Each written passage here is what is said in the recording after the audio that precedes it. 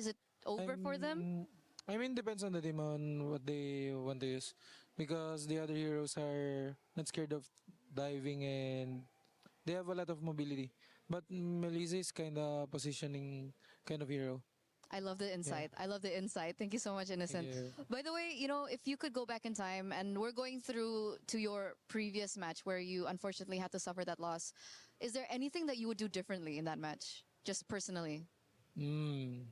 I think it's fine that we lost that match because we learned a lot of things and we adjusted a lot of, on our play style because of our loss.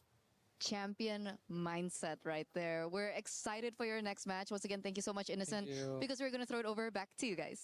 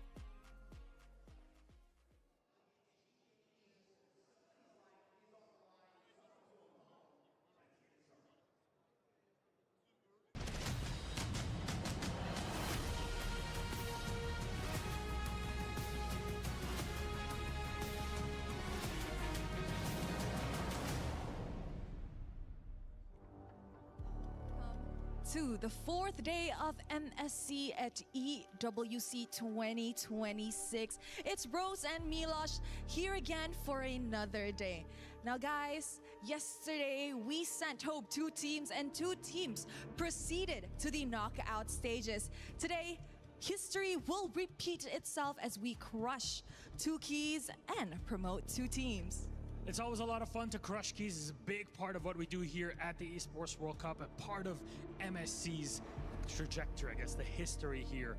Now, as you said, Rose, 2 teams advanced. That was Group A, our focus. There are 2 that went home, and we're going to continue doing that today in Group B. Though, our first matchup is elimination. So, a key to crush is the thing I love in the morning. Let's welcome our first competitor to the stage, GK Esports!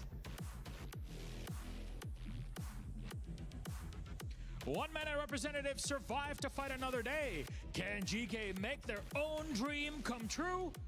A rough ride in day 1 against Yangon Galacticos gave a big set of lessons to learn from. Can they apply them when the pressure is on? Yeah, that's definitely the toughest part.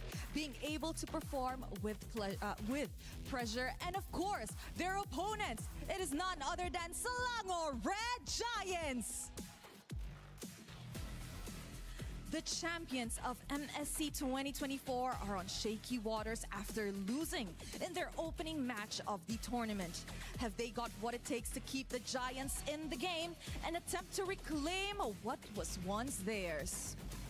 It's crazy that already champions from 2 years ago are standing here on the cusp of being eliminated. And by whom on the other side? GK, the Plucky Mana team that's looking to make a story of their own at MSC. This is what you watch MLBB for these sorts of storylines and international games. And I don't think it's time to push us too far. Please, Selangor Red Giants. Please, GK, my friends, you may place your keys.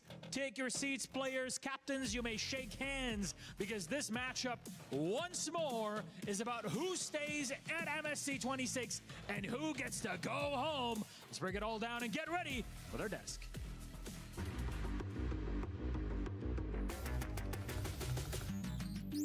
Day 3 just wrapped up and we went through our upper bracket and lower bracket matches. True Rippers were sent home by Guangzhou Gaming, but Ignite Gaming had to suffer the same fate. Then in our upper bracket matches, my GOATs, Team Vitality from Indonesia, sent Falcons PH down to the lower brackets. And we also have the boys, Vamos from Malaysia, pulling up an upset victory 2-0, dominating Team Spirit to make it to the knockout stage first. My Sawa with the Wrath of the Dryad keeps him at bay.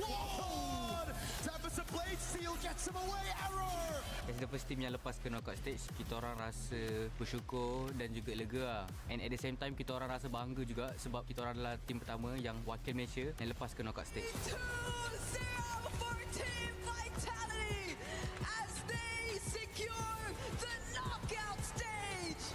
When we make it to knockout, we're so happy. I hope this is the chance that Team Indonesia and Team Vitality to win this tournament MSC. Team Vitality winning 2 against Team Falcons Philippines. I'm pretty confident that Filipino teams can survive the lower bracket because we are so confident and at the same time we know how to bounce back and we can handle the pressure. And there you have it! Day 4 will continue with another brutal 2 eliminations and 2 promotions to the knockout stage for top 8. We'll find out as Aurora and Onyx, Pro and Yangon also face off for that top 8.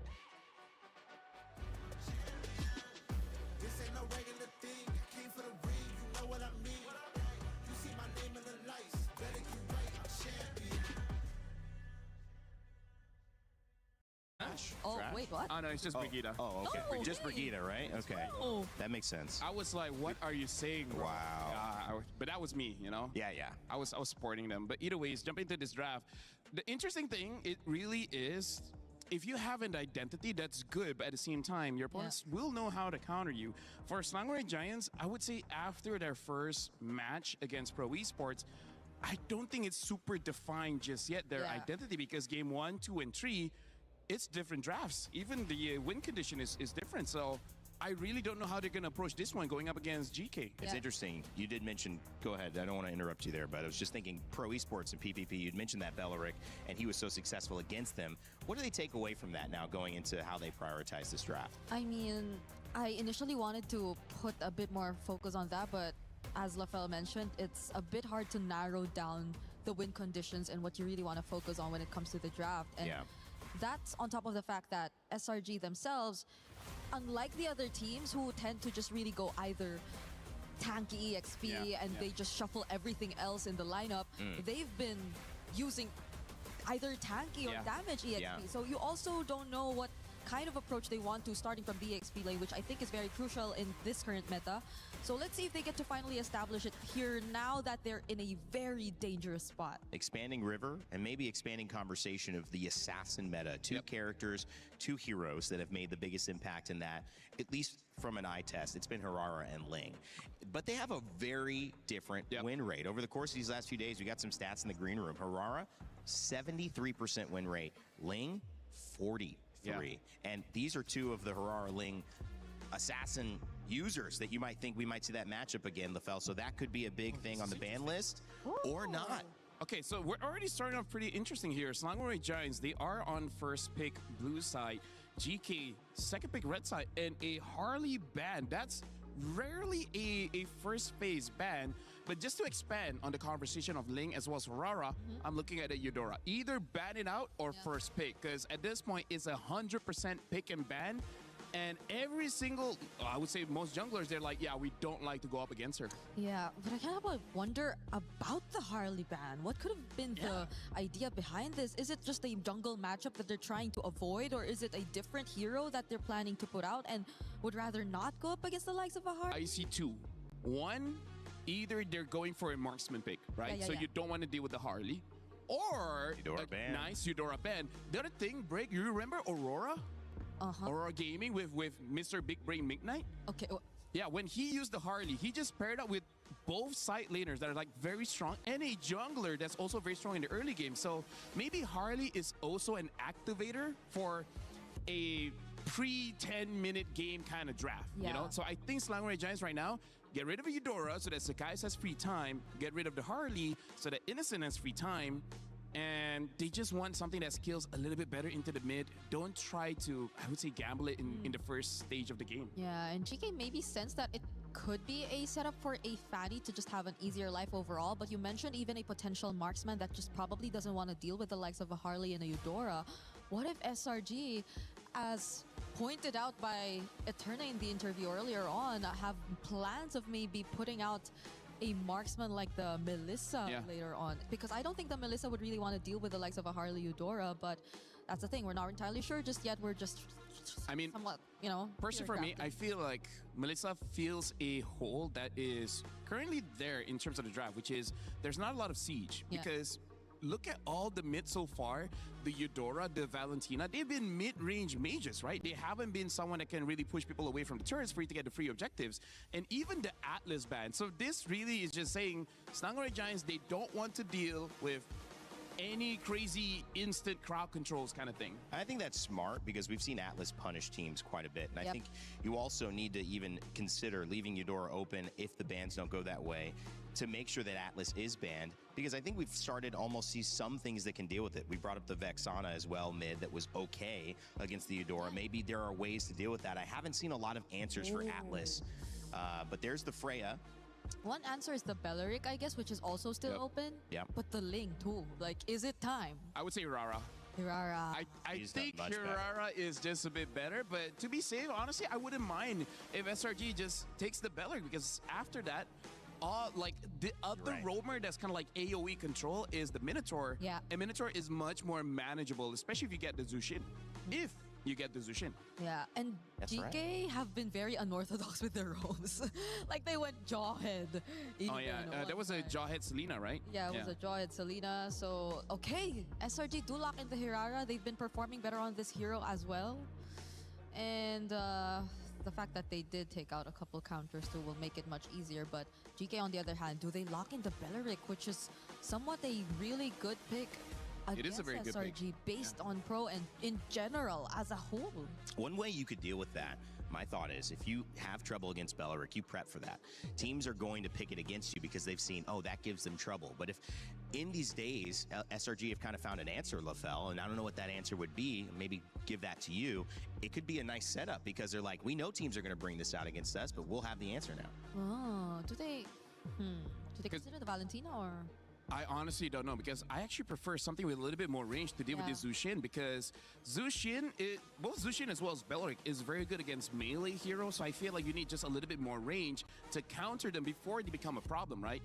But we've seen when Stormy picks up a pick like the Farsa, which theoretically should do good here based on those first 2 picks.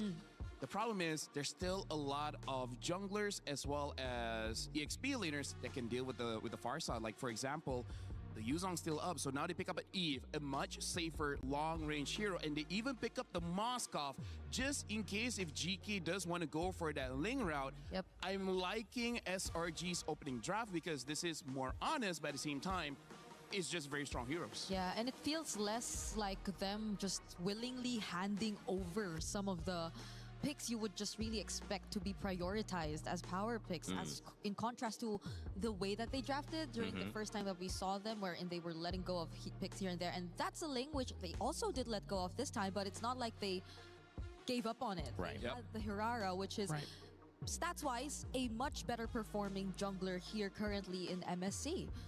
So now that we're on to the second banning phase, XP lane matchups. This is gonna be crucial. We don't see both XP lanes from both sides just yet. And everything's open. Esme's open, Paquito is open. It's only just the Freya. So at this point, I feel like for Selangor Giants, they're hoping for GK to show their EXP pick on 4th, just so that Cram has a winning matchup, right? Because I feel like that's also something that SRG is trying to do. Get winning matchups, secure the first 2 turtles, and then try to expand from there. Yeah, one winning matchup is a way to win the game. We've seen 2 kind of set them up really well. A gold lane that can push and have an impact, and also an EXP lane where you get off to a good start. I think the Phobius is an interesting ban because I feel like they already have the counters for the Phobius. Personally for me, though. Personally for me. And they themselves could have used it. We kind of are used to seeing Belleric in the roam, but they have used it in the XP also. That's true. Oh yeah, true. But the Phobius ban, though, being taken out again, yes, probably for the Ling, but maybe there's a chance they also consider in an XP lane which doesn't want to really go up against a Phobius. And that would be something like a Paquito, I guess. Paquito and Arlo. Yeah, they might try to get that. In terms of Arlo, I can see it because they do have the Belleric as well as the Zushin, and now the Barat. So this does seem more like an Arlet pick coming up. SRG, I think they would be okay to just let the Arlet go and try to fight back with either a Paquito or an Esmeralda. Both, I feel like, should be able to do their jobs quite well against GK's lineup, or I don't know if they want to go for a Lapu. That's like not necessarily great, but that's definitely one of Cram's comfort. Yeah, even the Arlot or even the Barat's ban really tells you a lot. Yeah, it screams Arlet for this one. So Harith is taken out too. I wonder if SRG won't want to consider some of the more recently popping out marksmen or gold laners as well. Like Melissa? Or Claude? The Brody too. Yeah, there goes the Claude. Yep. And expert Rain Day. Hey guys, I'm learning. Bom dia, galerinha! Aqui a gente já começou daquele jeito acelerado. Nosso 4º dia de MSC aqui direto do Gaules. Bom dia, Benny! Bom dia, Didi! Bom dia, rapaziada! Sejam muito bem-vindos para esse 4º dia de MSC aqui no Gaules. E você está com a gente para essa empreitada, para essa jornada. Temos hoje GK versus a nossa queridíssima Selangor Red Giants, que performa bem, mas alguns jogos aí meio complicados, hein, Didi? É interessante porque hoje a gente tá na mesma situação de ontem, tá? Teremos 4 séries de MD3, iremos fazer 2 jogos que é da Lower Bracket, dos times que perderam a primeira rodada, no primeiro dia ali da fase dos grupos. E também vamos fazer aí as 2 MD3 entre os times que ganharam na fase do grupo, mas é o grupo B, tá, gente? Lembrando aí pra vocês. E bom, quem ganha aqui já passa pra próxima fase, quem perde, dá tchau, hein? Pois é, então vamos lá. Para esse jogo que promete entregar tudo, aqui quem perder, Vai ficar doloroso. Nesse caso aqui, aqui quem perder vai embora. Vai ficar doloroso, meu compadre. Vai ficar doloroso. Mas o jogo é assim, né? Campeonato grande é assim. MSC desse jeito. Alguém chora e alguém sai vitorioso. Lembrando que a SRG já foi campeã do MSC, tá? 2025. Não, 24. 2024, o Selangor Red Giants foi a grande campeã do MSC. Então estamos falando de campeã versus aí a GK, beleza? Vamos pra cima. Ano passado foi a Liquid, né? Liquid. Mas se eu não me engano, a Selangor ficou em segundo lugar, né? No ano passado, sim. Então, já ganhadora e semifinalista. Pois é, vambora! Jogo na tela, vem com a gente, é agora. Bora com a gente, porque as composições já estão montadas. Vamos pro primeiro jogo do dia. Bom dia pra galera que tá chegando aí. Sejam bem-vindos, venham acompanhar com a gente direto aqui do Gaules esse jogão. E vamos ver quem vai levar a melhor. É isso aí, Didi. Vambora. Pra cima, começou. Os dois times aí se enfrentando pra ver quem leva a melhor e pra ver quem fica aí, se consagra no campeonato. Tá aí, ó. 47 segundos do primeiro importe aqui de partida. Quenak já pegando a informação, juntamente a Shen e Yaga. Temos Yams, Storms e Yams que não conseguiu performar, tá? Yams tá bem abaixo do nível que ele sempre fornece. Pelo menos é o que parece até agora. Vamos ver ali no mid, rolou o primeiro abate. Os caras nem viu, o Storm tá lá pra pegar ele. First Blood nas mãos da Selangor Red Giants. O cameraman mudou bem na hora. Qual foi?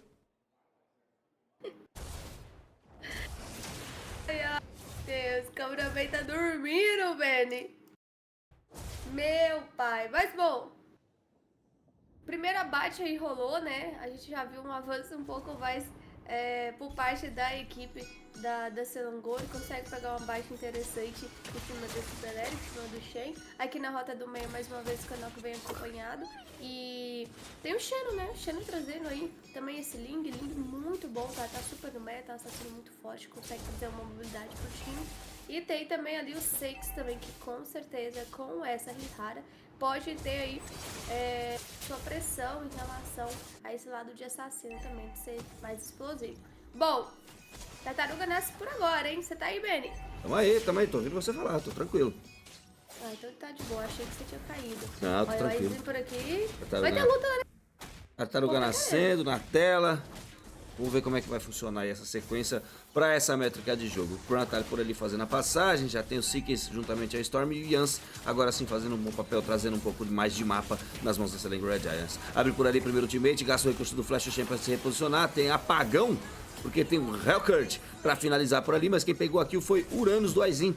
Garantiu uma boa pressão por ali, acabou levando a vantagem, empata no placar. Cai por aqui Yams, ele acabou ficando sozinho, Yaga ainda estava por ali para pegar essa kill, 2 abates a 1. E aí eu perdi o sinal? Eu também perdi. Perdemos o sinal aqui, hein? Não voltou. Voltou. Tamo bem demais. Voltou aí? Voltou, mas eu tô atrasado. Vou precisar fazer um trampo aqui. Tá em que momento aí? Pera aí que eu tô acelerando aqui, Didi. Não, meu tá 2:53. Tá tendo invade do Shen por aqui. Não, tá mais de 3 minutos.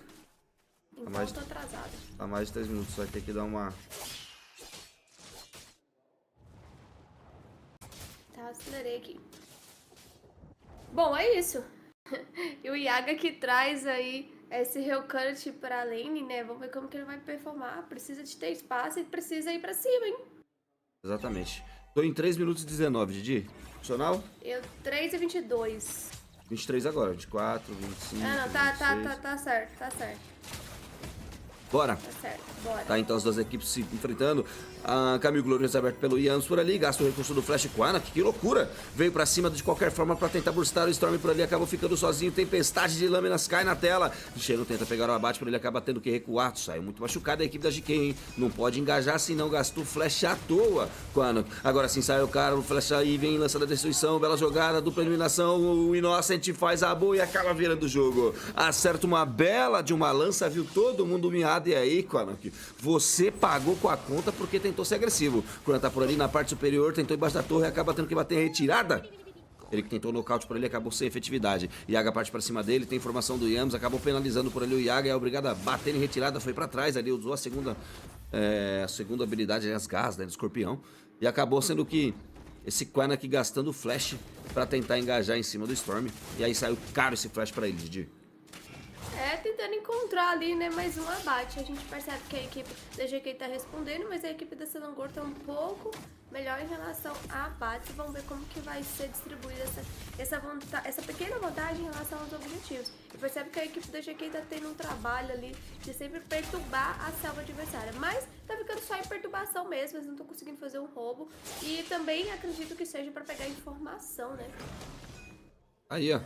Tartaruga, então, mais uma vez na tela. A primeira ficou com a GK. Lembre-se que teve uma boa entrada ali do Aizin, né? Que acabou pegando o primeiro abate e forneceu essa primeira tartaruga para a equipe da GK. Agora sim, vamos ver o posicionamento. O Yams está por ali. Mais uma vez, Kuran tentando trocar com o Xeno aqui embaixo. Tem informação, caminho glorioso aberto por aqui pelo Yams. Ele traz um pouco mais de pressão, mas parece que o Aizin não tem medo, tá? Consagração tá feita e nossa despega o abate para cima do Yaga. Abate garantido do Six na tartaruga no Castar. Sem pegou o abate para cima do Yams. Respondeu com o Anok. Agora sim, encaixa bem o dano. Tentou burstar o Kuran. Ele foi puxado para trás. Bela jogada. Vai finalizar por ali. Aizin pega o terceiro abate deles. Vem mais 5.4 de kills em nome da GK e 4.59 de farm. Agora sim, parece que startou uma boa luta. Jogaram direitinho essa tartaruga, tá? Jogaram com certeza, né? Pegaram um objetivo bom e ainda conseguiram, né, ganhar essa teamfight, distribuiu muito bem o dano, né? Teve finalização do Aizinho por ali. Era pra ter ficado na mão do Xeno, né? Mas tudo bem.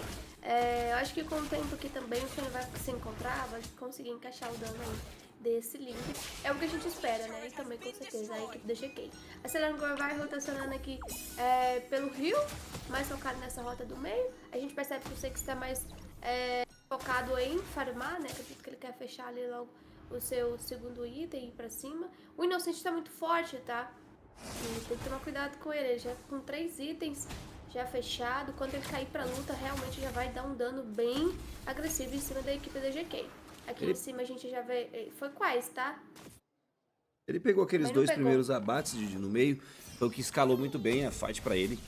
Lembrando que Moscov tem uma taxa de late game muito boa, mas quando você começa o jogo já com uma métrica de 2 kills, logo nos primeiros 3 minutos, 4 minutos por aí, você já fica muito mais forte. Ele tá com 3 abates, tá positivo demais, e agora ele vai começar a passear pelo mapa, né? Tem boas ultimates, vamos ver como é que vai ser a entrada. Siga está por ali, Storm já faz a presença, vai tentar finalizar o Aizin, gasta a consagração Aizin, gasta também, não gastou flash, tá? Só gastou ultimate. A manipulação do mundo aberta por aqui, bela jogada, Storm tentando penalização, a paralisação sendo feita pra cima do Yams. Ele vai ter que bater em retirada, caminho glorioso, tá aberto pra ele pra salvar a Quano, que é quem vai de base. Kran pegou o abate. Na trocação, Shen vai ficando pra trás por aqui, ele vai sendo cobrado, abate garantido nas mãos da Storm. Vem função por aqui, tentando buscar 6 abates a 5, vira na fight por aqui, essa é Lego Red Giants. Garante uma pressão e horários de tartaruga e o nosso está lá, ó, farmando safe como se não houvesse amanhã. E vai subir, tá? Vai subir pra essa luta. Acredito que vai fazer a inversão com o Kran, mas uma luta muito boa. O Kran entrou super bem. O Storm tá conseguindo causar um dano contínuo com essa Ivy, né? Traz aquela ultimate que ainda traz um certo controle, também pode dar dano. Eu gosto mais da ultimate da Ivy pra controle, né? Mas se precisar de dano, tem aí um pouquinho também. Olha a troca, abate garantido do Seekers, ele vai batendo em retirada, gastou por ali tudo que tinha, vira numa fight importante por aqui, acabou pegando um abate. Yaga vai saindo lá sem nada, lança da destruição, dessa vez não a pega, passa no vazio, garante abate pra cima do Aizinho. Seekers, olha só, vem brustando por aqui o Kran, abate garantido nas mãos do Yaga. Que trocação fez ali em cima o Seekers, hein? Lá embaixo, em contrapartida, vai tomando a torre Innocent há pouco tempo. Vai trocando o Seekers por aqui, de certa forma a Xeno vai tentando brustar pra cima dele, mas não dá, né, meu filho? Aí, volta pra baixo da torre pra tranquilidade. E nossa, a gente não tá vendo mais o Conan que tá chegando por ali. Se brincar, pode tomar dano da torre. O Shen tá por ali, vai ter que jogar a segunda habilidade, hein? Vai ter que jogar a segunda se quiser paralisar. Demorou. Errou demais, gastou a primeira. Passou com tranquilidade, vai tentando brustar por ali. Vira numa fight importante, ira de Driad, ele vai trocando sozinho, não tem como não. Tem 3x2, agora não dá. Não dá funcionalidade pro Innocent, ele demorou demais pra levar aquela torre e acabou sendo penalizado de... Mas levou, tá? Levou 1 e 2 torres. Levou T1 e T2. O time acabou ficando atento em pegar ele e não limparam os minions que ficou ali restantes naquela T2. Teve ali a tentativa de chegada do Yumis, mas foi tarde demais. Mas eu acho que foi, assim, uma morte que valeu a pena, pelo menos, tá? Valeu a pena, super valeu a pena. E tem que tomar cuidado, eu já tô avisando. Esse Inocente vai bater muito com esse Moscov. O Sex também tá conseguindo pegar abates interessantes, mas o Xeno tá no jogo também, tá? Já que ainda tá viva, tá conseguindo controlar muito bem a equipe da Selangor. O problema do Innocent é que ele entregou um neutralizado nas mãos do Xeno, né? Xeno não tinha nenhum abate até agora e pegou esse abate em cima dele, virando 1-0-6. Deve estar numa métrica de farm muito boa ali, porque, né, querendo ou não, quando você pega o neutralizado, você ganha um gold a mais por ter finalizado o teu inimigo. Olha o Yams, abre por aqui caminho glorioso, o Shen tem uma bela passada, dá um passinho pro lado, deixa ele no vácuo ali, acaba não tendo nem que usar os seus recursos, ele já não tinha flash, né? Então foi bem perigoso ali pra ele ser penalizado. Vamos ver como é que vai ser a passagem do Xeno pra cima do Kran. Olha só a introdução, vem dando ali o Shen, tá chegando junto, o Innocent participa da fight. Vamos ver como é que vai ser essa colocação, tem ultimate, pode utilizar o Shen por ali, acaba optando em não utilizar esse ultimate e fica apenas ali na métrica de defesa de torre. Podia dar um tapa na torre ali, né, Kran? Podia, né? Você podia descer, né, o braço, né? Cara, eu acho também que podia, né? Mas, né, elas... Vamos ver se vai estar querendo. Eu acho que agora, nesse momento, que tem 5 players aqui, é um pouco mais complicado, né? Mas é só questão de tempo pra equipe da Selangor levar essa torre aqui da rota do meio. Cara, e o Yaga, pra mim, acho que... Não sei. Eu e meu preconceito. Olha a troca, bate garantido nas mãos do Innocent. A Izin tentou por ali, mas acabou ficando sozinho. O Hellcat apaga a luz, ele é machucado pelo Kran. 2 tapas que o Kran deu, ele vai ter que bater em retirada. Shen tentando fazer a defesa por ali, vai limpando diretamente a seu wave com a Knock, tentando defender essa torre de qualquer forma. Ele se penaliza. Ilha de Dredge por aqui, acabaram passando no vazio. Yaga pega a Storm e finaliza por ali, bem jogado pra ele. Na troca por aqui ainda tem o Kran tentando finalizar o Shen. Ele acaba conseguindo pegar o abate no nocaute. Lorde tá sendo feito pela equipe da Selangor Red Giants. Parece que vai ser produtivo. Não tem mais ultimate por ali. O Hellcat pra tentar fazer medo no parceirinho. Aí vai ter que assistir de cara esse Lorde sendo feito por aqui na troca. Vem gastando tudo que tem, vai tentando finalizar por ali. Innocent, caçar aplicado, Siga, funciona. E o Lorde cai nas mãos da equipe da Selangor Giant. Eles conseguem agora lutar um pouco melhor, né? Vai neutralizando a equipe da GK, ganha esse espaço de covil, vai pra cima, nossa, dá muito dano. E o que eu ia falar, que pode até soar como um preconceito, mas eu não gosto dessa composição, ainda mais com o Hellcat. Vai faltar dano por parte da equipe da GK, esse dano vai ficar na responsabilidade aí do Xeno. E aí o Xeno tem muita coisa pra fazer aqui nesse mapa, que seria talvez um split, focar o objetivo. E tem 5 do outro lado lá, que tá distribuindo muito dano e vai ser complicado bater de frente. Olha como vem levando tudo a equipe da Selangor.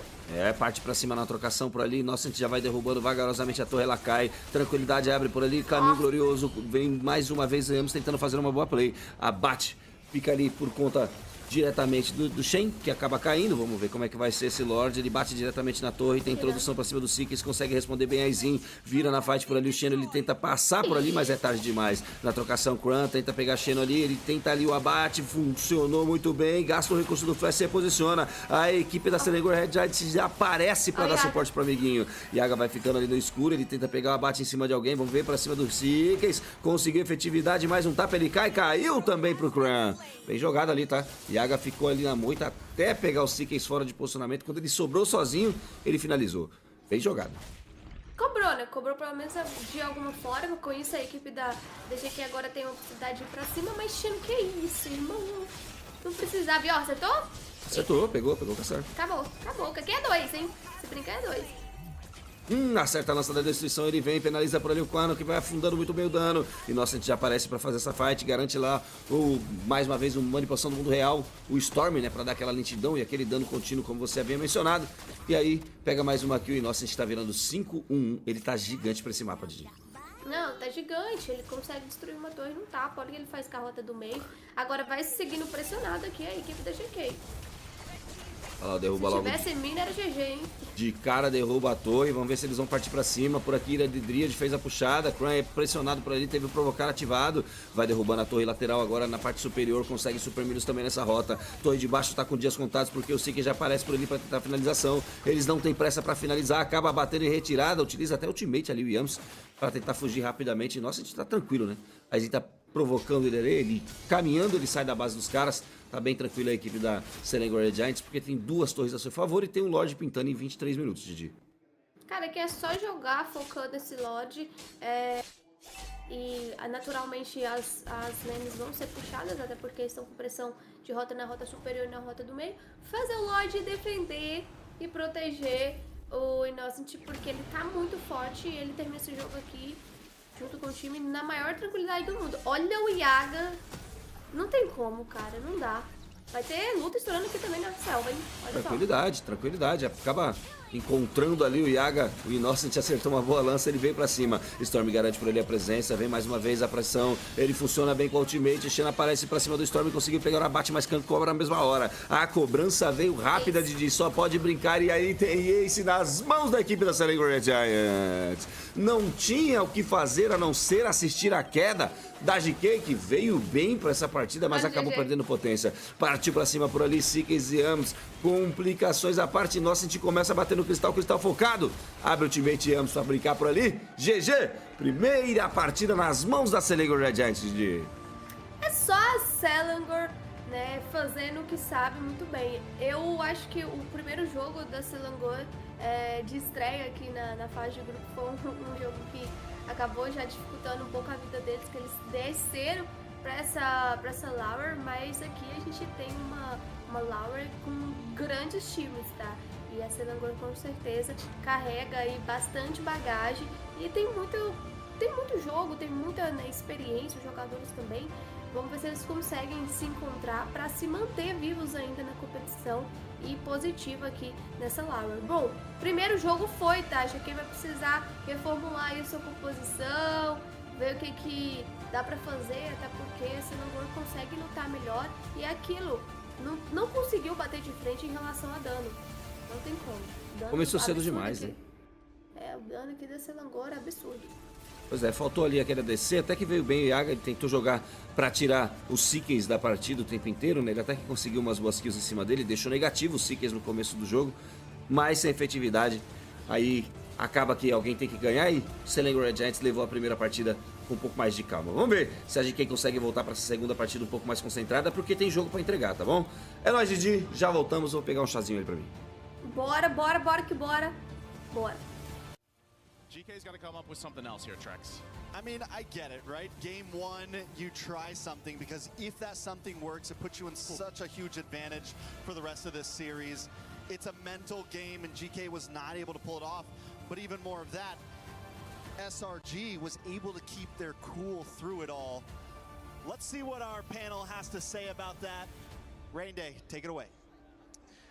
Thank you, Trex. A nice, great cast on the first one. This was an interesting game, but you got to say GK Esports had moments where they looked much better. 5 kills after their time with YG, who got 55 kills against them. Now they added 11 to the tally, so technically doubling their overall efforts and effectiveness, but it wasn't enough against SRG, who I feel like, Brigitte, this is just my take, I want to hear yours, just had a win condition in the Moskov and in the Harara, and their team fights really came together very well. Yeah, and on the other side, it was very specific for Yaga, who had to go up against that win condition you mentioned, which was Innocent on the Moskov, because I feel like Yaga and what he's been through in the first series, in their first showing here in MSC, was something they do not want to go through against. Yeah. So they picked up a very aggressive gold laner, a very unique gold laner at that. And you saw the intention, you saw it work to a certain extent at the beginning, but again, for a more sustained team fight or for the long run, I think they lost sight of how they should have played around the certain lineup. Yeah. LaFell, I mean, when you go to that matchup specifically, it is kind of tough because, you know, Helkert wants to get in and wants to stop Vision and kind of reap through the chaos. But Moskov, if he's your person you're trying to shut down, one knockback and now your whole plan is like delayed, and that delay could be it doesn't work anymore. I mean, the crazy thing is we'll have some time with the Telestrator later because in this game, funnily enough, the thing that I got to talk about the most is actually the map because that's what Selangor Giants used to defeat Geeke. And here's the thing, it's not that Geeke does not have ways to stop it. It's just that somehow they weren't able to just because Innocent, he himself was invisible in the map. The moment he shows his face, sure, he dies. He made that one mistake, but then never again. Yeah, you would think that GK would have a less harder time finding Innocent because they had 2 assassins. They had such high mobility heroes and even a Uranus who could just pretty much, you could rely on him to control the rest of the map. And he's the guy who could just split up from the rest of the members. Actually, 3 of them, like either of these 3 could just go and take their separate ways from the team, but it still didn't work out. How'd you feel about Cram? I feel like his Paquito is pretty impactful. Very much so. Honestly, Cram, like, I will talk about him a little bit more during the analysis later, but he was the reason that Selangor Giants can change their game plan mid-game to actually make it so that Innocent gets to a point where he can start carrying. Because for me personally, I saw plan A, and I would say the first 5 minutes, they saw plan A cannot work. Okay. They switched to plan B, and instead, Kram has to be the one getting all the attention. And after that, Yeah. honestly, smooth sailing. Yeah. Kram just did not hold back. Yeah. That game. I feel like there was this one instance, even when I was watching, that he was already caught by two members. They were trying to poke him down. They were trying to threaten him out of the lane, but he stood his ground. He just stayed there, hid in the bush, and was ready for a potential re-engage if ever GK actually wanted to go for one more round. And that's the thing about Kram. You know, he's a very aggressive XP lane, and the Paquito, I think, allows him to really play the kind of playstyle that maybe we've been missing in that first series that we saw from SRG. And it was really interesting to see the results of yesterday's performance, or not yesterday, but the day we saw Selangor Red Giants fall earlier on, because the Belleric gave them so many issues. GK prioritized the Belleric this time around, guys, and it doesn't give them any issues. And I think that's just SRG know we need to have an answer for this. The Paquito worked really well to give them the space, but LaFell, I want you to break down what you saw in that game. All right, Brigitte, I trust you for this one. So we're gonna be looking at it. You know, I'm just gonna stop. We're gonna look at the draft here, and I'm gonna take some time because we're gonna be looking at GK's draft first, where the idea of this Hellcat was to shut down the Moskov, because based on previous matchups, they know that the Moskov will win against Ling. So they need an immediate answer, and that answer was this Hellcat, which this is why we're gonna see in the game how it really changes. But before that, we gotta talk about how Selangor Giants approach the draft, because they have 1, 2, and 3 independent laners, meaning to say that when the game goes above 5 minutes, you can have them solo lane, and then that can attract a lot of teams. But in this game, Sakai's was not a solo laner. He was the one actually starting the fights. It was more on Kram as well as Innocent to be in that lane. We're going to be looking at some clips here where in the first clip, we'll talk about how great the Yaga on this Hellcat is, which, by the way, it's a very toxic Hellcat, you know, with Master Assassin, Rupture, as well as the Execute, just to make sure he actually gets the kill. Because as we're looking at the positioning here, you can see that Sakai's is supposed to have a flank angle, because his job is to actually have, what you call this, an engage with the stun. And then look at the rest of Selangor Red Giants. They're just trying to establish some kind of box just to make sure that Sakai's is out of this box and he's dealing with everyone else. But you can also see that Zeno and Yaga, they're off to the side, aiming for Sakai's because they know he's going to be the disruptor. And then eventually they will go for Innocent. But first things first, it is going to be Skies. We're going to be playing the clip just to see how they execute this. Kill Sakai's because they know his positioning is going to be outside of the square of influence. And then after that, even eventually killing off Yumes. This is where the draft works really well. And then we can see in a different clip here, this is where I want to show actually the minimap. As we're looking at the minimap here, you guys can see that, Allah, okay, never mind. You can see that Kram is all by himself, right? And he's been doing this for the good 10 minutes of the game. Yep. He's all alone, and every single time again comes up to him, he never dies. That's the big thing, because we're looking at the minimap and see that the rest of the team, they're always together. Look at Innocent's positioning on that Moskov. He's close to the Eve, and even Sakai's is close behind. So the entire game, they made into a 1-4 split where it's supposed to be the Moskov. But remember, Moskov did die that one time, so they changed the plan. Kram is the one going for the solo lane. And then after that, we can see here, this is where we start to see Selangor Red Giants win when they split up the fight. And that's why, Rain Day, you were talking about the Belleric. Belleric is good in a big fight. So don't have a big fight. That's right. Separated. This is where Innocent had that lucky win, where he found Yaga before Yaga was able to take him out. And then we saw in the team fight, things got much easier. Look at this. Already the Wrath of Dryad already been used, but Stormy is already out of the way. Even though Aizen is chasing him, but this is the position that Stormy wants. As long as he's not captured, he is not chain CC'd, he's able to deal the damage, because in this position, he's the one with the most amount of damage in the team. Where the analysis is done, but if we look back into the items, we can see that Sakai's was using Queen's Wings, so his build is not full damage. He's built more like a fighter, surviving as long as he can. So his job, look at this Sakai's build. He has 2 Spell Vamp items with the War Axe as well as the Queen's Wings. He's not about assassinating people. If he gets it, great.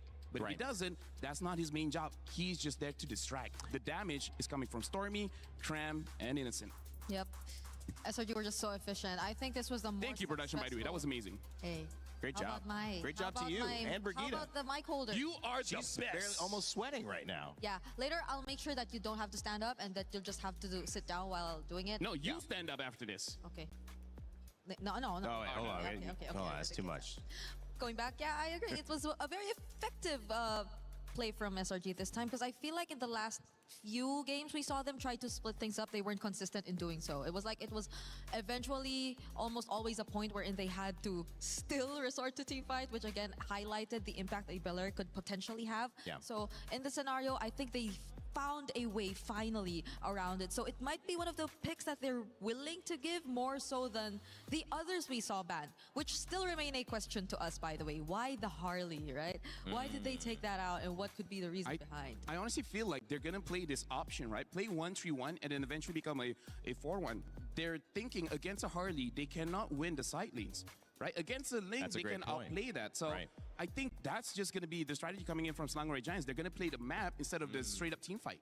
That's a really good point. I mean, they've obviously come in with a plan, and sometimes taking a loss gives you the most amount of information. We talked about it. Even when you look down to Entity 7 and Team Liquid PH coming up as well, a lot of people surprised at some of the loss, but also there's a good chance to learn something valuable, and you might say invaluable, if this is the beginning of another SRG run to finals. Because if you're going to give it up, you need to know how to deal with it. They certainly definitely found a way to deal with it, but the question is now in Game 2, will they give it up? Will they go back to the same? Will they let GK Esports switch it up, or will they have another plan of attack? I mean, here's the thing. I feel like GK kind of read into it with the Hellcurt as well as the Ling pick. It's just that the execution wasn't there. So I do wonder if GK wants to change it up just a little bit. Because Slangorai Giants, for better or for worse, they're showing that they're not interested in team fights. They're going to be playing the side lane. So I think more and more teams are going to catch it. And this is going to force Slangorai Giants to basically adapt. But here's the thing, this is an elimination match. Yeah. The fact that if you lose this or the next game or the next match, you're eliminated. So this is actually a pretty tough situation for both teams, GK as well as Slangorai Giants. Yeah, especially for GK, because really, you pointed it out. I'm not sure if they want to go for a similar approach in terms of just picking a very unorthodox lineup into SRG to probably, you know, like shock them to a certain extent. Did it kind of feel like they were maybe trying to catch SRG in something and go versus playing to their own strength and finding a win condition? Kind of, yeah. Because I think it was something they observed. But that's the thing, like you get to observe it from one team, but you have to also acknowledge that that team is definitely going to learn from it. Yeah. So they're less likely to replicate the same mistakes that you saw from them, though you could definitely consider it. SRG this time showed that they were not the same team that we saw 2 days ago going up against Pro Esports. And this is my question, and they answered it already. You got to ban the Moskov or deal with what made that first thing do. But again, it's reactionary to what has worked. We'll see if that continues with the Fanny and, of course, the Marcel ban on the other side of SRG. Honestly, I like the ban here coming in from GK because they're betting out the Moskov. The other gold laner that can play the strategy that Slangorai Giants already did was the Claude. Those are the only real two marksmen that can go play the side lane. They can go for a fighter. There are quite a few fighters that can handle the long lane well. But right now, with this Moskov ban, with this Harara ban, interesting. Freya might eventually be let through. The Paquito will get through again. So, yeah, SRG, they're banning out the Harara. Do they just go all in and ban out that Ling as well? I think you have to ban Atlas here. Who Atlas is also a pick you got to consider, Because they're also leaving the Eudora open, so there are just so much trades that they could play around if ever they do leave that Ling. And if they hand over the Atlas, then maybe they can also consider the Beleric for themselves. So I think there are just so many trades on the board right now. Yep. SRG might even consider a throw ban at this point if they just really want to let all let of something these things keep open. something open. Yeah, because at this point, I feel like it's either Ling or Eudora, because I feel like the rest you can kind of deal with. Yeah. Even if they pick up Atlas, you can pick up Beleric, Valentina, and then suddenly you're looking pretty strong, vice versa. Or maybe even try to ban out of Valentina and then ask Harley, the question. yeah. It's Harley. I mean, like, in a way, it opens up the draft. And it does keep them, you mentioned the only other people that could do that, maybe the Claude. Yep. Claude's still open. That was actually banned by SRG to prevent a counter to the Moskov that they wanted it to go. But now that they've revealed that's what they want to do, they're going to keep it open. Maybe they can do that since the Moskov is banned. Yeah, the only thing here is GK. I kind of feel like out of all the picks, I'm actually feeling that Eudora is probably a very strong early pick, but instead they go for the Ling. Might be a mistake. Eudora Atlas. Yeah, exactly. Slanguay Giants can go Eudora Atlas or Eudora Belleric, whichever is their pick. Yeah, whichever they want, honestly, because either the Atlas or the Belleric, I feel like would be really great tools already. You have so much ways to force out a Purify, and then GK might settle with just a Purify gold lane as well, which we're not entirely sure if they will revert back to a marksman gold lane either. True. Earlier, again, you already saw them going for an execute Hellcurt in the gold lane. So honestly, the fact that Innocent was able to survive for such a long time is actually a, I would say, proof of his skills as a marksman gold laner. he just doesn't miss the SOD. No, that was I was saying that immediate play that we saw. I was like, that was amazing. They skipped the Eudora. They go Valentina instead. I'm not sure how much I like this, and I'm guessing I don't. Why is that? Because nothing to steal, or does it stop something from being picked? It's the Occam's razor. Sometimes the most obvious pick is the right one, and the obvious one here should be the Eudora. And the fact that they did not pick it up is very interesting, because as of right now, they don't have a real way to stop the Ling. I mean, like Atlas, if you can catch him, sure, but you can't. It requires skill and luck. Are they opening up something on their side? I mean, the blue comes in. Must have a plan in mind, right? 'Cause I think if the Eudora does get locked in by GK here, which they don't, okay, then that's when they might have to change something. But even GK just let go of the Eudora entirely and say, we have something else in mind for our mid lane pick. This is very interesting because GK right now, they're drafting in a way that Slanguay Giants wants to play. So they're asking Slanguay Giants, do you want to fight fire with fire and play a 1-3-1 comp, or force Slanguay Giants to play a team fight comp, which they have been avoiding for quite a while. But no matter what, they at least need one. So maybe the Paquito gets picked up again, handle the long lane, either deal with the Ling or deal with the Moskov. Sorry, deal with the Claude. Yeah, because I think it will enable like whichever option SRG wants to go for. If they want to go split, if they want to go team fight, the Paquito works. Or pick up Nolan. Barats is available still too. Yeah, to help out in they pick up the Paquito. Makes sense. Because again, they need someone to deal with the silent. Because if Paquito gets banned, I think the only other option might be a Benedetta, but that one has so many room for errors. Like it's very easy to mess up that lane. Could get punished real quick. So now we at least get to see the XP lane for SRG, and they again have not revealed to us the jungler yet. So GK might want to really focus on narrowing the hero pool here for Sociais later on in the bans. But SRG, what mid lane picks do they not want? Eudora. You know? Yeah, ban out Eudora probably. I have a thought here. We saw that build. I mean, it was Assassin pick, but it was pretty utility. Yep. So is a utility jungler a thought here for Sociais to kind of mix it up? I was considering that if the Eudora was locked in for GK, but they didn't lock in the Eudora, and honestly, maybe. Yeah, honestly, that's a very good insight coming in from Rain. They might opt for something like an Akai instead. Yeah. And letting Innocent to perform. And I feel like GK, they're reading into it. That's why they're not becoming the Eudora. They're even betting out the Brody. So, hey, you might be onto something here. This could be interesting. We saw Barat's jungle once. Still not banned. Akai was used really well also. Yeah, though there isn't a Mathilda really, but I don't think we're seeing the Mathilda as a requirement to the Barats anymore. And still Melissa. Oh yeah, Melissa is also there. Surprisingly, again, like I said, we had a 13-minute game where the Melissa did over 100,000 damage. That's way more than I would ever anticipate. And they're still not banning. If they don't ban the Eudora, okay, now they ban. There's Eudora. Maybe they're just messing with the head of Costa Rica. Be like, hey, we may pick it, we may not. Because they are on the red side. They have last pick. They can really play with the minds of GK here. Yeah, so do they take out another safe gold lane? Oh, they let the Harith through. Instead, they decide to pick the Melissa. Well, in the words of Innocent, he already described the Melissa as a very safe gold lane anyway. So, and I think there's no more safe gold lanes unless you want to consider a Bruno with the House Claw where your healing is just enough to survive, but even then, that.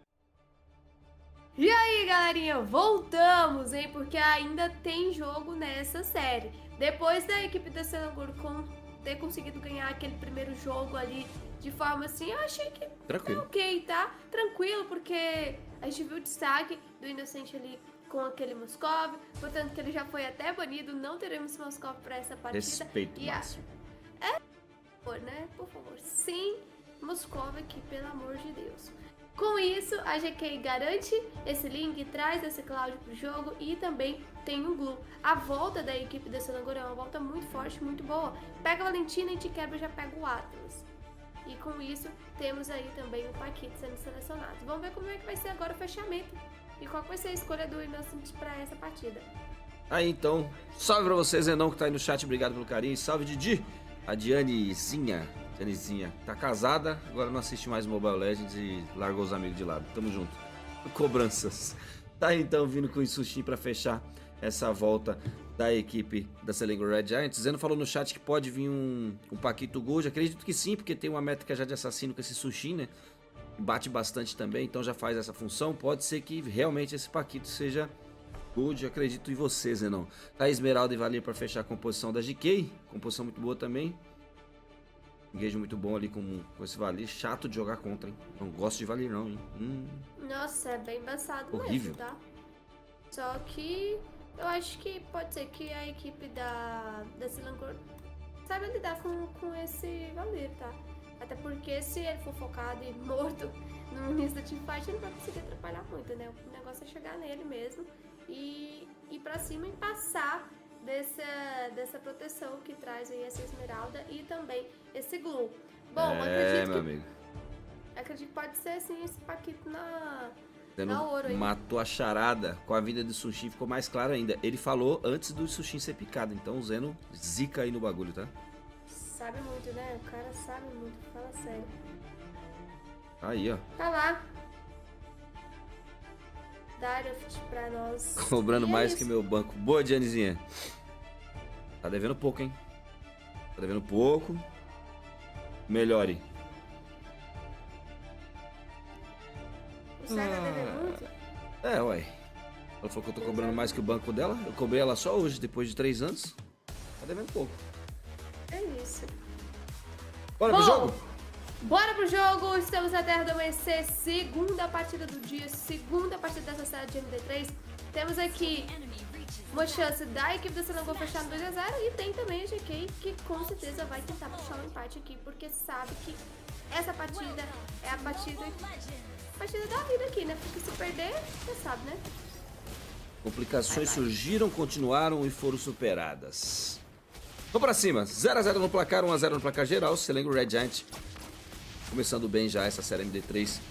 Se brincar aí, ó, Yams já tá sendo machucado. O começo do jogo pra ele não foi muito bom na partida passada. Quem sabe agora ele tem uma melhora significativa pra ajudar um pouco mais a sua equipe. Vamos ver. Trocações à parte aí, 45 segundos dessa segunda partida. Ficar esperto, Quanuck. Não tá de brincadeira, a Selangor Red Giant ganhou de maneira fácil, tá? Você havia mencionado que talvez fosse, mas pra mim foi de muita facilidade. Principalmente depois que a gente pegou aquelas 3 kills no começo do jogo, foi bem absurdo o momento pra ele. O Bran vai trocando diretamente com o Aizinho por ali. Ele vem de Dairos, né? Ele é muito roubado. Você vem sem skin. Ah, que isso. Mancada, hein? Mancada, tá? Eu tinha visto de skin assim, bem de boinha, bem lindona. Pra combinar, tá? Aqui embaixo.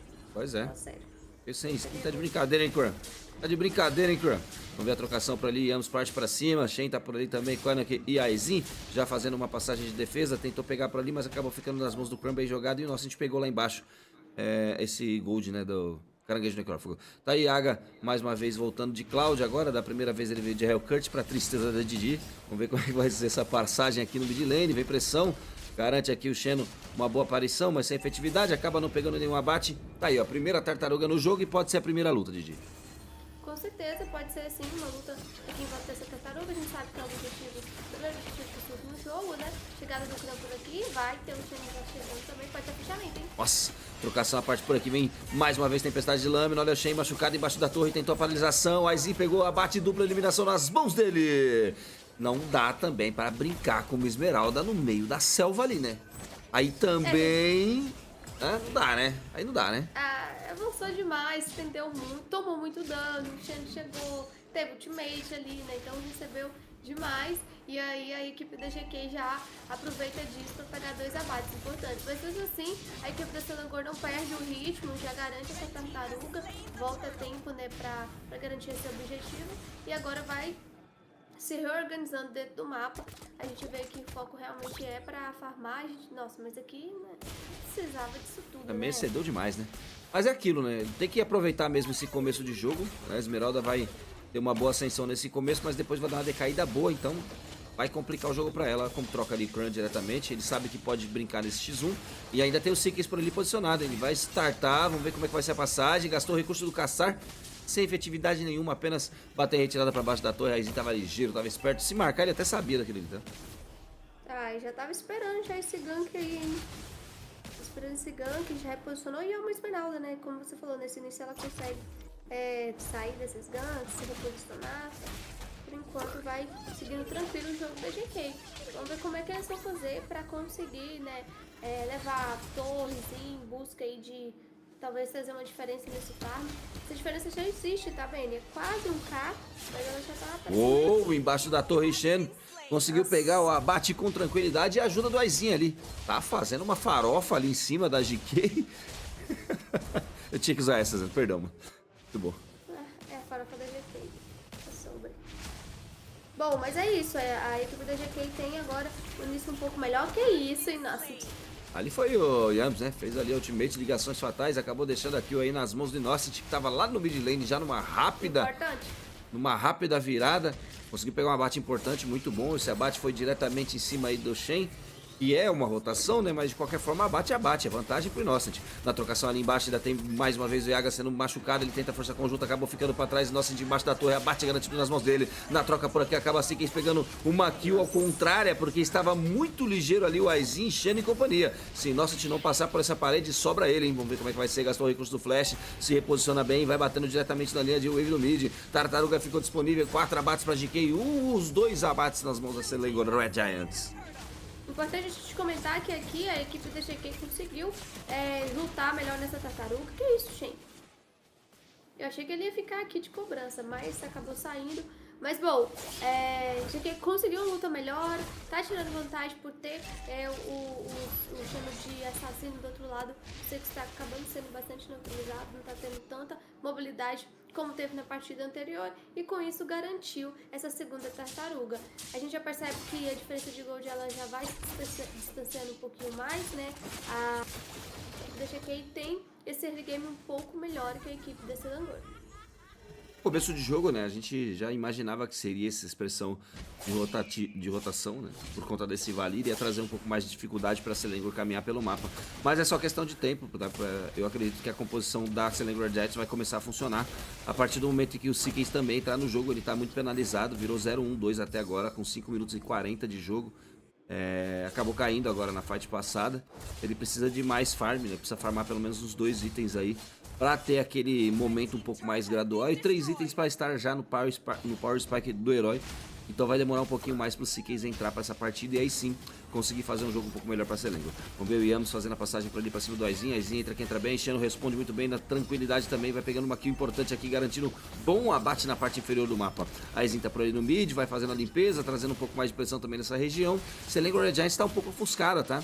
Já começa a sentir um pouco essa pressão que tá causando a GK nesse começo de partida. 2.6k de gold já é uma métrica boa para 6 minutos.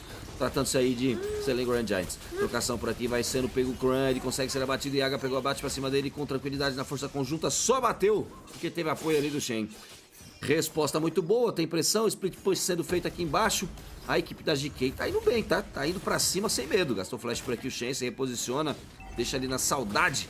Não consegue encontrar o caminho. Selangor Red Giants, tartaruga na tela, é a segunda. É a terceira, na verdade, uma pra cada lado. Vamos ver como que vai ficar essa terceira aqui. Na trocação, Storm tentou a paralisação por ali, acaba tendo que bater em retirada. Ele pega o ultimate diretamente do Shen. pra tentar puxar alguém. Vamos ver se vai conseguir causar esse dano aí. Aizinho tá por ali, tá focado, parte pra cima e Yans, pode ser um bom momento, utiliza, nem precisou utilizar, ligação estatais por ali já não tava mais disponível. Garante um abate por ali na trocação, vem tentando fazer o farm, vai virando na fight enchendo por aqui, mas antes de ser abatido foi o Siga, Siga pegou o abate pra cima do Innocent, começou a virar uma bola de neve, são 4.6k de gold, 8 abates a 3, a GK tá gigante pra esse mapa, Didi.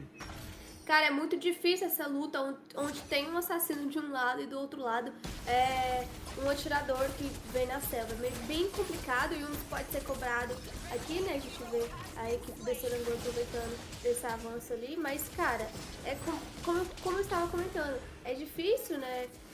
Lidar com o assassino. A gente vê que tá sofrendo bastante do Sense nesse momento, não tá conseguindo fazer os objetivos e as lutas bem melhores aí pra equipe da GK. A composição ficou muito boa, a composição tem um pouquinho de cada, né? E não sei se esse late game, esse mid late game vai ser o que precisa a equipe da Selangor. Tá bom que a gente sabe que o Sense precisa desse momento de reclamar, só que do outro lado também eles têm um atirador, eles têm um assassino. Então, conforme vai passando o tempo, vai ficando ainda mais forte a equipe da GK.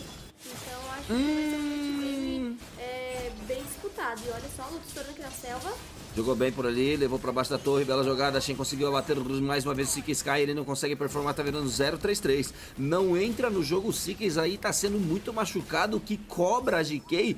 É impressionante a força que ela teve pra jogar essa partida, principalmente o começo do jogo. Pode ser que a história mude? Pode, mas aqui tá se tornando uma dificuldade de 7.6k de farm a mais pra GK.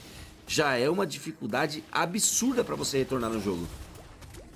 Com certeza, Ben. E aqui eles vão pra cima com tudo. Aproveita dessa vantagem pra abrir vantagem nas rotas. Leva essa T2 da rota do meio, T2 da rota inferior. E com isso, do outro lado, a equipe do Selangor não conseguiu nem triscar das torres da equipe ali da GK. Então eles não têm essa mobilidade, não tem esse espaço pra ir pra cima. Vai sofrendo muito, né, essa diferença de farm, de gold nas teamfights. Aí a gente vê que a equipe do Selangor não tem tanta força como a equipe da GK. E com isso eles têm que esperar um momento ali pra puxar uma teamfight.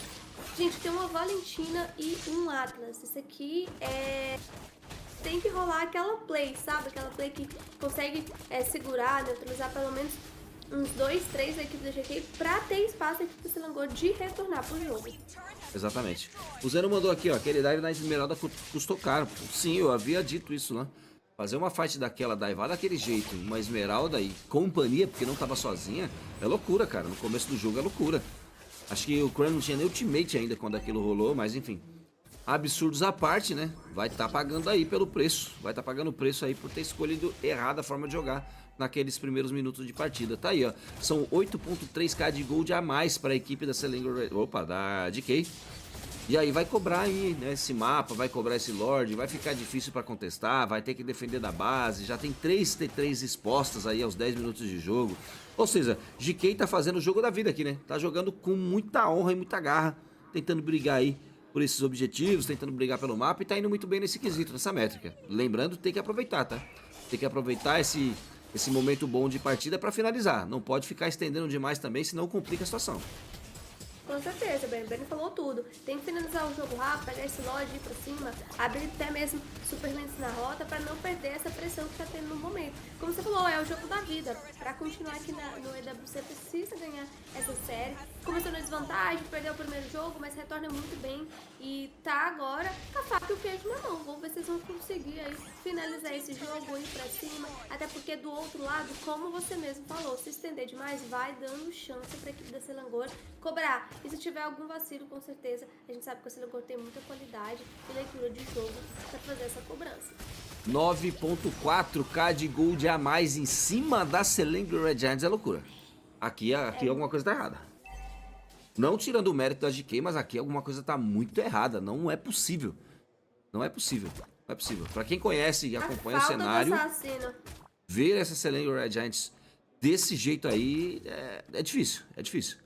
Complicado. Mas ainda tem jogo, vamos ver como vai funcionar. E engraçado que o Innocent sempre performando, né? Tá virando 3-2-2, é o único positivo dessa Selangor. Abate ali pra cima diretamente do Yaga, não pode pisar fora, tá? E também é o que eu falo. Não pode pisar fora da lata aí, senão você é aquecido. E aí sobrou demais pro Yaga, acabou perdendo força aí. Vai tentando limpar de qualquer jeito, mas o Lorde ainda antes de cair acabou batendo a torre. Fez uma boa passagem de defesa, mas O Lorde sobrou sozinho aí, ficou ruim pra eles. Gastou o recurso do Flash, tentou se reposicionar por ali. O Jans tentou fazer a puxada, ele gastou a ultimate sem efetividade. Sobra sozinho, vamos ver a entrada do Siga. Conseguiu pegar o primeiro abate pra cima do Clã. O Zaizinho conseguiu finalizar. Xeno cobra muito bem essa fight. Aí fica a dupla eliminação nas mãos dele. Sobra 3x2 por ali. A fight é boa pra equipe da GK mais uma vez. Pulou pra baixo da torre. Nossa, está machucado. Ele tenta combar por ali no nocaute. Acaba sendo puxado pra trás. Bela jogada do Shen. Finalizando muito bem por ali. Agora é só questão de tempo. 3 positivos a 1 apenas pra tentar essa defesa. E aí, meu amigo, Cristal sendo focado pra desespero da Selene Red Giants. Tenta fazer a puxada por ali, acaba limpando muito bem a Wave. Ele faz a passagem de defesa, mas sobrou uma catapa pra desespero deles aí. Cristal focado e derrubado em empate na série de... Meus amigos, como volta pro jogo a equipe da GK aqui nesse momento. Mudou sua composição, mudou seu estilo de jogo, conseguiu aí pegar alguns pequenos vacilos que cometeu a equipe da Selangor, pequenos vacilos que virou aí, né, uma vitória para a equipe da GK que colocou a pavor e mostrou que tá ainda viva na série e vai lutar sim para se manter aqui na competição do EWC. Que volta, hein? Chega a ser desesperadora a situação para Selangor Red Giants. Não é possível. Eu simplesmente custo acreditar. Eu tô desesperado aqui. Honestamente. Eu não via isso acontecer com a Selangor Red Giants há muito tempo. Há muito tempo. Ó, aí, pronto. Nesse momento de jogo foi onde desandou. 2 minutos de partida, eles vão daivar uma esmeralda sem nada, só com a coragem. E aí, meu amigo, ali pra mim foi onde o jogo melhorou. Olha isso. É a oportunidade, né, que precisava aí. Exato. Jogou no erro da Selangor. E, cara, comentando sobre, né, a qualidade da Selangor, nesse EWC, a Selangor já chegou um pouco apagada, tá? Pois é. Já não chegou naquele pique que é a Selangor, porque já perderam na primeira rodada, desce pra Laura e agora fica nessa situação.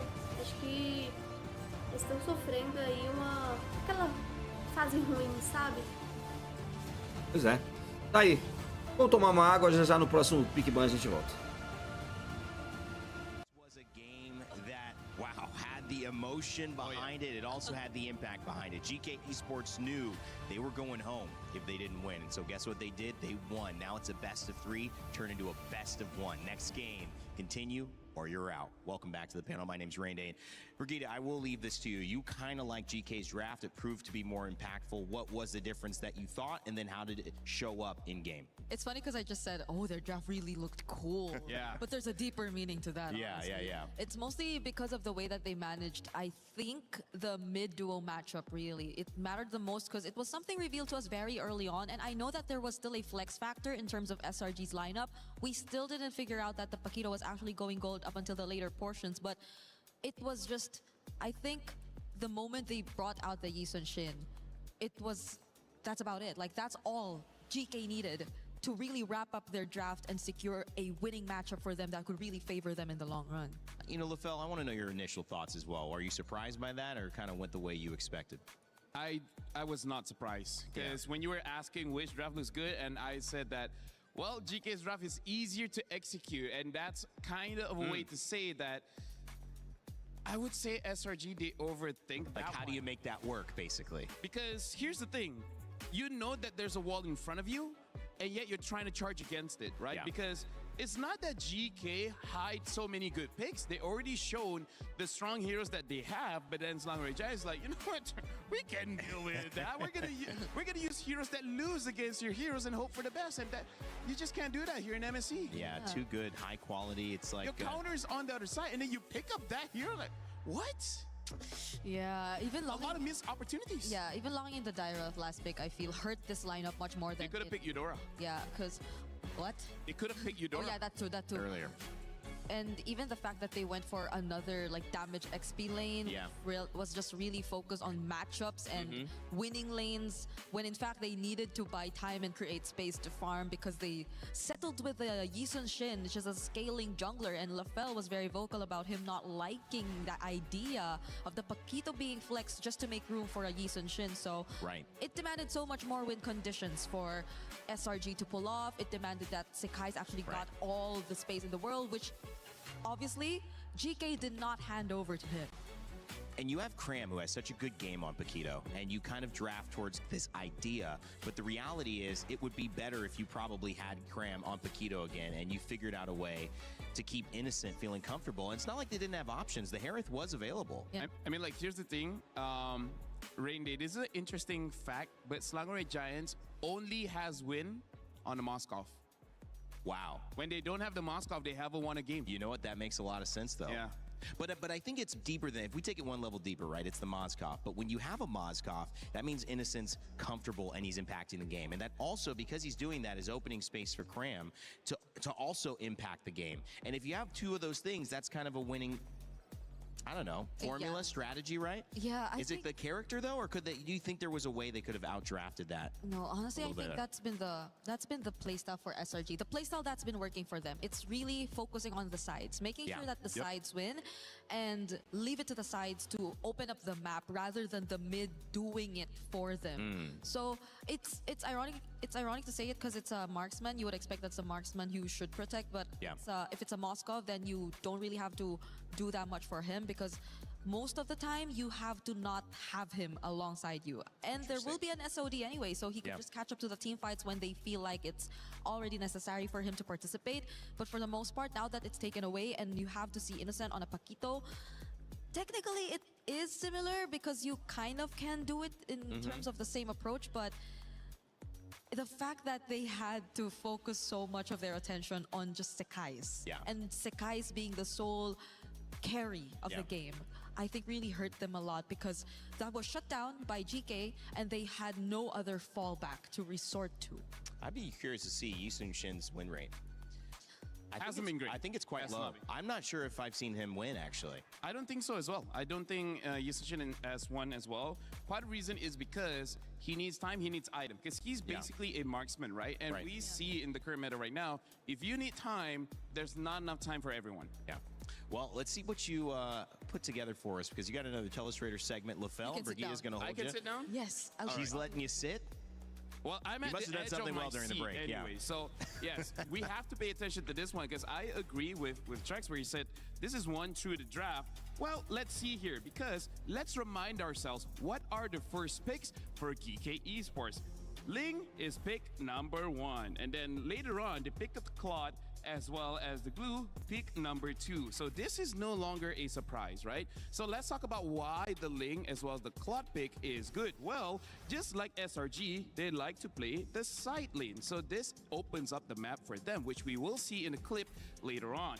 But also, what is weird here is that we see this Yisun Shin, we talked about him earlier, but he was picked number 4, meaning that you've already seen the Ling, you've already seen the Claude. Now, why does the Ling as well as the Claude counter the Yisun Shin? Well, great question. Is single target. He can only hit one person at a time, right? And the thing is, he has also one dash. So he cannot escape that much when you're going up against an opponent that is basically much faster than you. And, you know, lo and behold, Ling is much faster than you, and the damage of the Yisun Shin can't kill him before the Ling kills him. And the same as the Claude. The Claude can ignore all of your defense. No matter how many friends you have in the front, he don't care. He can just dive in. So this is already a non-factor. And then, as we look even more, they early pick the Valentina, which probably is just to make sure that the Atlas pick does not get basically countered. But the thing is, you already see the problem of the Ling, right? Shouldn't you solve this problem first with the Eudora? So that was a question mark. And then the piece de response, this one, the Valier. What good is he? Well, see this area?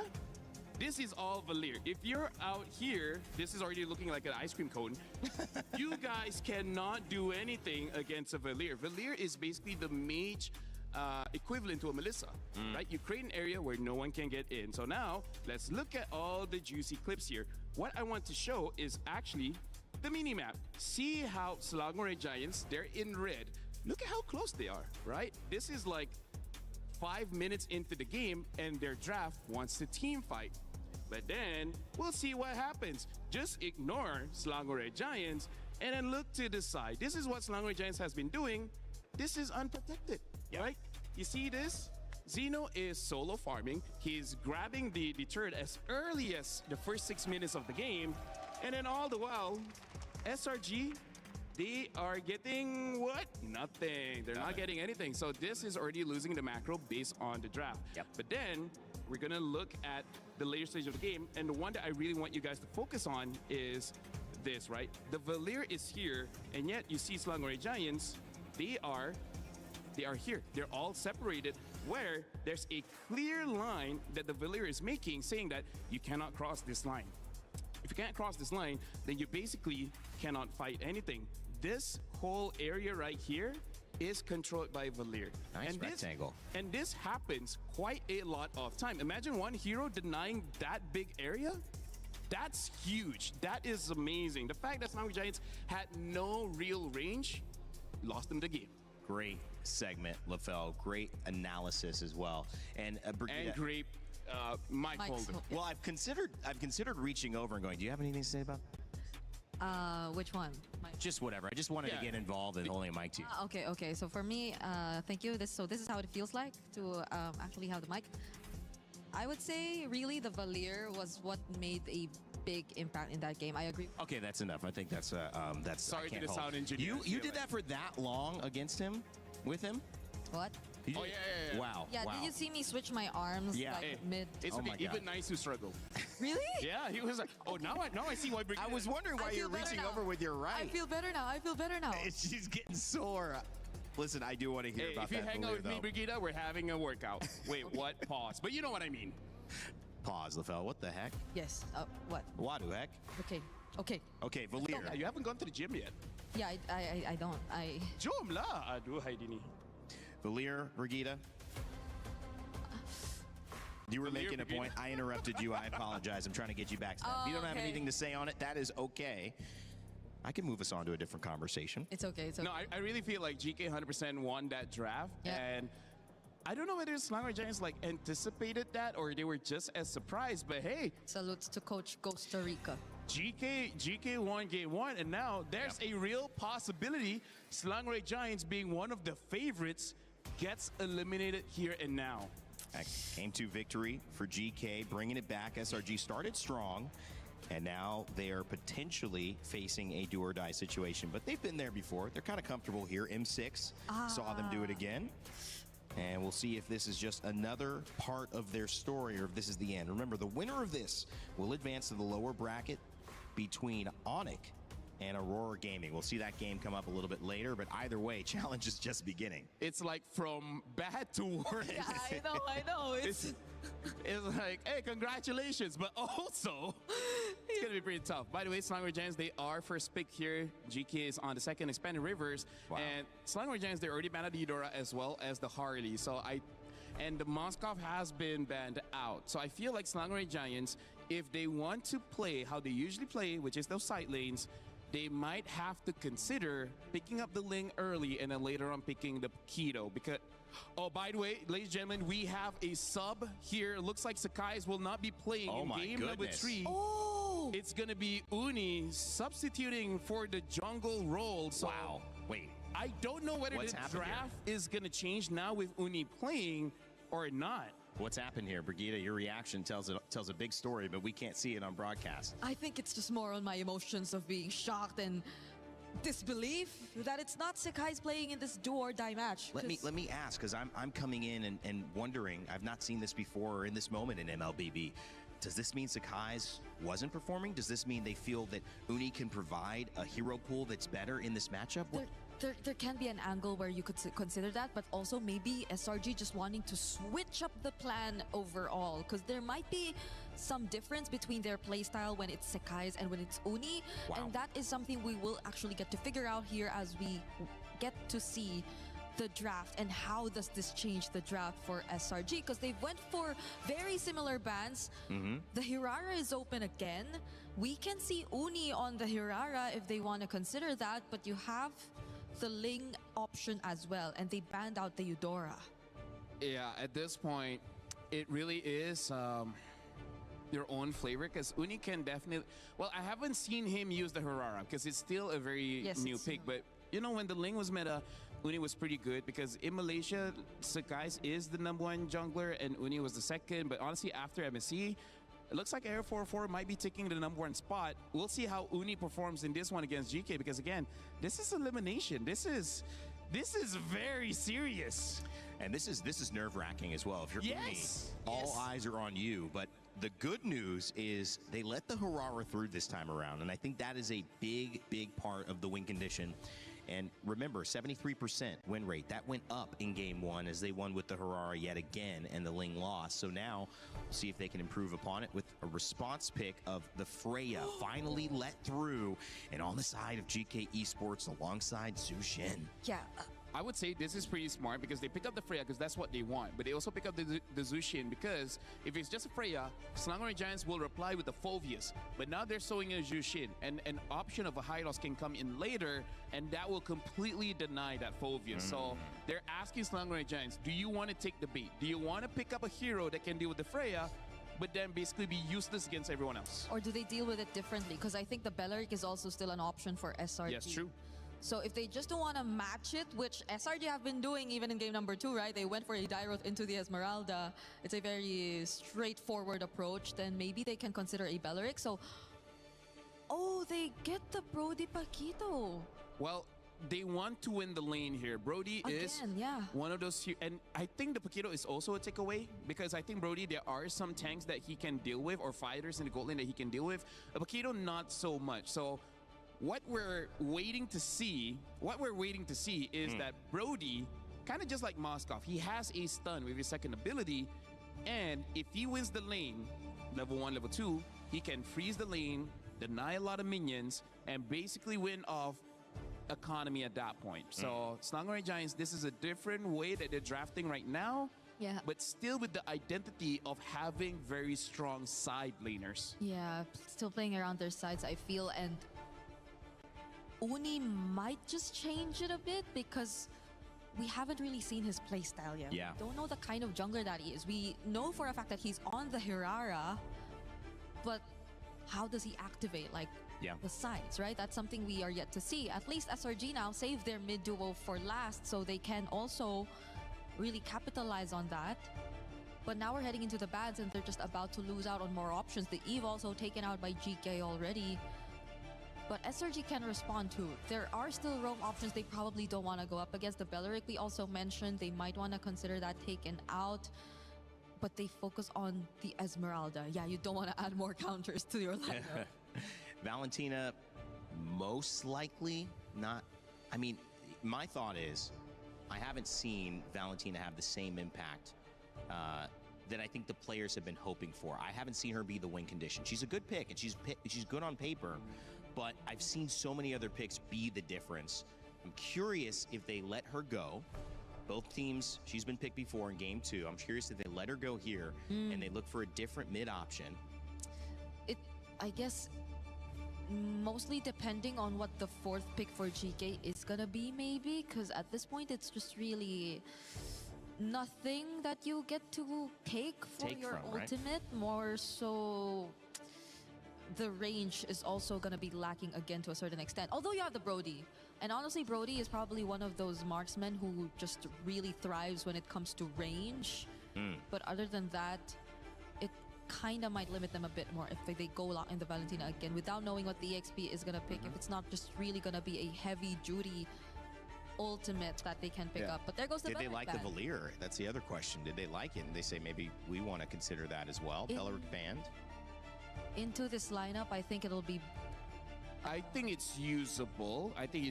But I wonder if they want to go for something else because right now, Selangor Giants, they have the damage, right? They're not lacking in that department. They just need utility. They need some kind of crowd control.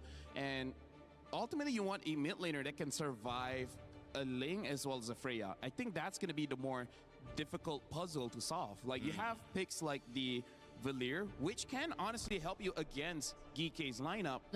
But once you use your ult early and you don't have your flicker, then most probably you will die. I agree though. It might be one of the safer picks, like the Valentina against the Ling. But I think there should be much more considerations other than that.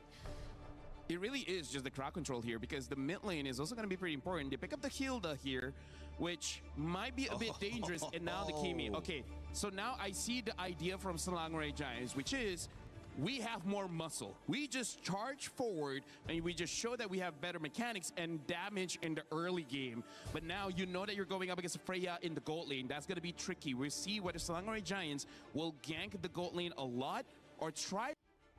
Bom, galera, voltou? Voltamos? Bom, galerinha, fiquei na dúvida se tinha voltado ou não. Vamos falar dessa composição, tentar uma química aqui aparecendo, que é isso? Eita, galera. Vamos ver como que vai ser esse jogo aqui, porque tem Hilda, tem Kimi. O que é isso? É 2 atirador que faltou na partida passada, agora vem 2? 2, exatamente. Faltou dano na partida anterior, agora vamos vir recheados de dano aqui nessa terceira partida. Mas, bom, é aquele negócio, né? Agora é tudo ou nada. Quem ganhar aqui ainda continua na competição, mas quem perder, vaza fora. Bora pra Terra do Amanhecer, tá tudo igual no placar. Essa aqui é a primeira série, Selangor versus a equipe da GK. E, bom, é isso mesmo que vocês estão vendo, tá? Na rota do meio a gente tem a Kimi, lembrando bastante um meta mais antigo, né? No meta aí tinha bastante essa Kimi na rota do meio. Yumi está por ali com essa Hilda para fazer também o apoio. Do outro lado, Kanok e Shen vem também fazendo aí, né? Esse sustain na rota do meio. Olha o Kran por ali, bastante avançado, com a ideia aí da equipe da Selangor de tirar o farm da equipe da GK. Vai pra cima, hein, Benny? Começa bem por ali, vamos ver como é que vai trocar ali esses primeiros embates a equipe da Selangor Giants, que foi muito penalizada na partida passada. Yams está por ali fazendo o seu passo de andar para frente, pega essa Hilda para tirar diretamente esse Ling, já fica uma situação um pouco mais confortável, digamos assim, para essa rotação.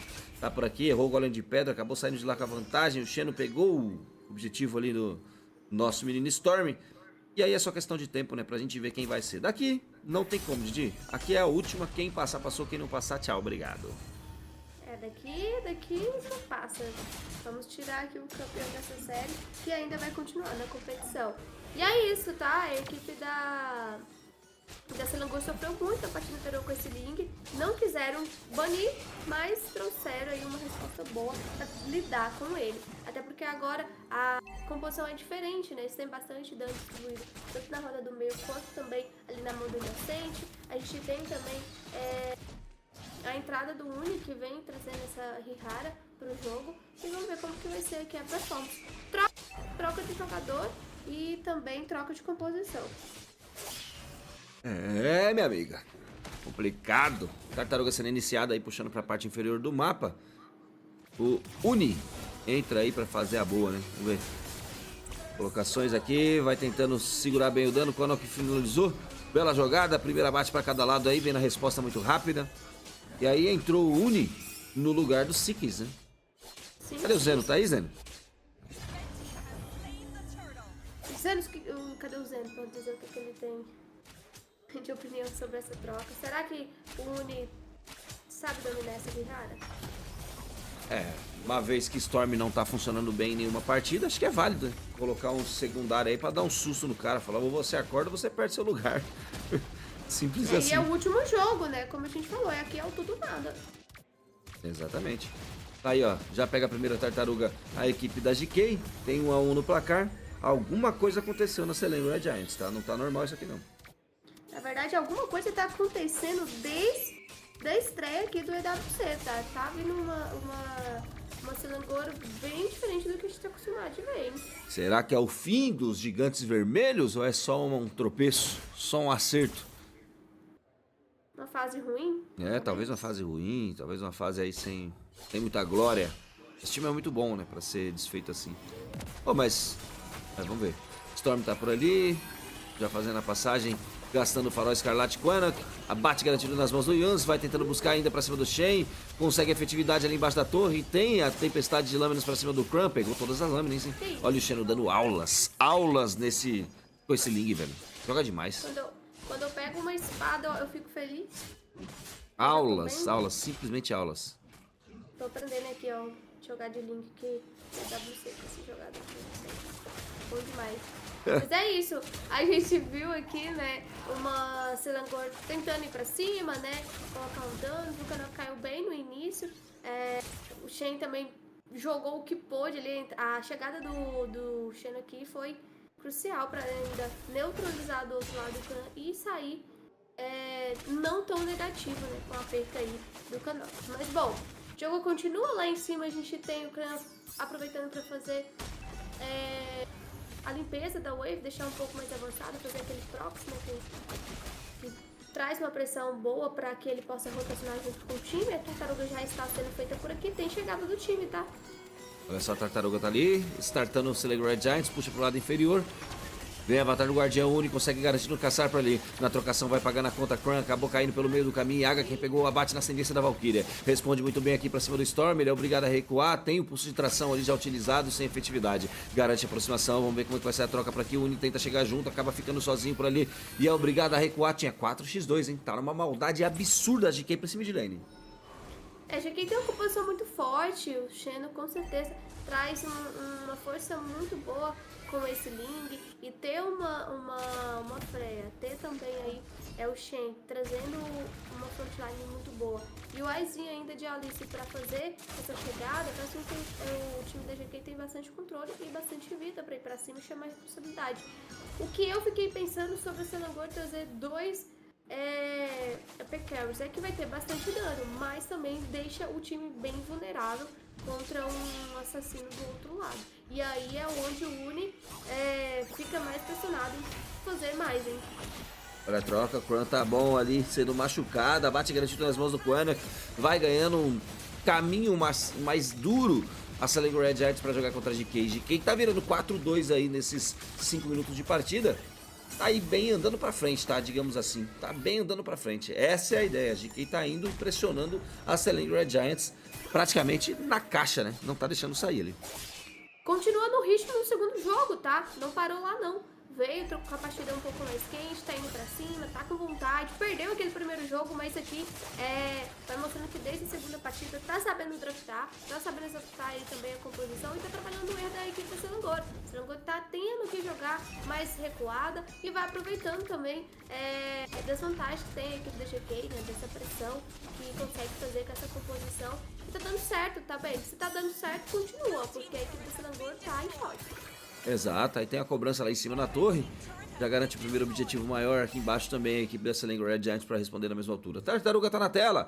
6 minutos e 51. 1000 de gold a mais para GK já é uma métrica boa. Para quem não tinha nada, tendo 1000 de gold, tá bom demais. Tá aí, ó, passagem do Storm. Kran não entrou bem nessa partida não, hein? Tá virando 0-3 já. Complicadíssima a situação pro Kran. Tá tentando, mas o time precisa acompanhar, tá? Eu tô sentindo que o time da Senagor tá bem estremecido. Olha lá de novo, o Jans tentando fazer a passagem ali pra cima diretamente do Yaga, ele consegue bater na retirada, gasta ali o seu recurso pra se reposicionar, tem informação dessa moita, garante o caçar ali o Xeno, e aí a falta que faz o Storm, né? Nessas horas, se quiser pra estar no jogo, tem ali, ó, nosso menino Uni, que acabou errando o caçar, hein? Aí dá aquela complicada, né? O caçar é só um botão, gente, pelo amor de Deus, é chegar, posicionar e usar. Ah, se fosse fácil. A gente sabe que não é simples assim, mas para os jogadores que está no competitivo, né? Treinando todo dia. Realmente é algo que precisa ser certeiro, porque senão entrega uma vantagem muito grande para o time adversário. Então, além de ter sim essa questão de se posicionar bem, tem que também. Olha o Kran, cobrou bem. Nossa, a gente finaliza muito bem por ali. Pode pintar a segunda eliminação. Tá lá, double kill nas mãos do Nosset. Ele tá com 3 kills agora sim, bom pra ele o jogo. Parece que cobrou ali, tá, Didi? Cobrou muito bem, tá? Cobrou 2 kills, foi pra cima, ele respondeu 2 não, né? 3 abates importantes aqui nessa rota do meio. E agora o espaço que a equipe da Selangor tem pra tentar tirar recurso desse link, tira ali já o Blue, né? Aproveita também pra trazer uma pressão pra essas rotas. E, cara, inocente é a carta na mão que a equipe da Selangor tem. E tem que usar, tá? Porque ele é muito forte, vai ter que sim jogar Protection the Carry em volta dele pra que ele cresça, porque a gente sabe que o Innocent pode mudar o ritmo desse jogo. Eu concordo com você, mas tem um detalhe que você esqueceu de mencionar. Brody, ele é muito bom para começo do jogo. Ele tem um early game fortíssimo e eu diria que um dos mais fortes do começo do jogo. Mas, do meio do jogo pra frente, ele decai muito e já tá chegando o horário em que ele começa a decair, tá? Quando ele fecha o seu segundo para terceiro item, ele começa a cair muito e aí acaba perdendo potência. Então vai ficar todo o dano aí nas mãos do Storm, que tá com essa Kimi na região do mid, né? Então vai ter que tentar voltar pro jogo o mais rápido possível aí, o Storm, para poder fazer a sequência do início que vai dar o Innocent ali para a partida. É bem bom lembrar, né? Bem comentado aí sobre o Blood, mas é aquele negócio, não tem nenhuma DC do outro lado, então acho que isso faz com que não seja tão ruim para a equipe da Selangor, em vista que tem 2 ADCs, então pode ser uma força aí boa contra a equipe da GK, que traz mais guerreiros, né, para fazer essa frente aí. O problema é que ele vai ter que se expor um pouco, porque não tem quem tanque esse dano, né? Vamos ver como é que vai ser a trocação. O Uni acerta o caçar por aqui, ficou bom pra eles. Vira na fight, primeiro Lorde cai nas mãos da equipe da Selangor Red Giants. Partiu pra cima por aqui, o Uni vai tentando deixar o máximo dano possível pra cima do Shen.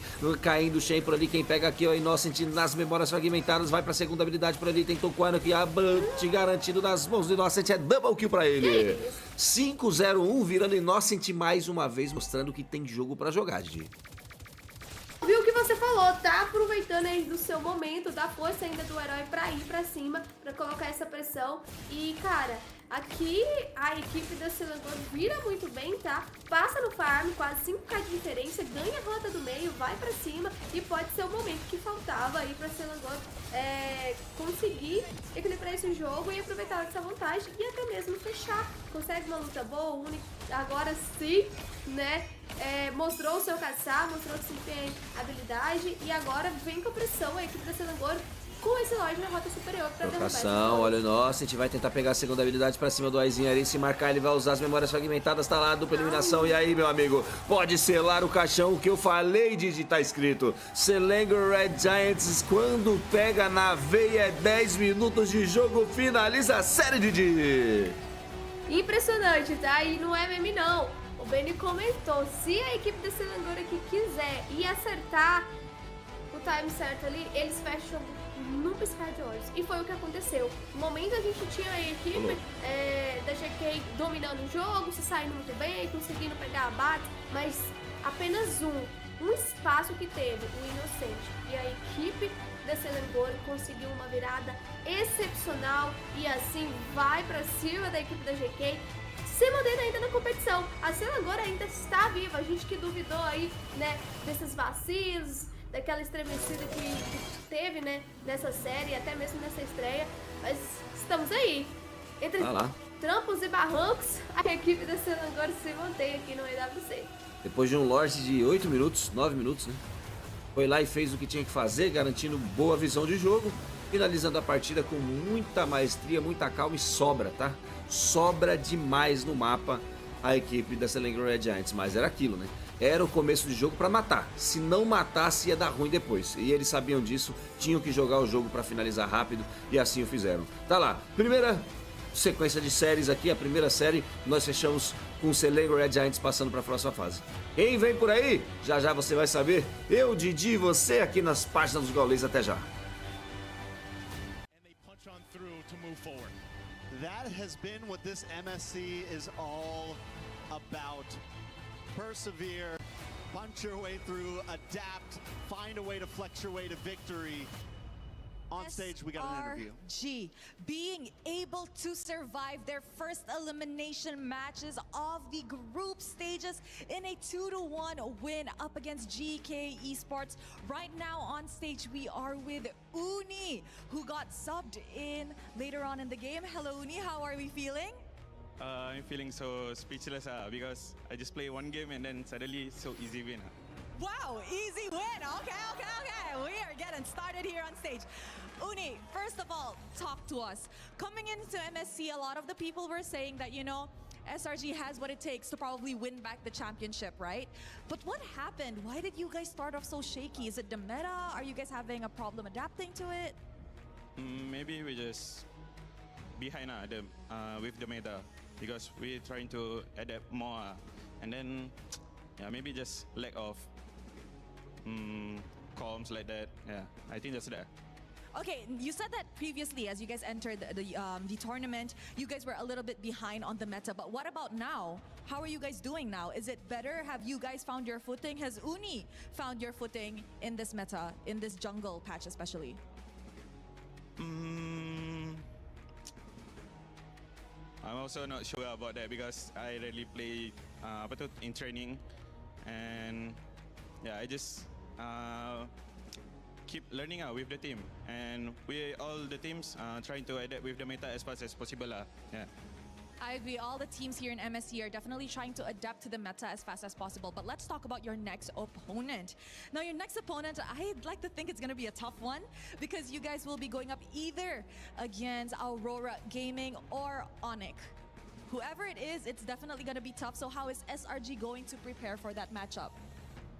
I think after this, we're just going to go on our training back, and then we just focus on our enemy. We don't care our enemy, who is them.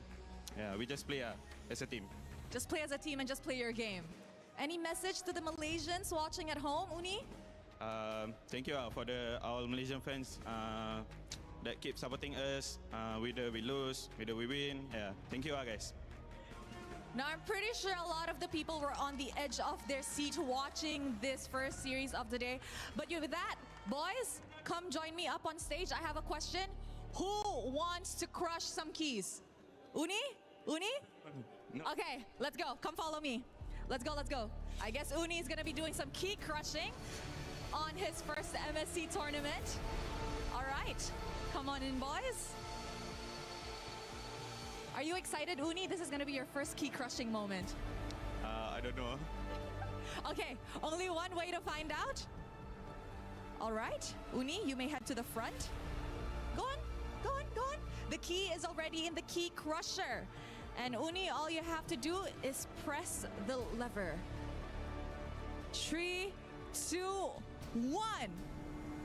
There you guys go, ladies and gentlemen. Selangor Red Giants has officially ended GK Esports' journey in the MSC at EWC 2026. All right, pull the lever back. Ooh, that was a cut. Let us show it to the camera. There you guys go. That is GK Esports hopes and dreams at MSC shattered. That's it from us. Throwing it back to you guys at the studio.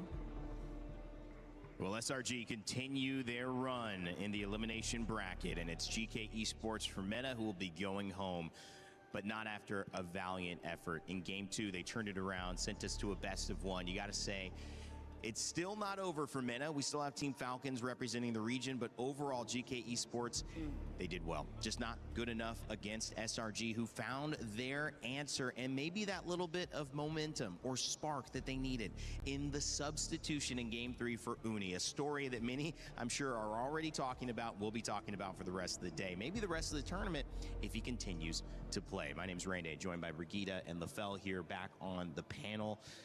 Lefel, you got to talk about this because this is a huge moment that we just witnessed. I mean, first of all, I feel like me and Brigitte, we both share the same consensus when we say, like, sometimes in interviews, it's okay to lie, right? You don't have to be so honest, It's you know? okay. It's okay to hide a bit more. Yeah. You know, be like, oh, I just came in, it was so easy.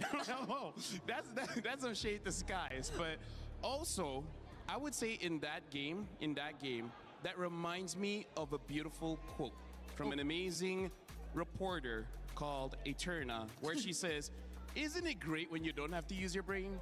And that's kind of draft game number 3, where it's all just, we just go forward.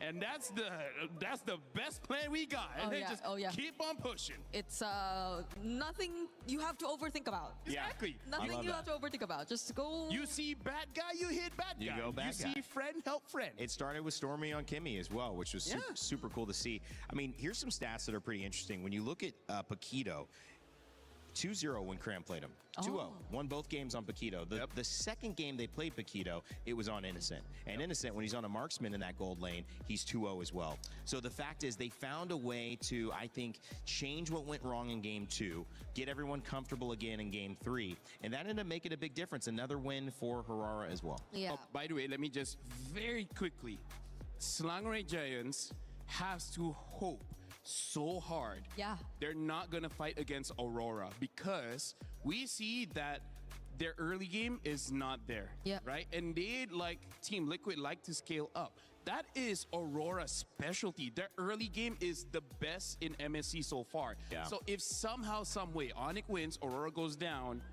I don't know whether SRG has enough time to get their early game the same level as Aurora. Because at this point, I feel like no team can have the same early game as Aurora. Yeah, I agree. Although Uni did say that they're not really going to pay attention to who they're going up against. They should. More on, it's more on them just focusing on themselves because as you mentioned, I think based on their first two series, we've observed which works for them and which doesn't. And it's mostly on the draft, which we kind of see a pattern that it's really just the marksman working out for Innocent here and there, mostly the Moscovs, and then Cram on the Paquito and stuff like that. But now that we have a change in lineup, which we don't know if they'll be sticking with this throughout, then there has to be some work done to polish some things here and there because you, again, never know what to come up against. They put themselves in a really interesting position if they don't keep Uni because you solve a problem and maybe it's matchup dependent. We don't know what the conversation was between Sakai and the coach and who made that decision and how, they said, well, maybe Uni just needs to come in for me. Maybe Sakai volunteered. We don't actually know. However, I do think that when things work, you have almost, in my opinion, the onus of responsibility to try to keep it working. You don't want to stop your momentum after you found it. And it feels like they did have a very easy time on the Harara back when Uni was there. So if that's the meta, if that's what you're going to be playing, it may be nice to see. And as you look at these damage stats as well, I mean, no wonder. Second in damage, I believe overall in the game, only to Stormy, who was on that Kimmy. I do have to say, outside of the game, the difference between Uni as well as Skies, I would say Uni is a better shot caller. He has a very good idea of how the map looks like even when it's dark. And then in game, Sakai's is the guy that's willing to sacrifice himself to get 3 kills. But Uni, he will play it more safely, which we saw in that game where there's multiple times GK went all in onto Uni and he was able to escape death multiple times. And maybe that's where GK really wait, hold on, this is not what happened in game 1 and 2. The jungler dies here, but this time they don't die. And then you're like, wait, what's next, right? That might be just enough to throw GK off. Yeah, because honestly, I think at least for the lineup, SRG might have read through what GK wanted to do every single time. The approach that they had during a T fight more or less started with Aizen. Yeah. It always had to be off of a really good Throne of Ruin from Aizen and then the rest of the members eventually going in. But if it's not for that, then they more or less have been read by SRG, I feel. Because I think it's been Uni who's been a bit more creative with the angles. Again, with the Hirara, I think it's something you can really afford to do because you can just go in and out and also through very unexpected corners as well. But I guess GK was also able to read through that and prepare for this potential switch up that SRG eventually showed us. When you have moments where a team has your game plan, typically, and I relate this to the football world, the soccer world, I played that growing up in my life, and that was football. Yeah, just sure. Want to let you know. Sure thing. Football. All right, football. Especially in France, how can I not? I think the interesting thing is you need a little bit of creative individual brilliance to break through it. And at the same time, when a team is packing it in and they don't want to let you score, and that's their strength going for a tie, the second you do score, that changes what they have to do. They've read you, but now they're struggling because they have to play offense when they wanted to play defense all game. I think Uni might have come in and had a little bit of moments, getting in, getting out just barely with individual brilliance, and then that opened up this team fight that maybe shouldn't have been opened up with SRG's lineup. Yeah, bowling is amazing, man. I do like to bowl too. Hey, that's great. I have my own bowling ball. Do you? Oh, really? Yeah, No, I don't. I have two. Custom made and everything. My favorite sport is Mobile Legends Bang Bang, you know? More pay, please. Guys, is that a sport? I mean, it's e-sport. I'll say that. Yeah. Although I do have to say, again, Slangway Giants, they won, but they're not out of the fire because there's so many things they got to fix, Brigida. I agree. Brigida. What? Brigida. Brigida. Yeah, thanks, Leifel. I don't know if it's enough time, though. I don't know if it's enough time. Okay, It's, we'll see. Less than 24 hours because I think they're having their next match tomorrow. Like all other elimination matches are happening tomorrow. So let's hope for the best. Hopefully, though, this has been enough learning experience for SRG moving forward. We'll see. It certainly was an experience for GK Esports. Maybe didn't end the way that they wanted, but of course they found a way to bounce back. Got to hold their heads up high for that game too. We had a chance to have an extra interview with Shin talking about what it feels to have his key crushed and what this journey meant to them. We're backstage now with Shen. What happened in that match? I mean, we kind of. You can talk into the mic a little bit. We kind of we're playing good. Everything was good. We kind of like rush every set. Kind of rush, you know. That's why the game get out of the hand, you know. Okay. That's the problem. So that was game 3, or from game 1 as well? I think game 1 and game 3. Game 1 and game 3. We kind of rushed a bit. Okay, because in game number 2, I think that was a valiant effort. 10,000 gold lead for you guys. You guys are definitely on the right track. What is it? Was it a communication error? Was it a shot call error? What made it so rushing? Yeah, I think we all was like good with the draft. After that, we moved to the gameplay. I think everything was like comfortable to play, and everything was good. Everyone doing his job. So it was good, you know. It was a good match for us. Yeah, that's it. Are you okay? Yeah, I'm good. Is everyone fine as well? Yeah, they're fine. They're fine. That's up because we could win, but yeah, I mean, it's fine. You were very close. What lesson did you learn from this match about you guys? I think to be more calm, you know. It's like we don't rush everything. Like we just we just fight when we need to fight. That's all. What did you think caused it? Was it like the adrenaline rush? Yeah, I think it's like, you know, we're winning and we like wanna fight, you know. So it's like, you know, kind of like this. There's definitely a lot of things that you can learn from this match, and obviously we're very excited to see you come back onto the international scene. That was a very valiant effort. Thank you so much for being here. Is there anything else that you want to say before you leave? Sorry for today, guys. I hope you enjoyed the game. And next time we will do our best, you know, to make you feel better, you know. Okay, once again, thank you, and we're throwing over back to you guys. We appreciate you, Shin. Not easy to do those exit interviews. Obviously, you're feeling the emotion. You haven't even had time to process it. Then Eterna is making you nervous when you're in there, so I understand it. But thank you so much. UK Esports, they go down. Sillinger Red Giants continue. They'll have another match, which will be elimination or their chance to be promoted into our knockout stages. Coming up next, Yangon Galacticos take on Pro Esports. Nobody's going home here or with Onic and Aurora Gaming. These are the 4 best teams in Group B so far, and they are looking to prove who are the best 2. So there'll be a lot on the line just on the other side of things. A win in these games means at least $100,000 going in your pocket after MSC, so you could be happy about that. Again, Entity 7, Team Liquid, one of those teams going home. Lower bracket game to end the day. Gosh, it's going to be a lot of fun, guys. I cannot wait. Make sure you get your pick'ems in for what you think is going to happen in this next matchup. Yangon Galacticos, they've been playing really, really well, but can they stall? Can they change? Can they outdraft Pro Esports? Because they have been one of our top teams also. We'll find out a little bit more on that after these 2 dance. We'll actually give you a dance break because this is what they're like off camera. Now you're finally seeing a little bit of it.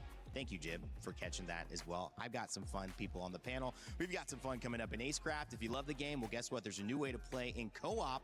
We fly together. Check it out. We'll be right back.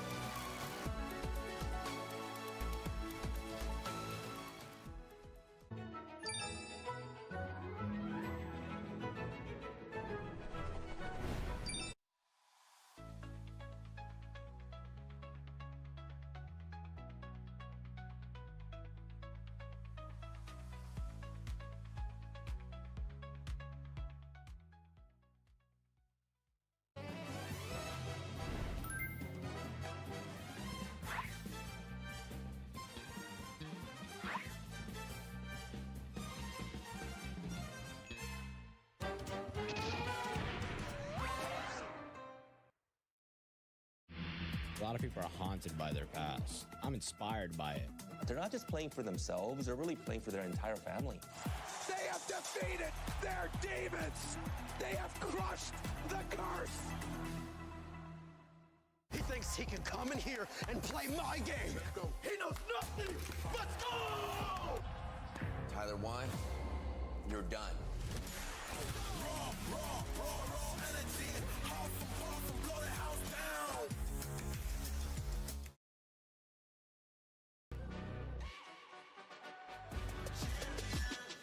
This ain't no regular thing. I came for the ring, you know what I mean. You see my name in the lights, better get right, I'm champion.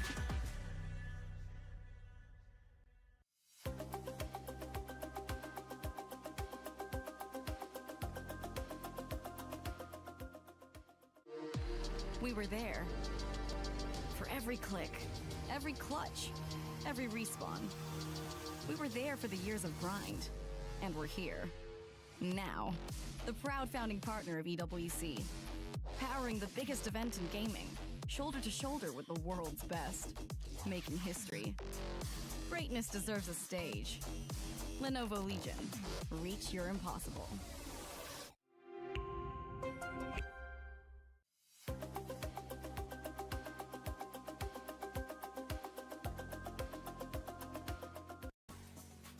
Greatness deserves a stage. That's why we have the Lenovo Legion Gauntlet here, Stage 3 at EWC 2026. And by the way, if you want to be involved, if you're here, maybe you're going here and then going home, maybe you've been watching the games online on our YouTube and Twitch channels, you can literally become a co-streamer and earn prizing. That's right. Based on how many hours you get watched, there are certain tiers of prizing you can earn for your community, engaging in your co-stream, being a part of all the action, whether it's at the Lenovo Legion Gauntlet we've got here, the STC Arena, or the Kadia actually Gauntlet, where we have the Battle Royale Arena where I started this show. All of these stages are great ways for you to cover the action, be a co-streamer, and maybe even level up your stream and the prizes that you earn. Make sure to scan that QR code and check it out if you want to be involved. Welcome back to the Lenovo Legion Gauntlet. My name is Rain Day. I'm joined again by Brigida and LaFell, and they're very, very professional. I do gotta say, I don't know how she does this. It's so hard sitting like this. I can't even, it's not. You need to move forward a bit. You have to sit on the edge of your seat. It does get easier. This is a really good point because I have to talk about pain. You know, this is for me. I saw Shiver sitting in this moment for Dota 2, and she crossed her legs. Okay, she crossed her legs and she held the tablet on her lap. So I'm just like, okay, this will work. If I hold this for 30 more seconds, I'm gonna fall off my chair. Okay, this is not functional. So I don't know how they do it. Brigida, you got the cross leg buff. I mean, we're too big. LaFell, I mean, we're, you know, look at my thighs. It's the soccer thigh, the football thighs. Football. Oh, he got hurt already. No, You're too strong. There you go. I'm too strong. I don't know. She's been kind of winning the fights you guys been having off stage. We don't reveal that. Okay, sorry, that's too much. Well, can we reveal a little bit of how this is going to work as you guys continue to do the Macarena? I'll take over for here because we have a very important dynamic to be determined. You know how we have those upper bracket winners, right? We're going to see one in this next game show up. We're going to have another one in the following game. When you reach the upper bracket, you are going to be ranked based on your ability to go 2-0 and have a total fastest game winning time, which means if you won every game in 10 minutes, well, what, 4 games, 40 minutes? That's going to probably be the fastest time. But let's say one game was 20, one game was 15. Well, another team who also qualifies, if they have a lower average time, will beat you. Now, let's say there's a crazy scenario, guys, and they have the exact same time in terms of winning every single match to the second. Well, then we will have the single fastest match victory be the time. That will be the decider if it goes there. I can't imagine it going there, but that is how you will do it. And what's the point? You get to choose in that order who you play against. And LaFell, I know you've been at other MLBB international events. It's working differently. You can choose from anybody in any group. I do have to say though, based on just my memory, I feel like the fastest should be Aurora. They had a game below 10 minutes, and then even after that, it's like only in the teens. So I feel like if they're able to get a quick win over Onyx later on, they'll be first pick. And I gotta if they keep it up, I gotta say, having first pick to choose who your opponent is gonna be, that's gonna be a huge advantage. Huge. Wait, huge. Huge. I agree. Huge. Huge. You know why? Why? I don't think you want to choose anyone, honestly, from the lower bracket. You don't want the Group B ones. Yeah, the Group B's. Yeah, maybe not, right? Whoever gets to advance, honestly. So, like, any choice will be difficult. Yeah. Either way, you'd probably want to choose where you feel you'd be more efficient. How? Rain Day, I love it. No, I will say something here. Game 2 coming up. Let's start moving our way into it. We're having a lot of fun today. Yengo and Galacticos, they're going to be jumping on with Pro Esports, and this is the rise of the challengers. 2 dark horses, one will rise above. But if you've looked at the way that they've played, Brigida, they don't look like dark horses. They're not playing like them. 2-0s for these teams. They have been dominant in their showcases so far. Yeah, Pro Esports pushing SRG to the limit, and their jungler being such a standout player too. You see the highlights from Coily on the Hirara. And I must say it's very MVP deserving if we ever get to actually label an MVP per series. But on the other side, I don't think you can just talk about Coily. You gotta talk about Han. Han has also been an exceptional jungler, especially in the current meta. And it's interesting because Yangon Galacticos seem to have a really decent grasp of the meta, other than the fact that you're expecting them to be very unorthodox. But they're coming here into MSC with a not so out of the meta playstyle just yet, because every single time I look at Blink, I just can't help but think like, is he going for something unique? Yeah, exactly. Is he going Hellcurt? Because we saw the Hellcurt in GK instead earlier today, right? What if somehow there's like a Eudora role? We don't know. Oh, we'll never know. And I believe these two teams played against the teams we just saw, right? They were the ones who took out SRG and GK Esports, which ended up being pretty evenly matched. I mean, especially after that sub, which changed the dynamic, maybe that would have been a game that went 20 minutes towards the very end of Game 3. So both of these teams on the upper side very well could be matched up. Are you okay, Ringday? She is. Regina, okay? Did something happen? Be professional, guys. We're be okay. professional. Oh, God, I can't join you. I wish. I got to last all day up here. You guys get to leave after this series, so I have to take care and pace myself. Yangon Galacticos, their squad comes in. You mentioned Han being able to be a star jungler. That has been the focus so far with the Lings, the Hararas, the Fannies being banned. Will Han continue to have that impact? Yangon Galacticos and their road to EWC is hoping to prove successful. If they can get a win here, it will be everything they hope for and put them on the road for even more. Yep, it's a really great showing.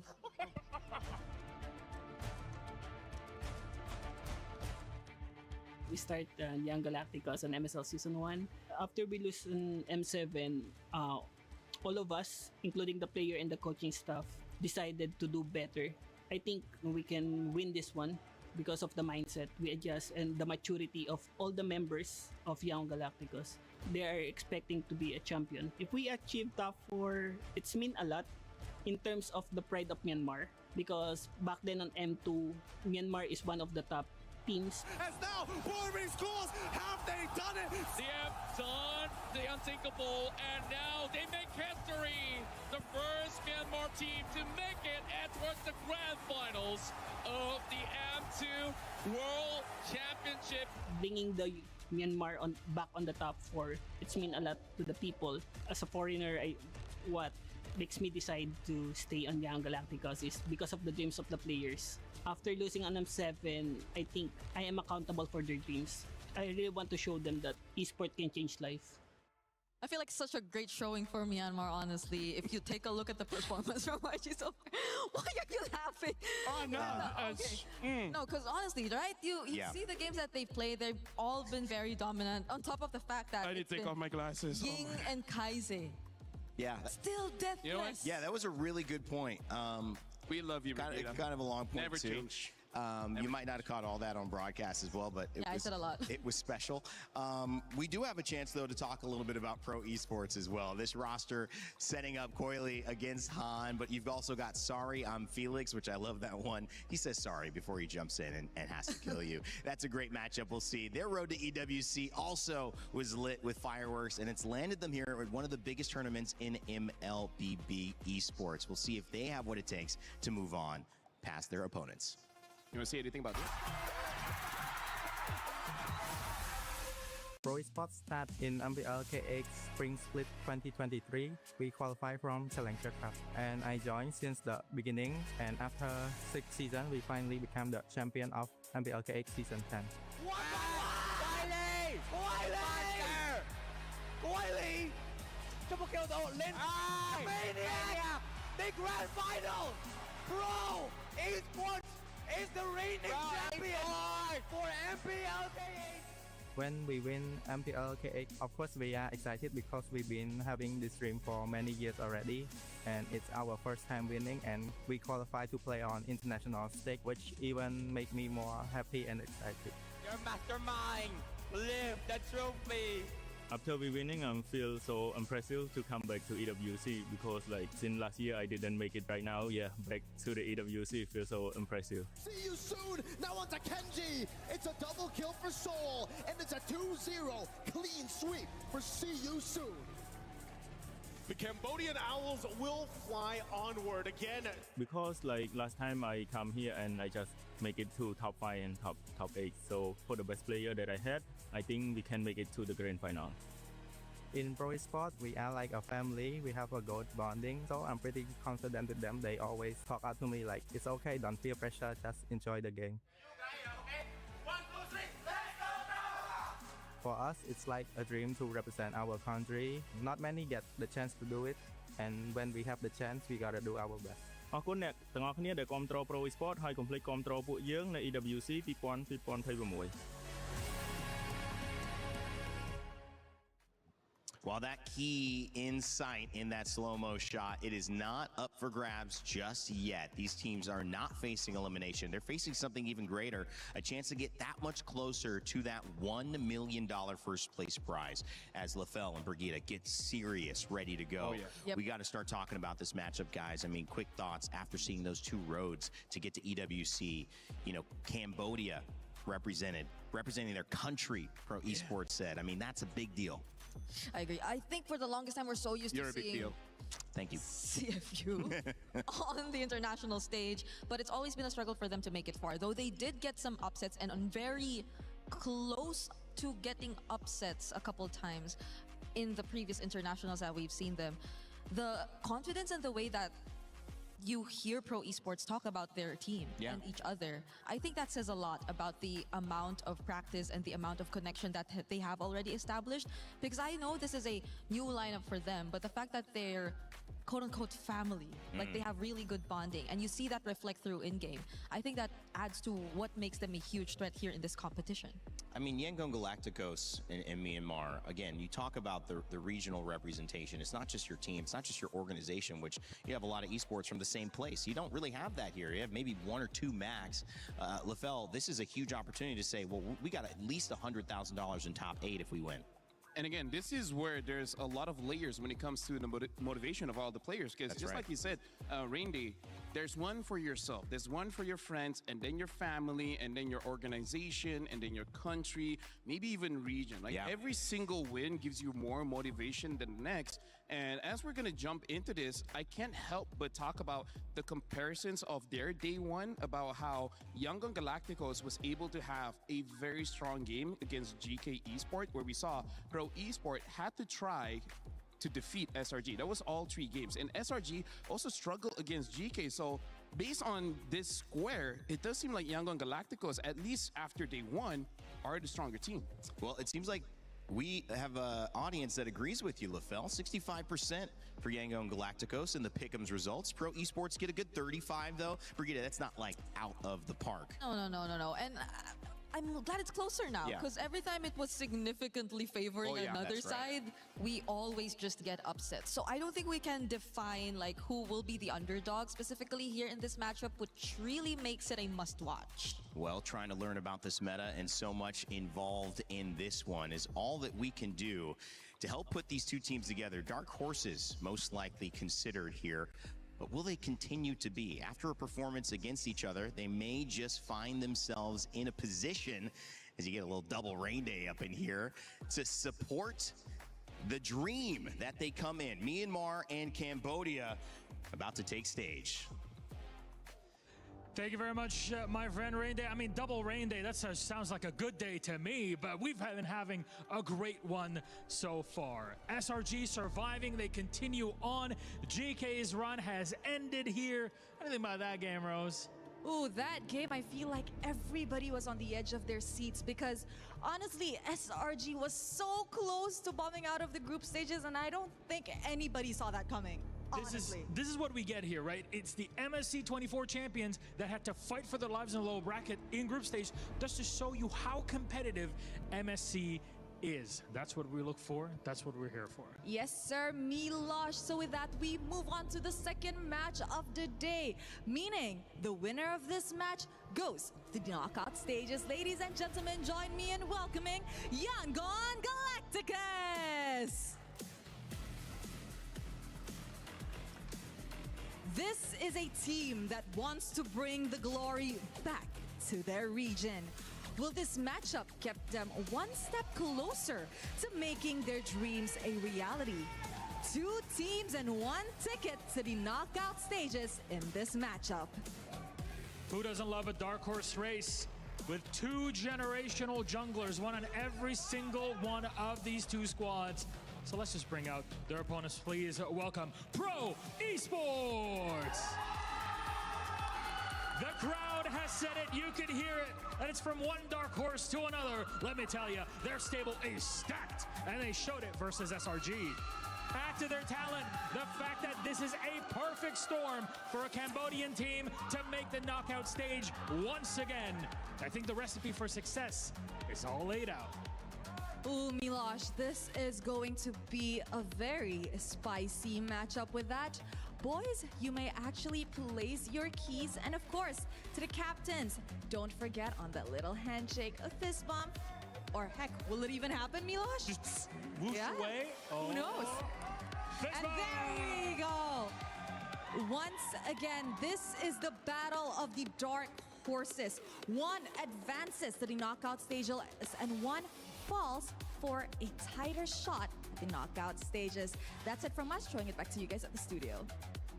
Thank you, Rose and Milos. The dark horse race continues, but again, like I prefaced, anybody who's been watching these games and these 2-0s should think anything but that these 2 teams don't have a chance to win. Their success has not only happened in their region, now they get to do it representing themselves on MSC's stage at EWC 2026. And as we continue to highlight the conversation between who will be the best jungler, which assassin king will reign supreme. We've already seen Princes stumble, I would say, earlier on in that game, and we've also now got a chance to maybe claim or crown a new king. And honestly, after game number 1 of Pro Esports going up against SRG, I can't help but really root for Coily, because it's one thing to do good. It's another to actually have a tough game and then clutch it at the end and then closing out the game. So I'm really looking forward to both these teams, especially because personally, I don't consider them dark horses anymore. At this point, they're contenders. They're actual contenders. Well, coming up in this shop, you have a chance to grab that new interactive effect. Rhino Day is live. Make sure to grab your cool stickers. What do you call these guys? Emotes? Emotes, yeah. Emotes. So emotes in the shop. You could spam them in your games when you, would get a triple kill, a maniac, a raid? Yeah. Or just do it just to show people that you got it. Before you start laning, just be like, As soon as you get in. As soon as you get in. Yeah, so what you do is that you clear the minions, you stand in front of your opponents, you recall, and then you spam the emotes. Yeah. Okay, great. That's the MLBB Good analysis, guys. Show your aura. Show your aura. Aura farm. Yeah. Yeah. The more emotes you have. Aura garden. Nah, it doesn't work that well. Or a garden, or a farm. Anyways, in this game, I really feel like because we know that the junglers is going to be pretty crucial. Funny enough, I really feel like we got to look at the roam matchups, because both the Beleric as well. I mean, like, as much as we want to build by saying that the roam is, I don't know, expanded, because honestly, there is quite a lot of heroes you can use in the roam position, but just by how good Atlas and Beleric is, there really is no reason not to pick them up if they're open, right? So much roam heroes to expect, especially if you're talking about Blink, but at the same time, he's just only been on the Atlas and the Cho. But you could argue the same. PP has only been on the Beleric because we've seen that spammed throughout the 3 games they went up against SRG. So we haven't seen much explored just yet. I think the most creative they've been in the draft so far was really in the XP lane. Because Yangon, they've never used the more common XP lane. It's always the Barretts or the Ruby that you really got to see from them. So that's maybe something we're looking at. We know for a fact that Yangon can be creative, but where and until or only which heroes are they willing to be creative with? Yes, that's a sentence. And it was a sentence that I liked the first part of, which was that Ruby was a hero we did not see involved in this last matchup whatsoever, because they were really focused on the Moskov, and they were focused on what was working in terms of banning the Harara, the Ling early on, the Fanny. But maybe we do see a different priority here, especially when we start to get towards the later phases of the draft and ban, where the Ruby does either come out or it gets taken away, and that opens something else. Well, we're looking at the map here. So far, I feel like for both teams, Flying Cloud should favor them quite a bit because they like to fight. But now Dangerous Grass. And this is what I bring up every single time we're in Dangerous Grass. Sometimes you go autopilot, but where you forget that there's a new grass on the map in front of you, and your opponents might be waiting in there. LaFell, realistically, for someone saying, hey, what's going on? This is cool. What's some MLBB? They're in Paris. Let me check this out.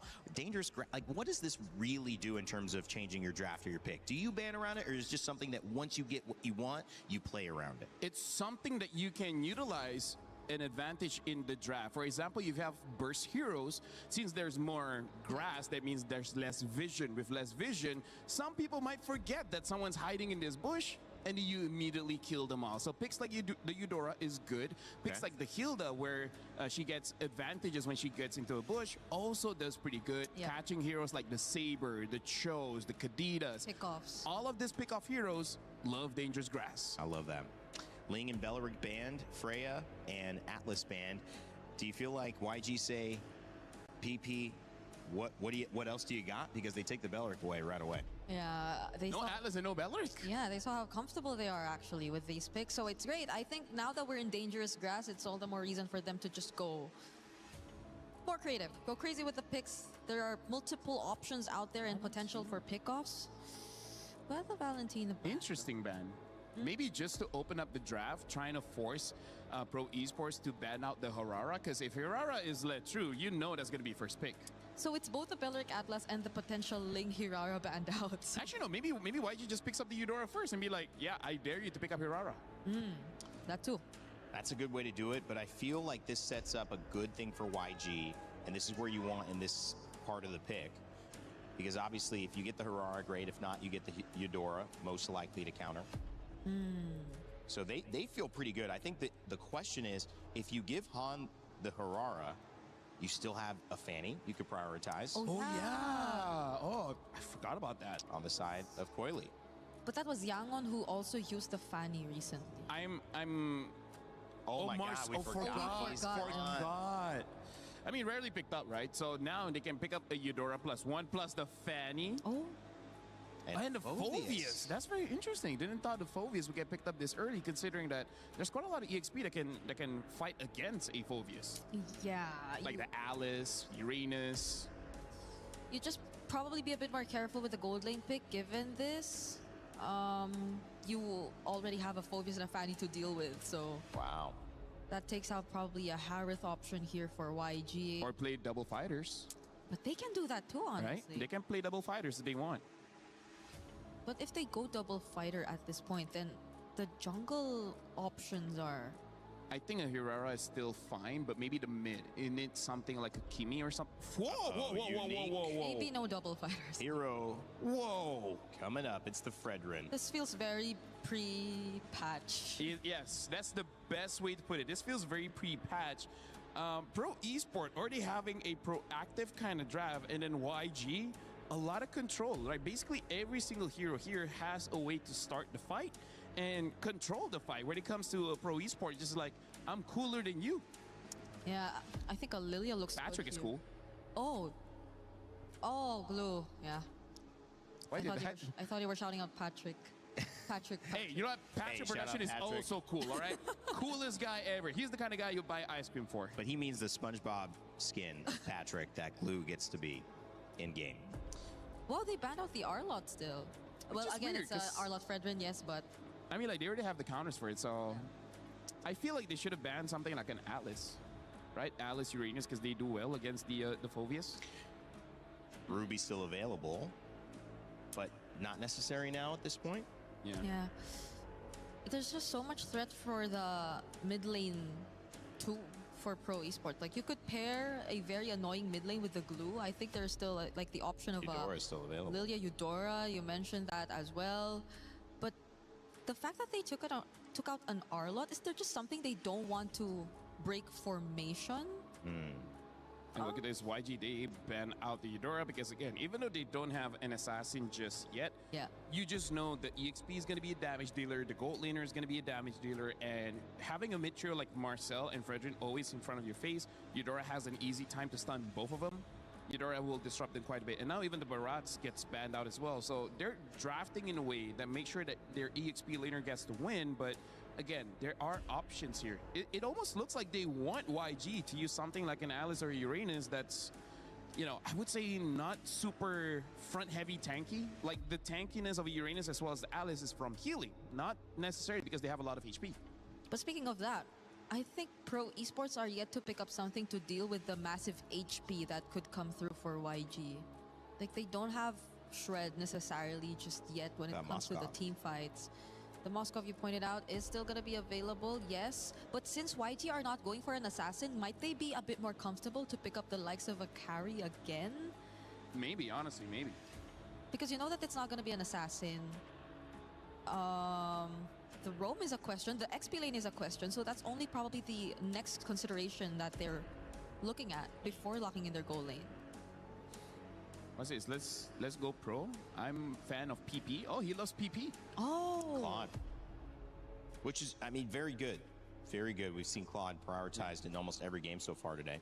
And this game, there's not necessarily a hero that counters Claude just yet. Yes, as a matter of fact, the Claude already counters the Gourd, right? So that's also something here where Pro Esport, they have a good dive hero in the Fanny as well as the Claude, and optional dive with the Glue as well as the Fulvius. So this Gourd shouldn't have a good time, but hey, who knows? Maybe YG creates enough space. Yeah.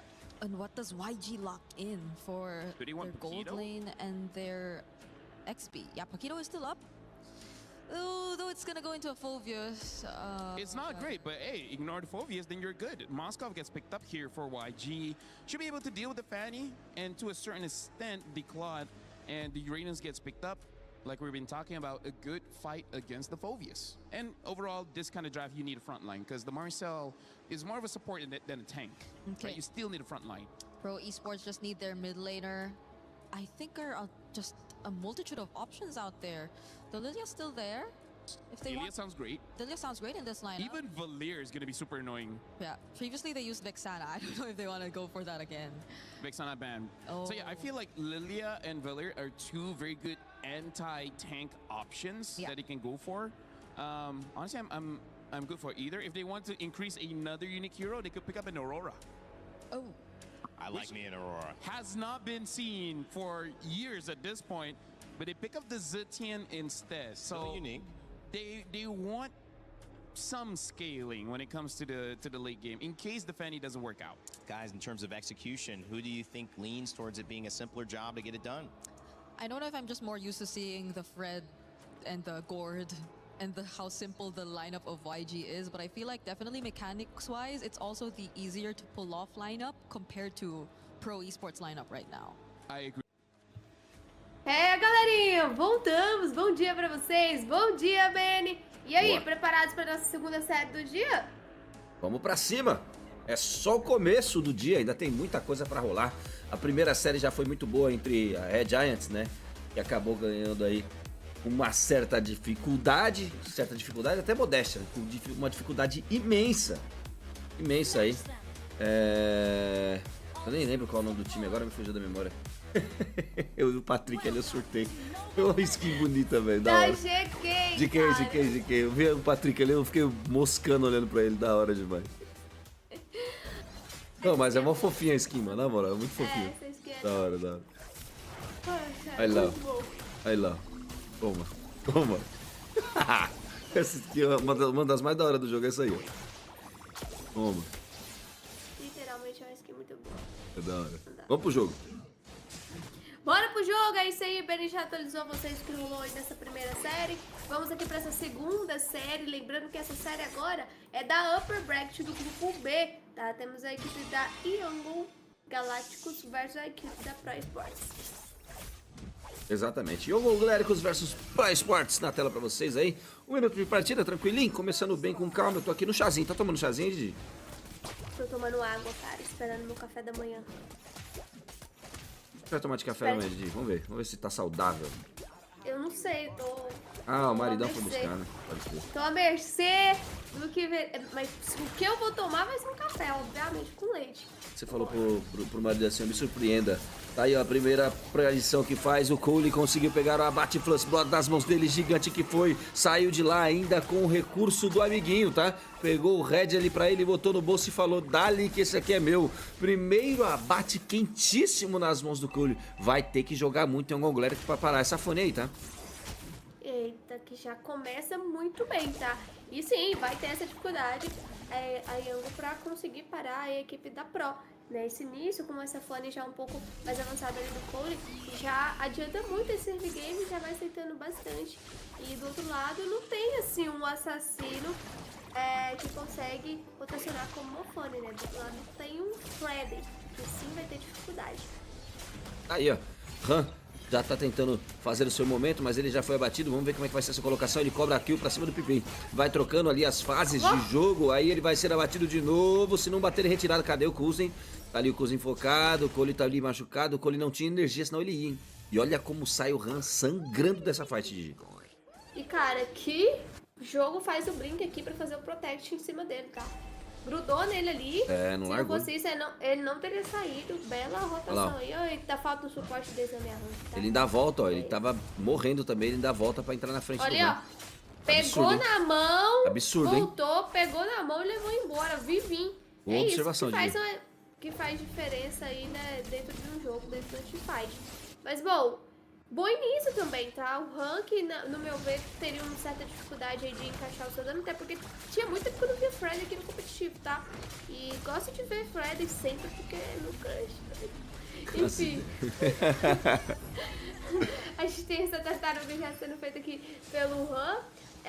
O Case vai ficar responsável por esse dano, né? Junto ali com o Sanji. Vamos ver como que eles vão distribuir aí essa chegada. Estourando por aqui. Olha a troca, vai pegando por ali o Cole, pegou o abate pra cima do Case. Se brincar, pode ser segunda eliminação, vai nas mãos dele, aí ele conseguiu finalizar. Ainda Han tá sendo penalizado por ali, vai sendo jogado embaixo da torre. De lá ele não sai, Cole pega o abate e pode fechar a tampa. 4 abate a 1. É muita pressão da Pro Esportes contra Young Angléricos. Na trocação por aqui, o Ingda tentou a passagem pra cima do Soren Félix, acabou sem efetividade, aí vai batendo, né? Sandy não tem o que fazer, tá longe da fight, não chegou nem pra tirar foto, e aí vai ter que bater diretamente aí nessa torre pra tentar cobrar um pouco. O detalhe é que o Kuzen veio pegar um abate aqui embaixo, Didi. Olha onde tava o Kuzen.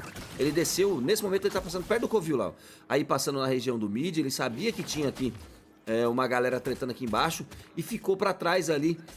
O Sanji não conseguiu nem efetivar a sua lança da destruição. E onde o Kuzen veio parar? Ele simplesmente fez a boa e ainda pegou uma kill ainda. Cara, que luta faz aqui o Cole nesse momento, tá? O time acabou tendo aquele invade ali da Yangon, mas que não foi muito bem finalizado, né? Com certeza muito cobrado aí pela equipe da Pro. E com isso, coloca mais vantagem na mão aí dessa Fanny, tá? Fanny que agora tem aí 3 abates, tá no nível 7, tá conseguindo farmar muito bem, tá se posicionando. A gente viu um Gord sendo totalmente divisor de águas dentro de uma composição, mas nesse caso aqui, tendo uma Mofone no contra, uma Mofone que está muito forte, fica muito vulnerável, porque ele não tem muito escape, né? Ele vai sim, com certeza, ser um alvo fácil para essa Fanny. Fanny essa que vira 3-0-1. 100% de participação em kills até o momento. São 4 kills aí para a equipe da Pro Sports. Ele tá 3-0-1, tá bem demais. Levando em consideração que eles também têm uma boa taxa de late game, tá? Tem Glue que vai apanhar bastante, o próprio Kuzen que tá aí com 1-0-0. Virou bem, começou pegando esse abate logo cedo, que vai trazer um pouco mais de pressão para ele durante o jogo. É justo pensar que esse Cloud vai crescer um pouco mais rápido que esse Moscov, o que era para ser o contrário. Mas enfim, tá aí ó, numa métrica de 4-1. Poucos de centavos, né, de gold à frente aí para Young Angléricos, o que é não tão convencional assim, já que tá com 4 abates para esportes. Mas vamos ver como é que vai ficar essa tartaruga. Tá sendo focada ali diretamente pelas duas equipes, vai tentando puxar ela pra parte inferior aqui o Han. Vamos ver como é que vai ser a paralisação por aqui pra estourar a luta. Han conseguiu garantir no caçar com tranquilidade, ganhou um místico aplicado por aqui diretamente pelo Case, sem efetividade, vai pra cima do Kuzen por ali que bate retirado, o PP também sai de lá machucado, mas com vida. Na trocação ainda Soren Félix chega atrasado, Cole pega fora de posicionamento lá embaixo e faz a finalização pra cima diretamente do Sanji. A torcida gritou, hein? Ah, pode gritar mesmo, vibrando muito aí a torcida. A equipe da Pro tá bem à frente, né? A diferença de kill aí é bem interessante, só que tem um detalhe que tá pegando e que é tipo, caramba, você tem vários abates na frente, mas como que tá distribuído esse gold? Porque a equipe da Yango tá com gold na frente.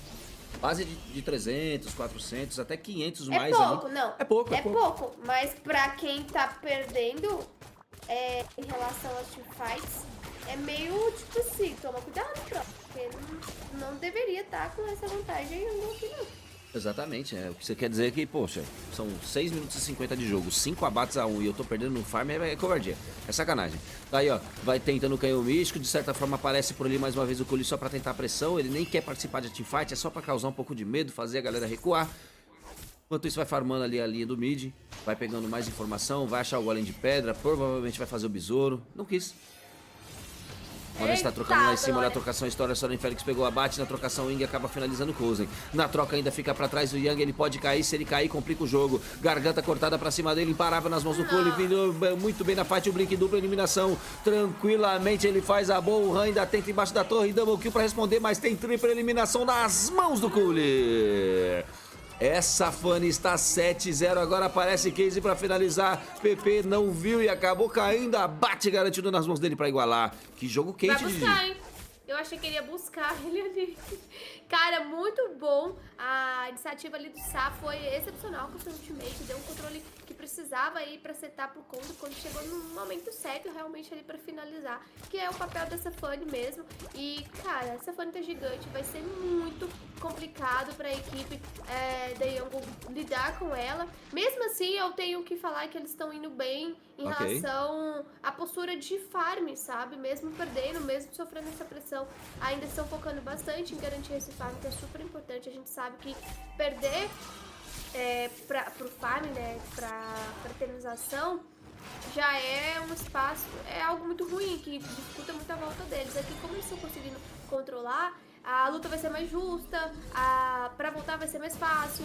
Então, uma teamfight aqui que se a Yango conseguir encaixar, pode trazer total aí eles pro jogo. Cozen vai aproveitando agora para levar essa torre lá na rota superior. Tem chegada do Cole por ali e tem Lorde para ser feito, tá? A gente já vê uma rotação um pouco mais avançada do Yang e do Han por ali para pegar a visão, mas acredito que a equipe da Pro vai já descer também para focar esse objetivo.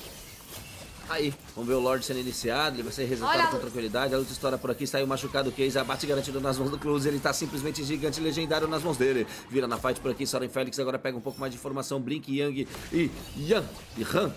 Saem dali porque já sabe que o sistema tá bruto e tá complicado. Parte pra cima por ali o Kuzen, mais uma vez aparece por ali o Cole pra fazer a função. Vai tentando dano massivo, a garganta cortada diretamente pra cima dele, vai sendo penalizado, aí ele tomou dano. É obrigado a recuar dali, se brincar nem vai conseguir finalizar o Lorde. Tá sendo levantado por ali, vamos ver como é que vai ser a paralisação. Ele acaba caindo e pegou o abate com tranquilidade, vai virar no Lorde. Kuzen pegou o objetivo. Salvo pelo Gongo aos 45 segundos do segundo tempo. Cole foi abatido. Neutralizado, entregue nas mãos da equipe da Yango Glérico, mas o Lorde vem a favor da Pro Esportes pra salvar a equipe, Didi.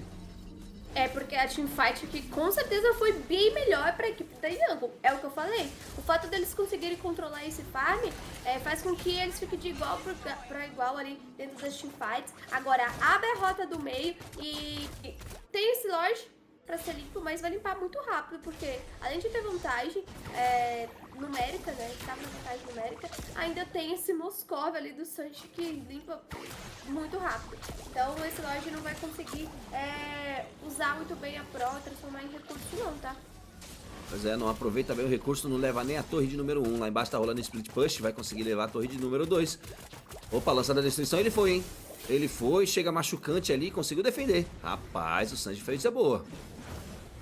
Caramba, fez diferença demais. E o Sanji aqui vai ser aquele respiro, né, que precisa a equipe da Yango, né? Porque com certeza aqui pro late game ele vai fazer muita diferença e pode tentar aí parar um pouco toda essa pressão da equipe da Pro. Tá sendo um jogo agora um jogo de igual para igual, tá? Mesmo que a Pro no início começou, né, na vantagem, a skills ficou exatamente concentrada no Cole, né? Então tem que ver se divide um pouco aí toda essa força, porque aqui o time vai precisar lutar em conjunto. Aí, vamos ver. Tranquilidade, fazendo a boa, O jogo tá bom, 11 minutos e 18 segundos de partida. Aí, ó, já saindo do forno, né? O próximo Lorde em 72 segundos. Tem aí numa fight boa, o Han tentando fazer o seu comeback, né? Ele começou negativo, tá virando 4-3-1, tá até que bom agora. A trocação foi pego por aqui, o PP é obrigado a recuar, ele vai tentando paralisar por ali, olha só, pode rolar uma boa fight. Introdução de dano massivo em cima do Blink, ele consegue pegar o abate e finaliza. Boa finalização por ali, ainda vai tomando dano, é obrigado a recuar e Ing, ele vai sendo abatido, mas Han cobra muito bem PP antes dele cair. Bem jogado pra salvar o amiguinho, hein? Uma kill pra cada lado, não tem vantagem por hora nessa teamfight. Vantagem nenhuma, tá? A gente vê que tem a rotação, tentando forçar de um lado ali pro outro, mas ficou de igual pra igual, cai por parte da equipe da Yango, cai outro por parte da equipe da Pro, e o jogo agora dá uma mornada, né? Sabe que tá bem difícil, tá bem 50-50, é um jogo bem disputado aqui que vai ser definido no detalhe, hein? Minha amiga, um detalhe bruto e cheio de sabedoria. Olha só como vai buscar lá atrás, ó, gastou o recurso ali do flash, se reposicionou o PP. Vai buscar o Blink lá no fundo da teamfight e conseguiu trazer a boa. Mas ele foi batido, né? Então, caiu por caiu. Não valeu muito a pena, mas tá tudo certo. Lorde na tela, Gigi. É melhor que ficar na desvantagem, né? Pelo menos cobrou. Bom, Lorde está por aqui. A gente já vê o Cole já pegando aquela visão. O time da Yoga também tá super atento. O Han já tá por ali. Eles já startam. Tem muita pressão nesse momento na rota superior. A equipe da Pro pode usar isso a seu favor para fazer esse Lorde, só que a luta vai estourar. Olha a troca, PP foi abatido, caiu o místico do nosso querido Case, já deu muito dano por ali, conseguiu abatê-lo rapidamente. Que pressão que sofre ali agora, tá em desvantagem a Pro. Tá em desvantagem, detalhe, nem tem como chegar perto desse Lorde, hein? Porque tem muita pressão em volta desse Covil. Vamos ver como é que vai ser essa passagem, pode tentar por aqui, Soren Félix roubou! E a torcida grita de novo, Soren Félix foi o gigante de novo para salvar a Pro Esportes. Meu Deus, eu olho nem acredito. Como assim o Han perdeu esse caçar? Que vacilo dá aqui a equipe da Young. E dá espaço pra equipe da Pro, tá? Dá espaço pra equipe da Pro que tem agora Minos vindo lá na roda superior. Olha o Cole por ali, o time já responde rápido. O Cole vai pra cima, vai tentar aí trazer essa pressão, mas tem que bater em retirada, tá? Que isso aqui é perigoso, tudo isso aqui. Tá brincando ali, tá trazendo um pouco mais de dano, tá usando ali um pouco mais de dor de cabeça. Ele sabe do limite que tem esse herói, não pode tomar controle. Se tomar é muito papel, ele explode na mesma hora. Mas ele sabe bem o que faz. Foi lá, fez a transição, já subiu na base, tá descendo pra teamfight de novo. E vai ter pressão, hein? Vai ter pressão, pode ser que queiram invadir essa torre do mid e o bot também. Acho que as duas torres caem. Na trocação por aqui sai o PP machucado. Mais uma vez vem paralisação, ele vai batendo diretamente na torre. Torre cai, vem com tudo pra cima por ali. O Ing é o alvo. Não sei por que eles focam Uranus, cara. Eu não consigo entender. Cara, tá na frente, tá pegando o primeiro, tá na frente, não tá conseguindo fazer, ter esse foco em cima de quem realmente importa. Tente tirar o Sanji do jogo, cara. O Cole tá super forte, ele tem essa mobilidade pra chegar nele. Tem que ir pra cima. Tem que ir pra cima. Ou tira o Sanji ou tira o Case. Porque é o dano que tem aí a equipe da Yango. E, cara, eu não sei se é mérito, com certeza, da Yango, porque a forma que eles estão conseguindo aqui controlar esse Gold tá uma coisa de louco, tá? Sinceramente falando.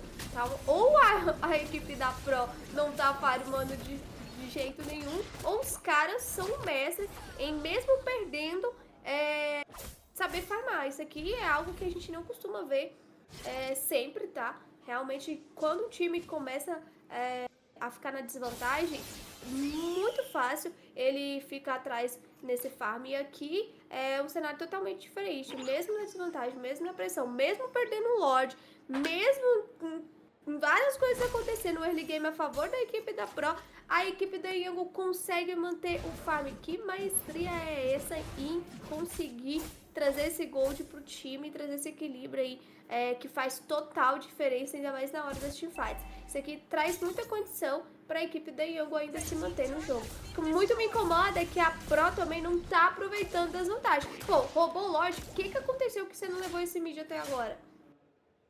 Exatamente, o PP havia caído, né, na hora da fight. Ele acabou pisando fora ali da faixa, acabou caindo. E querendo ou não, ele que é o cara que vai abrir essa frente, né? Ele vai fazer essa frente para a equipe da Pro Esportes caminhar. Então, com a queda dele cedo, a sorte da Pro Esportes é que roubaram o Lorde, tá? Roubaram o Lorde, o Soren Félix fez a boa ali, acabou roubando o Lorde. Senão, o cenário estaria muito pior para eles. É, cara, se não fosse esse Lorde roubado aí, poderia, né, ter já abrido ali, abrido é complicado, né? Eu podia ter aberto ali um Super Minos, ter pressionado mais a rota superior, mas são dois times aqui que estão tendo dificuldade de levar as torres, tá? Zé, tá aí. Lorde sendo resetado, é o momento de brigar por ele. Quem tá na vantagem por ali por enquanto é a Soren Félix, puxa ele na parte superior. P já tá por aqui, pegando um pouco mais de informação. Han já tá ali, ó. Olha o tamanho da barra de vida do Han. Vai tentando burstar por ele de qualquer forma, ele vai sendo levantado, no cap aplicado, o Cole pega o recurso com tranquilidade. Lança da destruição, acerta no peito do Sapro ali, mas ele não recua. Vai ficando sozinho por aqui o PP, faltou follow-up, a equipe chega. Vamos ver como é que vai ser a colocação. Por aqui tem garganta acordada, pode utilizar, ele vai diretamente pra cima do Han. Han é o alvo a ser batido, tomou a lapada. Ira do apreciador, olha só como ele sai dando risada. Rapaz, que é isso, Didi? É um dano absurdo, né? Caramba, demais, porque nesse ponto aqui, dano já tá estourando. E a equipe da Yango tem bastante dano na mão ali do Case, do Sanji. E com certeza, se o Han conseguir encaixar a ultimate no time certo ali, analisando já seu HP, com certeza ele vai fazer uma diferença muito boa com esse dano que eles conseguem encaixar. Bom, lá em cima, Cole, lá em cima não, aqui embaixo, o Cole já veio avançando nessas rotas, tentando fazer ali o roubo desse Red também. Tem esse Lorde que caminha na rota superior. Vamos ver agora se a pressão no mid acontece, né? Porque tá difícil. Vamos lá. Lorde vindo pela parte superior ali. Tranquilidade, 17 minutos e 57 segundos de partida. Cai o Lorde, eles não conseguem nem entrar na T3, tá com muita dificuldade a própria poder entrar nessa base, né? Tá com muita dificuldade, eles não conseguem fazer esse passe pra quebrar uma torre de T3 e aí começa a ficar um jogo já mais complicado, tá? 2.0 de gold à frente, mas nem é essa a complicação é que eles não conseguem entrar na base, Gi. Isso vai ser um problemão mais pra frente, isso tá com cara de virada, tá? Com muita cara, tem que tomar cuidado, porque é aquilo que eu te falei, não tem diferença no farm, eles estão lutando de igual para igual, não tem super mins em nenhuma das rotas, não tem essa pressão. Aqui vai ser quem acertar a melhor luta, tem que conseguir encaixar o melhor dano. Agora parece pegar um pouco mais de visão ali, Cole tentou, errou o gancho, hein? Errou ali o cabo. Agora sim se recompôs, bem jogado. Que dificuldade para entrar numa base, velho, que dificuldade. Tá tendo dificuldade, mas é porque tem que juntar o time, cara. Não tá juntando o time. E o Coulson pra mim tá muito fraco. Rapaz. Não sei o que. Não tá conseguindo encaixar esse dano aí não, desse Coulson não, tá? Essa hora ele já tá full build, né? Não tem nem como falar que ele não tá buildado. Ele já tá full build. Era pra ele tá já numa métrica muito maior de jogo aí, já agressivando total. Bom, é isso. Vamos aproveitando agora para farmar a equipe da Yango. E uma coisa assim que eu comecei a reparar, que é que faz a equipe da Yango conseguir ainda equilibrar esse farm, é que a Pro consegue abater, traz uma pressão, mas deixa eles farmarem. Deixa salva pra eles, não rouba, não invade. Então, deixa eles limpar a lane. Tá deixando muito a Yango nesse jogo, tá? Deixando muito esse terceiro. A luta. Agora estoura a luta por aqui. Vem mais uma vez o Todos Somos Glue. E o nosso querido PP foi buscar lá atrás de novo. Vem a aparição, ele vai sendo penalizado. Se brincar, ele pode cair por aqui na queimação. Tá soprando por ali a catapa da último hit, ele quase cai. Vai virando na fight Sá por aqui, sem efetividade. A teamfight é dura, hein? Teamfight de gigante, mas ninguém cai. 11 abates a 10 no placar para a equipe da Pro Sports. É um jogo pegado demais, Gi. Pegado, o povo tá tendo dificuldade aqui, né, de finalizar esse jogo. Vamos pro próximo Lorde, 20 minutos de partida. Vamos ver se eles conseguem agora transformar esse Lorde em algum super minis aí, em alguma rota, derrubar. O Sanji tá muito forte, como você falou, 20 minutos de partida já tá todo mundo pro build, vai pra cima. O Lorde por ali, vamos ver. Colocação mais uma vez, PP tentou por ali, o Todos Somos Glue, ele vai sendo penalizado, se cair ali vai ficar boa a situação, ele volta na fight, bem jogado, agora sim acerta o Case, Cole pega o abate pra cima dele com tranquilidade, vai na trocação por aqui, Soren Félix ainda sobra pra cima de Sanji na caçada sangrenta, abate garantido das mãos do PP, virou uma fight boa, agora Sanji vai tentando não fazer a boa, ele acaba perdendo a Imortal, se brincar vai perder a Imortal, hein? Não, ele consegue defender com tranquilidade, mas tem parada pra cima do King. O Wing tá tentando bater em retirada, consegue efetividade, o Lorde sobra nas mãos da equipe da Pro Sports. Pode ser que finalize agora, Didi. Pode ser, agora é o momento. Depois de uma teamfight, eles conseguem tirar 3 do jogo, agora é a hora. Tem um Lorde aqui pra ser feito. A gente vê que o Cole gastou muito da sua vida, teve que recuar, mas segura muito bem ali na rota do meio. A equipe da Pro desistiram do Lorde. Tava esperando o Cole. Parece que vai colocar essa pressão na rota do meio pra acertar. Cara, tem que ser muito rápido. Tem que agir um pouco mais rápido. Tá demorando pra ter essas tomadas de decisões. Tá demorando pra ir pra cima. Tá demorando pra tirar as vantagens da equipe. Daí, e tá deixando os caras ter espaço. Tem que saber finalizar esse jogo o quanto antes. Cara, eles não fizeram logo. Ah, não fizeram. É porque eu tava na telinha aqui embaixo, o Lorde ainda tava ali. Eu falei, aí é brincadeira, esse cara fez Lorde. Até agora eles não fazem mais, não. Esquece. Mas bom, esse Lorde é poderoso, tá? Esse Lorde é poderoso, tem bastante vida e precisa finalizar o jogo agora. Já é hora, né? Até porque o Sanji tá... Eu esperava mais o Sanji aqui, tá? Inclusive. Já era pra esse Moscova aí tá apagando o time da Pro. Levando em consideração que tem o Cozy ali que também não tá performando, acho que não é o dia dos ADCs agora não. Ainda não é hora dos ADCs. Lorde vem chegando na base, agora sim tem uma pressão muito boa para destruir essas torres, garante por ali uma pressão na parte superior, super menos aberto na rota com tranquilidade. Eles esperam o wave do mid chegar, provavelmente vão querer abrir esse objetivo também, o que seria maravilhoso para a equipe continuar performando. Na virada por aqui tem ele vai tentando para cima ali, a ira do apreciador pega sozinho, acaba não pegando ninguém pelo meio do caminho, abate garantido nas mãos do Cole, ganha vantagem, a torcida mais uma vez vibra, a torcida pro Cole, a torcida para a equipe da Pro Sports. Na troca por aqui, vem tentando pegar o abate por ali. O Ran, ele é obrigado a recuar, vem pressão, eles não conseguem finalizar, mas pelo menos 3 rotas expostas agora conseguiram. Agora, finalmente, né? Abre todas as rotas, Cristal tá exposto. E aqui é só focar Cristal, né? Ganhar com certeza a luta. Tem uma Queen muito boa, a equipe da Young lá, então tem que tomar cuidado pra não dar aquele over também. Porque agora ela tá na vantagem com esses super mins em todas as rotas. Exatamente, além da vantagem, tem muita pressão agora dentro desse Cristal. Vamos ver se consegue a finalização por ali. O Místico foi gasto sem sucesso, acabou gastando cedo demais esse recurso de ultimate. 21 segundos pro Blink retornar pro jogo, hein? Vai ter que ser agressiva a equipe da Pro Sports se quiser finalizar. E não vai, vai recuar. Eles não querem, né? Eles não tá querendo, não. Eles vão recuar e olha o que eles fazem. Isso aqui é o que tá, tipo, me matando. Eles passaram na selva da Young, tem pressão de rota, não pegaram o Red, deixou o Red pro time da Young e foram pra selva.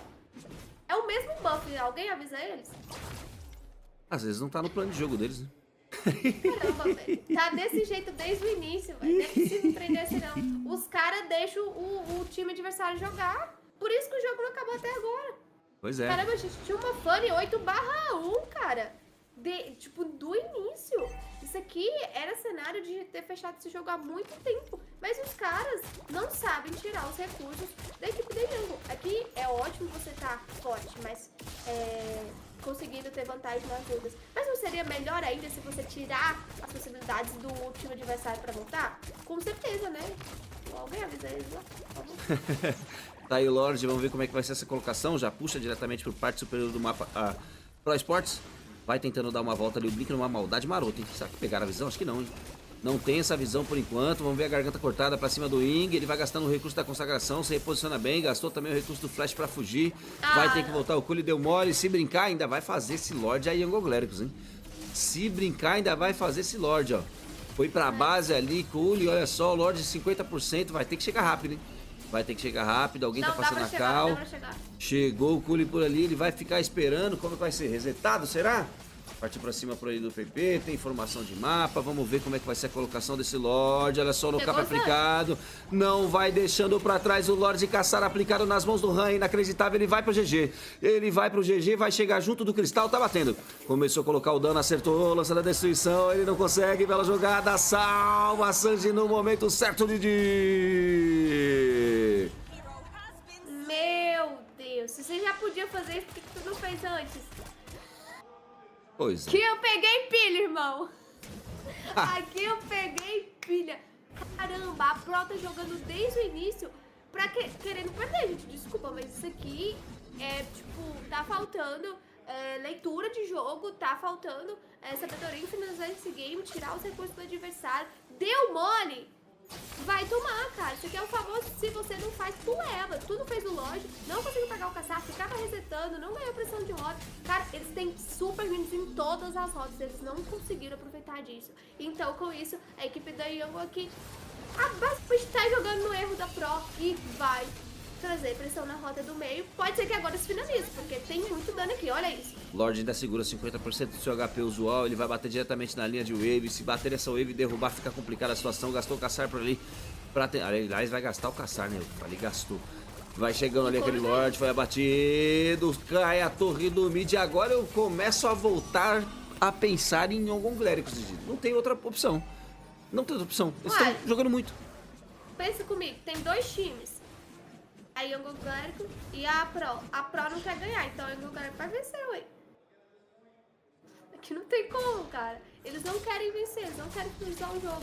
E a Young tá afim. Eles querem ganhar isso aqui, eles querem ir pra cima. Eles conseguiram abrir super minions na rota do meio. Todo mundo aqui tá no pai de poder, não precisa nem falar mais de ouro, né? Porque a gente sabe que todo mundo aqui tá lutando de igual pra igual. Já tem Imortal, já foi, já voltou. Tá todo mundo no seu nível máximo. Pressão de rotas a favor aí da Pro em todas as lanes. Eles não estão conseguindo setar as rotas nem com essa pressão. Então agora aqui é o momento do Young. Isso aqui é loucura, isso aqui é loucura. Pra mim aqui é loucura. Não é possível. Pra mim não entra na minha cabeça isso aqui. Isso aqui é doideira. Não é possível. Eu com pressão de rota em três rotas, né? Eu não consegui fechar o Lorde, mano. Não faz sentido. Eu estou indignada, tá? Eu estou indignada porque... Como assim, cara? Eu tô igual tu. Como assim? Você começa o jogo ganhando, você tem boas lutas, você ganha vantagem nas lutas, você tem um buffano que tá super forte, você tem uma composição boa, você tem super minions em todas as rotas e você não consegue finalizar o jogo? Isso é loucura. Como assim? Aqui pra mim é loucura. Aqui passou da sanidade mental. Não é possível. Não é possível. Eu já tô coringando já. A Pro jogando muito, com 6k de farm à frente ela tava, cara. Agora tá 1.7 pra Young Clerics, que tá defendendo sem base. Ela tá defendendo sem base, tá defendendo com cristal e fé, sabe? Não é possível. Acerta a lança da destruição, não passou no vazio aqui, hein?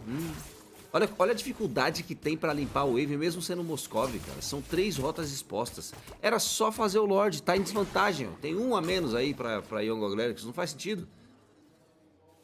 Que loucura, cara. Meu Deus, é que eu coringuei muito já nessa partida. Porque se fosse eu, no Ricardo, vai ter falado, gente, como assim? Se a gente não consegue finalizar esse jogo, é impossível. Mas bom, coletar aqui embaixo, tem stories pra fazer, tem mais de 50 mil de HP. É um Lorde parrudo. Vai tomando muito pipi por aqui. Recebe da ultimate do quê? Que isso, irmão? Ai. Eu não sei nem o que dizer. Eu não sei. É melhor a gente nem comentar, porque. O que dizer? Quantos minutos você tá de partida, Didi? Rapidão. Não, pilhada, 30 minutos de partida. 29 e 30? 29 e 19? 20? Não, eu tô atrasada, 21? eu tô atrasada. Eu percebi. Olha a trocação por ali, o PP vai caindo com tranquilidade, abate garantido nas mãos deles, vem com tranquilidade pra tirar imortal aí, meu amigo. Aqui eu fecho. Aqui eu fecho porque é o seguinte, meu amigo. O jogo virou, o jogo é outro. Partiu pra cima, vamos ver como é que vai ser a colocação do Ram por ali. Ele tentou diretamente pra cima do Soren Felix, que tá com o Imortal. Quem cai por aqui é o Kuzen. Abate garantido nas mãos dele, mas ele tinha Imortal. Ele vai caindo pra levantar. Young pega o abate pra cima dele, tranquilidade. Eles não querem nem saber de Lorde. Sem wave, sem nada, sem base. Eles vão partindo pra cima e pegando abate por abate. Vai tentando pra cima do Sá por ali, abate garantido. Imortal caiu também, só tem ele vivo. Aí, meu amigo, você sai. É Ace nas mãos da equipe da Young Clérigos. Pode bater nesse cristal que é de vocês, meninos. 1-0 merecidamente Young Clérigos, gigante, Didi.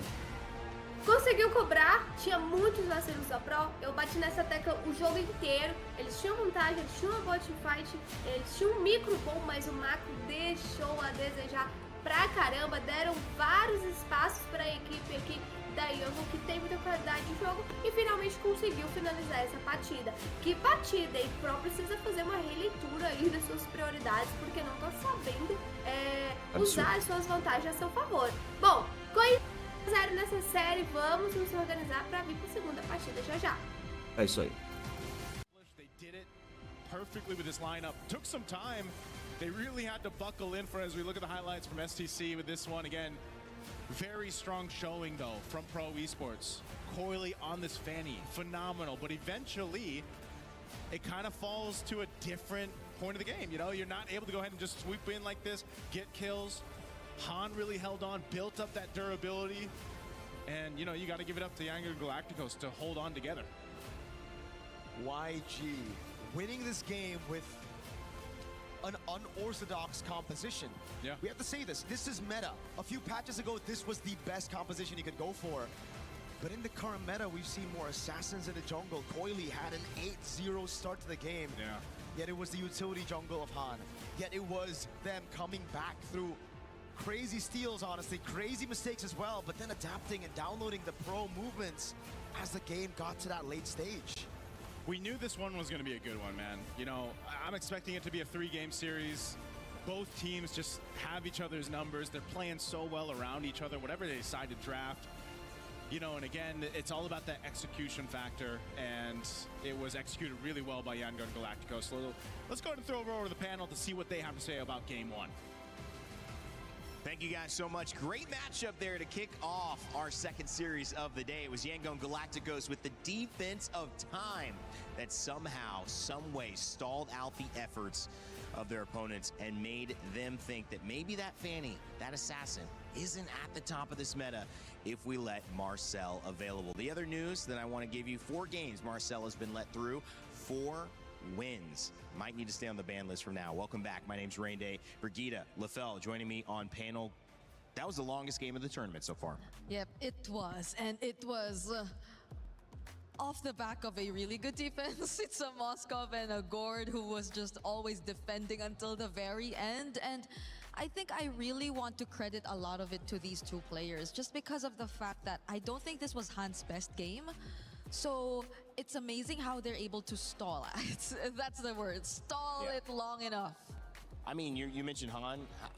I want to get your just initial thoughts, and I'll start asking about that matchup. No, I mean, like, here's the thing. You came in, I would say, at the right meta where there's a lot of assassins where the game is pretty dynamic. But imagine this is basically our life for the past 2 years where tank jungles are a thing. This is it. Almost every game goes above 20 minutes. Because something about tank junglers, they can just hold on for dear life until eventually you make one good play and then you win that way.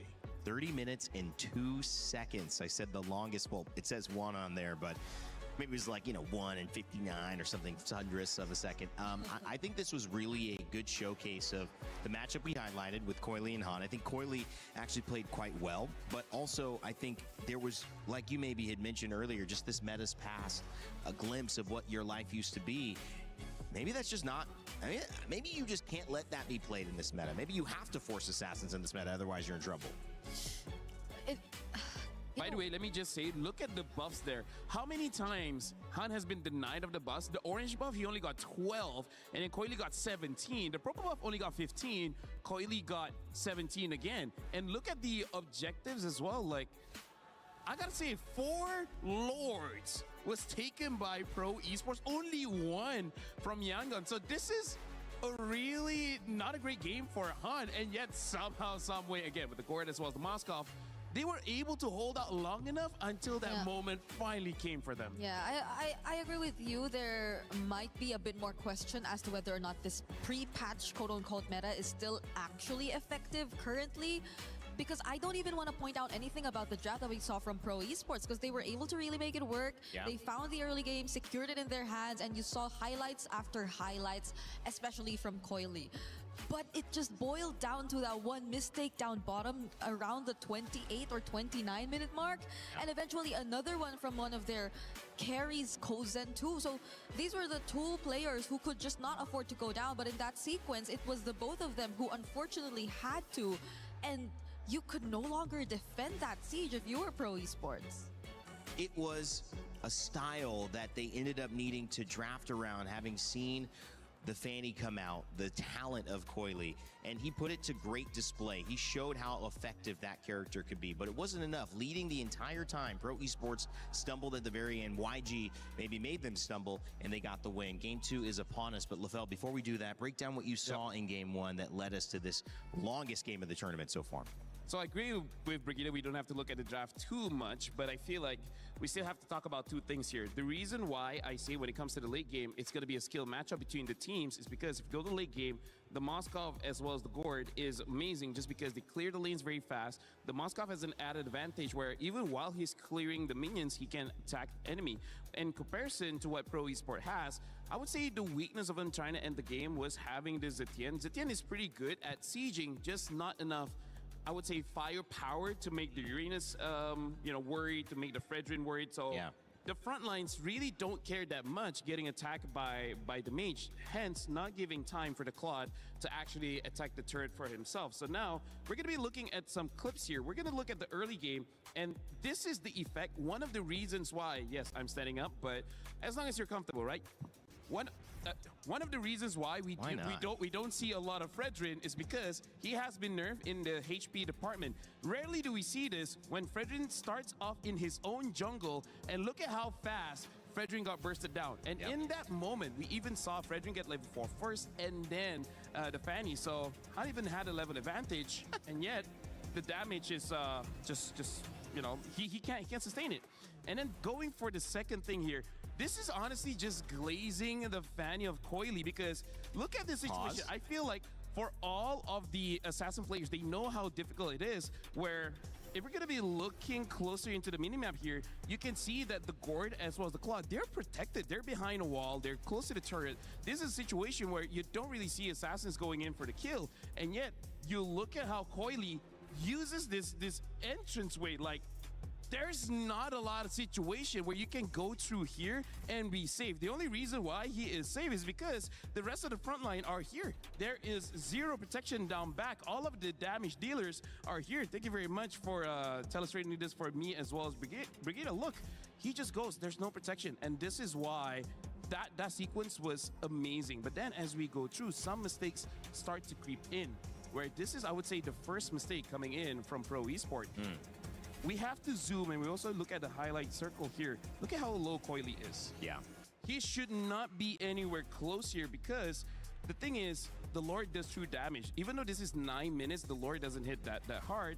You still got to respect it. During this time, the golden hour was used trying to stall, but this is where we got to say, unfortunately, Han, not just Han, the entire team does not utilize the golden hour very well because they use most of their abilities during the golden hour, and by the time expires, it kind of doesn't get used anymore. So this is the first mistake coming in from Pro Esport. They do things differently here.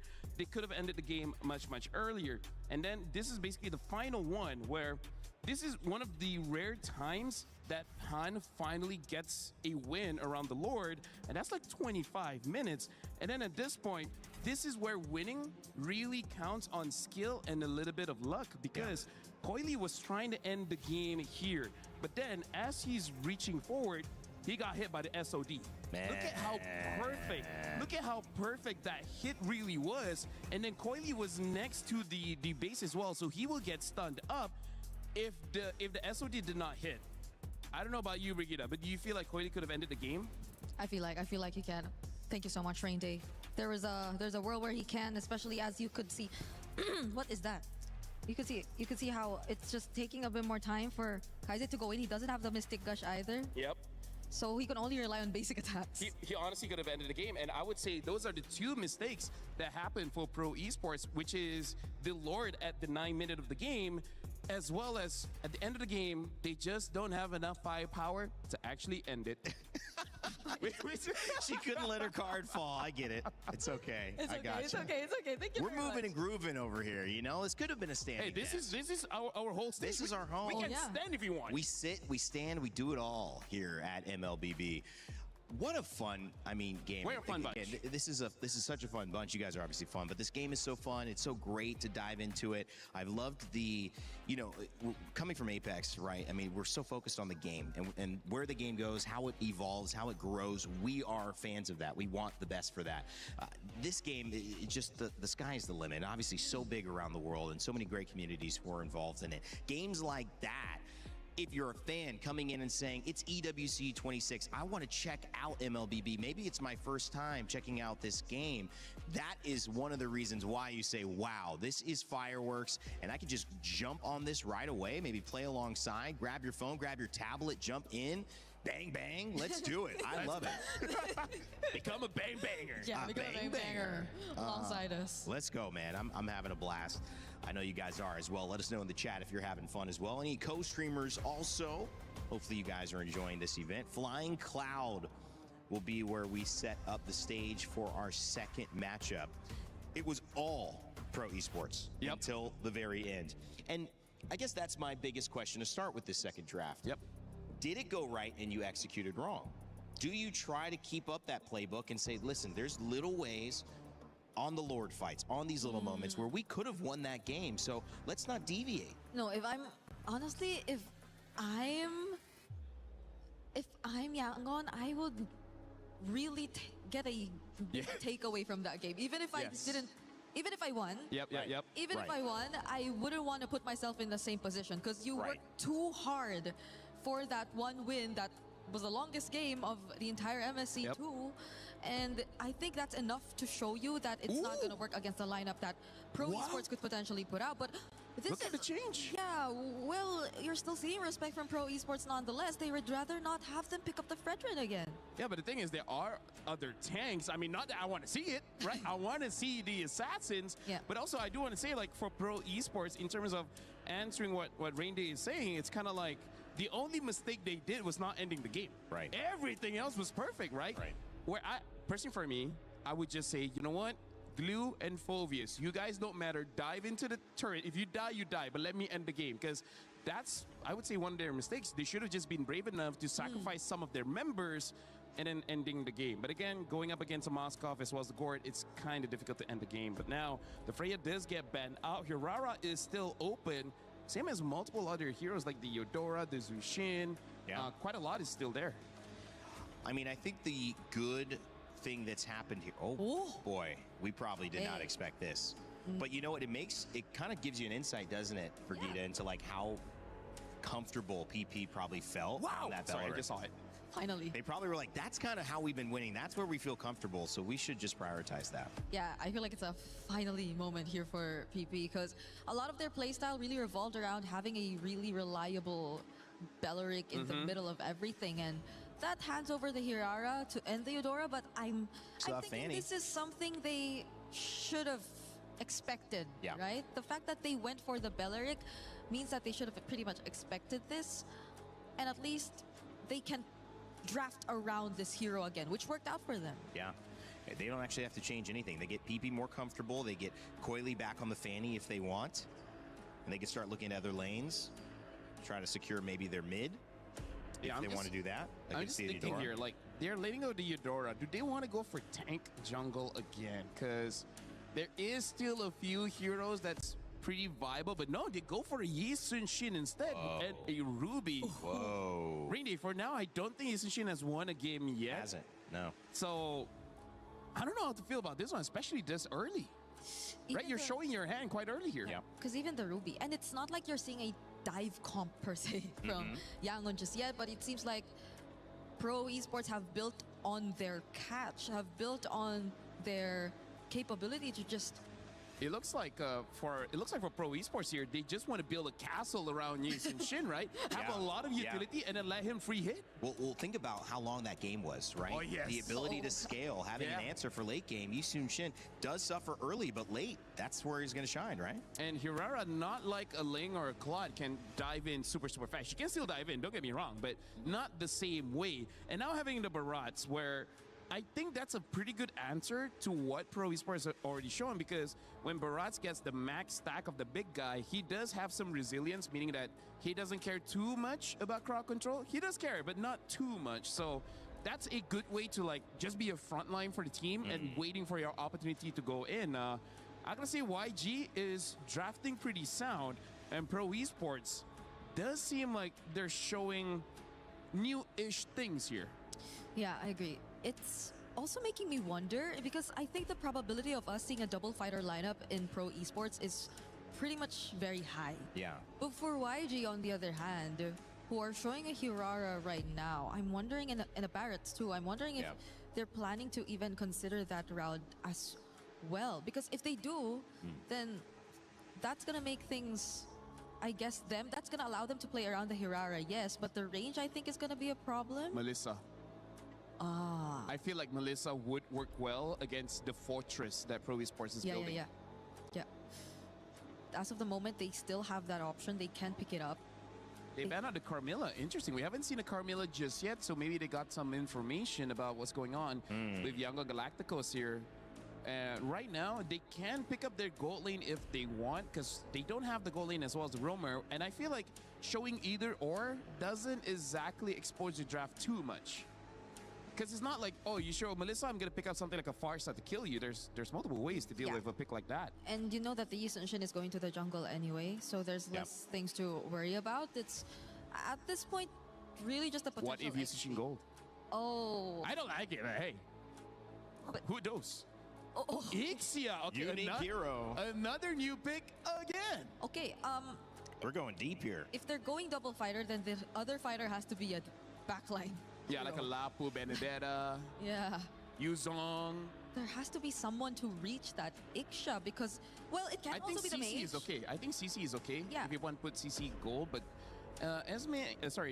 Ruby EXP against Barats may not be a good matchup there. Or if they don't want to do that, then maybe the mid lane too can compensate for the range, for the reach. Eve probably is the safest. Yeah. We don't see much Farsas currently, so... We see one loss, but we seen one. So let's see. Oh! All right, they pick up the Vexana as well as the Uranus. I feel like Vexana... I like this. Vexana has one win. But do you remember how I was mentioning that she is pretty tough against Eudora? In my limited experience. I mean, you're not wrong. But I'm just saying it's like a matchup that does okay, which it means you're not going to get behind and you might be able to pressure her out so she doesn't get ahead. Another element to the fortress. Just add a Lord as well, right? This is a clear fortress for Yi Sun-shin. This is a, I don't know, walking battalion? Walking? Not all of them walk even. It's a strong vanguard for sure. Last pick coming in from YG. It's all for Coily now. Synonymous with Myanmar at this point and trying to do another historic run. The Matilda. Wow. So another unique hero. A lot of defense coming in from Pro Esports and Young Galacticos. They have a lot of ways to approach the fight. I gotta tell you, Brigida, I do not know how to approach this draft. Yeah. So I'm gonna look at this like a fan. This seems like a fun game to watch. Yes, it does. I think it's just very specific for Yangon. They can go very specific with their targets, but Pro can go a little more heavy on team fights for this game. Well, I'm the pro analyst. I know exactly what's going to happen. Vexana's going to beat Eudora in mid lane. I can't believe you guys don't know it. My Grandmaster rank games, I already figured that out. Okay, let's send it to two guys who have a better idea of what might take place here. Game 2, trying to tie it up. Nice, Mirko, what's going on? Hey, we appreciate that, Rain Day. You know, I see you climbing the ranks there, but let's go ahead and jump into this one. It's me and Mirko to bring you the action right now. Galerinha, voltamos pra ver como que vai ser a definição dessa série aqui de MD3. Bom, foi apenas o primeiro jogo difícil, jogo longo, onde a equipe aí da Yangon conseguiu ganhar a melhor e com isso a gente começa a segunda partida dessa série, já que no início já tem bastante dano em cima ali do pipipipipi. Ah, Didi, a parada ficou maluca. Jogo de doido foi o passado. Mas aqui é pra escrever uma nova história. Vamos ver se a Yangon Galacticos vai conseguir fechar. Merece, né? Fechar em 2-0, né, Didi? Ah, com certeza. A Pro tá tendo alguns desafios bem grandes, né? Então, a Yangon tá mostrando bastante experiência em relação a isso, tá sabendo cobrar. Então, tem esse espaço sim pra esse 2-0. Trouxe uma composição mais agressiva, tem essa Matilda que vai dar bastante velocidade de movimento, traz esse Barats também. Tem o Han trazendo mais uma vez essa opção de trazer a cara. Aqui foi quase. Eita, aqui não foi quase, não. Primeira bate nas mãos da Yangon Galacticos, Didi. Pode seguir aí. Bom, é isso. Eu acho que traz muita condição tendo esse assassino aí na mão do Han. O Han consegue se posicionar muito bem. O Cole traz esse justinho pra selva. Vamos ver como vai ser a performance. Tem uns 3 tanques ali pra fazer a frontline. Cabe mais. Cabe mais um, né? E o Han vai ter um papel difícil de focar apenas essa Vexana e tirar o Cole também do jogo. Na minha impressão, falta dano aí, tá? Pela equipe da Pro. Mas também o que falta de dano tem de defesa, né? Só que tipo, vai só receber? Não vai bater não? Meu amigo, complicado o jogo. O Young Galéricos virou uma partida praticamente impossível. Bem-vindo Daytona por ali, garantiu muito bem a informação. Ying tenta pegar por ali aquele momento bom, garante por aqui a presença, a trocação tá sendo pra Tartaruga. Vamos ver quem vai ficar com esse objetivo. Primeiro objetivo gigante do jogo, né, por assim dizer, o maior objetivo aí aos 2 minutos. E na trocação, por enquanto, parece que leva melhor o Han. Garantiu a vantagem por ali na trocação, ainda PP pode ser abatido. Águia Predadora do Blink parte pra cima, levou o Han pra monte ali no meio de todo mundo e conseguiu fazer a boa. Finalização bem feita, 2 abates a 0 e parece que a Young começa a querer passear pelo jogo, tá? Já começa bem melhor, tá na vantagem, consegue ir pra cima, o Case já aproveita, tira um pouco do gold aqui dessa torre do meio, tá querendo também atrapalhar essa rotação do Cole por aqui, o Blink já vem chegando, pega essa visão, pega essa informação, na rota do meio já tem um avanço um pouco do Han já pra descer ali pelo rio, talvez pode ter ganho sim aqui, em volta desse mid lane, o Blink pega bastante visão, vão tentando tirar os recursos da equipe da Pro aqui ainda, hein? Ali, ó, vamos ver como é que vai ser a entrada. Parte pra cima o Han, garantiu pra ali o objetivo. Levou agora a gente pedra pra casa, hein? Deu mole ali o Cole, perdeu mais um objetivo. Tá atrasado, hein? Cole tá atrasado aí, nível 6 já pro Han, nível 5 ainda pro Cole. Parece que a Young Galéricos quer matar o jogo, né? Quer vir pra cima. Manda. E olha o que eu falei na partida anterior, a diferença. A equipe da Young só tem 2 abates, mas já tá na frente do Gold. A vantagem é expressiva. Tá lá, abre a barragem completa por aqui. Tentou pegar a aproximação. Isso. Sanji não tem efetividade, abate garantido por cima do Cold, vai levar mais uma movimentação por ali, o Blink consegue passar pela parede por sorte. Então foi pego ali pelo guarda eterno, hein? Por sorte ele consegue sair de lá, a terceira kill nas mãos da Young Galéricos, que somente agora faz o trabalho de farmar, levar a selva do inimigo, já tá quase 2k à frente aí, a equipe da Young Galéricos. Olha a diferença no farm, Didi, é absurdo, né? É a diferença de focar o que realmente importa, né? Porque mesmo que a gente viu a equipe da Pro tendo um início muito bom, muito mais avassalador que esse início aqui da Young, eles não estavam conseguindo crescer no farm. Portanto, que a Young conseguia acompanhar eles mesmo perdendo. Então, aqui eles não só garantem vantagem, mas também tira recursos da equipe da Pro, fazendo com que eles não consigam ter esse farmar, né? Conseguir equilibrar. Então agora a equipe da Young começa esse jogo de uma forma mais diferente, tá conseguindo aproveitar disso, tá indo para cima, tá fazendo os objetivos e tirando também aí recursos, tudo que pode da equipe da Pro. A Pro vai ter dificuldade aqui. Se já teve dificuldade de lutar ganhando, imagina perdendo. Pois é, tá aí, ó. 4 minutos e 50 de partida. Vem com tranquilidade aí a equipe da Young Galéricos para fazer a boa. Levantado por aqui o no-cap aplicado diretamente para cima do Cole. Consegue responder à altura. Sá pegou o abate para cima do In. Vai ficando com a Tartaruga. Saiu na vantagem a Pro nessa troca. 4 abates a 1. Deu uma cobrada ali agora, né? Deu uma cobrada, mas não sei se é efetiva, tá? Tem muito gold aí na frente para 5 minutos de partida. 1.7 para 1.9 aí mais ou menos de métrica. Tira ali agora o Perfurador Celestial Han. Já é uma métrica bem saudável para ele, porque ele tá virando 2-0-2. Se continuar trazendo esses abates, vai ficar muito bem para ele. Posen tá por aí em maus lençóis agora, a Blink parte para cima, tem a Águia Predadora, vai diretamente para cima dele, gastou o recurso ali para se reposicionar, acabou ficando bom pro Sanji, pegou mais um abate, ele tá virando 2-0-0, 3-0-0 na verdade, tá virando o Sanji ali para aquela métrica de jogo. Já tá com uma altura positiva aí para tentar contracenar o dano, tá jogando mal ali. O Coulson não tem o que fazer, ele tá recebendo gank demais e não tá conseguindo responder a equipe da Pro Sports. Isso, e a gente ficou pensando assim, nossa, mas tem muita defesa a equipe da Pro, tem mesmo. Mas como que vai lidar com a defesa, sendo que tá crescendo uma Ixa, cara? A Ixa já tá 3/0, a Ixa vai ultar aqui e vai derreter esses tanques. Então, vai dando munição pra equipe da Young conseguir aí lidar com esses tanques. A equipe da Pro precisa responder, precisa focar no farm e precisa neutralizar tanto o Sanji quanto o Sam.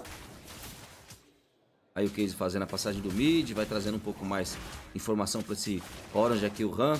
Consegue pegar o recurso com tranquilidade, sem dificuldade. Lá embaixo o Cole vai fazendo também sua selva.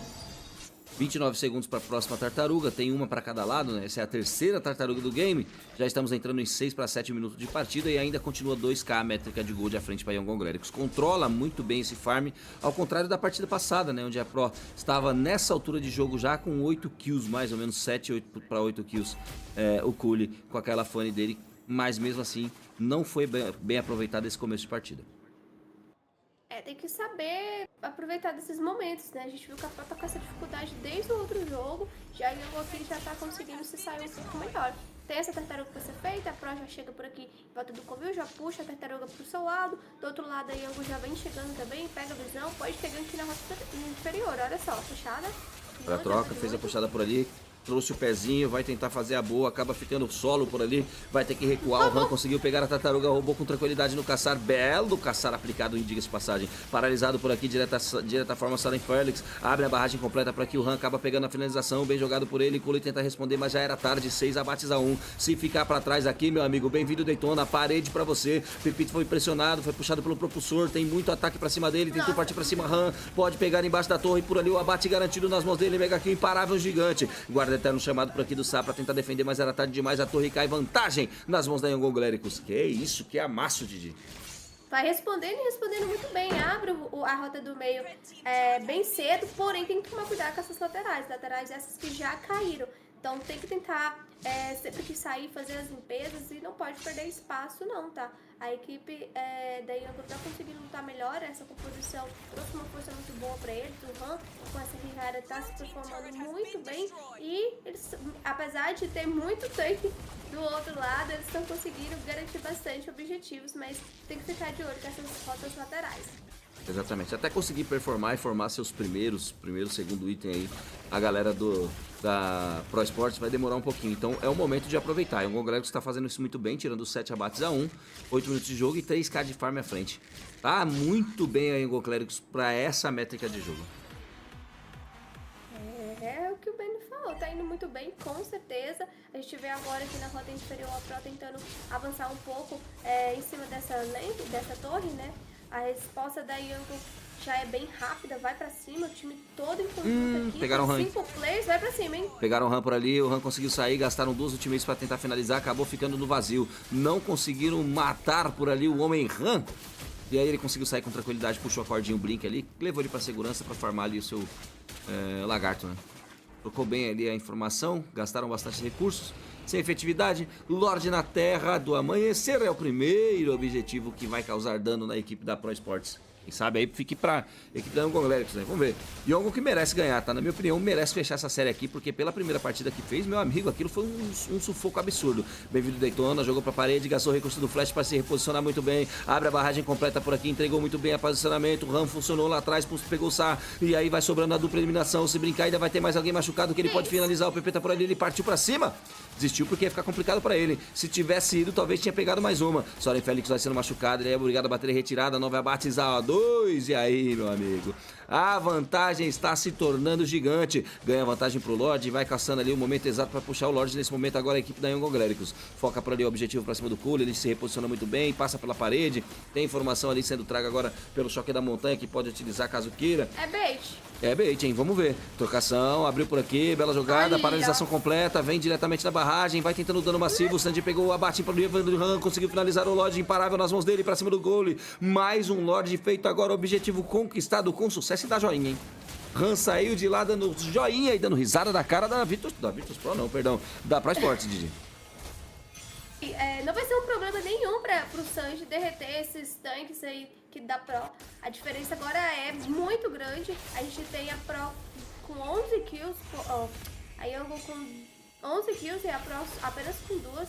Eles tentaram ali ir pra esse Lorde, mas a gente viu o quanto a Young tava cozinhando pra fazer, tava esperando ali o momento certo e conseguiu encaixar muito bem. Essa ultimate do Sanji aí vai ser um problemaço.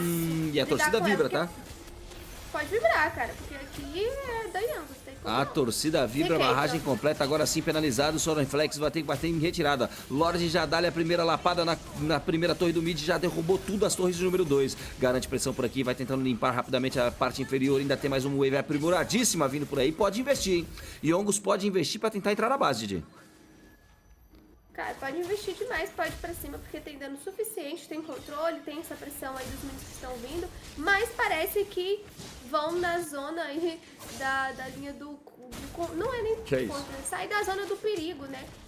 Resolveram recuar, não quiseram forçar tanto, e com isso vai aproveitando pra farmar. É a coringagem, né?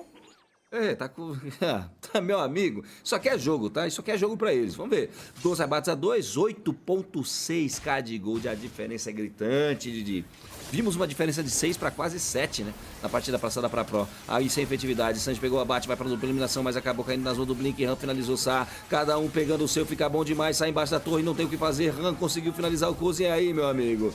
É pressão atrás de pressão. Soren Félix ainda tá sendo o alvo a ser abatido. Partiu pra cima dele o Ram, não tem como correr daí, meu amigo. Você é um Uranus, mas tem aí um ace nas mãos da equipe da Young Gléricos. Amasso pra eles, hein, Didi. Vai focar diretamente o Cristal. Cristal focado aí. Pode dar recal e fazer o que quiser. Vocês foram gigantes. Fecha a série por aqui. 2-0 no placar a equipe da Young Gléricos. Vem bem. Vem bem demais esse jogo, um pouco bem mais tranquilo que o jogo anterior, dominado desde o início, cresceram muito pra cima da equipe da Pro, que agora desce pra Lower, e com isso a gente já tem aí a equipe da Young já passando pra próxima fase, pras quartas aí finais. Jogou muito esse jogo, tá? Que isso, arrebentaram Absurdo. E fizeram aí 100% um jogo tranquilo e limpo. Aqui eu acho que sentiu, tá?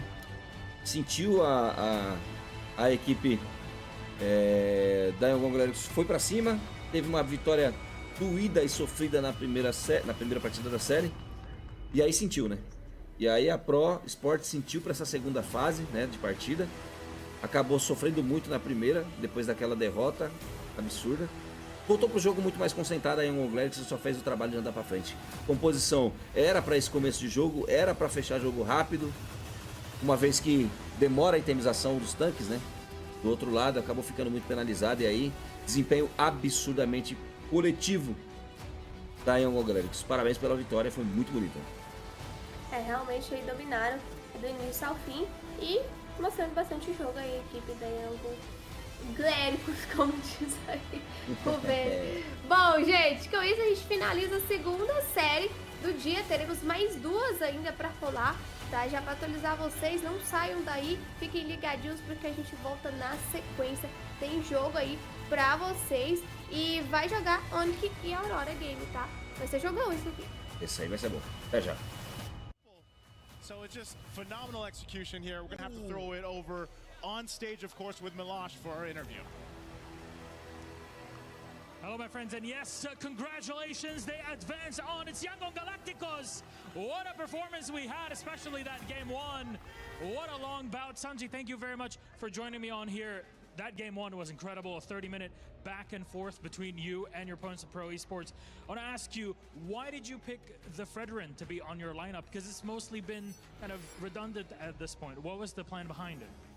Sanji အရင်ဆုံးတော့ဂုဏ်ယူကြောင်းပြောလိုပါမယ်ပထမဦးဆုံးပေါ့နော်ဒီ Pro Esports ပေါ့နော်ကိုယ့်ရဲ့ပြိုင်ဘက်ဟာလာဒီလောက်မိနစ်30ကြာခဲ့တဲ့အချိန်တာအရှိကြာဆုံးပွဲပဲဒီမှာ Fredrin ကိုဘာဖြစ်လို့ရွေးခဲ့တယ်လဲဒီအနောက်ကဒီ view ဟာပါလဲFredrin ဘာလို့ရွေးခဲ့ဆိုတော့ကျွန်တော်တို့ ਨੇ ပို့ပြီးတော့အဆင်ပြေမှထင်လို့ပါကျွန်တော်တို့ player ဟန်လဲသူ Fredrin မှာ confidence အများကြီးရှိရဆိုတော့ကျွန်တော် Fredrin ကို pick ခဲ့ရပါ The reason that I picked Fredrin was this one will be match for us, and one of our teammate Han experienced a lot with this Fredrin.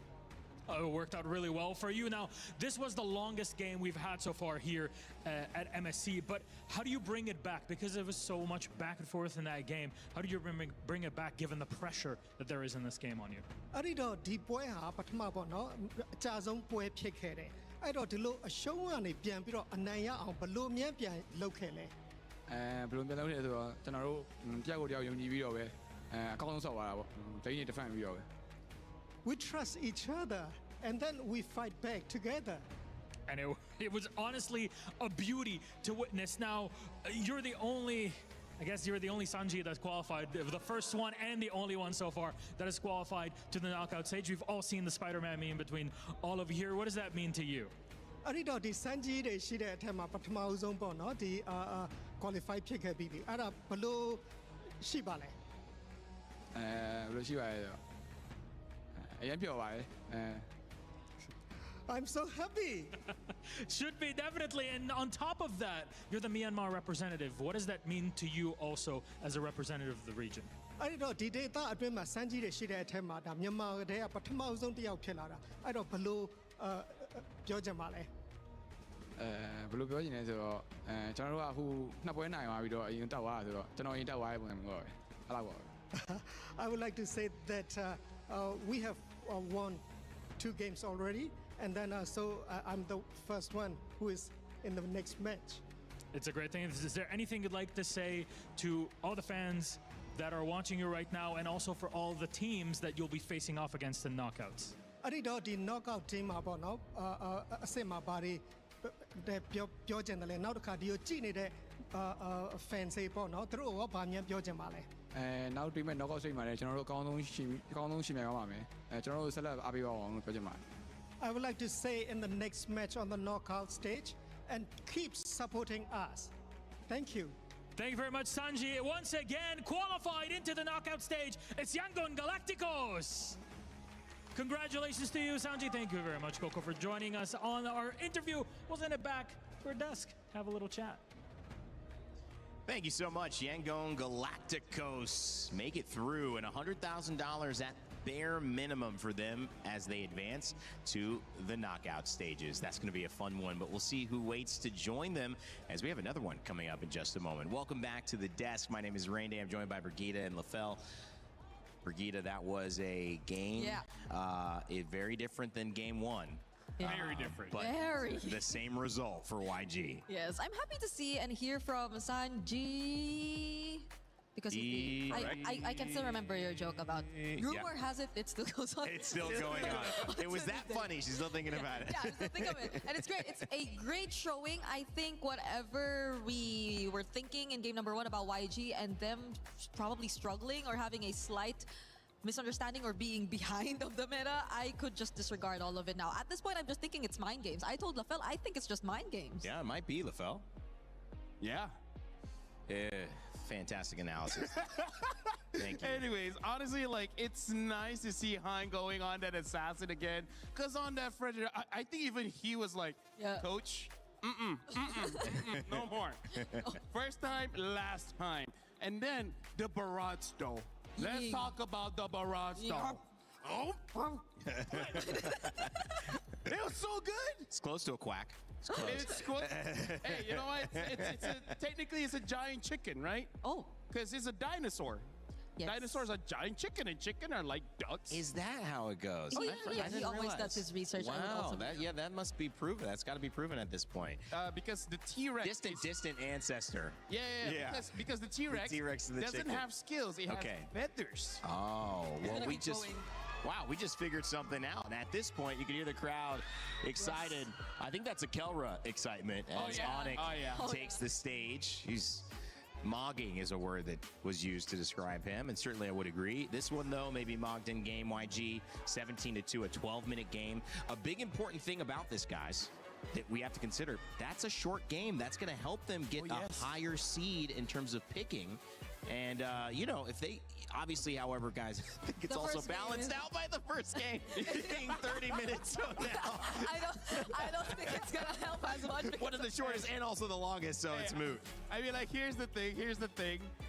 I feel like something to consider is that you don't want to be like number 3 and number 4 in this selection, right? Because number 4, you don't have a choice. Yeah. Right? Number 1, number 2, I feel like you still have some solid choices. But then number 3 and number 4, you will have like champions for sure there. Yeah, but that's if it comes down to the shortest single game time. Yeah, exactly. Because if there's no tie, with that 30-minute game, with that 30-minute, I don't know. There might be 3 or 4 after that one. I'm like looking at it, 30, 20, 47. That's like 22-minute average. That's not so great. However, that is an indication that maybe these upper bracket games, we're going to see another one here. You saw Onyx, you see Aurora about to take the stage. That is going to be another tight contest with two metas, two ideas, two strategies that maybe lean towards longer games themselves, Brigitte. Yeah, we've had long series. The first one, game That's what she 3. said. This one, not necessarily game 3, but you know it feels like we had a game 3. Yeah, because of it the does feel that way. Yeah. 30 minutes. Honestly, like, this is going to be such a good game to watch in the green room on the sofa while having lunch. Eat some Isn't that lunch. right? Come on. Or together with the audience. No. No? No, green room, lunch. That's going to be good With Aurora, though, can you, I mean, it might be 9 minutes. What? You can eat lunch? With like a Raphael Amid again? Maybe, who knows? Can we eat lunch? I don't know. I saw someone. Did you see that? You know what I want Maybe here? jump high enough. Guys, do you know what I want at the venue? I'm just going to say it. It's personal preference, ice cream. Oh, that would be so good, bro. If there's any way we could like have an access to ice cream, I mean, that would cheer me up. Speaking of ice cream, Aurora Avalanche, though, I don't know how Ani can deal with that because Aurora, they finished the game so fast. Like, what do you have to look out for? Rafa mid again? That's right. Something like that, something crazier. He said they weren't done. There's still more. Yeah. Brigitte, but what could there be? I mean, we've seen these meta changes happen so fast, but also it feels like in the sets they're happening very slowly. The one pick is trying to counter this other pick. We're really getting to that point in this tournament so far that chess is being played and we're working on just your approach to the game, not really understanding the pieces. For me though, I feel like it's mostly really on Rosa that we're seeing all these surprises. I mean, ever since it's always been Rosa. So if they actually The Selena. go for an upgrade and show us something new in a different role as well, then that's gonna make things a lot more difficult for Onyx. Shoutouts, I see Coach Chip right now. A fighter in the mid? Let's break down a little bit, guys. I think maybe a learning lesson there. If you are pro, you do get to go ahead and play again, and that is a benefit for you. You don't have to worry about being out of the tournament yet, but I keep going back to that Beleric first pick and leaving Harara and Eudora to YG. I feel like although it was a comfort pick, that was probably letting too much go, and in hindsight, it seems like it was. Yeah, I really feel like that Eudora is very pivotal to deal with all these assassins. Like, do it with me, No, yeah, you can go. No, I was doing this and then you follow. You gotta commit now. Okay. All right? Yeah, there you go. So I feel like Eudora really has to be respected, even first pick. Like, you may not have a good Eudora game by having a lot of fighters as well as assassins jump onto you, but you kind of don't want to fight against Eudora. I feel like that's the biggest problem. Not that you don't have it, but more like your opponent has it. Yeah, and imagine they were too free. They brought out an Iksha. How come everything turns into a dance move with you two? Yeah, I'm suddenly starting to become a choreographer. After You all are. these You're both learning This very is a well. weird brother-sister situationship, you know? Yeah. Situation. Hold on. All right. Well, I think it's time to move on to today's schedule. We're getting wacky up here on the panel, as we like to do here at EWC. Yangon Galacticos take a 2-0. This was the game Brig was talking about earlier, saying, I think this is the one that can go 3 games. It kind of did. It kind of did. It kind of did. But the one before actually went 3 games, and that was Selangor Red Giants and GK Esports. Well, we see another surprise here. I think many people are thinking it could be quick with Aurora Gaming and how they surprised Team Liquid PH. But if you know Onyx and you know Kelra and that squad, plus their fandom here at EWC in France rooting them on, I doubt that is going to be a game that they give up very easily. I can hear the screams. You could see it written on all their papers. There's another fan right there. Boy. One who will be seated here in just a bit. Yeah, he might have access to the stage. Oh, no. Oh, no. We're going to change out our panel pretty soon as well. Make sure if you have your idea of who you think is going to win in this Onyx and Aurora matchup, or even Team Liquid PH versus Entity 7 later on in the day, get your pick'ems in. You have the chance to earn $300,000 of your share of prizing just by participating. And what's the worst that can happen? You're wrong. It sucks to be wrong, but hey, that's c'est la vie, right? We're in France. You can be wrong about some things. At least you participated. Coming up after this, we're going to change out our panel. We've got Onyx and Aurora, another upper bracket match. It's going to be a brawl, and I know a game that's pretty good at brawling, Street Fighter. Oh yeah, and they're doing something with MLBB. Check that out. Human body was built to move, not trapped at a desk in one singular posture for 12 hours a day. It's time your chair evolved. This is Secret Lab Titan Evo. Ergonomically engineered for you, gamers, high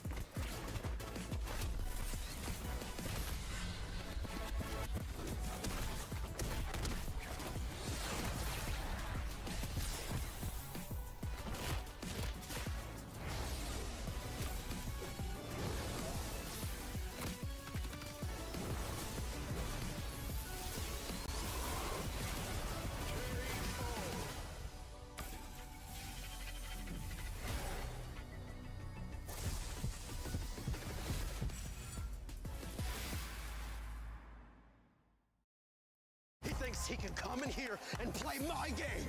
He knows nothing. Let's go! Tyler Wine, you're done. Raw energy. Half a puff and blow the house down.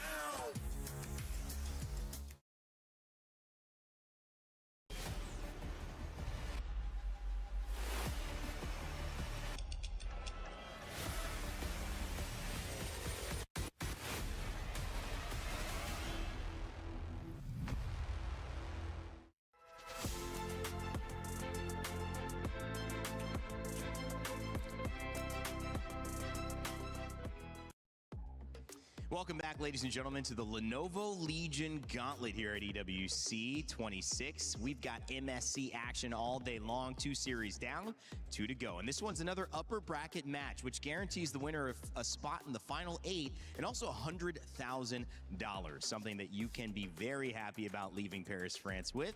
For the loser, they're still alive, and they will face off in an elimination match later. But of course, I'm joined by 2 amazing panelists to talk about all the storylines that'll be developing. Renmar and this time, Gideon, my man, off the desk, joining us on panel. I'm gonna start with you. How you feeling, brother? I'm feeling really good. You know, these past couple of days have been really interesting, seeing some of the highest highs for some of these teams, the lowest lows at the same time. So I really got a good scale to what's been going on, at least on the ground, for a lot of these players. Renmar, too, this has been a game where we've seen developments across the scene, these 2 series. Yeah. I mean, that first game between YG and Pro, 30 minutes, longest game of the tournament. We've seen some mistakes. We've seen some great drafts. A lot to talk about. Oh yeah, definitely. And still the meta is so wide open. Like, a lot of people were wondering, hey, could we get, you know, like the global ban and picks? We don't need it in this meta. There's so many options, so many permutations to consider, and at the same time, it translates to some really great action as well. It's not just all about the picks, it's all about the drafts. Teams are balling out this MSC. Yeah, I mean, this is honestly a tournament that to me has given us a little bit of a surprise, Gideon. But it's continued to kind of balance out, in my opinion. Have you felt that we've like caught our footing here, or do you feel like there's a little bit more to go? I think there's a lot more to go, actually, because especially when you're casting the first couple of days, you're expecting a lot of these teams to come in with their comfort picks first, put their best foot forwards, make sure they get the games that they're looking to win, and then solidify their lead. However, I think we've seen that as of right now, the meta is way more open, as Renmar mentioned, and a lot of the draft starters, they're not linear anymore. And I think that's the biggest problem. A lot of these teams here today are still adapting from the day before. We've already seen 2 different variations as we've seen the past couple of 3 games. It's great. Adapt to the adaptation and just keep going. We'll see what mutation of this meta shows up. And speaking of what mutation shows up, because that's benefiting certain teams that are ahead of the curve, if you are ahead of the curve in terms of your win, the upper bracket is not settled once you get there. It's settled how you get there. So if you are one of the teams like we just saw, Yango and Galacticos making it to our upper bracket, you're going to have a total time that it took to win your games. That total time will be compared against the other 4 teams that make it 2-0 without losing a game. And the fastest total game winning time will have the first pick of the other 4 teams that qualify, having had a loss 2-1 in our elimination matches, who they want to play in the knockout stages. So essentially, you get the fastest time, you win the fastest, you're going to have your first pick of who you want to play in your quarterfinal. The lowest time is going to be given their quarterfinal in the 4th position, which Renmar means there's another layer of drama, spice here in France for MSC. Yeah, and it fits the meta so well because teams are encouraged to go faster. Teams are encouraged to not really wait for a certain point for their winning condition. They want to get their winning condition as early as Turtle 1, as early as the first few kills in the first 3 to 4 minutes of the game, and then you snowball from there. All right, well, it's time to bring up our Crunchyroll story of the day. And of course, when you take a look at it, this gives us some nice highlights, but this one is done with the GOAT, now with the Sky King. We've seen Carl Teasy and Team Liquid, the GOAT, find their way into an elimination game. Maybe something that they'll be able to work on. We'll find out in just 1 series from now. But it is up to the Sky King here on this stage to prove that he has maybe the main narrative in this tournament. Yeah, because now people are looking at TNZ based off all of the rumors and the scrims, quotes from the players. They're all looking at TNZ as the best jungler right now at MSC. Well, you can ask Nile. Nile would say, well, I'm number 1. Yeah. But a lot of other players would definitely say TNZ. And yeah, it's interesting in the in a meta, in an MSC where you have Carl TZ, Sekais, Kyrie, Kyle TZ, all these fantastic junglers around the world, TNZ, who's always made a name for himself every international, now it's much more obvious that you really have to watch out for TNZ. He might just be the hitman here. He's already found one headshot already on Carl, and I mean, luckily, you know, there's still a second chance for Team Liquid side, but I think against the Sky Kings, until we see Kyrie on that Boxia, he might have a shot, he might not have a shot. I want to see how they force it in a meta like this that's so rigid.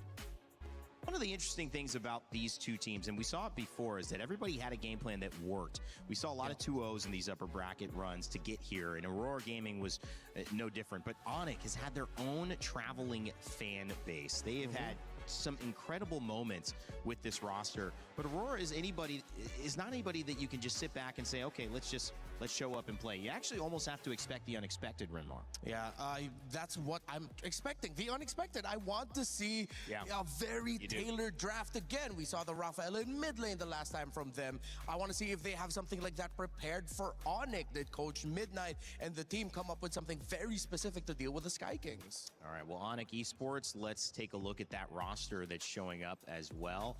We've got a chance to see Lutpi, we've got Kyrie, and one of the main stars of this, Kelra. I mean, Mog is an understatement for that guy. Had a great interview. The fans were cheering for Onyx. Let's hear a little bit more about them before this day's match. Eterna here, and we are now with the Gold Lane Standard, Kelra. Hello, everyone. You're still the Gold Lane Standard, right? No. What? What do you mean, no? For me, the real gold standard is OHEB. Still OHEB. Okay, still OHEB.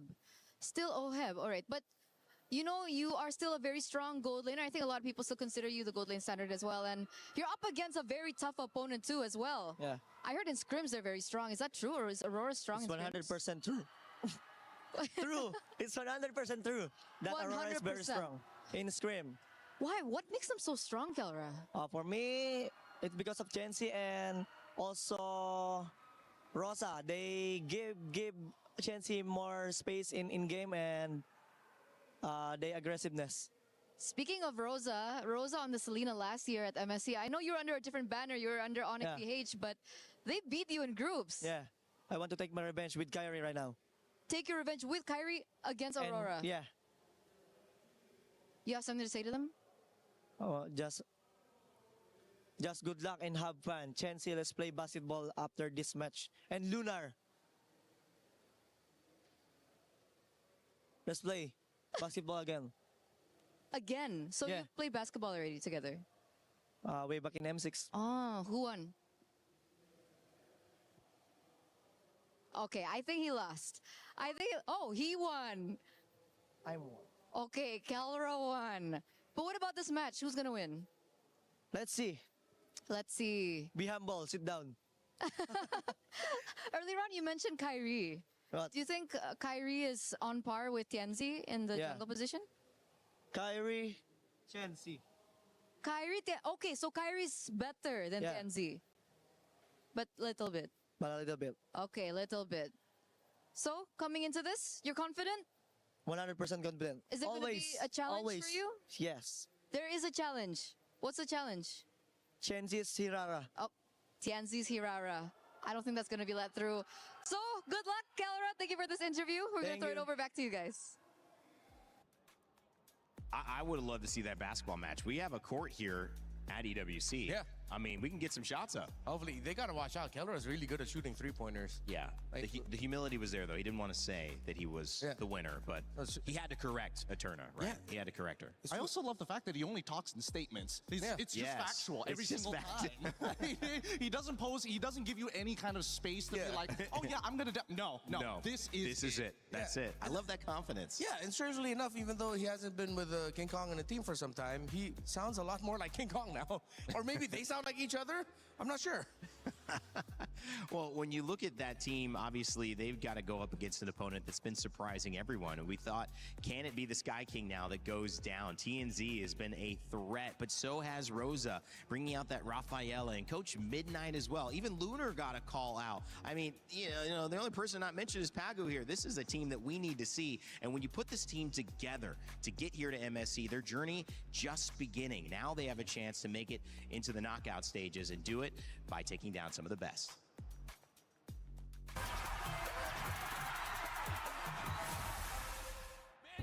sezon 7 Türkiye şampiyonu Aurora Esports oluyor. Daha fazla.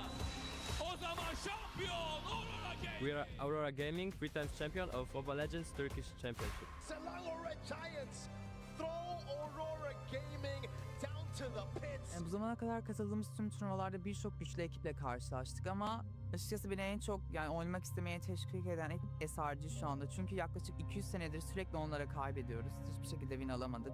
For us, it's hard to beat SRG because they used to adapt a bit better than us. I hope this time it will be different.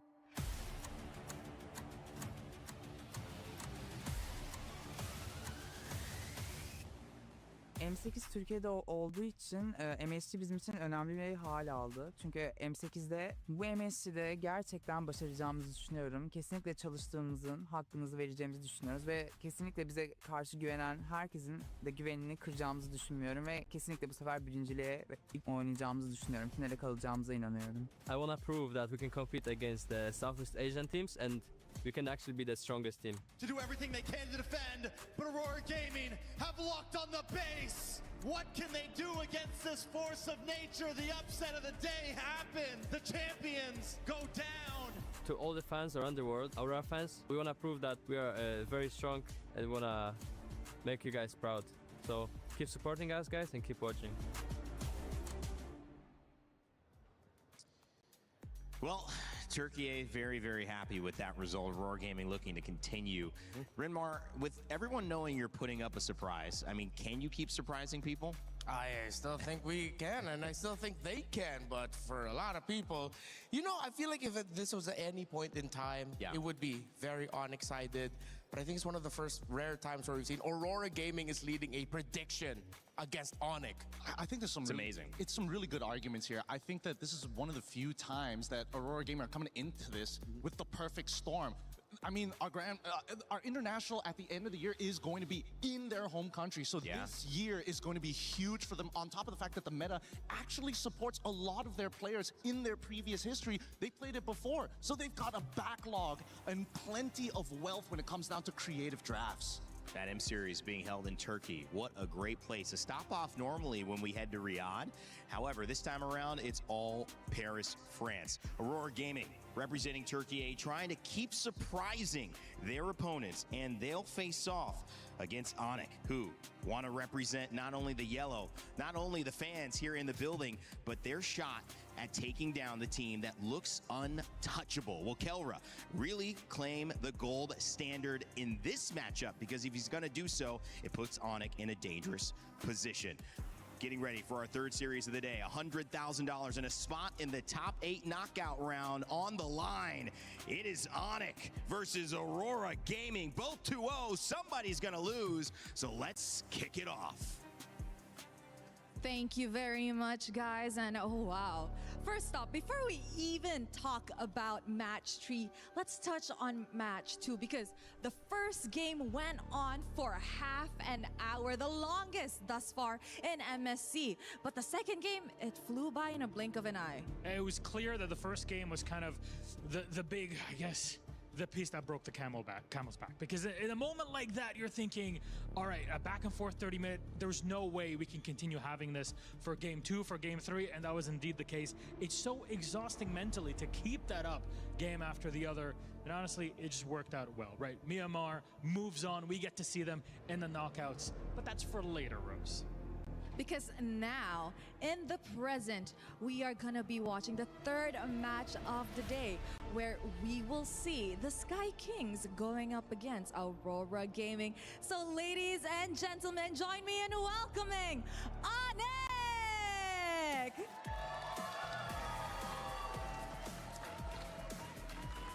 The Sky Kings are here to claim their knockout stage ticket with a meta that they are oh so comfortable with. Is that enough to push them through the day? All right, the Sky Kings, not bad, not bad. They're great in their own way. They got fans here even all the way in Paris. There's always somebody looking to cheer for Onyx, but I'll raise you one. On the other side, a team looking to prove themselves. Please welcome the King Slayers, Aurora Gaming!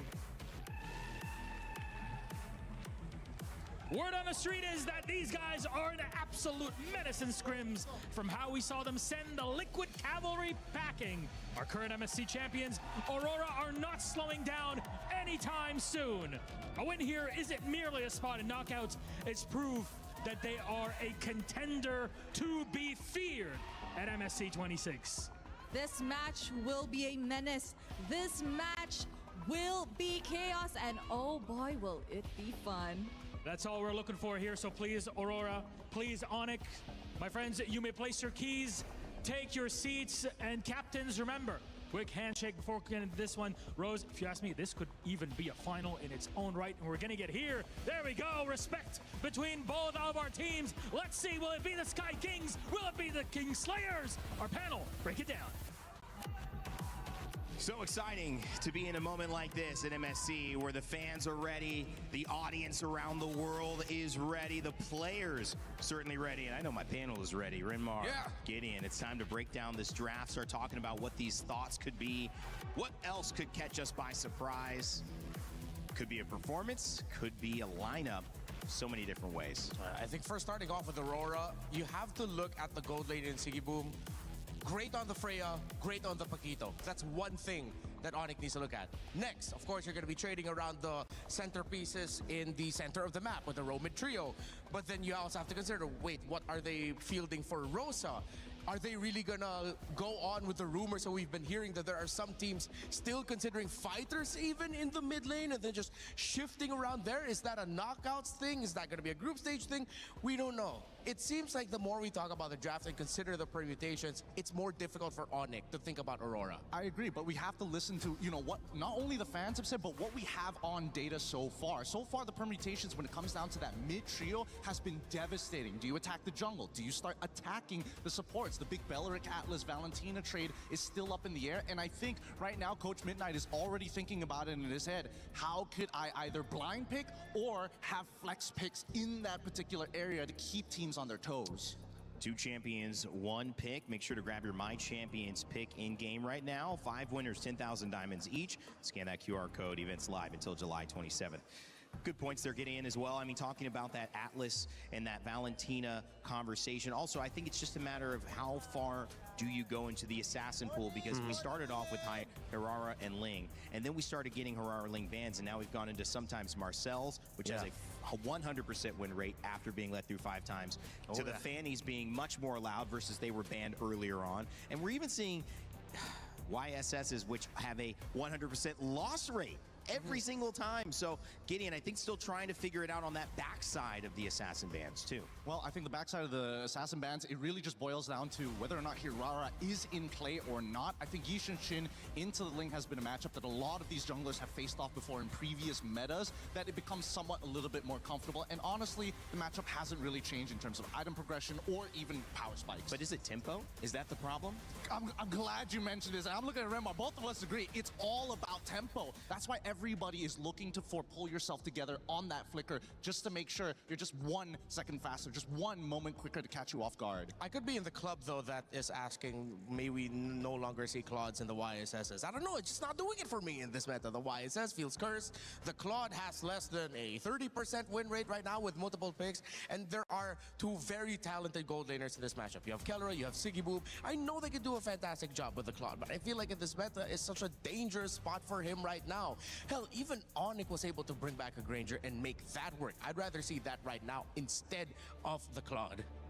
Well, these early bans are going to set the tone, and what they've done is answer at least one question. Marcel, not allowed. Neither is Atlas or Hirara or Zushin or Paquito, which has been kind of a flex potential gold lane or EXP laner that's picked up in that second phase most often. Atlas a first pick, so is Marcel, and obviously Hirara. So it leaves some things open, Gideon. What's your thought? This is an interesting opener, because I think from the get-go, I think that JWay has already figured out, hey, we want to make sure that we can, you know, start to alter some of these matchups. As much as Midnight is saying, you know what, the Belleric Atlas trade, CW is telling them, you know what, let's take it 1 step further, right? We're going to get rid of Hirara. Now, do you want Ling or Freya? This time they go for Fanny, but that just means that it's less likely for them to go for the double fighters. So let's see now where Onyx will be putting the pressure on. They don't need to pick the Ling right away. That could show up with a red 3. Just don't consider the long time to carry carries anymore. No more long farming. Go fast as well. Something maybe to make it comfortable at the center of the map. I mean, we've seen some surprise Selena, surprise early Chos as well from both Vitality and Onyx in the past. I wouldn't... Whoa, they picked it up right away. They didn't need to wait, and then they went ahead and picked up the Eudora. I thought they'd want to pick up maybe one of their roamers already.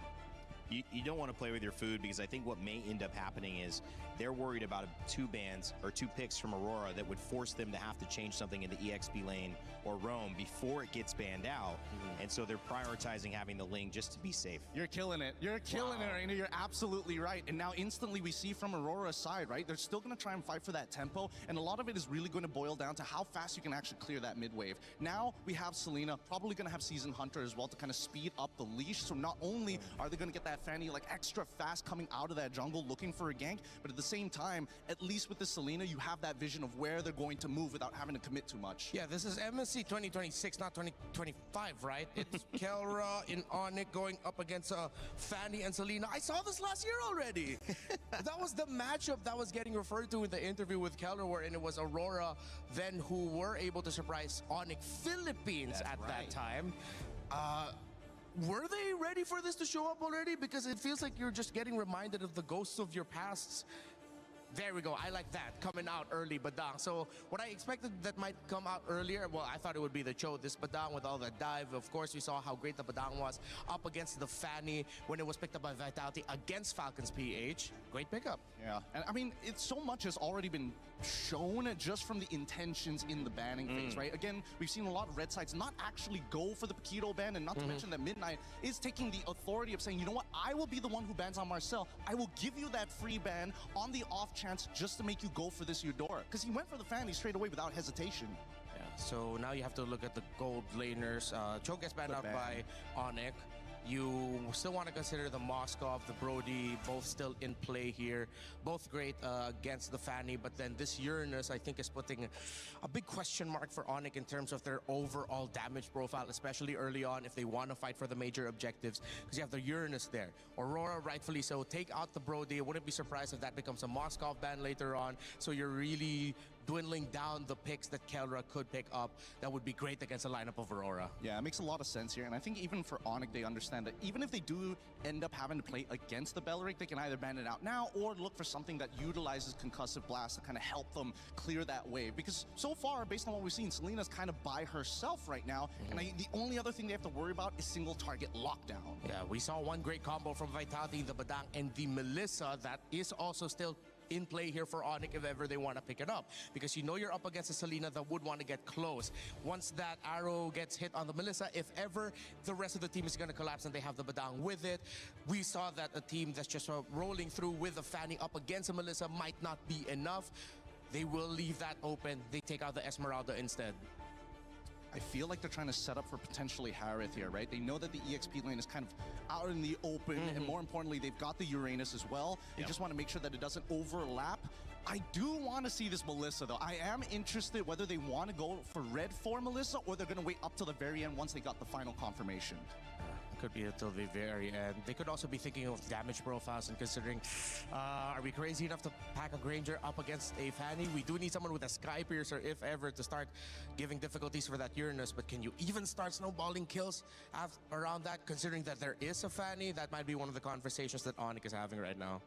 It's early game stuff, but like, I'm thinking about the late game as well. Because at this point, now Melissa doesn't really have much contention anymore. I don't think there's actually a quote-unquote winning matchup, thanks to, you know, CW getting rid of both Freya alongside with the Paquito, forcing Aurora to kind of play, you know what, we got to start team fighting, but majority of the heroes don't scale, and there's the Harith. They needed that to match up with the Melissa. Minotaur as well, very good at the initiation. We'll see if they have enough peel, and that's the conversation too going on the side of Onyx. What are they going to bring to round out this lineup? I'm thinking maybe an Alice would be their last best bet. Alice versus Uranus in lane, and then you also have the AoEs to mess up with the Harith. If ever, wherever the Minoan Fury is, that's where you drop your Throne of Ruin so that the team fighting is a little bit more awkward for Aurora. I do like the Harith and Minotaur getting picked last. It's one of the heroes that, despite you not having a ladder reach, Minotaur covers a lot of space with a Minoan Fury that would make Melissa quite troubled but not countered. Yeah, I think there's also an argument for, even Phoveus to a certain degree, right? Do you want to have a strong side lane or a weak side lane or something that is contestable? And it looks like they actually want to go for something contestable, right? Interesting. They want to fight, they want to engage, they have it all in this package within Sora. Wow. Honestly, looking at the lineup, you could cover up the names. It would be hard to tell who's who. Except so far, Melissa has just been great so far in this tournament that it's hard for me to lean away from the Onyx draft. Maybe it's really just because of the Melissa's record right now that I'm favoring theirs a little bit more. But don't get me wrong, Aurora has answers. Well, this is going to be a matchup between the jungle and really between all the roles here, whether it's Kyrie or TNZ or whether you got Kelra and Siggy Boom. It's a matchup of even coaches and minds and maybe just the leading edge to MSC. Who knows what to play a little bit better than their opponents. Both teams have knocked anybody who... Bora, Didi, estamos na tela. Jogo de novo. Esse aqui é pesado, hein? Esse aqui é jogo de gigante, tá? Porque de um lado temos a equipe da Aurora Game mostrando muito jogo desde a estreia e viram agora contra a equipe da Onyx, que também estreou contra a equipe da Serve por aqui, que a gente sabe que é Onyx, só o nome já carrega o peso, né? É, minha amiga, aqui é jogo pesado, tá? Aqui é o que nós temos, é o supra-sumo do Mobile Legends. Você que tá em casa, tá chegando agora, não tá entendendo o que tá rolando? Simplesmente Onyx versus Aurora na sua tela. Um dos melhores clássicos aí que nós temos atualmente na atualidade. Tá aí, ó, a trocação, primeira bate cai nas mãos do Kairi. E ele que tá vindo de Fanny, né? Deu uma travada aqui, hein? Sei não, hein? Aí tá vendo. A gameplay vem forte que nem o servidor tá conseguindo carregar. É, molecote. Kairi já fazendo a boa. Cadê? Mostrou ele ali na telinha? Ele gosta de dar risada quando ele faz umas kills assim. Ele é feliz, ele é um menino feliz. Kairi vindo aí com esse Ling, tem muita mobilidade do outro lado. O Chase tá de também Fanny, traz. O Chase. Tá, o Chase traz essa Fanny, que já vai sofrendo bastante, né? Nesse início já vai sendo neutralizado por ali, né? Parando um pouco. A equipe da Onyx já pegando essa vantagem.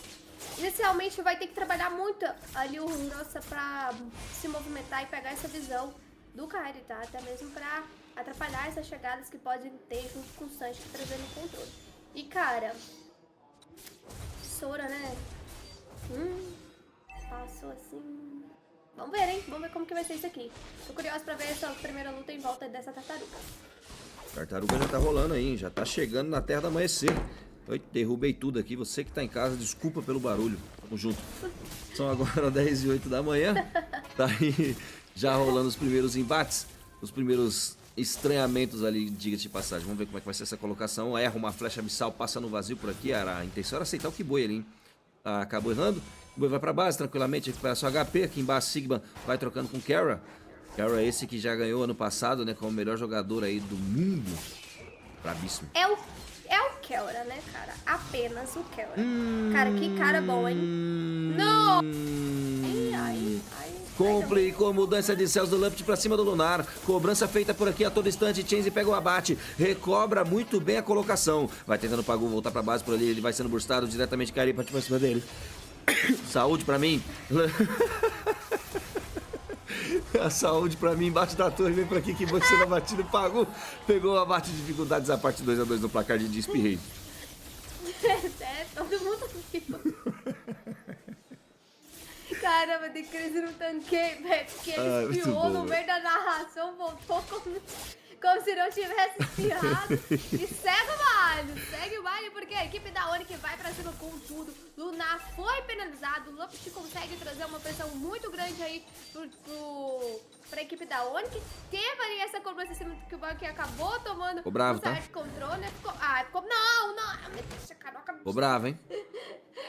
Eu também ficaria, porque dava pra sair, né? Kiboi ficou bravo porque ele contou com follow ali, mas os caras recuaram, velho. Não teve, os caras deixaram ele na vala ali, largado no meio da torre. Parece eu na sanqueada, não foi meu time nada. Aí trollou, hein? Indiretas aí, tá? Pro meu duo. Aí trollou, Jeff. My name is Jeff. Tartaruga na tela, parte pra cima por ali, 2 abates a 2, 3.49 segundos de jogo, já começa quentíssimo. Vai ganhando vantagem aí pra essa Tartaruga, por aqui Change já consegue pegar o Jabuti e levar pra casa. E eu vou falar sério, hein, por aqui, por mais que Change tenha sido abatido uma vez, ele tá na vantagem sobre o Kairi, tá? Kairi tá atrasado aí porque perdeu aquele Purple, ficou complicado pra ele o jogo, olha só, 7, ele pegou nível 7 agora, em contrapartida, lá do outro lado o Change já tá quase pegando 8. Bom, aquela kill não vai abalar o menino Tease, né? Porque o Tease já voltou pro jogo, já tá ativo, já tá conseguindo focar aí no farm, tentando, né, se mover, ganhar aí essa visão do mapa, inclusive, junto aí também. Curosa aqui em cima, que é isso, Lunar? Mudança de céus, Lunar se expôs demais ali, acabou sendo cobrado. O Lupt é quem pegou o abate. Tranquilidades à parte, ele se expôs demais, né, DJ? Ele foi fazer proxy lá na terceira torre também, aí também tá demais, né? Caramba, se expôs muito mesmo, foi cobrado. A gente viu até que teve uma chegada ali do Teams pra tentar ajudar, mas não precisava, né? Acabou se estendendo demais, entregou essa kill pra equipe da Oni, que tem que tomar cuidado com esses vacilos, porque é uma Oni do outro lado, com certeza essa kill faz toda a diferença pra Oni ter mais espaço ainda. E olha o Teams como está levado, menino, invadindo e pegando ali o buffzinho do adversário. Ele tá esperto. Esperto tá esperto tá também o Kairi, porque ele já perdeu um corpo assim, né? Nesse sentido aí, acabou tendo que recobrar um pouco dessa consciência. Olha lá a trocação, paralisação sendo feita embaixo da torre, Chains tá ali penalizando, pode ser que ele tente buscar pra ali, mas ele tá sem energia, acaba saindo o Kara com ali 30% do seu HP inteiro, vai recuperando ali, vai voltar pra base, tá complicado. Sigma aproveita a passagem que tem pra derrubar a torre com facilidade, ele foca diretamente a Wave agora ganhando vantagem, não quis derrubar a torre não, hein? Não quis não, sabia que tava com tranquilidade ali. Fez só o trabalho sujo dele, fez a wave e agora a torre vai caindo por força natural das waves. Vamos ver a trocação por aqui, 5 minutos e 39. Tartaruga tá nascendo em 12 segundos de novo. Lá em cima tem paralisação, já vem descendo o Lutp e o Lunar já pra essa região de Turtle pra tomar o Covid e dar visão pro seu time. Por aqui vai garantindo esse Purple. Vamos ver como é que é essa entrada do Kairi por aqui pra esse jogo. Ele tá virando 1-0-1, em contrapartida o Chains tá virando 1-1-0. Na troca por aqui, Lutp foi pego, tem a flecha abissal acertada diretamente pra cima do Kiboi. Ele vai se reposicionando, o Lunar tá por ali, o Pagu, olha como é explodido. Gradualmente o Russa pega o abate com tranquilidade. 3 abates aí a mais, né? 3 pra cada lado, com 1 a mais aí a Aurora. 4 abates a 3. Tem mais, tá? A gente vê o Urota jogando super bem, essa justiça Psy tá fazendo esse controle que precisa da equipe da Aurora. E, cara, é interessante, tem alguns pontos aqui que tá fazendo bastante diferença, são detalhes, mas detalhes que impactam muito agora nesse momento de jogo. A equipe da Aurora tem mais controle de rotação, tá conseguindo fazer evade, roubar bumper e também tá conseguindo pressionar mais a rota. Olha a mudança de céus aplicada por ali, Kairi pegou o abate com tranquilidade, ele vai partir pra segunda, passou a flecha abissal, acerta o Sans, se brincar, Russa consegue boostar ainda, quase que ele consegue fazer uma dupla eliminação. Kiboi aparece por ali dentro da torre, ele não tinha muita coisa, mas era o suficiente pra parar o avanço do Russa, que virou 5-4 agora a equipe da Aurora. O que fez o Pagu aqui na rota do meio foi gigante. Os ultimate no time certo estão querendo pegar o Kairi por aqui, hein? Saiu. Ah, dá pra sair? Tá mas, de toda forma, a equipe da Aurora jogando muito bem, forçou essa rota do meio, não conseguiu levar a torre, mas ganhou pressão na rota superior. Esse Harriet vem com bastante espaço para farmar, para focar ali também o principal objetivo, que é as torres. E enquanto isso, a Onyx segue pressionada. Não é uma coisa muito comum de ver, mas está acontecendo aqui nesse embate contra a equipe da Aurora. A Aurora consegue ganhar um pouco mais de espaço, utiliza muito bem seus skills Rosa para pegar a visão, para ir para cima e tá tendo dificuldade para farmar o Kairi nesse momento. Mesmo que ele seja 2/0, ele tá sempre ali meio acuado, porque o time da Aurora vem colocando essa pressão, né? Sempre invadindo, sempre abrindo essas moitas. Então, a única agora, nesse momento, segue um pouco mais neutralizada, porque a equipe da Aurora tá dominando o mapa nesse momento. A real é que, honestamente falando, o jogo da Onyx é para mais mid e late game mesmo, e o da Aurora já é mais early game forte, né? Para mid game. Então esse jogo vai ser definido no detalhe a partir dos 12 minutos. Acredito muito que tá muito melhor a Aurora para esse começo de partida, com 3.1k de farm, mas o jogo ainda não terminou. A partir do momento que os itens forem se fechando, as coisas forem acontecendo, a Onyx deve voltar a bater de frente aí com a Aurora. Vamos ver. Lorde disponível, tá aí focado, o Lunar já tá tentando puxar ele pra parte inferior do mapa, garante por ali a visão Lutp. Tem o Sans por ali também chegando junto, e agora é só questão de trocação aí pra essa região do mid lane. Ótimo ponto que você levantou, Ben, sobre essa condição de teamfight, né? E também dessa composição que traz a Oni, que realmente vai ter uma força um pouco melhor ali quando chegar no mid late game, até porque tem o cara com essa Melissa, então com certeza o cenário vai dar uma mudada. Por isso a equipe da Aurora tem que tentar extrair o máximo de vantagem possível aqui nesse momento de jogo, que é o momento deles. É o momento da composição, é o momento que a composição traz essa força um pouco a mais que a composição da Oni, que tem que aproveitar disso. O Lorde já tá por ali, a gente vê que as duas equipes vêm se aproximando, ainda vai aproveitando desse time a Oni pra farmar, porque sabe que precisa alcançar seus níveis aí o quanto antes pra conseguir colocar lá e impor, né, um ritmo de jogo um pouco mais tranquilo e responder essa pressão que a equipe da Aurora conquistou aí nesse early game. Bom, chegada do Boy por aqui, vai ganhando um pouco mais de espaço aí em cima disso pra puxar essa rota e pode estourar a luta aqui na rota do meio, hein? Vantagem agora para a equipe da Aurora, que já leva as duas torres laterais, né? Trazendo um pouco mais de mapa, mas lá embaixo, olha, se você ver, o Kairi já fez o split push e a força natural de Wave vai acabar levando a torre para responder, bem jogado por ele. Lorde está sendo feito por aqui, vamos ver como é que vai ser a aparição do Lutp, ele tá ali pegando a informação, se marcar o Kairi vai tentar invadir, hein? Kairi vai tentar invadir, acabou sendo pego pelo Kibo, explosão pra ele, punhos explosivos diretamente em cima do Kairi, ele não consegue fugir, mudança de céus, joga o amiguinho pro lado, o Kairi vira na fight por aqui, ainda consegue sair com vida, abate garantido nas mãos do Sigma. Lutp vai sendo penalizado por ali, o Kairi tentou voltar na fight, ele tá virando por ali, ainda tem, como o HP dele tá cheio, né? Enche o HP por ali, ele fica penalizado, tempestade de lâmina bate nas mãos dele, ele vai buscando as lâminas por ali, vai tentando pegar Pagu, acaba sobrando o Kibo e a vantagem fica nas mãos dele, gasta o flash pra se reposicionar, Roça imparável, partir pra cima, 5-0. Kairi vai sendo o último homem da Oni, que o Lorde fica paralisado e pode ser o recurso a cair nas mãos da equipe da Aurora. Não entendi muito aqui a leitura do Kairi. O Kairi demorou muito pra entrar nessa luta. Ele tava lá machucado. Em cima, até... Não, ele tava lá em cima. Ele não tava aqui. Ele tava farmando lá em cima. Porque ele deu base, depois que ele avançou a rota, que ele deu base. Aí ele veio por cima, a luta já tinha estourado, ele foi atrás do Tiz, que conseguiu sair. Demorou muito pra soltar esse ultimate, o time já tava muito machucado da Onyx. E aí acabou sobrando só ele, com pouquíssima vida. E com isso, a gente tem um Lorde feito aí por parte da equipe da Aurora, que aproveitou dessa vantagem. Realmente eu achei que entrou muito tarde na luta. O Kairi, não sei qual foi essa... Eu sei que ele é um finalizador, você tá esperando o momento certo de ir, mas acabou não sendo tão eficaz como ele imaginou. Mas bom, agora a Aurora tem essa pressão, né, de rota, vem esse Lorde na rota superior e a Oni que tem que fazer o trabalho de defesa, que eu acho que não vai ser tão difícil assim, até porque eles têm uma limpeza muito boa, né? Tem essa Melissa pra limpar, tem o Sanji ali também, o Lupus pode fazer essa frente. Mas com certeza a Aurora não vai economizar nada aqui pra forçar. Nossa, o embate aqui dos Selvas tá gigante, tá? X1, fazendo prox, olha a trocação por aqui, Sigma consegue derrubar a torre e vem pressão ali por parte da equipe da Aurora. Vai ficando lá embaixo o Kairi, não tem muito o que fazer a não ser aguardar, vai roubando a selva do inimigo pra tentar recuperar o que perdeu. No meio da troca ainda tem posição de massiva pra cima de lane, hein? Pode querer entrar esse Lorde e tirar a passiva da torre superior. Vamos ver se vai conseguir efetividade por ali. O Lutp já tá posicionado, o Lunar também tá por ali fazendo a boa. O Lutp entra primeiro, faz a fight, garante por aqui a presença, mudança de céus aplicada, ele vira bem, demorou demais. Torre vai sendo batida por aqui, aparece muito bem pra tentar jogar agora nesse momento que boi. Faz a penalidade por ali, acaba Change pegando a bate, double kill nas mãos dele, gigante que é. Não cai, ele tenta fazer a proximidade por aqui, mas é penalizado, ele é obrigado a sair. Flash abissal bate no peito, garante por aqui a presença, vai tentando limpar o Lorde, sabe, a equipe da Aurora não quer dar mole, o Lunar ainda tenta, tá? Ele tá ali já causando um pouco mais de pressão psicológica, acerta por ali um pouco mais de dano, derruba a torre, é pressão para a equipe da Aurora, Didi. Enquanto a equipe da Onyx vem tomando pressão, eu não tô conseguindo entender a leitura de game do Kairi, que tá mais uma vez demorando pra vir pras lutas.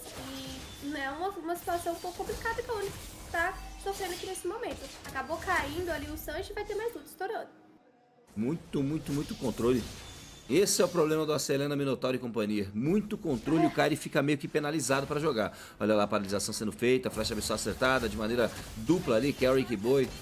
Kairi tá ali posicionado na parte inferior do mapa, mais pra cima ali do seu visor. Já derruba a torre do mid também, tem super minos abertos na rota do meio. Vem paralisando por aqui o Pagu, utiliza a Fúria Minuana, aliás, utiliza a primeira habilidade. Fúria Minuana tá estacada, ele gasta o recurso por ali. Agora sim, Fúria Minuana estacada, leva muito bem o dano massivo. O Sigma pega o double kill. Sinceramente, ele vem na força da mãe, parava nas mãos do Chains aí, pode fechar a tampa porque tá passando o carreto. Tentou de qualquer forma por ali, acabou o Roça batendo o Kairi. Vai finalizando o Monster Kill. O gigante que foi, Kairi vai pra U, Kelra vai pra base. Vai tentando focar isso aqui, tá tentando limpar Agora o Wave abate, garantido nas mãos dele.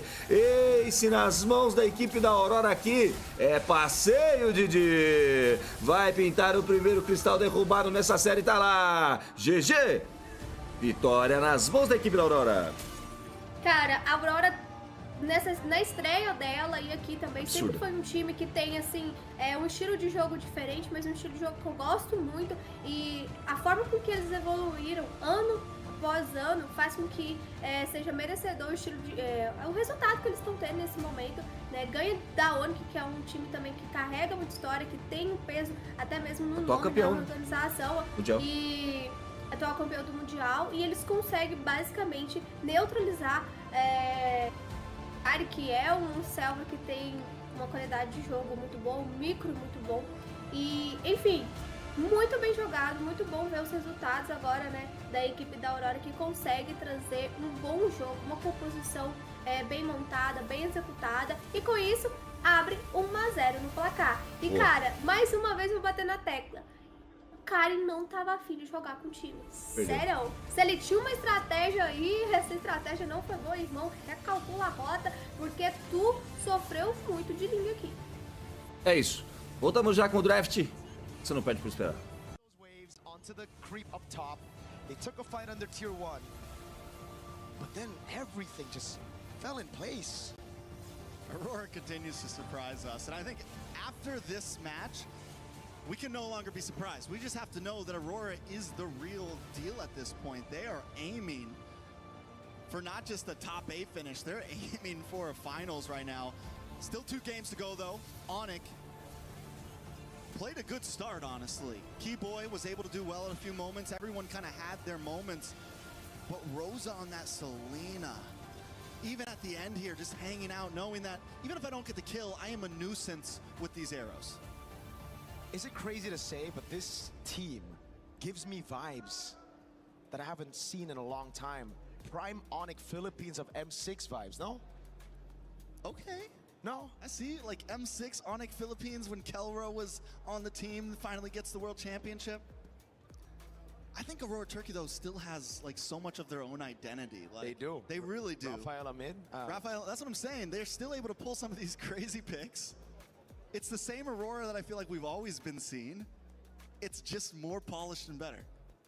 That's crazy to say, right? Because all this time, it always just feels like Aurora, they've been good. They've been kind of like creating the meta here and there. They were the ones that started the Harley as well at M7. But they were always so close, yet so far from being a top team. By top, I mean top 2. Because clearly, I think in the world, they're always going to be rated as like a top 4, top 8 kind of team. They will always be the ones to make it to knockout stage. But now they look elite. They look like monsters. I'm speechless, honestly, by it, because I think a lot of us came to this day wondering, was the other day just a fluke? No. I mean, we heard good things about Aurora, but can they keep it up, right? Can they take out not just a Filipino region dominance, but also a Indonesian dominant team? And they have now defeated both. Damn. I mean, I'm stoked to see it, man. I always love to see these new regions, pop off earlier. Yangon Galacticos, off of a disappointing M7 run, doing a really good job and now making it to the knockout stage already, being one of the first 4 teams to qualify into that top 8. Now Aurora going through, I think, the hardest first 2 matches you could expect from a team in the group stage.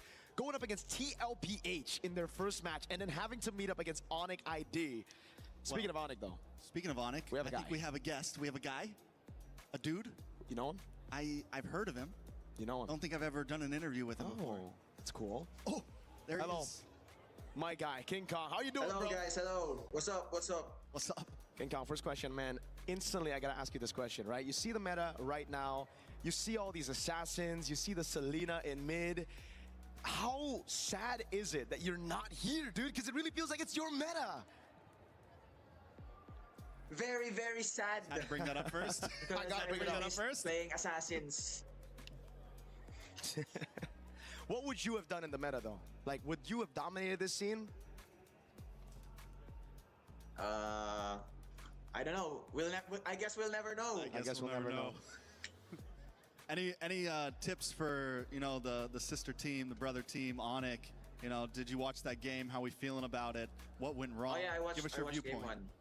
Advice: Maybe just be aware of Aurora's early game dominance, especially the first minute of the game. Earlier, I think they were aware, but it's just that Rosa's Selena, mind blowing. It is mind blowing. You know, you played with a very, very good Selena as well, one of the best in the world. You know, any advice to deal with a Selena for Onyx, or maybe just for Onyx? Advice for Selena, maybe. Let me think. 1 second. I think just ban it. Just ban it? Just Straight ban up? it. Just ban it. Just ban it. Makes a lot of sense. No advices, just ban it. Just ban it. Okay, that's the advice for CW and Yeb. Let's see if they actually take that into game number 2. But now I want to ask your thoughts on Aurora Gaming, because they have looked phenomenal right now, right? They beat CLPH. Very phenomenal. Yeah. Very phenomenal. And now they're on course to actually getting a 2-0 win against Onyx ID. So thoughts on Aurora? Thoughts on Aurora? Actually, our preparation for the next season, every time we have a scrim versus Aurora, our scrims convinced me that as of now, TNZ, best jungler, TNZ. Whoa. Mechanically. Best jungler. Best jungler. All right, Better man. than you. Yeah. What about you? Yeah. Would you Better than me. Wow. Better than me. Yeah, if I will base on our scrims, because we don't do scrims with Team Liquid, Team Falcon, so for me, yeah, TNZ. All right then, man. Thank you so much, King Kong. It's always a pleasure to have you on the mic, man. Always great, always charismatic. Thank you so much. Thank you nice so much. hair, by the way. Good Oreo hair, you call it that. Thank you so much, Sir Mirko. Thank you so much, King Kong. And with that, Trex, I believe I'm going to throw it over to a segment. Yeah, Brigida's got some confessions. What confessions? Let's see. Play is in our DNA. Whenever we let it out, it becomes our superpower. Now imagine an entire city being built to supercharge it. Kadir City, powered by play.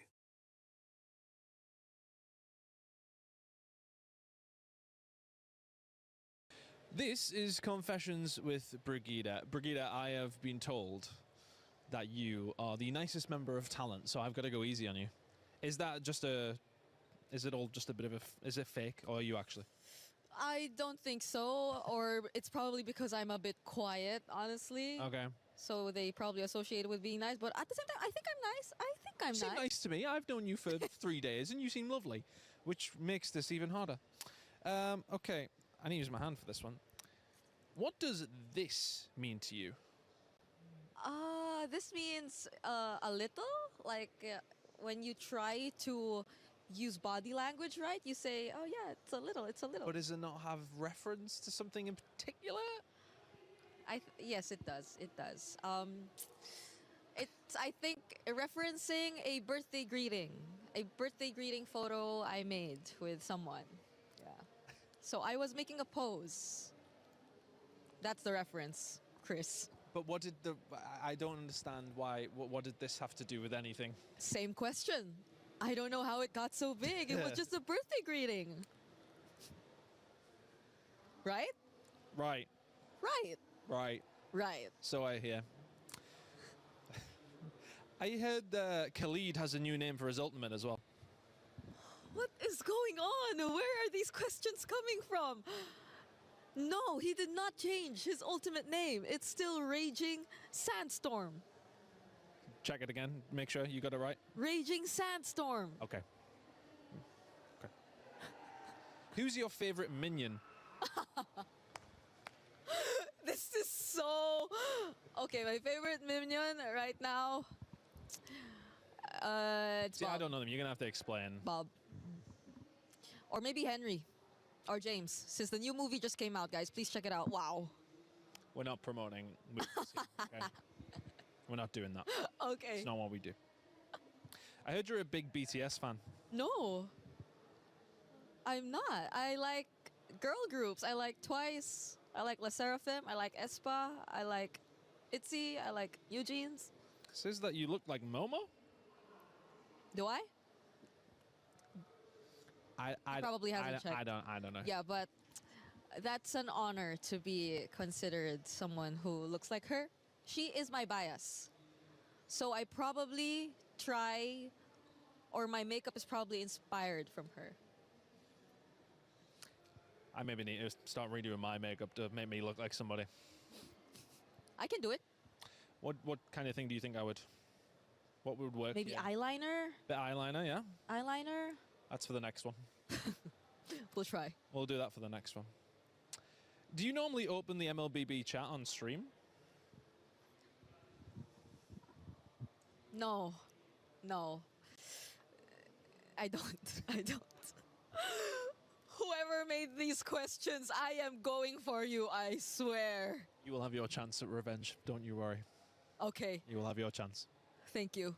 Brigida, thank you so much. Are you still going to be the nicest member of talent after that, or? I still am. Good. We always stay good, we always stay nice. Nothing can change that. Good. Keep it that way. A lot of people are haunted by their past. I'm inspired by it. They're not just playing for themselves, they're really playing for their entire family. They have defeated their demons. They have crushed the curse.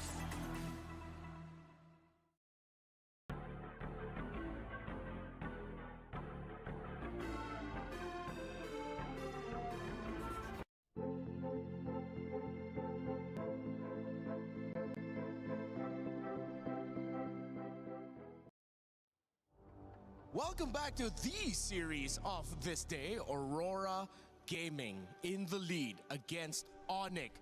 1-0, dominant and undeniable. The force of nature that is the Northern Lights continue to shine bright. Let's see though if Coach Yeb and Coach CW will have something ready and in store to answer what has been a very problematic Aurora for the teams that have faced them.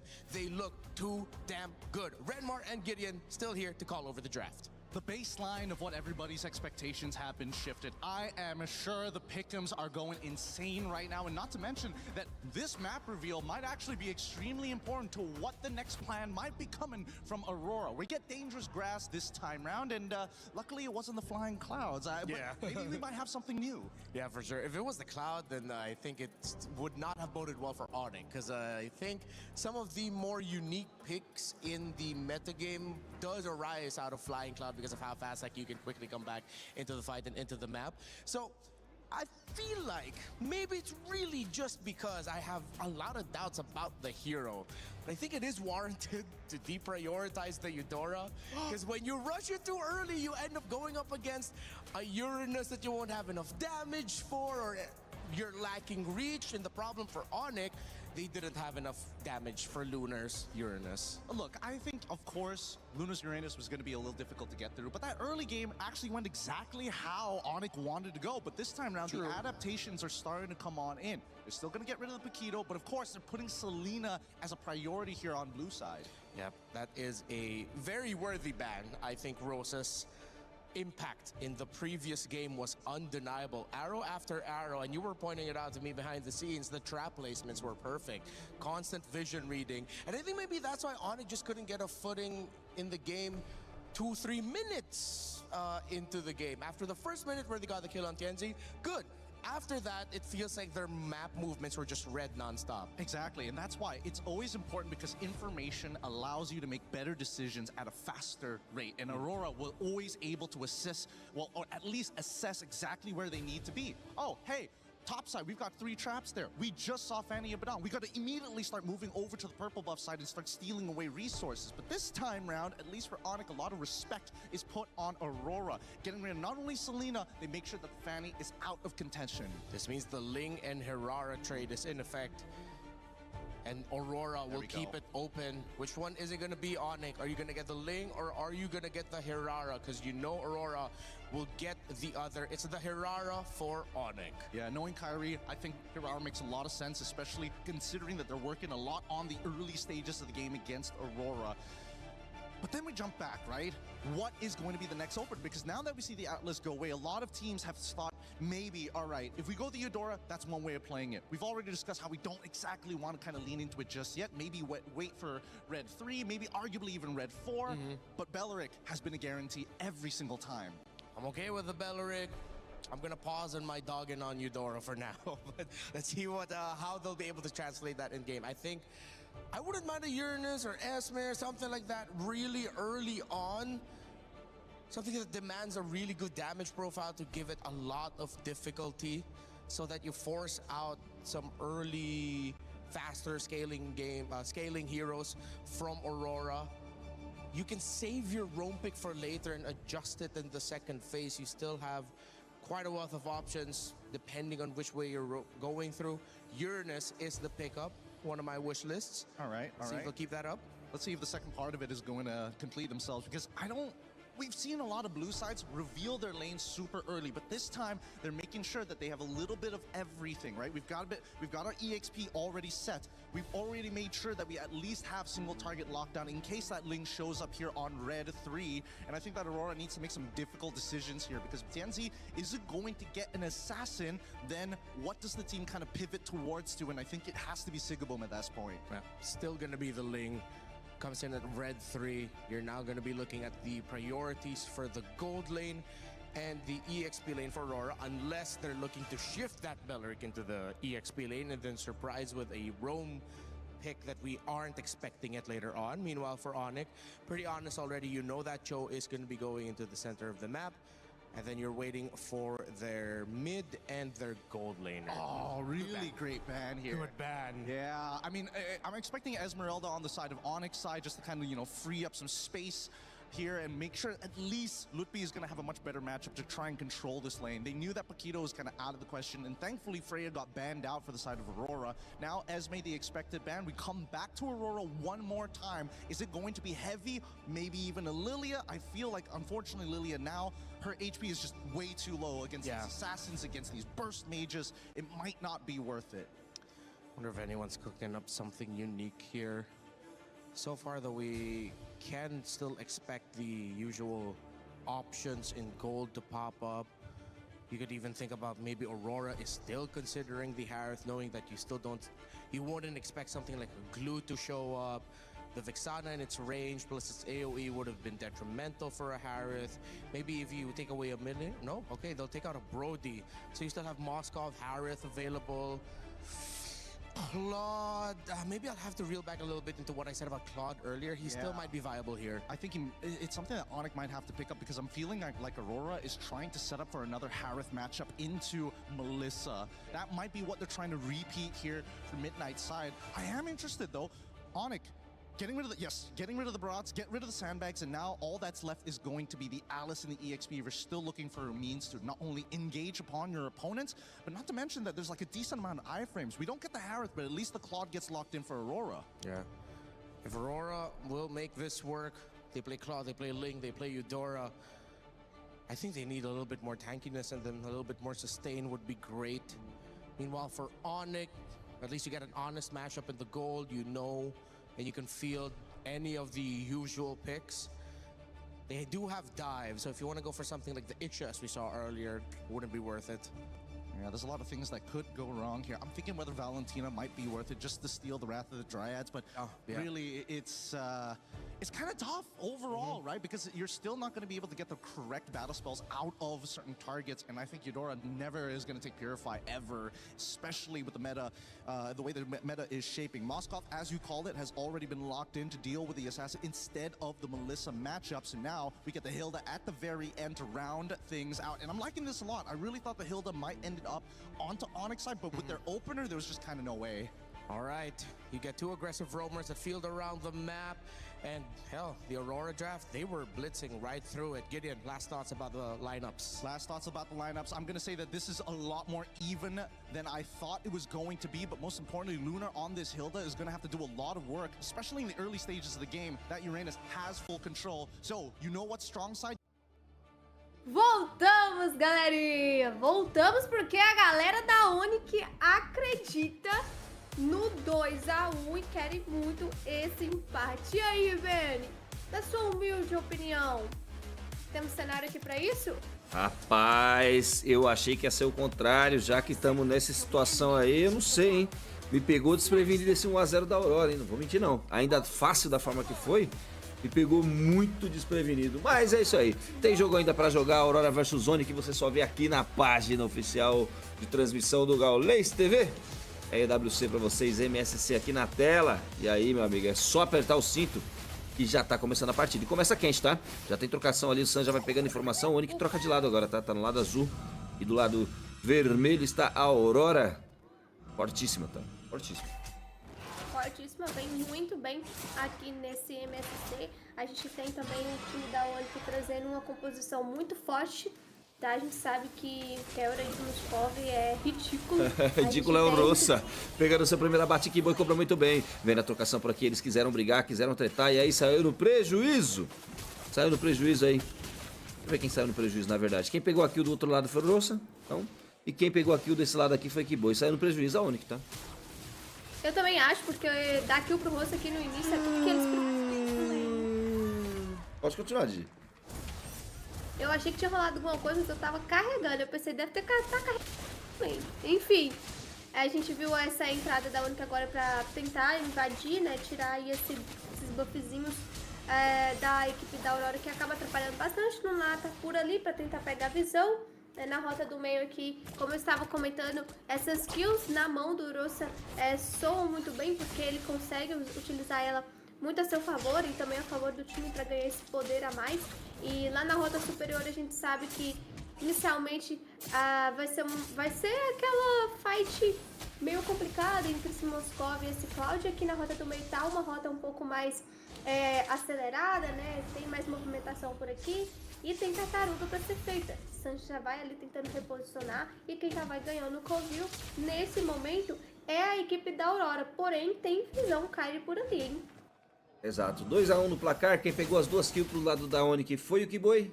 E quem pegou a única kill pro lado da Aurora foi o Rossa. Bem jogado. Vamos ver como é que vai ser essa introdução, né? Tartaruga tá sendo feita. Tem o Lunar ali numa maldade. Acho que não tinha visão o Lupt, agora tem.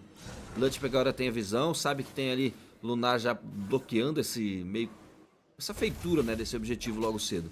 Vamos ver se vai conseguir aí finalizar e concretizar a Onic, que toma o Covil por inteiro agora, tá? A Onic tá toda no Covil, com exceção ao Carol, que tá lá em cima trocando informações lá com o Sigma. Vamos ver como é que vai ser essa colocação por aqui. O caçar do cara reguladíssimo, acabou pegando boa. Vem fazendo a fight por aqui, acaba sendo muito boa esse jogo pra Onic. Faz a primeira kill por ali, por enquanto o Lunch, Pique Boy finaliza mais uma vez o Chase, acaba caindo, pagou por ali, bela jogada. Vem pra cima, Lunar por ali, acabou sendo pego. Força conjunta pra cima do Suns, não tem efetividade, ele vai ter que bater em retirada. Lunch tá por ali tentando finalizar, aqui Boy bate pra cima. Tem informação, gasta o recurso do flash embaixo da torre, ele falta um tapa, conseguiu finalizar bem, jogado pela equipe da Onic, que faz 6, abate a 2. No comercial, né, no nosso intervalo, eu havia falado, Didi, o jogo não tá acabado. A Onic pode vir pra atropelar. 6-2 no placar. Bem, ele comentou, porque a gente sabe, né, da força da Onic, montou uma conversão muito forte, com certeza não vai jogar essa série de MD3 na brincadeira. A equipe da Aurora teve a vantagem no primeiro jogo, mas esse início aqui, esse early game, tá sendo um pouco bem diferente, né, da partida anterior, tá sendo sofrido. O Kiboi vem colecionando kills, tá? Tá muito forte. Ri na cara do inimigo, porque sim, tá na condição de rir mesmo, fez uma ótima jogada. A equipe da Onic aqui dispara no quesito aí de ouro e também de controle de mapa. Mai Felipe 500, bom dia, mestre, seja bem-vindo, obrigado pelo seu carinho e admiração de sempre aí, tamo juntasso. 6 abates a 2, 400. Aliás, 400 não, 1.2k de farm e 4 minutos de jogo. Aí, ó, uma Onic diferente, um pouco mais agressiva, um pouco mais fortificada, digamos assim, nesse começo de partida. Kairi já tá aí 0-1-3, virando uma métrica negativa, o que não é normal. Mas em contrapartida lá do outro lado o Chains também, né? 0-2-2, então tá tudo igual aí nesse quesito Selva. Ambos aí estão no seu nível 7, tendo dificuldade um pouco para farmar pelo atraso que tiveram aí nesse começo de jogo. É isso aí, bem. Mesmo com essa pressão inicial, a Aurora tá ali, tá tentando fazer o seu, tá tentando farmar. O Chains tá tentando encaixar esse dano desse Ling. Tá mesmo a trocação. do cara. Gasta força conjunta por ali, o Dexter ficou pra pagar a conta, ele saiu muito penalizado, mas conseguiu pelo menos dar um bom dano ali, tá? Aí ele vai ter que voltar agora pra essa tartaruga, vamos ver como é que vai se colocar aí a equipe da Onic, que precisa empatar esse jogo, precisa ganhar essa partida pra levar o empate. Vamos ver se vai conseguir efetividade por ali. Que Boi vai trocando com o Rossa, ele que vai batendo em retirada, conseguiu, o dragão chutou errado. Chutou errado, acabou chutando errado por ali o Kiboi, gastou um recurso de ultimate longe demais. O Kairi finaliza a tartaruga com tranquilidade, Pagu tá por ali sendo machucado. Lunar vira na fight, vai tentando burstar de direta forma pra cima do Kiboi, acaba não tendo efetividade, abate garantido nas mãos do Kairi, Pagu vai de base, ganha vantagem por aqui agora a Oni, que fica um pouco mais forte na parte superior do mapa. E aí aos 5 minutos e 25, temos aí 2.0 de gold a mais para a equipe da Onyx, Didi. Bom, o Onyx colocando pressão, tá? Indo pra cima, conseguindo abates interessantes. Pode sim agora, nesse momento, forçar essa rota do meio, porque o time da Aurora tá bem recuado, não vai ter esse tempo, né, pra fazer a defesa. Ali embaixo o Tinzi prefere ficar mais isolado, avançar essas rotas, fazer esse papel apenas de finalizador. Falando em finalizar, tá aí. Nossa, que pressão, Didi, é o que eu tinha falado. Isso aí é pressão, tá? Vem com um abate ali pra cima diretamente do Sans, ele cai. Vem tomando dano, 7 abates a 3. Mais uma tartaruga na cena em 69 segundos. Vem tomando um pouco mais de mapa agora a equipe da Onyx, que já derruba a torre superior, a torre do meio. Vai garantindo ali um pouco mais de dano, por assim dizer. Dano psicológico também, tá? Ali o Chains fazendo a limpeza de wave, tentando trazer um pouco mais dessa segurança na parte inferior do mapa. Aí você tem a diferença aí do gold, né? 300 a mais de métrica aí na linha de tanque. É pouca coisa. O Kairi tá por ali, pega a Chains fora de posicionamento, consegue abatê-lo, né? Com uma certa facilidade e ajuda da equipe. O follow tá vindo diretamente pra ele. Olha lá, trocação, Kiboi parte pra cima, a Rosa tá sendo penalizado. Vai ter que sair dali o Chains, aceitar essa destruição, ele vem. Kera parte pra cima por ali pra tentar dar o dano massivo pra cima do Rosa. Vai sendo explodido por aqui, o Kera pegou o abate embaixo da torre, Lunar tá pra ele sendo machucado. Se penalizar e parar, pode ser que role mais uma kill. Tem informação do Kiboi por ali. Pagu tá passando o carreto pra tentar limpar e trazer um pouco menos de pressão pra essa zona, mas é 10 abates a 4, é muita coisa, Didi. É, o time da Onyx tá estourando o time da Aurora nesse spike de poder, né? O Kiboi tá muito forte, ele consegue fazer entradas muito boas, inicializa muito bem, seta muito essas entradas aí pro Kairi, que tá conseguindo ali se posicionar, aproveitando pra farmar, sempre ele ficando um pouco mais à frente dos abates. A gente tem também esse poder que traz o Sanches com essa Valentina, que consegue copiar o ultimate de lá. Ali nesse momento, quando foi pra T2, a equipe da Aurora segurou bem, mas mesmo assim ainda tá sofrendo muito essa diferença de gold, né? É 3k, tem essa pressão da rota do meio também que complica muito a situação. A equipe da Aurora não conseguiu derrubar nenhuma torre e fica aí mais à mercê, né? Refém de ficar debaixo da torre e só defender nesse momento, porque não tem muito o que fazer, tá? Fica aí de mão atados pra fazer essas contestações, ainda mais em cima dessa tartaruga. Muita pressão de 7 minutos e 50, mais uma tartaruga positiva nas mãos da Onyx, 3.5k de gold a mais agora para essa métrica de 8 minutos, quase 8 minutos, né, de partida. E tá já numa condição de vitória muito boa a Onyx aqui, tá? É cedo para falar, eu sei que tá tranquilo ainda, o jogo tá começando, mas sem as linhas de T2 que tirou, de T1, né, que já tirou antes do primeiro Lorde, isso já é muito provincial pro no Lorde, quem sabe assim, zerar as torres de 2. E aí fica mais fácil pra chegar na base. Por aí Kera já vai dando esse dano massivo, olha como Kera bate já. Já tá 1-0-2 e tá batendo absurdamente forte, ó. Foi derrubada, podia continuar, né? Deixou ali sozinho. Dava pra ter levado. Dá pra ter levado, tá aí. Mas a força natural do Minion acaba levando. Por aqui, Kera vai tentando se reposicionar ainda. Tem pressão pra cima dele, não tem muito o que fazer. Tempestade de lâminas, abate, olha só. Lança da destruição, ele ficou, acabou não indo. Vai sendo pago por ali, o Sans conseguiu pegar o abate, bela jogada. Teve trocação na fight, acaba ficando bom. Jogou pra trás, agora sim, pagou, ficou sozinho. Ele desde é utilizada contra ele. Abate garantido nas mãos do Sans, dupla eliminação. Vai tirar a passiva de torre aos 8 minutos. Se marcar, essa torre cai. Abate garantido nas mãos do Carry. Se tem uma... Ó o Kiboi caindo. Kiboi caiu pra torre, Sigma pegou o abate. Se tem uma partida rápida pra Aurora, tem também pra Onyx, tá? Já tá aí batendo na torre de número 3. Volta com um estilo de jogo bem diferente, acho que a composição também seta muito para isso. A equipe da Onyx tá conseguindo limpar a selva da Aurora, trazer muita pressão de mapa, ter essas vantagens nessas rotas. A luta é muito melhor para a equipe da Onyx, que consegue sempre ali pegar abates interessantes. E aí você tá falando, muito cedo, porque a gente ainda tá caminhando para 8 minutos de partida, mas agora indo aí pro mid-game. De qualquer forma, o late game da Onyx é muito forte, tá vendo? Então não vai ter dificuldade nenhuma se esse jogo estender um pouquinho mais. Se eles não conseguirem finalizar nesse próximo Lorde, mesmo assim, é muito difícil para a equipe da Aurora ter que lidar com uma Onyx que tem um late game também muito bom. É isso aí, se você falou, tá falado. 9 minutos e 52, o Lorde resetado ali. Ver quem vai levar melhor pra esse Lorde. Lembrando que tem uma pressão de mapa absurda agora a Onyx, tá? absurda com essas torres laterais derrubadas, principalmente a torre superior, que era onde eles estavam batendo diretamente logo no começo. O Kiboi tá por ali pegando informação do Chains, ele sabe que o Chains está passando ali agora. Sabe que tem uma maldade eminente, o Lorde tá por aqui sendo feito. 2 a menos, tá? 2 a menos pra Onyx. É o Kara e o Kiboi. 2 a menos. Os dois tá assim numa relação que um passa pelo outro e eles não estão querendo nem fazer falhas. Então, vamos ficar cada uma na sua e na hora lá do Lorde a gente vê.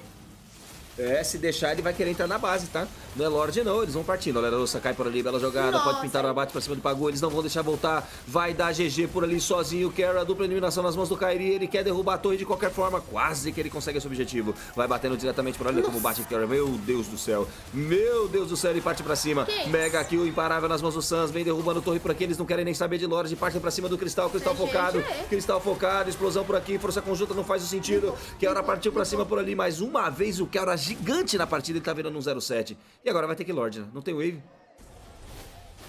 Não tem wave, tenta provocar. Vamos ver aqui, Boita Ultimate, hein? Vai esperar, pode tentar focar, eles fazem a espera ali. Vamos ver se Russa vai ser o alvo. Vai tentando penalizar a Ilha de Dia, já ia estender demais. Voltou Kara, machucado. Lunar partiu pra cima dele, vai tentando burstar ali, jogou pra trás, bem jogado. Fica sozinho, Kara vai tentando recuperar HP, ele não tem. Nesse momento fica tenso o jogo pra ele, consegue bater em retirada, sai de lá com vida. Tinha que ter ido Lorde, tá? Errou aqui, ó. Tinha que ter ido Lorde. Demorou muito, forçou, tomou muito dano, voltaram machucados, tiveram que dar base, perderam o time do Lorde. E aqui não conseguiram finalizar, não perderam tanto em relação ao potencial do jogo, porque tem supremos na rota superior, que são muito fortes. A equipe da Onyx, mas é aquele negócio, abre aquela pequena lacuna, aquele pequeno espaço para a equipe da Aurora querer retornar e mudar a situação desse jogo. É um jogo difícil e duro pra Aurora, mas tem chance ainda, vamos ver. Torre derrubada lá em cima já vai fazer uma diferença porque é na rota oposta do Lorde. Aí vai ter calma a Onyx pra fazer seu objetivo. Vai ter calma nada, porque ela já tá amassando como se não houvesse amanhã. Caçar aplicado pelo Kairi, consegue pegar o objetivo com tranquilidade. Mais um Lorde a favor da equipe da Aurora. Esse é de 12 minutos. Aliás, é o primeiro Lorde, né? O primeiro eles nem fizeram. De 9 minutos eles nem quiseram fazer, foram direto pra torre. Eles ignoraram, mas bom. Agora sim, né? Finalmente a gente vê a equipe da Aurora agora aparecendo um pouquinho, tentando responder. Mesmo assim, a situação é muito complicada. O Chase foi muito neutralizado, né? Ele tá 0/5. Querendo ou não, ele não tá no seu melhor momento.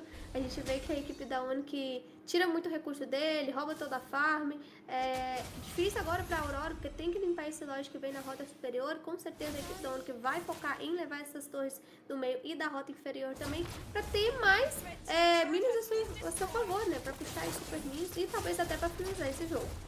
Aí, ó, então vai batendo diretamente nessa linha de T3, né? Não tirou a passiva, mas ela caiu sozinha, então tá tranquilo. Vamos ver se vai conseguir levar mais alguma torre por aqui. O Kiboi vai batendo diretamente na torre. Lutip tá por ali posicionado, ele focou o wave, puxou pro lado. Ninguém tem coragem de ir agressivar pra cima dele. Vai estacando, vai sendo stunado ali, vai tomando dano, mas é bom pra ele. Quanto mais ele apanha, mais dano ele deflete e a consagração funciona melhor. Vamos ver. Trocações à parte aqui, perdeu um Lorde sem pressão, tá? Não conseguiram aproveitar o Lorde, a equipe da Onyx. E aí começa a preocupar, olha só, entrada muito bem feita pra ele. Vai tentando burstar pra ele o Kiboi. Vantagens à parte, acaba caindo por ali o se ele não flechar, ele morre. Acabou flechando pela parede, bem jogado pelo Lunar, que cobrou muito bem. Abate garantido nas mãos do Kairi, ele vira na fight por aqui. Change vai sendo penalizado, pode Kairi pegar ele, foi stunado. Foi stunado o Kairi, tentou virar por ali, acabou sendo abatido pelo Sigma na força conjunta. Mais um abate nas mãos dele, Shuttle, down, double kill nas mãos do Sigma. Jogaram muito aqui a equipe da Aurora pra segurar esse jogo, tá? Que máximo respeito a eles que conseguiram segurar a Onyx, que tava com toda a pressão, com toda a força. E o Lunar aqui foi um anjo protetor, tá? Que cobrou e cobrou muito com esses avanços, tanto do Kiboi quanto na sequência aqui, quando ele protegeu o Cheese de morrer. Simplesmente ele se tacou na frente e falou, não, aqui você tá querendo demais. E cobrança muito boa também do Boom. Conseguiram segurar. E agora é o momento de bater, indo pra cima com tudo, porque colocou a vantagem numérica a seu favor e vão tentar alguma coisa. Mas é aquele negócio, não tem como também ter muito espaço a equipe da Aurora, porque a equipe da Onyx já retorna e não dá pra ignorar o fato que eles também estão muito fortes e tem essa vantagem aí em relação ao Gold e também a eternização. Vamos ver, né? Vamos ver. São 5.4k de gold a mais, chegou a 8 e pouco, então a diferença diminuiu 3k nessa última fight que fez a Aurora. mas ainda tem muita pressão, já tem 2 rotas laterais expostas, somente a torre do mid ainda tá restando ali para respirar por aparelho, tem 8 segundos para nascer o próximo Lorde, agora é só questão de tempo para a Onyx finalizar. Vai dar para fechar o jogo? Não sei, mas que vai ficar muito mais fácil o jogo para eles, vai sim. Ah, com certeza, né? Acho que se tem jogo, ainda tem chance, né, beleza? Exato, exato. Se tem cristal, o jogo ainda tá de pé. Com certeza, é claro que a Onyx tem essa facilidade maior de finalizar esse jogo, porque tem controle de mapa, tem pressão de rota, né? Tem... estão mais fortes, consequentemente pode ter mais vantagem, com certeza, pra finalizar essa partida. Olha que boy! Aparição, acertou a lança da destruição, foi pra cima dele, quem pegou o abate foi ele. Keora tá por ali, ele vai sendo penalizado, sobrou sozinho, ele tá tentando trocar com o 3, aí não dá, né? Aí não dá, impossível. Ira Dríade no pé dele, consegue fazer a boa por ali, não sei o que tentou, tá? Não sei o que tentou, mas não deu certo. 1-9 vira Keora nesse momento, dando risada de novo. Lunar pegou ali, aqui entregou nas mãos do Kairi, ele pegou o abate. Veio pra trocação, eles não querem saber de Lorde não. Não tem mais Ira de Dríade, double kill nas mãos dele, gigante que foi. Vai tentando burstar, agora é Swave do mid pra tentar derrubar essa torre. A torre tá com dias contados. Kiboi tá por ali ainda, ele não tem mais nada de HP, mas vai tentar aparecer. Pode ser um momento ruim pra lutar. Ele acaba ficando sozinho, Kairi conseguiu pegar o abate pra cima do Chainz, evaporado foi. Tem quase um ace nas mãos dele, Sigiban vai sendo o alvo, agora será batido. Partiu pra cima por ali, Ira de Dríade, double kill de novo nas mãos do Kairi. Gigante que foi, Sans vai tentando pegar, Rosa consegue pegar o abate pra cima do Sans. Kairi levanta por ali, gastou gelinho, gastou tudo que tinha, não tem mais o que fazer a não ser assistir. Vai tentando segurar, o Kibo ainda tá vivo, o gigante que foi, vai tentando bater no cristal, o cristal focado, pode ser um momento ruim, acerta a lança da destruição, ele vem finalizar. 1-1 no placar de dia, é um jogo muito corrido, mas muito bom, Didi. Que isso? A gente falou que essa série ia ser uma série pegada, a gente é a Aurora Game versus a equipe da Onyx.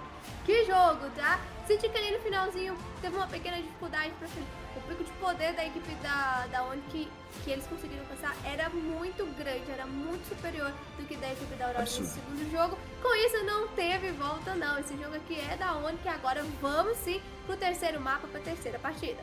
Bora, intervalo comercial, já voltamos com o draft. That's exactly what we needed. That's exactly what we anticipated. My goodness. What a good game of MLBB. What a good series. We still got one more to go at this point. I want 4 more of those. Yeah, just give me the best of 7 at this point. Let's just keep it going. Oh man. God. That was just beautiful. Beautiful. Beautiful MLBB, man. From both sides, even Aurora defending for that long. Trading off. Rosa comes back up, Sigiboom hangs on, but Onyx did not want to they didn't want to turn around. This is all or nothing right here. We're either finishing this or we're losing this. There were no breaks. They took it out, right? There was a nitro button and they definitely put it on. The gear from 1 to 6 as well after that first turtle. And it was Aurora playing on the back foot for such a long time. It's impressive, honestly, how they were able to turn things around for just a bit, especially here.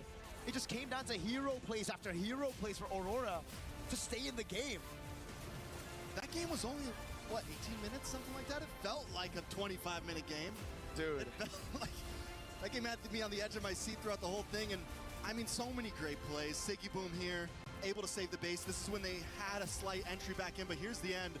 Rosa up, Kyrie gets the immortality, Winter Crown's back, able to get to safety, iframes out of the shot, Keyboy Loopy re-engage, and iframes the Forked Lightning once again. The SOD landed. We're gonna throw it to the panel to dissect this game and break it all down.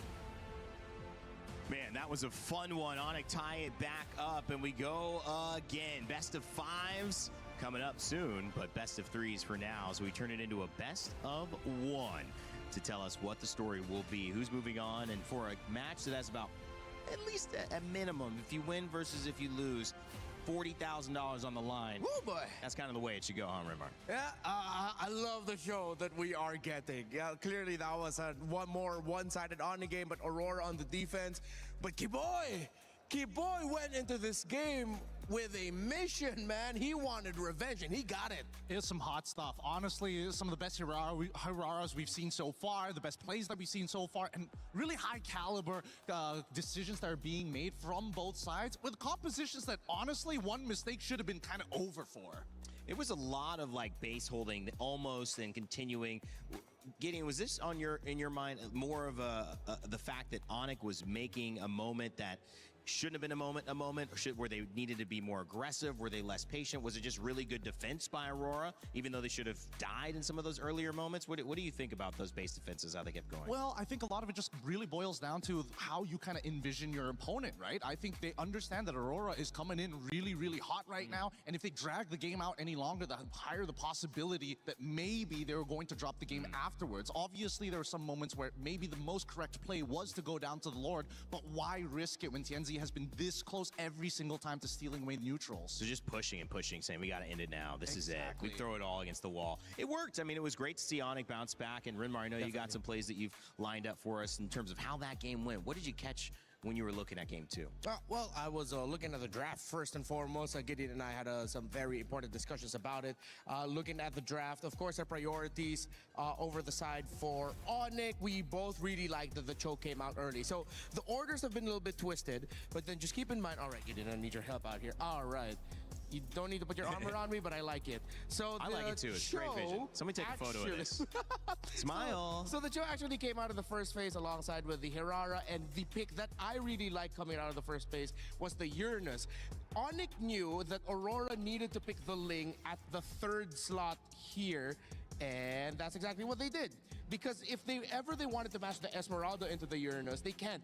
If they prioritize the Esmeralda over the Ling, they're losing the Ling, and then suddenly they're down on Assassin. They needed to rush the Ling at red 3. They banned out the Esmeralda later on. Now, I feel a little bit vindicated with my, I wouldn't call it hatred, but dislike for picking up the Claude and the... Yeah, you do. Eudora early it doesn't on. Work. Especially with the Uranus up, but...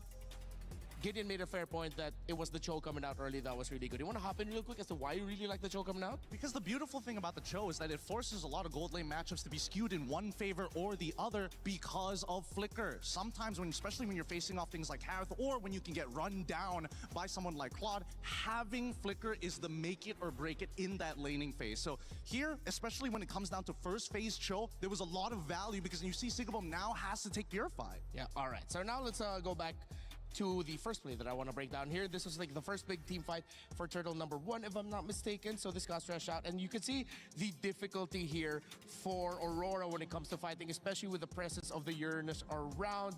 You see how much hell that he is giving them with the movements that he's making in the fights, but then most importantly, the impact of Kiboy on the Cho. Those two together early on gave a lot of problems for Aurora in the team fights because of the single target lockdown of the Cho, the AoE that he has, and if ever Aurora miss their timing, miss their opening in the team fight, it's going to be the Uranus slowly punishing them with the creeping damage that he provides. And the final play that I would like to break down, if ever we don't get to see the really awesome final fight in the Siege, is this one. This was the dagger fight that solidified the lead. See, Kiboy, again, starting it out, marking TNZ, marking Aurora really well, and that forced Aurora to respond. But with Kyrie holding the bush, he would get spotted out in AoE, but watch out for Sans coming in with a Valentina ult to get the kill there onto Sigibum, and then Kelro landing the SOD in time to join the fight and deliver the dagger. That was the win that solidified the lead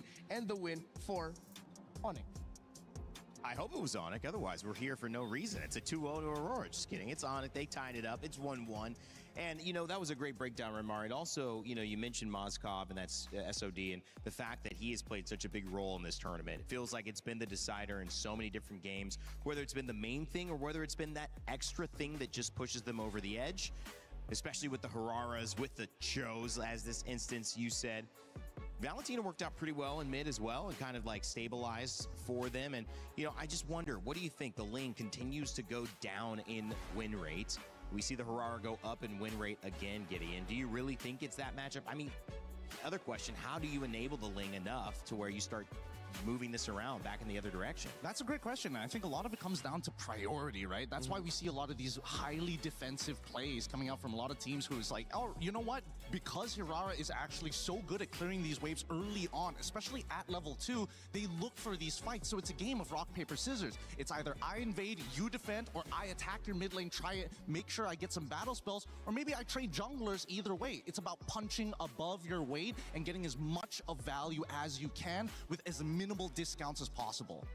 Yeah, the tradings early on, especially for those picks, is getting really quite difficult. I think Hirara is just such a really great pick. The multiple iframes that you get, the multiple dashes. I know Ling has a slightly similar kit, but again, it's the difference in what happens if suddenly one of the main pieces you need around to help support the Ling. We think of Ling as an independent hero, as an assassin, but it does need some help as well. It needs some sandbags. It needs someone to help crowd control and peel for itself if ever it decides to finally join in with a Tempest of Blades. But what happens when the Hilda gets taken out early? What happens when the Bellery gets taken out early? It gets difficult for the Ling and TNZ to start making a move of when to go in. It feels like it just has a higher floor than the Hirara, right? I mean, in terms of being able to execute it, I would say. I think I might have reversed that in the way that I was trying to explain it, but you need more elements to make sure your Ling is absolutely dominating the way that a Hirara feels like. If she's a first pick, there's so many different ways that we're seeing lineups built to exploit what she does well, and she's getting the job done. I mean, you can't have a 75+ win rate without that, right? You have to be flexible. So it seems like maybe that could be a priority going into it in terms of, even though somebody gets Ling, somebody gets Hirara, is it really an even trade anymore? Yeah, I think it's the acceptance of, I'm going to play for the later stages of the game and Hirara wants to play in the early stages of the game, right? It's very clear identities when these jungles have to actually battle against each other, because even so, there are some pros and cons, right? Despite Hirara having 4 abilities at level 2, Ling can cross the map in less than 3 seconds, right? You're giving away pressure for extra strength when you are playing this Hirara. So that's why it really boils down to that mid lane. And I think that a lot of teams have started to recognize right now, hey, if we can influence the lane with our picks, Cho, very good example of this, to force people to take out Purifies, I think then it starts to open your mind to what other options you have of what truly is strong side and weak side. Yeah, so we might need to revisit the importance of showing up Cho a little bit earlier in the draft, as Gideon pointed out. For me personally, the type of mid laners that you have and the damage profile that you have, looking at the opposing EXP laner. If Eudora's up, I really don't like to pick it up if the Uranus is around, if the Barretts is around. Yeah, Onyx coming back from that first win. We thought Aurora was going to continue on doing what they did, early, quick success, and now Onyx has forced Siggy Boom, and the first time Aurora's coach, Midnight, to come up with another plan. This is their first loss of the tournament so far. I think at this point, maybe they just go for the trade. They go for the Ling Hirara trade. They gotta ban one of those options. Ban one of those out, pick it up, and then force the other to play a different kind of assassin? Exactly, because so far blue side first picks have been very interesting when it comes down to like whether or not you're going to get one of these assassins. So the 2 predicaments that we're currently in, the Hirara Ling, on top of the fact that, you know, Atlas, Beleric, and Valentina are still highly contended. Now that we're adding Cho to the mix one more time, I think now, especially with both of these teams who heavily depend on both Ziggaboom and Kelra, there's more priority for the supports to go up. With the Rivers being the map that we're playing now, you're gonna have to commit abandon to Freya at some point. You always expect with Freya in Rivers to always join Turtle One. That's a given.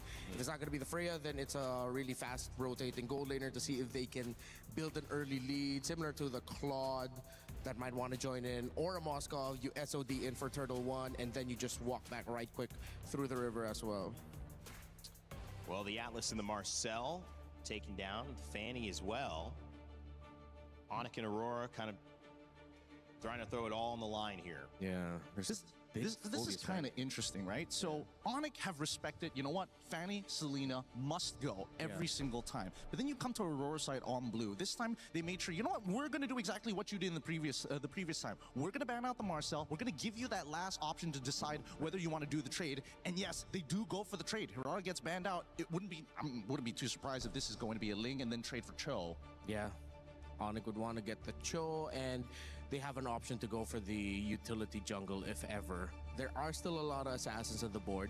You could still consider bringing back the Harley, but of course, as we discussed earlier, the Freya trade is active, and Aurora would rather go for the Freya. They can play the flex. They have options for it. They don't need to rush showing it whether it's going to go into the EXP or gold.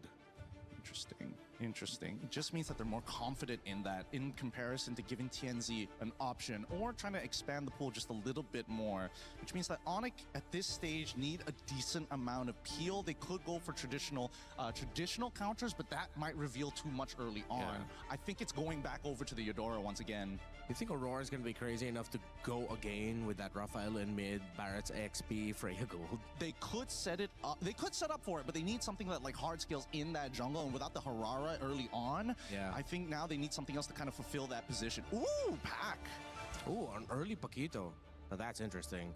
So I think they're also opening up their options as a flex in the gold. So if ever that Freya goes gold, then you send the Pack on over, and then at least you get a fighter trade in the gold lane. So that means the Esmeralda, Ruby, Trigger Fingers need to be there. So let's see whether we find any of those indicators in this draft. Then, if you're already getting rid of Zushin, I would have imagined that they would look for something a little bit more peely, right? Or at the very least, the Cho at some point of time. It makes a lot more sense now for Aurora than earlier, now that they've shown the Ling. But even so, I still think that there's a lot of value in it. It also makes sense to take out the Jushin if ever you're going to be going for like a full dive, because you guys do not want to get like all crowd controlled up in the air by Jushin. So that might have already been a tell by Aurora that despite this looking like a flex, this could be a close to mid-range style of composition for Aurora. And yeah, here we go again with the Uranus coming out early. They get the Belleric. I wonder if they're trying to bait out and signal to Onyx like, hey, commit a ban into the Rafaela in the second phase. We did it before. We'll do it again. It's a tanky lineup right there as well. A lot of front line and presence. We mentioned Rivers rotating will be on the docket. Yeah. And the interesting thing is that they're trying to... I feel like they're trying to get in the head of Onyx because within the draft lobby itself, they got Rosa to pick up the Uranus. So it's like sort of telling Onyx, hey, maybe you want to consider that this might actually be going to a mid lane, and then we're going to be pulling out a lot more surprises. So draft lobby in-game... Interesting. Mind game stuff going on right now by Aurora, potentially. Yeah, it's putting Onyx in a pretty awkward position because last time they didn't have to worry like too much about certain things, and they were also actively banning out the Paquito. Now they kind of have to take it away to deny options. But now, once again, you get this Eudora, and the same problems are going to occur. It's great when you're trying to peel away this Freya from you before her ult gets ripped, but even so, that pressure we've seen many, many times, you lose that out fast. It is a question of sticking to what is good, what is available, and trying to make it work. But also, it's a question of how can we not get surprised. Eudora is certainly not a surprise, which means maybe Aurora expected this. You would have probably thought, okay, Eudora Ling available, so that's probably what they'll go to. But do they have an answer? Something sneaky? I'm thinking whether or not this could be a potential Kimmy angle as well. That's another thing that I'm scared of. Yeah. Oh, they're banning out the Guinevere just to make sure that these neutral objectives are going to be less easy to contest for, especially since you have anti-CC with Violent Requiem. Esmeralda, really good ban here. And this is an admission from Midnight. It's like they recognize that both sides could actually lean into the double fighters. Yeah. So now, that might actually be a bit of a reveal of where the Uranus is already going. Because if you ban out the Esmeralda, it makes a lot of sense that the Uranus is going EXP, the Freya gets sent to gold, the Belleric is at Rome, so now you're just waiting for mid and jungle. Because I was thinking, I wonder if Aurora drafted something That would be a surprise. Yeah, exactly. Like, is it crazy flex that the Belleric could still go XP, that the Uranus could still go jungle? That's what I'm thinking, like, is Uranus jungle going to be up to speed to the Ling? And then I realized, no, it's going to be way too slow.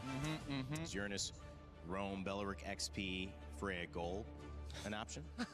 Uranus, Rome, a little bit kind of funky. It would but be Belleric XP definitely good. Oh, they banned out the Rafaela. I love it. I love it. This is a position that Midnight wanted them to at least say, hey, recognize me, look at me, right? Get rid of the Rafaela. And now that you've committed to it, I want to see what the conversion is going to be at the end of the day, right? Because, again, Midnight's got a lot of plans, and at the same time, he's shocked us in the first couple of days. If he's got something else in that pocket of his, I'm interested to know why. I do like this. Double Fighter's been talked about, but we'll see if that ends up becoming a reality for either of these teams. Still on that final ban phase for Aurora. What will they take away? Oh, they got rid of the carry.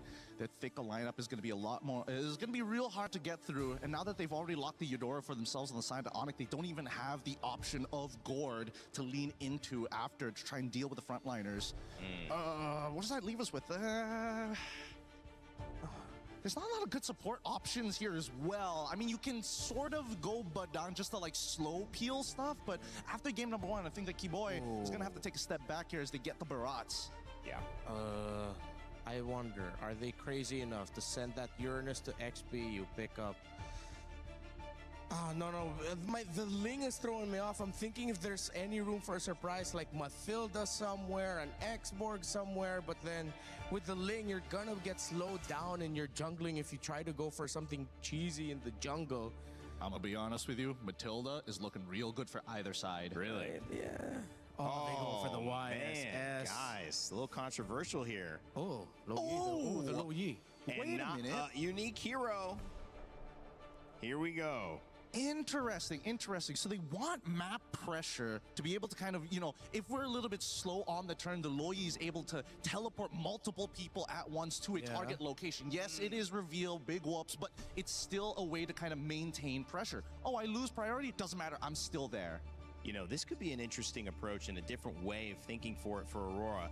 Onyx, you think they expected this one? I mean, final pick, they have a chance to respond, but I mean, first time we're seeing Luyi in this tournament, and YSS again has not won a game, been played about 6 times. This will be the 6th. We'll see if that changes here.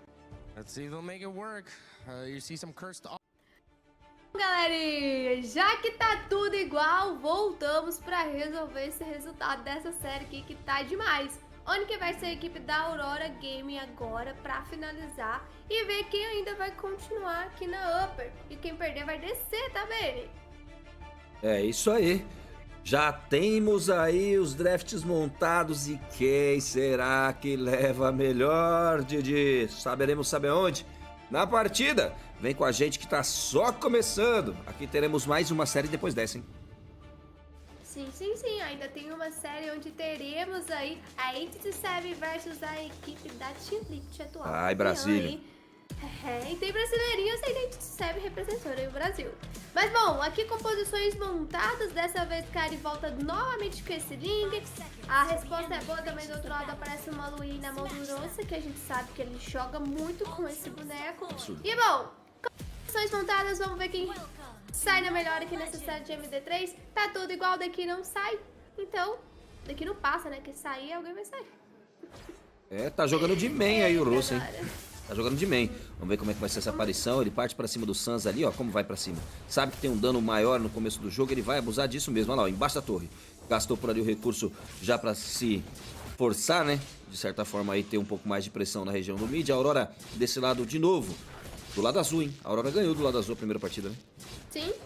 E agora volta aí pra esse lado. Vamos ver se é o lado que tá dando também essa vantagem pra equipe da Aurora. Tá dando sorte, será? O lado? Sei, mas quem tá do lado azul ganha. Quem jogou do lado azul aqui levou melhor, hein? Pelo menos pra essa série. Vamos ver se mantém aí esse, como é que fala? Essa sorte, esse lado azul. Vamos ver. Aí, 1 minuto e 11, só as primeiras rotações. O Pagu já vai buscar informação lá em cima, tentando já, uma certa forma, causar um pouco de dor de cabeça ali pro Kairi. Vamos ver se vai efetivar essa dor de cabeça. Por hora vem por aqui o Pagu tentando a primeira habilidade. Chainz se aproxima, pode ser um momento bom pra luta. Tem por ali já um momento de jogo. Gastou o recurso do flash pra se reposicionar. Tomou um tapa da torre. Acabou não sendo vantajoso pra eles. Gastou o recurso do flash ali também. O nosso querido Lutp. Ele não queria ser abatido, né? Não queria entregar kill de bombandeja. Bombejada, né? Bombandeja é complicado. Gastou o flash ali e ficou vivo. Cara, muito dano. Traz a equipe da Aurora aqui nesse momento, até porque tem essa luta também que vai copiando, mas ele não foi o suficiente pra pegar a finalização. Mas também estourou por aqui, Chainz, não, aí não pode. Meu amigo, o Sans estava posicionado ali, gastou seu máximo flash aí ofensivo e garantiu o abate. Primeira kill, uma pra cada lado, a resposta foi muito rápida também, tá? Muito rápida. Quem foi abatido de um lado foi o Kera, isso não, aliás, foi o Chainz, isso não é legal, porque tira o jungle da equipe inimiga. E do outro lado, quem foi abatido foi o próprio Sans. Então tá assim, ó. 1 a 1 no placar, a vantagem ainda fica nas mãos da Onyx. Bom, e que vantagem boa, porque acaba pegando um abate importante em cima do selva adversário, acaba aí disputando um pouco esse início pro Teams, quando do outro lado a gente tem um cara que já tá mais livre, leve solto ali pra farmar, diferença de um nível aí em relação a Chainz, e com isso a equipe da Aurora vai tentar fazer um roubo aqui em cima desse blue, que a Aurora já tá por ali, vai ter compensação, eu acho, hein? Ah, não, foi só pra tentar mesmo. Se tivesse fácil, eles iam, mas como eles viram que não vai ser tão fácil assim, bora recuar. E todo mundo na tartaruga, eita. Desvio ali, bem jogado, aplicado pelo Roça, tem pressão, mas acaba ficando pago pra trás. Vamos ver se ele consegue funcionar por ali. Nesse momento ele gasta já a ira de Dríade, abate garantido no caçar com o Chenze. Bem jogado por ele, a puxada tá sendo feita, abate garantido nas mãos do Lupit, vai cobrando 1 a 1. Cai Sigban pra cima do Lupit, a cobrança na mesma hora. Vem por aqui, pago pra tentando trazer a lentidão. Quero vai ficando sozinho por ali, ele cai, bela jogada, Sigban, double kill nas mãos dele. Ascendência da Valkyria, Didi. Freya aí traz uma condição muito boa para a equipe da Aurora nessa composição. Uma frontline bastante que tanca bastante e dá muito dano, né? Então a gente tem aí já uma resposta muito boa da Aurora para essa força da Onyx. E bom, o Sigibu já vai aproveitando desse momento também para tirar um pouquinho aqui de XP nessa rota. E fica difícil pro Keura também, né? Porque vai ter que lidar com essa Freya aqui na rota inferior.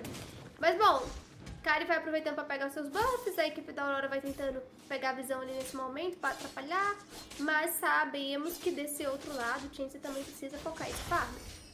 Aí, ó, e daqui a pouquinho você vai acompanhar a nossa região, nosso Vai Brasília de todo dia. Tomara que os meninos da Entity 7 estejam inspirados hoje para levar a vitória para casa. Vamos torcer pela nossa região. Os meninos lá representando o Brasil também estamos junto demais. 3 abates a 2, 9 minutos. Aliás, 1k de gold à frente aí pra Aurora. Tá começando bem a Aurora de novo, hein? Olha lá o Siban, vai pra cima, consegue a informação do Kara ali, consegue as primeiras pedradas, né, em cima do Kara. Vai garantindo uma pressão ali, o Pagu vai tentando pegar na fight virando. O Kiboi tá por ali, ainda tá posicionado. A hora que o Pagu viu o Kiboi, ele acabou batendo em retirada porque viu que ali ia ficar complicado pra ele, hein? Tá, né, vamos recuar nesse momento, ele pensou, até porque o time tá aproveitando para farmar, então ele aproveita para reposicionar. Tinha muitos jogadores ali também da Onyx que poderia acabar cobrando muito bem em cima dele. O Sanjos vai sofrendo uma certa pressão aqui, o Luna vai tancando a torre para incomodar. Tartaruga nasce em 10 segundos, a gente já percebe que a equipe da Aurora tá um pouco mais à frente, já em volta desse covil, pegando visão, abrindo as moitas. Luna vai fazendo isso junto com o Pagu muito bem. Lá em cima reposicionando para o Lupt e por aqui já está a Tartaruga. Jabuti startado, ele é o segundo do jogo. Por hora aqui, Boi foi visionado por ali, o Chenze pegou de novo no caçar, bem jogado por ele, responde pra cima de Lutp. Ele vai caindo por ali, fica sozinho, acaba sendo cobrado, pode virar num abate pra cima dele, garante Lunar com tranquilidade. A Aurora vai crescendo gradualmente no mapa. É obrigado que Boi se jogar pra trás ali pra não tomar nenhuma invertida. Olha o desvio, tá sendo aplicado lá em cima, vai diretamente pra linha do Kairi, vai tentando burstar ali aquele Orange, ele sai na vontade. Ficou nas mãos do Chenze, Didi. É um jogo muito bom pra Aurora, tá? Muito bom mesmo, eles conseguem, né, fazer alguns avanços. Nossa, que é isso? Pode seguir. Eles estão conseguindo, né, avançar, tá dando certo. As lutas acabou sendo um pouco mais favoráveis para a equipe aí da Aurora, né? Tem entrada bastante agressiva aí com esse Uranus, junto também aí com o Sigboon. Então eles estão conseguindo fazer aí algo. Que é isso? A troca com o Siban, vai diretamente. A ascendência da Valkyria, ele tá na fome, partiu pra baixo da torre, ele faz o que ele quer. Sigban gigante pra esse momento de jogo. É 3x1, ele não se preocupa, ele vai finalizar quem ele quiser. E Keura foi a hora da vez. 0-2 vira Keura, 3-0 vira o Sigban, Didi.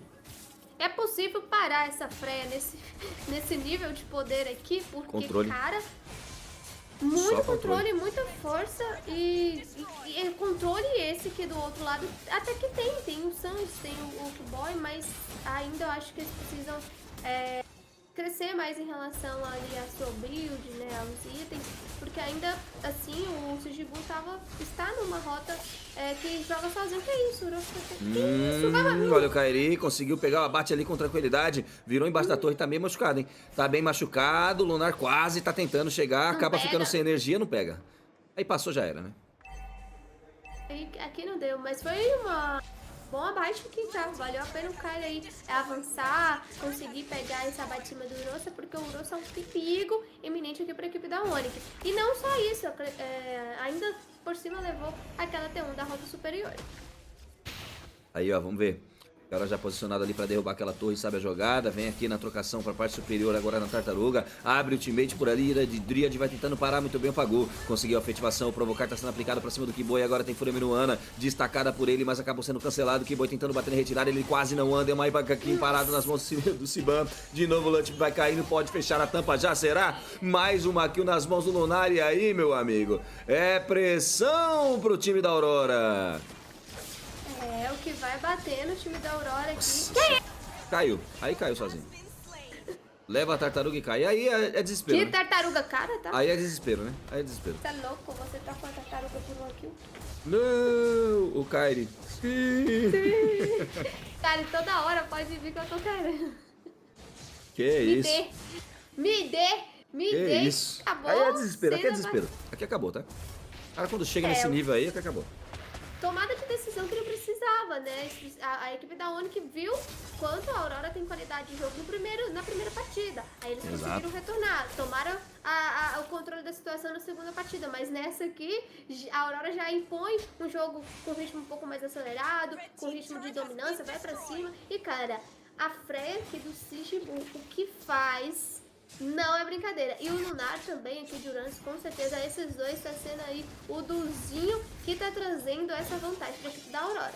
Eu até entenderia se fosse um Lorde, tá? Mas tartaruga não dá pra entender, não. Não passo o pano pro Kairi.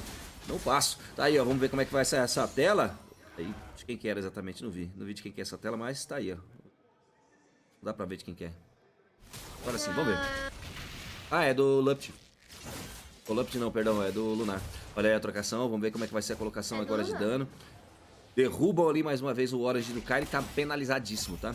Kairi está apagadíssimo desde a primeira partida da série, só na segunda que ele jogou, né? Mas aí já é outros 500. Por aqui vai trocação, vai sendo penalizado, provocar aplicado pra cima do Lupt, ele vai tentar sair dali, mas não tem como correr. Abate garantido nas mãos do Change, vai pintar a segunda eliminação. Kiboi pegou o abate pra cima do Pagu, Rossa pegou o abate pra cima do Kiboi, resposta de double kill. Vem na dupla eliminação também o Change, pode fechar na tampa, é Ace nas mãos da Aurora, Didi. Vai abrir essa passiva e com certeza vai querer dar o GG. Por aí tá explodido, bela jogada, eles partem diretamente pro objetivo, eles não querem saber, eles partem pra cima, tem uma catap e um sonho, garante a pressão, todo mundo entrando ao mesmo tempo, começa a tancar por ali o Siban, usa muito bem o dano massivo, tá lá, parte pra cima do Cristal focado, é GG! Pra matar a Onyx, Luninho, vem aí! A gigante, simplesmente avassaladora, coloca pra respeitar a Aurora, Didi! Choque!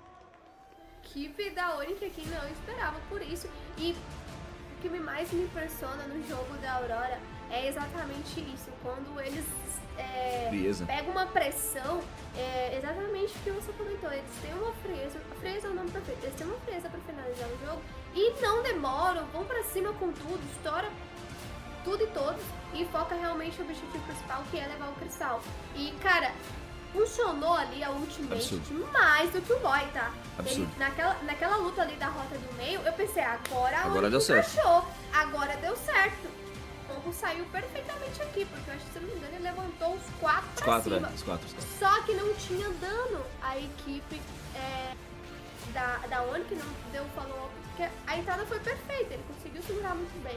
Porém, muita força, muito forte, cara, um Uranus e uma Freya, não teve como, mesmo fazendo esse, encaixando a ultimate perfeitamente, não foi o suficiente para parar a equipe da Aurora. E é isso que acontece, toda vez que a Aurora pega uma força, aqui foi a play, ó, se não me engano, leva dos 4, né? Aí, ó, absurda. Aí, ó, 4 Absurdo. pra cima. Adiantou de quê? Vários nadas, porque quem foi estourado ali foi a equipe da Onyx. Nossa. E com isso, o ace perfeito, até mesmo pra finalização, eu duvidei que dava pra finalizar, tá? Você, não vai dar, porque tem proteção, tem só uma catapa, mas os caras jogaram super bem. E a gente vê, assim, quem acompanhou a Aurora desde o início, vê o quanto eles evoluíram e mérito total deles. Agora a gente tá ganhando de uma Onyx, que é atual campeã do Mundial de Mobile Legends Bang. Aqui tem a Aurora conquista, acho que, e mostra também o favoritismo nessa competição, tá? A Onyx agora desce. Aqui também, tá? A Aurora, a equipe da Onyx desce pra Lauer, tá? E quem ganhar agora, pega a Onyx. Pode ser a atual campeã do MSC, contra a atual campeã do Mundial, né? Então pode ter uma Onyx, uma final. É um clássico, né? Clássico, é um clássico. E assim, o cenário mais interessante que agora se enfrenta numa Lauer. Maluquice da parte. Vamos respirar que essa série foi pesada, já voltamos com o próximo draft. I think the others are also great, but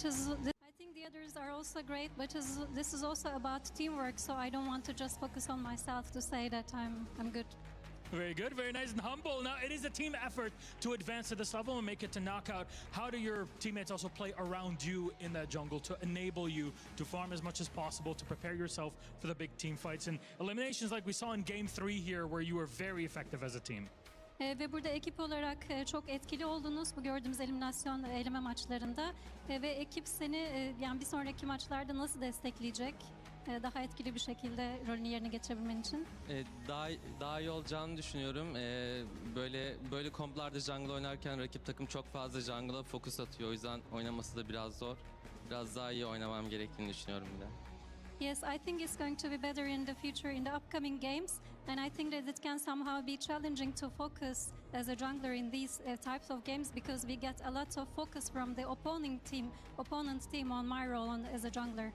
There's a lot of focus on you. You're able to clear it. Now, one of those reactions, I guess, especially in Game 3, was you bring out the Yi Sun-shin. Was that a reaction to something that Onyx were setting up in Game 2? Burada şimdi Onyx'in ikinci maçta, ikinci roundda yaptığı şey bir reaksiyon olarak Onyx'ini seçmiştin 3. roundda, 3. oyunda. 3. oyundaki seçimine nasıl bir şey yaklaşabilirsin? The Yi Sun-shin specific. Çok fazla jungle kalmamıştı zaten. Ban yemişti. Oynayabileceğim en iyi hero'yu seçmeye çalıştık. I tried to select the best hero that we could play because there were not many junglers left. Very good, very good. It works out very well for you. Now that you've advanced, right? Aurora is in the knockouts. You've took down two teams that really are incredibly tough to make it to that spot in the top seed of the group. Do you feel that you're no longer a dark horse, that people are looking at you as true contenders for the crown here at MSC 26? Evet, şimdi çok böyle başa baş geçen yoğun rekabet gerçekleşen maçlardan sonra yani senden ne bekleyebilirler? Yani bundan sonraki maçlarla ilgili olarak artık yani bir dark horse olarak görülüyordunuz. Yani beklenmedik bir şekilde çıkış yapan bir ekip olarak görülüyordunuz. Ama artık hani daha ciddi bir rakip olarak kendinizi kanıtladığınızı düşünüyor musunuz? Kanıtladığımızı düşünüyorum. Uzun süredir de Dark Horse değiliz yani. Diğer STR takımlarla birebir olduğumuzu düşünüyorum. Diyeceğim bu kadar. Yes, I think we have really proven ourselves with the game that we have played at so far. I think we have also not been a dark horse actually for a long time, so I think we are very much comparable to the other teams in that sense. There you go, seeing yourselves as one of the greats. Thank you very much, Tenzi. Congratulations, teşekkürler. There it is. It's Aurora Gaming advancing to the knockouts. What a story. Onyx, they're going to have to work through it. Panel, what do you think of that? I love it. The Turkey A representative getting ready for Turkey and the M Series. We'll see what happens all the way over there. But right now, we got a tournament that they just advanced the knockout stages in, and that means $100,000 at least for Aurora Gaming. That's not a bad game of MLBB. And I love the humility as well. I'm learning that that's kind of a bigger conversation here than, you know, some, I'll say it, braggadocious pros that we have in other esports. Yeah. It's kind of a pleasure to see the difference, and also the fact that everybody is really focused not just on themselves, but the fact that this is a team effort. And yet, in the same face, Renmar, the second that the comment Dark Horse comes out, he says, whoa, wait a second, whoa, we're not quite, I think we're very comparable. And so, yes, hesitant to take too much of a leap forward, but if anyone puts them down where they don't belong, they're ready to correct it. Yeah, so something I'd want to share about Coach Midnight, he's the type that if he knows he has players that have an ego, he would want that ego to thrive in a healthy fashion. Sure. But he also understands that if he looks at his team and sees, okay, maybe they're not about the ego, but they're more about looking at their efforts together as 5, as 6, including the sub, like what they can do as a whole team, then that's what I'm going to be focusing on. So it's good to see that these players, historically, they have also always just been very humble as well. And to see that thrive now and be really damn good in this meta, it's a sight to see. We've seen them grow up over the years, Gideon. Yeah, no, you know, Tenzi, he always had that jawline. It only gets sharper every single year. Same can be said about Rosa. Everybody on this squad has history, and I think. I thought you were gonna say a jawline. I mean, I was gonna say that too, but you know, I'm waiting for the M Series so that everybody has got that cut. But overall, I think that it's really unique to see Aurora in a position where they've not only gone through multiple iterations of their own lineup, but they are finally settling into themselves, saying, "This is it. This is the moment. This is the culmination of an entire region working together to get to a 15-4 score pre-10 minutes against the Sky Kings. I mean, going to a third game, it's going to hurt their overall time. But I mean, if you go to a third game, you want it at least under 10 minutes. Yeah, and at least they were able to clear that out. And it was fast, it was clean. Clearly, you knew that Aurora Gaming and their conditions early to mid were clear. They can play around their Freya, they can play around the disruption of the Uranus, and Lunar was definitely a presence to be felt just to set up for TNZ and the Yi Sun-shin eventually to climb up. And TNZ was given some difficulty here by Onyx. He was targeted, his rotations were somewhat slowed down, but it wasn't ever completely disrupted to the point where it felt like Aurora had no movements. With the Freya on board, with Uranus on board, even if the Yi Sun-shin's movements are nerfed, the side lanes can flow the game, the tempo of the game so much better. Let's not forget about the logistics problem here. Oh no, my jungler keeps on dying. What do we do? And now you're really utilizing Rosa here on this Lo Yi, being able to not only teleport you from buff to buff to save you the walk time, but always continuously reaching further and further on those conversions when they do actually get those picks. And that's why I really love seeing Lo Yi come back in this particular game, playing from behind instead of ahead for the first couple of minutes of the game until they really started to ramp up and hit the nitrous button, because then they took everything. Gets me excited about when we start heading to best of fives. I mean, that's going to be fun, because then you're going to have adjustment after adjustment. Now, after what we just saw was a great and first time seeing Lo Yi that worked out for Aurora Gaming. Renmar, I want to get your thoughts. You've got some Telestrator lined up for us. Yeah, okay, so we're not going to be looking into the highlights of the game specifically or a lot. We're just going to go back into the draft. I marked here for you all what the first three picks were on both sides. It was Freya, Blue 1, and then Belleric 2-3 alongside the Uranus, and then the Paquito as the first pick alongside the Eudora, and then they picked up the Link.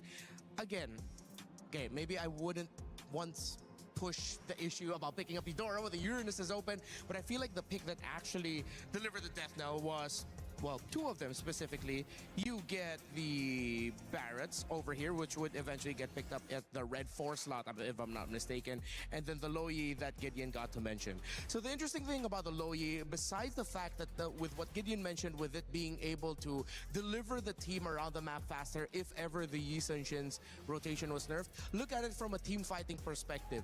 You have the Paquito in the gold lane that I feel like was decided very early on by Onyx, but then there was a reaction from Coach Yeb by the end of the draft where he realized, man, I need to pick to round this out. They picked up the Minotaur, because in every team fight, once they were all fighting as 5v5, there was so much difficulty for the Paquito to get close. Even the Barretts didn't feel chunky enough up against all that shred and the burst that the Lo Yi has. Then it got to the point where Freya has damage, Yi Sun-shin has damage, and Oni cannot fight comfortably. They're fighting under a lot of crowd control. They're fighting under a lot of damage. Look at the composition of Aurora, and you can just imagine how much of a nightmare it is to deal with that if you are the Paquito. There is just way too much to deal with. And if you are one of the main damage dealers, like I needed 3 circles just to make the point really felt that the Paquito would have struggled in every team fight. Add to that as well, if you cannot get the early game domination that you need with the Ling and Eudora, you're not going to get a good bridge into the mid to the late game. And what stops early game dominations most frequently? It's lineups that have the Uranus and the Belleric. Those are tempo stoppers for lineups that want to snowball fast. That's an amazing breakdown. Thank you, Renmar. And thank you for the attempt to hold the microphone, Gideon. He just went by himself there. He ripped it. He ripped it. He didn't like your hug before? I didn't realize that. I was like, oh yeah, I was holding my mic. Thank you though. Thank you. Hey man, I was in the zone. I'm just a bench warmer here. Today's schedule coming up on your screens in just a moment. We are almost done. We've got one more series, and this is not an important one at all. Just kidding. It's Team Liquid PH, who are your champions of last year, going up against Entity 7. The GOAT, Carl Teasy, will he find a way to come back after a loss against Aurora Gaming and stay in this tournament, or will this be the end and we will guarantee a new champion? Entity 7 has a lot to prove, considerably the underdogs in this matchup. However, Gideon, we have seen a lot that we didn't expect in this tournament so far, so no one's counting anyone out yet. Absolutely, but it's about the level of polish coming into this tournament, and so far Team Liquid has shown that they're a little bit behind on what they were going to. Well, I don't know if it's they're behind or whether they're like holding back on what to show in these tournaments, because remember, our format isn't like, oh, we go through a round robin of a group stage. No, it's immediately, you got 2 lives, you mess that up, you don't get a second chance. So I think Entity 7, if we need to see something good, first off, foundation and polish. All right, well, let's make sure you guys are watching because you can get your pick'ems for that final match. If you haven't done so already, before it gets going, let us know who you think is going to win. Is it going to be Team Liquid PH? Is it going to be N87? We will follow along with the fan vote and give you guys information on where it stands before we head into game. Before we do that, we're going to get the teams back on the stage, take a little bit of a moment away right now, and let you listen to the Saudia radio comms from yesterday's matches when we come back, our final series of the day.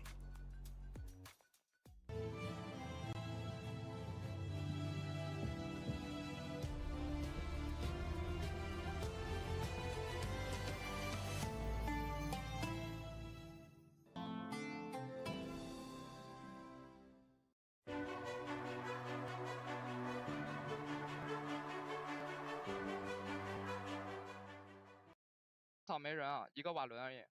来来，我把它挤出来。这龙血得看呀。可以看一下，可以看一下。哎，来看我啊，我这有人啊，哎，没踩。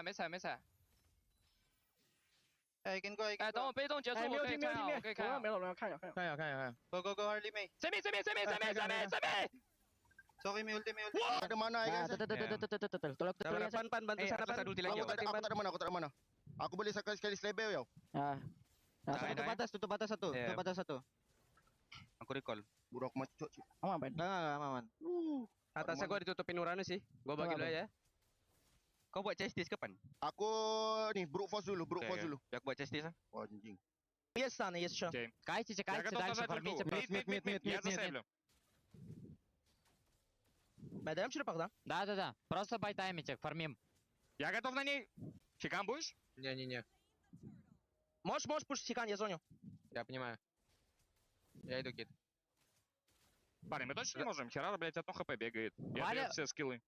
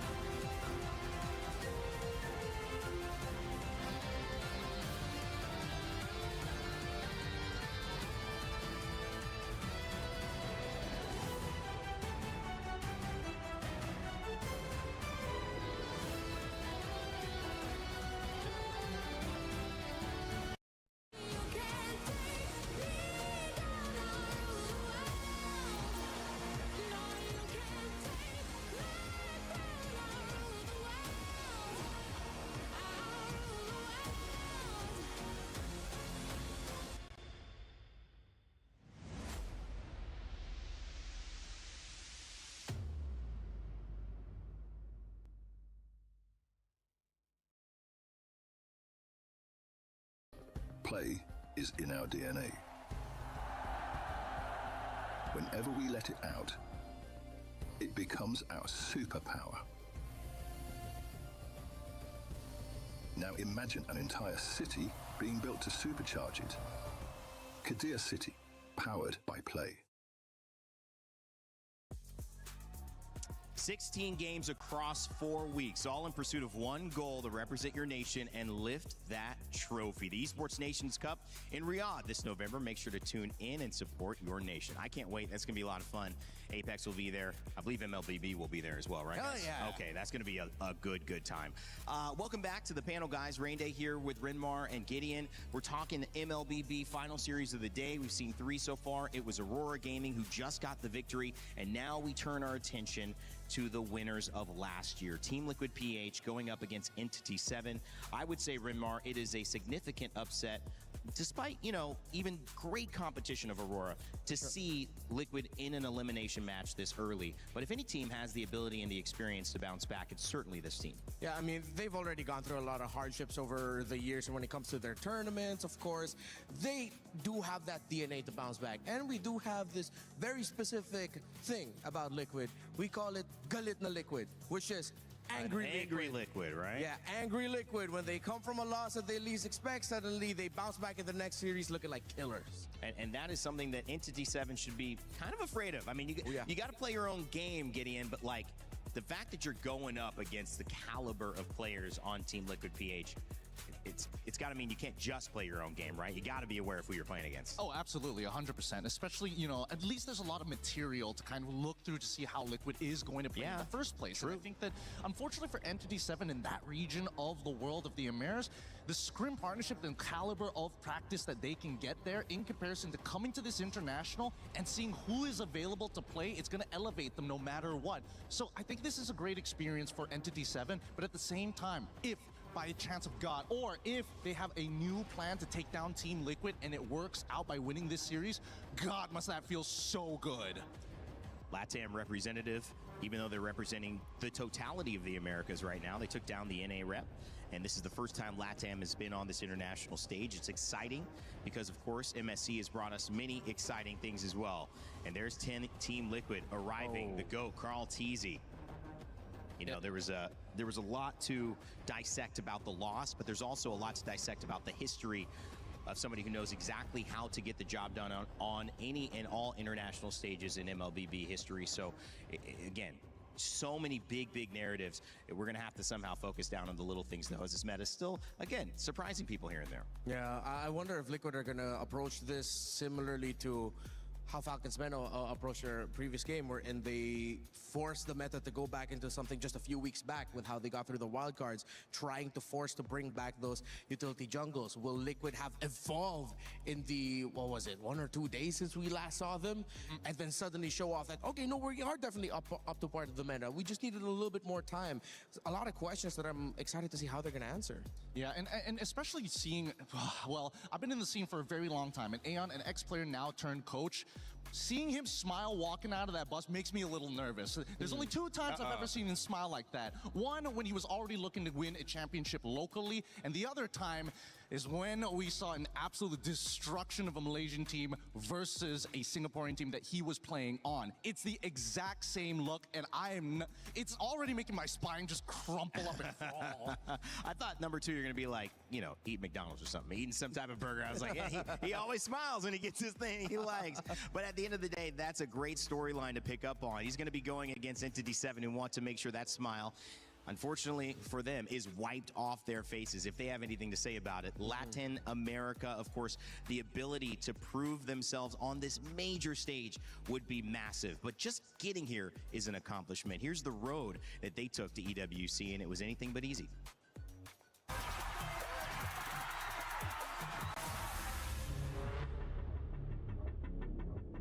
Yo me uní a Entity 7 en esta MST Hammer Season 1 porque Akashi y Baggy me llamaron. Después fui con Shin y Hidden Bush. Este roster es similar al de la M7 con Black Sentence. Oh, now just 2 members. Now goes Detective. And ladies and gentlemen, we have Black Sentence. Com a junção que teve da América do Norte e América do Sul, eu acho que elevou o nível das duas regiões em si, porque a gente não se jogava junto contra. Eu acho que a América do Norte é uma região bem forte, inclusive tem players que já ganharam o MSC, então elevou o nível de todo mundo e a gente consegue chegar mais preparado para jogar o stage internacional. Este es el momento en que esa llave se convierta en de ustedes. Esa llave va a ser con la que ustedes abran la EWC. Norteamérica y Sudamérica no han encontrado un avance porque creo que deberían mejorar los tratos por parte de las organizaciones hacia los jugadores, como también apoyarnos más y dejar de odiarnos entre nosotros, porque al final somos una región y hay que apoyarnos mutuamente. A última vez que eu joguei em evento internacional foi o M5, acabamos não indo tão bem, mas eu acho que deu para pegar bastante aprendizado, pegar bastante experiência internacional de evento presencial. Eu acho que dessa vez vai ser diferente. Yo creo que este roster es mejor que el de Black Sentence porque con la experiencia a la M7 fue muy buena, como también la sinergia que tenemos con el nuevo equipo es muy buena. A Onyx é um grande time, estão sendo campeões faz bastante tempo na Indonésia, tem jogadores muito bons, ainda mais que entrou o Kelra. Eu acho que eles são muito fortes nas lanes, eu acho que a gente se pegar alguns heróis que tem pressão no começo de jogo, eu acho que a gente pode lidar bem contra eles. Para todos mis fans, espero que puedan apreciar a este nuevo y mejorado equipo gracias a la nueva competencia MCT Hammer. Eu acho que os fãs podem esperar bastante coisa de nós, mesmo que caímos contra time forte e se ganharmos caímos contra o atual campeão do MSC, eu acho que eles podem esperar bastante coisa da gente. High expectations for South America here. Yeah, they are looking to show off a little bit more of their playstyle. I feel like they got the short end of the stick. They went up against Onyx, now they're going up against Team Liquid. Against Onyx, they tried to bring back what made them work out and get success in Amber, but the problem was it looked like they were drafting 2 metas behind. They were drafting before even wildcards, and even though they got some of their picks, it was picks that we were thinking it's not the picks that we're looking for now. So maybe they learned a lot from Onyx. They said they learned a lot from their previous experiences. Hopefully they learned from the Onyx matchup. Well, honestly, I think they've got a lot of ambition going behind them, because it's totally understandable from their POV that it's like, not only are we looking for organizational support and the fact that, you know, they've combined the region to raise them up, but they have yet to have that amazing international finish to show, yes, this region has what it takes to play against the best. So again, this may not mean much for a lot of people out there, but for those players up on that stage facing up against Liquid right here, right now, if they could take even one game away from them, that could put that extra chip, you know, that one extra chip to say, these boys are worth investing in. And that's what I'm hoping, that this game and this series raises up the region as a whole. Yeah, and we started off the day with a result like that. We didn't expect that it would get to the point we were wondering, is GK actually going to eliminate Selangor Red Giants? What if how we started off the day is how we're going to bookend it? What if we get to the point where we're wondering, I can't believe Entity 7 might be close to beating Liquid? This is the MSC where surprises come every single day, every single match. I'm not going to completely turn off the idea that Entity 7 might come running right out of the gate. Yeah, you can't. You can't do it because, again, you have expectations and sometimes you just set yourself up to be surprised. On this side, though, we have to look at Team Liquid PH. And when you look at this roster, from Sanford to Sanji to JP to Teddy to the GOAT, Carl Teasy, who back at MSC 25, I tried to say this in a different way, but said, yeah, I've done it. I've accomplished everything that can be accomplished. And accepting that honor is a very good thing for him to say, this is where I am at now. Where can they go from here? Because as defending champions, of course, they have high expectations and high hopes. They're going to work their best. But what have they learned from that earlier loss this week? We had a chance to sit down and talk with Sanji about it. We're now here over with Sanji. It's so good to see you again, Sanji. Yeah, good to see you again. Good to see me again. That's great. It's mutual. So, Sanji, we didn't get to talk to you after your match loss yesterday. What did you think happened in that match? I think we're surprised. Their drafting is so good, and now we're very confident. You're very confident now, because I think a lot of the casters, especially the ones on the panel, they were talking about the early game. I feel like TL usually dominates the early game, but Aurora gave you kind of a hard time, and your upcoming opponent, E7, likes to play the early game. So what do you think about that, Sanji? Now our enemy is like, we read, it's like, and before we face Entity, we have a Scream, and we know that's their gameplay, and they love the early game. And Aurora, we're not having the info. That's why we lost. Okay, so you didn't have a lot of info on Aurora, but upcoming against E7, you're confident? Yeah, I'm very confident. Very confident. So talking about the picks, you mentioned some surprise picks, and I think a lot of us were also very surprised. Rafaela mid lane, Sanji. What's going on in the mid lane? I don't know, maybe a lot of heroes came back, and I think even if you pick like Angela or like Matilda, I think it's okay. Okay, so there's a possibility for those two heroes to come back in the mid lane. Have you heard about the new rumor? Fighters in the mid lane? Yeah, I heard. Is that something that could possibly pop up here in the meta? I think it's possible because of the like strong mid. So that's why fighter is good also. Okay, but do you like it? Do you like this meta? Does it suit you, Sanji? Yeah, I like it. You like it? Yeah. So are we expecting some crazy picks maybe coming up from you? Not for me. I think for my teammates. Okay, we got a little bit of info there. Thank you, Sanji. But after that, obviously you're coming into this. Do you have maybe a message for Entity 7? I think good luck and have fun and give the fans the best team. Oh, best show? The best show. The best show. Okay. Thank you so much. This was very fun. Sanji, good luck on your next match, and we're throwing it back to you guys. Not enough info. I mean, that makes sense. I would say that Gideon is a real thing that looked like they didn't get a chance to play because they were just so in shock at what was coming at them. Yeah, understandably so, right? Yeah. Even I was dumbfounded when I saw that lineup just come up with the Rafaela in that mid lane and absolutely just dominate the earlier stages. But I, for one, have already admitted many times, especially after M2, that I cannot doubt the GOAT. I'm actually contractually obligated not to doubt the GOAT ever, because I doubted him then, and from that point onwards, it has just been uphill for me. I've been so glad that I'm standing behind Carl-TZ and watching his games. He is an absolute monster for a reason. I'm on the other side. Every time I predict for Liquid, something bad happens. Every time I predict against Liquid, they start steamrolling through their opponents. So maybe this is the time for me to say, I think Entity 7 is going to win. Wow. Going against the GOAT, Rinmar. That's pretty surprising there. It's just to reverse the curse. I love Carl-TZ and Liquid, man. Oh, yeah. Reverse the curse. We'll have to wait and see if the GOAT, Carl-TZ, and Team Liquid PH can do what they need to do to keep their tournament hopes alive. The representative from the Philippines trying to turn this early loss into some information to grant them all they need to rise up to the top of this mountain and claim the trophy, standing in the middle of the Lenovo Legion Gauntlet for MSC. All of it on the line as Entity 7 do it for South America. Can they surprise us yet again to end the day as we throw it over to the stage to begin our final series? Ooh. Final series of the day. But before we even touch on that, the third match of today was insane. Aurora Gaming is on fire. A 2-1 win up against Onyx. And guys, really? A 9-minute and 41-second game? Yeah, that game 3 was something else. We got so hyped up into it. There's the comeback. Game 3 is going to get even deeper. And then there's an entire team wipe.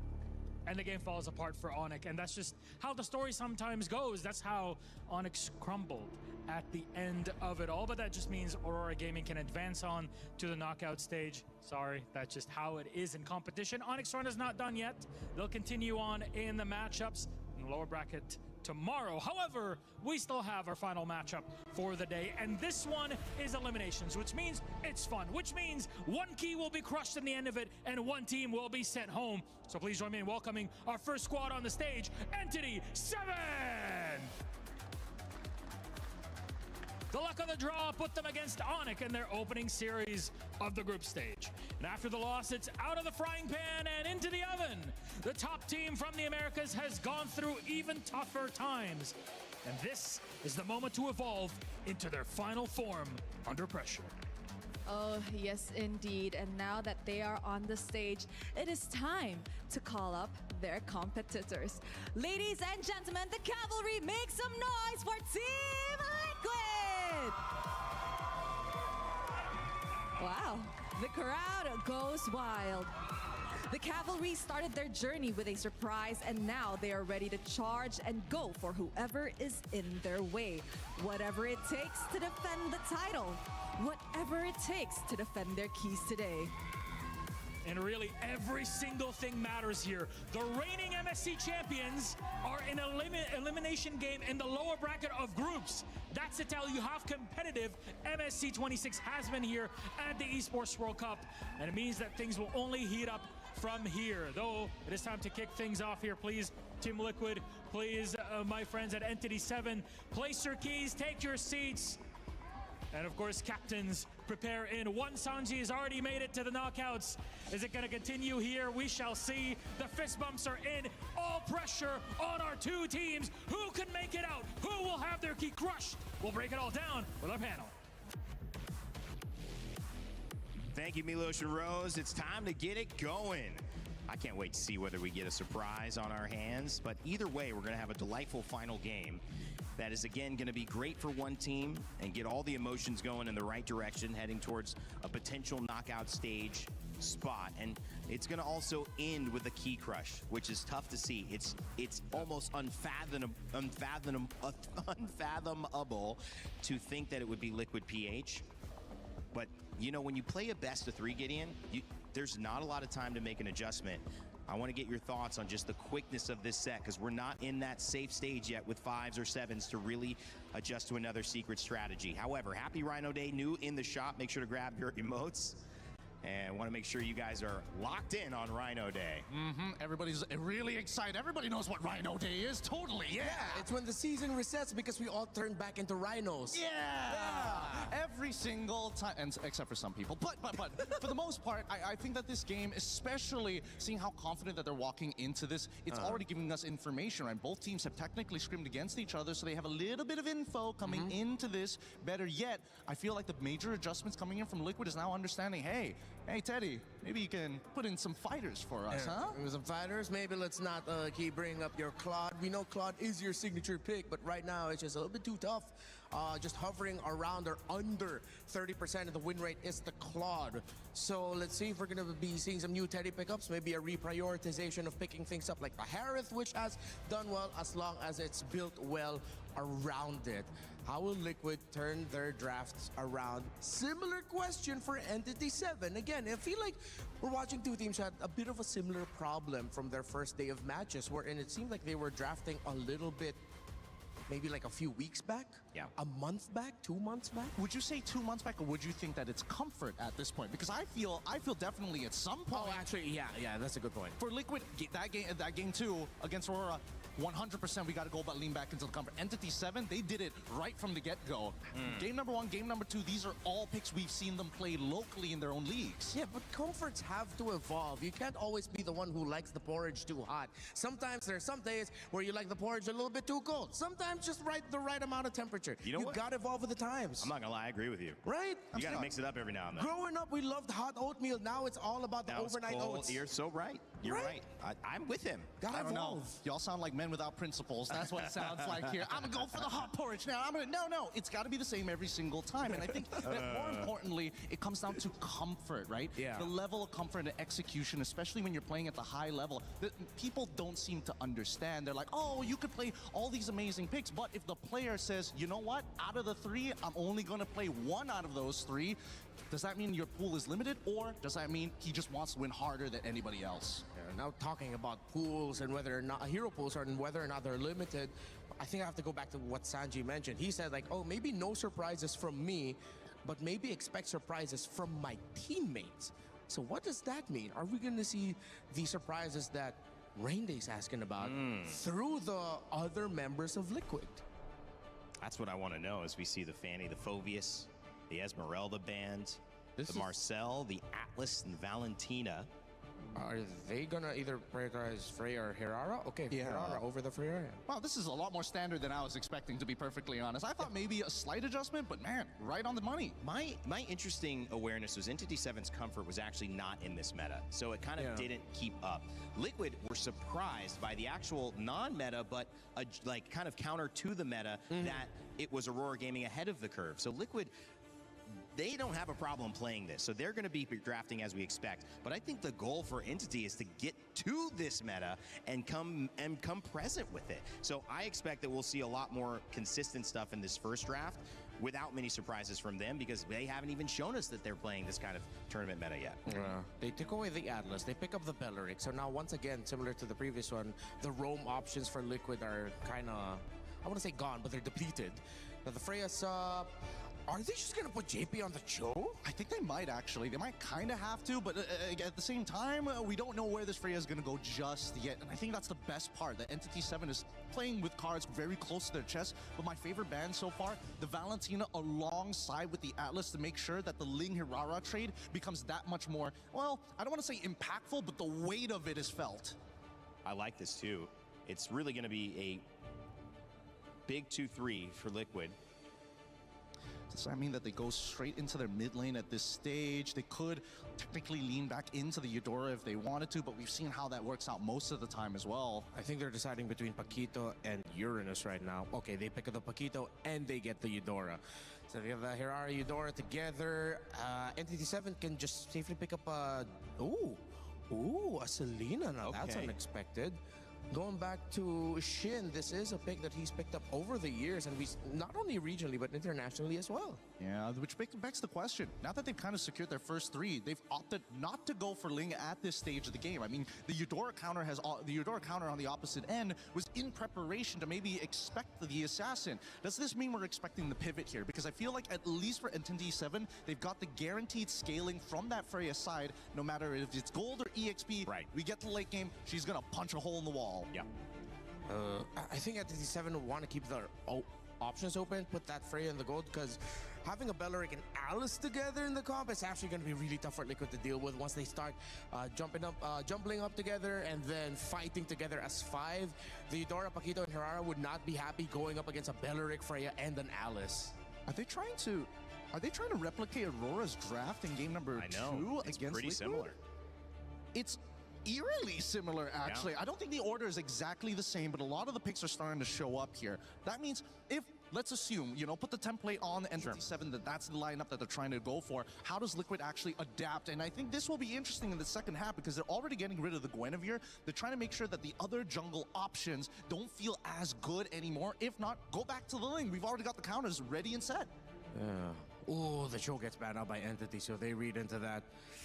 Maybe the order could have been a little bit different for Liquid, but what are they going to end up with in the roam? Gata Kacha doesn't completely cut it anymore. It's still an alright pick. I've seen Minotaur come out. Oh yeah, Minotaur. Minotaur is not a bad idea. Yeah, you're right. But at the same time, it's one of those like trigger fingers. Do you want to like fight on a dime, or do you always just want to like wait for that big ultimate? And I think right now it's very flexible for Liquid, right? A lot of their heroes can go in and out of these fights. Yes, they can't fight forever per se, but the push and pull is a lot easier to pull off. Last ban. I mean, Liquid already said they were able to get info on Entity, but I feel like this last ban is taking a little bit too long. Maybe Harley? They took away the YSS, but the Ling is still open. Are they not worried about the Ling? Oh, maybe they're considering an Akai roam. Akai roam might be... That would be interesting. Yeah, that's why they're not worried. If not the Akai roam, then maybe the Grok for JP, because you don't have to worry about the Valentina stealing the tech charge. That might be the top 2 in their list. Yeah, that's actually a pretty good catch here. Considering everything that's going to happen, this Red 4, I would imagine, then would have to kind of reveal, the EXP lane. Barats is going to try and lock that down. I would have imagined Alice would have been the pick, like you mentioned, but I think the Barats more so just in case it's a double fighter on Liquid side. So it's also a precautionary tale. Yeah, sure. Still 2 picks for Liquid, as 1 more for Aurora and, for Team Entity 7 in response, kind of doing what Aurora did earlier on. And now 3 more picks before we jump into game 1, which will set the tone for this elimination match in our final series of the day. Seems like they're going to be stuck with just 1 source of magic damage, and that's the Eudora. If they go either Akai or Grok in the roam, it's going to be stacked with physical. Oh, they go the Uranus? Okay. Oh, they're going to go gold lane Paquito up against the Barrett, the Belleric, and the Freya. Yeah, this one's tough. This one's really, really tough. And Rainday, he's got it right on the money. The Minotaur gets locked in here. And Entity 7, I'm looking at their composition. This last pick, I mean, they played this draft real nice. Yes, really nice. And then they end up with the Moskov. Wow. This... I like it, man. This looks like it's... Bom, galerinha, voltamos e voltamos já nos tire pegados aqui, porque já fecharam a composição. Temos aqui de um lado a equipe da Team Liquid, do outro lado a equipe da 87. Tem torcida também em peso por parte aqui da equipe da Team Liquid, mas tem torcida também, porque de cá, né, temos os brasileiros, nossa região Latam, e vamos ver como que a 87 encara a grande Team Liquid aqui, né, Benny? Bora! É só o começo, filho. Agora é Brasília, vai região norte, região nossa, né? Nossa região, Brasília aí. Vai ser representado pelo Vaguinho, pelo Akashi. Tudo é jogo, tudo é válido. Vamos pra cima. Primeira partida dessa série que seja muito boa pra nós, que é a Liquid tropeça, hein? Já vou zicar aqui. Que isso, cuidado pra essa zica não ser reversa. Mas bom, o desafio vai ser grande com certeza. Não tivemos uma estreia muito boa, inclusive foi contra a grande Onyx. Sofremos bastante, foi uma série só pedrada, bem complicada, só pedrada. A gente tomou bastante. E foi assim, incontestável, 100% jogo por parte da Onyx. E aqui a gente pega a atual campeã do MSC. Então é um cenário onde também não é tão... que não será tão fácil pra gente. Mas bom, tudo se resolve na Terra do Amanhecer, já estamos por aqui. Vem com a gente acompanhar. De um lado temos a equipe da Team Liquid, do outro lado a equipe da 87. E bora que bora, Benny. Acho que fizeram de propósito aí, hein? Colocar nós nessa mesma chave aí, sei não, hein? Isso é loucura, hein? Braba, aqui né? foi bolado a parada. Ela a trocação já fica fora de posicionamento, o Vaguinho é abatido. Como que cai rápido, né? Isso, eu dei tempo aí. Pisquei e o Vaguinho morreu. Não deu nem tempo mesmo. Não é rápido pra pegar kill, né? Opa! Cara. A trocação, boa pra nós, 1 a 1 é nossa. Empate bom. Pegou? Bom isso aqui, tá? Bom isso aqui, Didi. E outra, quem pegou o abate pros caras foi o Jaipe, Minotauro. Quem pegou nosso abate foi o Shin. Tamo na vantagem aqui.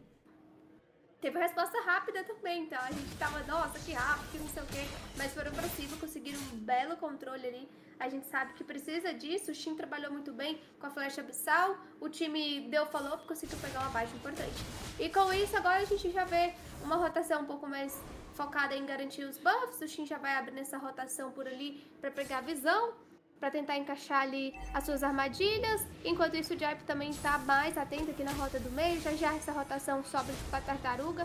A gente já vê o Suffered por ali, junto com o Cheese, e vai rotacionar, hein? Tem chegada por aqui, em cima do Akashi. Vamos ver como é que funciona o Akashi. Sanford já tá ali partindo pra cima dele como se não houvesse amanhã. Akashi vibra e vira na fight ali e vai pro outro lado. Ele tá aí com o seu máximo potencial, vamos ver como é que vai funcionar. Diretamente a caixa ali já vai voltando, o Sanford tá ali posicionado, o Sanford com esse Urano, a caixa de Preia, bem jogado demais, a tartaruga tá sendo dominada ali, o Covil sendo puxado, a Rei Ambush já tá fazendo o abate. Por ali o propulsor foi aplicado, bela jogada pra cima do Jaiper, ele tem que recuar dali, vem pressão, garante mais um bom abate, a tartaruga cai nas mãos do Brasil. Bem jogado, o Doom pegou por ali a boa, Vaguinho finalizou, Jaiper pagou a conta, é 3-1 pra nossa região, Didi. Que isso, que início bom, hein? Chegada do Dom no time certo, caçado o Hide the Bush naquele jeitinho, do jeito que a gente gosta. E aqui o início da 87 é o início que a gente gosta muito. Já a Tilix não pode dizer o mesmo, porque tomou a pavor, a gente conseguiu um abate importante em cima do Curtis por ali. E lutamos melhor aqui, hein? É, molecote, se tivesse juiz, já podia falar pro juiz acabar aqui agora. É nosso. Mas não, tá aí 3 abates a 3 minutos de jogo. Uma métrica de 600 de gold à frente, pouca coisa, mas já é um avanço, hein? Já é um avanço, começa bem o nosso time da Entity 7, representando a nossa região Latam aqui. Bem demais, vamos pra cima pra ver qual é que é a boa. Team Liquid por hora tá aí, ó, na sua métrica de 1 abate apenas e ainda nas mãos do Jaiper, né? Então é complicado. E detalhe, hein? Rei Dambush pegou 3 assistências e o Curtis pegou 1 kill negativa e 1 assistência. A gente tá na vantagem até nisso, Didi. É, estamos bem na vantagem, tem que tomar cuidado também pra não entregar, tem que ficar mais nesse jogo consistente, em busca de diferença. Nossa, ira de Dríade, não sei se consegue sair, gastou flecha, hein? Ted gasta flecha ali, é obrigado a recuar, pode daivar que ele não aguenta não. Não vai não, aí já era, acabou. Deixa quieto. Era pra daivar, eles pensaram demais ali, era daivar. Pegou, gastou flecha, não tem pra onde correr, era dive, moleque. Bom, é isso. Não conseguiu ali finalizar naquele dive, gastaram bastante, mas dá tempo pra retornar pra essa tartaruga. A gente vê o Curtis um pouco mais avançado, pode ter aqui estouro na rota do meio, isso aqui. Olha a trocação, é jogo pra nós, Curtis pegou abate, com tranquilidade, Vaguinho também vai sendo abatido, dupla eliminação não, saiu nas mãos do Sanji, hein. Segundo abate saiu nas mãos do Sanji, iguala o placar por aqui, já começou a desandar. Tá por aqui Rei Dambush, ele vai sendo cercado por ali, Sanford tentou fazer a passagem, ele não tem mais o propulsor, acaba pegando por ali, vamos ver como é que vai funcionar essa kill. Tentou o propulsor agora sim, bem-vindo, Daytona, jogou pra trás, mas não tem follow-up, não tem como finalização por ali, ele acaba gastando recurso, a caixa parte pra cima por ali, o Sanford estava posicionado, não tem mais o que fazer, ele tinha essa ascendência da Valkyria, não quis utilizar. Manteve a linha ali, o Akashi sabe o que foi, porque agora tem uma tartaruga, o recurso é deles, hein? O recurso tá pressionado ali, o Vaguinho já faz a posicionamento, vamos ver, lança da destruição passando vazio, acabou errando por ali o Doom. Não tem pressão por aqui, por enquanto vai derrubando, a caixa fica dando uns moedinhos ali, o Rei Dambush pegou o abate no caçar, bem jogado, a tartaruga é nossa, vai trazendo pra casa o Rei Dambush por ali, a tartaruga, mas o Stanford persegue, vem penetração por ali, Curtis consegue bater o abate, que isso? Foi por debaixo embaixo da torre tentar finalizar o Rei Dambush, ele vai cair, mas antes de cair ele cai abatendo por ali o Rei Dambush, dupla eliminação, acaba pegando o Rei Dambush também, o abate pra Stanford, não saiu ruim, 6 abates a 5, Team Liquid parte pra cima e ganha vantagem de... Tem vantagem, mas o Doom aqui também abre essa primeira torre na rota inferior. Não perdeu tempo enquanto o time tava lá, né, lutando em volta dessa tartaruga que acabou ficando no peito de 7. A gente vê aqui uma resposta muito rápida e boa também pra equipe. Enquanto isso, a equipe da Team Liquid vai tentando responder. Luta melhor, consegue 3 abates, mas aquela perseguição ali no Hide the Bush acabou custando bastante tempo aí pra equipe da Team Liquid. Exatamente, aí você vê no replay, ó, o momento em que tudo desanda. É, aí, ó. Na rota do meio foi meio complicado, hein? Tenso. Mas bom, vamos ver como vai ser as próximas tomadas de decisões. Estamos indo bem, tá? Bem equilibrado. A gente acabou cedendo um pouquinho de espaço para a equipe do Team Liquid, mas acho que nada assim tão grande que não possa retornar dentro desse jogo. A equipe da 87 tem seu momento, né? Que tem que ficar um pouco mais recuada. acabou tomando pressão lá na rota superior, essa torre acabou caindo também, tem que ficar mais atento em relação a esse posicionamento, né? Até porque do outro lado tem o Sanji pra sair o Dora, que acaba incomodando bastante, trazendo esse controle, e a finalização do Critize é muito forte, né? Essa Rihara vem com uma força muito grande, então tem que tomar cuidado aí com esses avanços, porque a T-Liquid tem bastante setup aí pra conseguir vantagem em cima da equipe da EWC. Vamos ver como que vai ser que as passas tomar decisões, porque tem tartaruga surgindo agora, hein, Benny? Exatamente, o que era vantagem pra EWC já se torna aí uma vantagem pra Team Liquid de 1.k, ou 3k à frente. Não é muita coisa pra 6 minutos e 50, quase 7 minutos, mas tem que abrir o olho a EWC aí pra começar a fazer um jogo mais possivelmente forçado. Olha só o jogo pra cima do Uranus ali, que é o nosso Sanford. Ele bate em retirada, sai com tranquilidade, gasta ali o purificar, tem penalidade sendo aplicada. Foram muitos recursos gastos pra cima dele, mas agora sim tem efetivação. Pode rolar o abate no Rei Dambush, ele tá brilhante, conseguiu roubar no caçar. Lança na destruição, acerta Doom, finalizou muito bem, Curtis acabou caindo, bela jogada. Akashi tá sozinho, bateu na trave e conseguiu marcar pra cima dele. Dupla eliminação, olha o Akashi também pega um double kill, é quase um ace nas mãos da nossa região. Entity 7 parte pra cima e faz a boa. Garantiu a pressão por ali, 9 abates a 7, virou no farm, pegou tartaruga, botou no bolso. Rei Dambush brilhante, Didi. Jogando melhor demais aqui, Sev, consegue trazer essa pressão. Essas lutas em volta da tartaruga estão sendo aí muito bem feitas por parte da equipe da Sev. Caçado o Rei Dambush no time certo. O Curtis não tá conseguindo lidar com esse caçar, tá? No X1 aí ele tá perdendo, e as chegadas do Doom ali no time certo com a sua ultimate tá sendo super importante pra fazer com que a Sev ganhe essas teamfights. E agora aqui, vantagem na rota do meio, cai essa torre e a equipe da Sev vai aproveitando para farmar ainda mais. A diferença de gold aqui agora é para a equipe da Sev, que vai invadindo a selva da equipe da Tunit. Bora ver se eles vão responder, porque aqui, esse momento, com certeza a Sev tem uma força um pouco maior. É, meu compadre, até caçar tá dando na testa da Team Liquid. Botou simplesmente Curtis no bolso até agora, hein? Pode ser que mude o jogo? Pode, mas a vantagem é nossa. Garante por aqui a pressão na parte superior, já abre uma T3 com tranquilidade por ali. A Team Liquid vai sofrendo para esses primeiros 8 minutos e 29 segundos de partida. Tá até bem, tem 7 abates contra 9, mas a vantagem fica nas mãos diretamente da Entity 7, né? Olha, troca no mid por ali, tem um pouco mais de pressão. Garante por aqui a visão Rei Dambush, vai fazendo sua selva com tranquilidade. Agora 25 segundos pro Lorde, esse Lorde tem que ser nosso, Didi.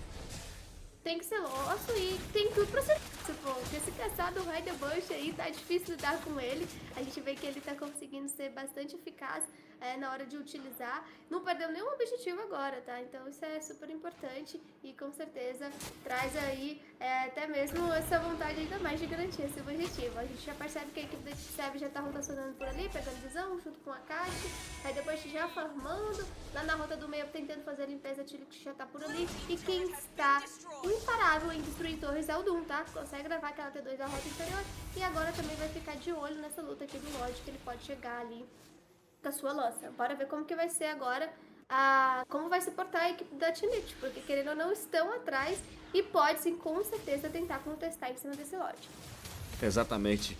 Henrique CB tá assistindo, um beijo pra você, Henrique CB, tamo juntos demais. 9 minutos e 39 segundos, 9 minutos e 40, Renan Bush está brilhante, virando 1-1-7. Por outro lado, Curtis ainda assim, mesmo sendo ali macetado, né, ele tá virando 3-2-2, melhor ainda, né?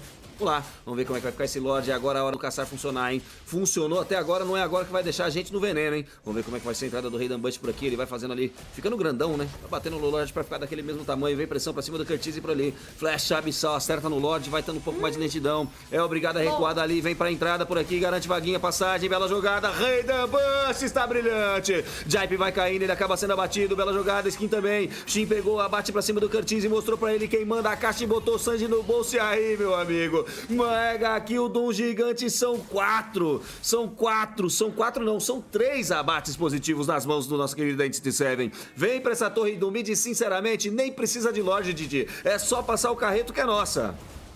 Com certeza, tá muito forte a equipe da Sev. A gente não tá conseguindo lidar com todo esse dano, né? A gente vê o Doom batendo freneticamente, o Lorde vem caminhando na rota superior. Isso aqui é momento de garantir super níveis e vantagem. Você tá doido, moço? Não faz isso, cuidado. Flecha abissal acerta pra cima do Sanford, puxada sendo feita por ali. Sábios que são, abrem suprimidos na rota superior e tem pressão de mapa ainda, tá? Dá pra brincar um pouco mais, a equipe da Entity 7 está brilhante pra esse jogo. 6.9, 7k, bem dizer, de vantagem, 11 minutos de jogo. Gigante, Entity 7.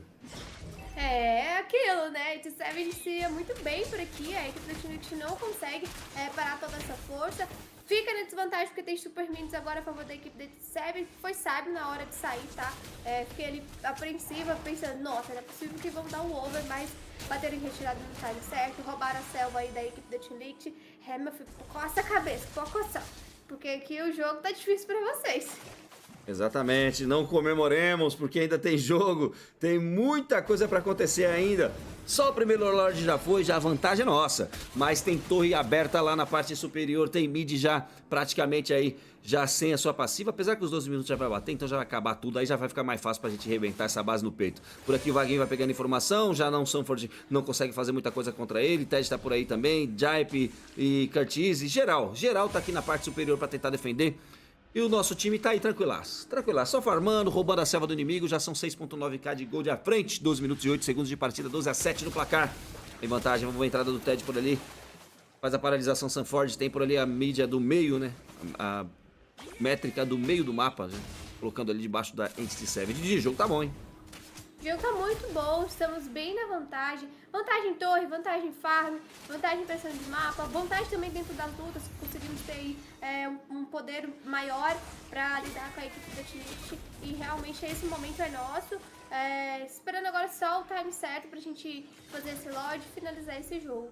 Tem que manter essa pressão na rota superior e o Doom tá fazendo isso perfeitamente por cima do Tove.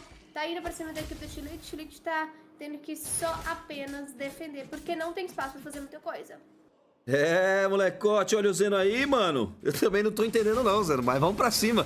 É isso, molecote. Simplesmente Team Liquid aí sendo oprimida pela Entity 7. E jogando bem, tá? Jogando bem. Entity 7 tá aí, vai tentando buscar esse Lorde, agora sim. Vai tentando já chegar, né, nesse objetivo, com vantagem que tem. Pode finalizar rapidamente, tá? Já pode fazer esse Lorde aí com muita força. Vamos ver a entrada do Sanford por aqui, virando a fight por aqui. O Redan Bush acabou puxando o Sanford. Jogado pra trás por aqui, bem-vindo Daytona. Parede pra ele, vai segurando o Dom, bom dano, vai gastando tudo que tem. Ele não gasta nem o Purificar. Vem disparando, né, o máximo possível de flechas ali diretamente nesse Lorde. Sanford tá aí machucado. Mais uma vez, Shin tenta flecha abissal. Acabou passando no vazio dessa vez. Eu acompanhei pelo detalhe no mapinha. Vem por aqui a introdução. Jaipe tá ali, Sanji também. Não vai ter Lorde pros caras, não. Aqui partiu pra cima, olha só o dano massivo, ligou a vingança, partiu pra cima, ascendência da Valkyria pro Akashi, aí não, tô sentindo um cheiro estranho, vai pra cima do Lorde, Akashi, brinca um pouco mais aí que dá tempo, paralisação pra cima do Sanford, ele perde a boa, Akashi garantiu o abate, Lorde nosso, partiu pra esse dia de Vaguinho, entrou muito bem no ultimate, flecha missão paralisada por aqui, mais uma vez, bem-vindo, Daytona, acabou caindo do 1, ele não podia cair, Ted pegou o abate, double kill nas mãos do Akashi, pode apertar o terceiro por aí, bate em retirada, Akashi, porque você está gigante, na trocação por aqui, o Jack ainda tentou pra cima dele, Redan Bush finalizou, pode colocar no bolso, o Curtis finalizou também. Redan Bush cai aí não. A Akashi partiu pra cima do Ted. Sobrou só ele. Vai finalizando. Chega junto o Shin. Penalidade aplicada e tá lá. Esse nas mãos da DT7. O Lorde o sonho agora, meu amigo. É o nosso querido time fintando pro GG. Não vai dar pra defender, hein? Sanford tá por ali. Tentou a flecha abissal. Acabou ficando sozinho. A Akashi tá por ali. Opa, o Shin tá por ali também. Não tem pressão pra finalizar. Não vai ser agora. Mas dá pra levar o mid, hein? Vamos ver se consegue chegar até esse mid lane. Penalidade aplicada por aqui pro Sanford, ele vai sendo o motivo de recuo. Tem o wave, tem pressão, mas não tem finalização. É injusto o jogo com a Entity 7. Ganha a luta e ganha muito bem, mas aí pra finalização faltou um pouquinho, porque sobrou só o Shin junto ali com a Akashi, ficaram com pouquíssima vida, né? Não conseguiram ali finalizar, mas que isso, lutou muito bem, tá? A equipe aqui da Entity 7 realmente é de surpreender, isso aqui vai entrar pra história, a equipe da Entity 7 conseguindo aí fazer ace e também garantir esse objetivo que vem na rota, superou essa pressão também causada agora nesse momento, deixando a Chilite pra trás aqui. A gente tem uma diferença de gol de quase 6k em pressão de rota, a Entity 7 está praticamente com a faca e o queijo na mão. É só agora acertar o time certo e ir pra cima e pressionar pra finalizar com GG. Meu amigo, estamos bem demais. Só não levou as torres laterais. Aí foi vacilo, hein? Aí foi vacilo. Deveria investir um pouco mais nas linhas laterais. Acabou ficando no meio do mapa. Tentando forçar de qualquer forma ali. Uma luta muito maluca. Não teve finalização. Todo mundo pegou abate. Aí acabou que não conseguiu fechar. Detalhe. O farm que era de 7k mais quase. Tá 5k. Caiu 2k aí nessa troca, hein? Então cuidado. Cuidado com as trocas aí que não pode ficar muito saudável, não. Tá diminuindo, mas mesmo assim ainda é uma vantagem bem boa, bem considerável. É só manter, tá? Manter esse ritmo de jogo e finalizar o jogo. Claro, a partir do quanto antes, focar esse cristal, que aí é sucesso. E a gente já coloca essa vantagem nesse placar de 1-0. É emoção atrás de emoção. Realmente um jogo aqui onde a equipe da EWC consegue surpreender de forma positiva a equipe da T-League. E com isso a equipe da T-League está tendo que rebolar aqui para manter esse jogo em pé. Exatamente, tá aí. Abraço pro Schreider, também tá assistindo. Obrigado, Schreider, pelo carinho aí de sempre. Você é monstro, molecote. Tá por ali, então. Cartize, já pegando essa região de Purple por aí, já começou a tomar um pouco mais de fôlego a equipe da Team Liquid, hein? Tem que tomar cuidado o time da Entity 7, porque virar nesse Lorde agora é importantíssimo. Tem pressão aqui na rota inferior, o Vaguinho tá posicionado por ali. Vai pegando aquela leitura de jogo, né? Tentando o Sanji ali ser menos invasivo, digamos assim. E aí vai virando um Lorde que já é gigante para 16 minutos. Tá muito bem a Entity 7 no jogo. Tem que aproveitar essa vantagem que tem, mas tá sem wave, hein? Tem que puxar essas waves aí o mais rápido possível. Tá lá o Lorde sendo iniciado, a vantagem agora é nossa. A Vaguinho tá por ali tendo um momento muito bom de justo. Sanford tá por ali sendo penalizado também. Redan abre a moita, vem formação por ali. Doom vai batendo nesse Lorde com tranquilidade. É obrigado a recuar para limpar essas waves. Vamos forçar esse Lorde de qualquer forma. Paralisação sendo feita para cima do Sanford. Ele mais uma vez se coloca aqui no meio da flecha. Passa no caminho. O Curtis tá ali do lado dela. Doom vai tentando finalizar o Lorde. É o momento justo. Parte para cima por ali. O Sanford pegando informação. Resetado o Lorde. Não, rapaziada. Eles não querem fazer, não. Eles não querem fazer esse Lorde. O Vaguinho tá lá. Opa, o Akashi tá lá em cima, né? O Shin dá uma volta pelo mapa. Não entendi muito bem o que ele quis traçar por aqui. Vai tentando penalidade pra cima do Jaipe. Penalidade que foi destruída por lá. Mais uma torre cai. A pressão agora é nossa. Vem trazendo dano massivo por aqui. O Akashi de novo tá gigante. Ascendência da Valkyria pra cima do Jaipe. Não sei se ele cai. Vai tentando pra cima do Sanford. Então, já que não cai um, cai o outro. Vantagem nossa de novo. Vai tentando tudo que tem por aqui. Não perde ninguém. Cai pra defender tudo que tem lá em cima. O Lorde parece sobrar free pra nós, Didi. Aqui bota a equipe da T7 a T-League pra ir pra base, tira muito dano, faz com que eles recuem, mas sobra aqui o Sanford pra atrapalhar, pra pegar essa visão. Acabaram resetando esse Lorde, estão demorando pra fazer. Perderam, no meu ponto de vista, aquela torre aqui do mid de vacilo. Poderia ter descido, poderia ter limpado. Essa pressão é a favor da equipe da T7, não da equipe da T-League. Os caras não querem fazer esse Lorde, velho. Os caras não querem fazer o Lorde. Ô, dificuldade. Tô agoniado, porque, tipo, todo mundo recuou da Team Liquid. Ninguém tinha nada, não tinha nada, mas tinha o caçar do Redan Bush, funcionava. Ele que não errou nenhum até agora, tá? 3 tartarugas, 2 Lorde é nosso. Pra cá, vem fazendo a pressão, tentando fazer a paralisação de novo. O Jaipe fazendo uma boa parede de carne humana. Não sei se ele é de carne, mas tá certo. Um robô meio esquisito aí, alienígena, sei lá. Mas tá fazendo a puxada também por aqui o Redan Bush. Tentou o propulsor, vai garantindo uma pressão pra cima do Sanford de novo. Ele vai tentando burstar de qualquer forma. Passa a lança da destruição no vazio, acertou o Sanji por ali, não vai. Vai ficando no Lorde, o foco é o objetivo, vem garantindo por aqui a pressão. Não tem wave puxada, deixa essa pressão um pouco maior. Deixa essa pressão um pouco maior, disse o narrador. Garante o Lorde por ali, vamos ver como é que vai ser a funcionalidade. Por aqui cai o Sanji, agora é nossa. Vem pra trocação, por aqui Jaipe fica sozinho, ele perde Mortal. Double kill nas mãos do Akashi, por aqui não precisa nem de Lorde. Chama a alimentação por aqui, Redan Bush mordeu, quem ficou pra trás é o Ted, ele paga com a conta, tripla eliminação nas mãos do Akashi, é nossa. É nossa, Team Liquid não tem mais o que fazer a não ser sentar e chorar. Isso aqui simplesmente é Entity 7 no cristal, Didi! Faz história a Entity 7 aqui derrubando a equipe da T-League. Num jogo totalmente controlado, desde o início fazendo bastante diferença. O Akashi aqui com essa freia vindo pra cima, vindo com tudo, Du muito bem posicionado, indo pra frente ali, sempre buscando as torres, abrindo espaço. E aqui a T-League não clicou. Tá bom? A EWC dominou do início ao fim e existe sim uma chance da gente ainda continuar na competição, porque aqui nessa MD3 o placar começa ao nosso favor. Mano, eu tô perplexo aqui. Isso é inacreditável, inacreditável. Eu confio nos nossos meninos, mas é inacreditável. Quem acompanha o cenário de Mobile Legends sabe disso.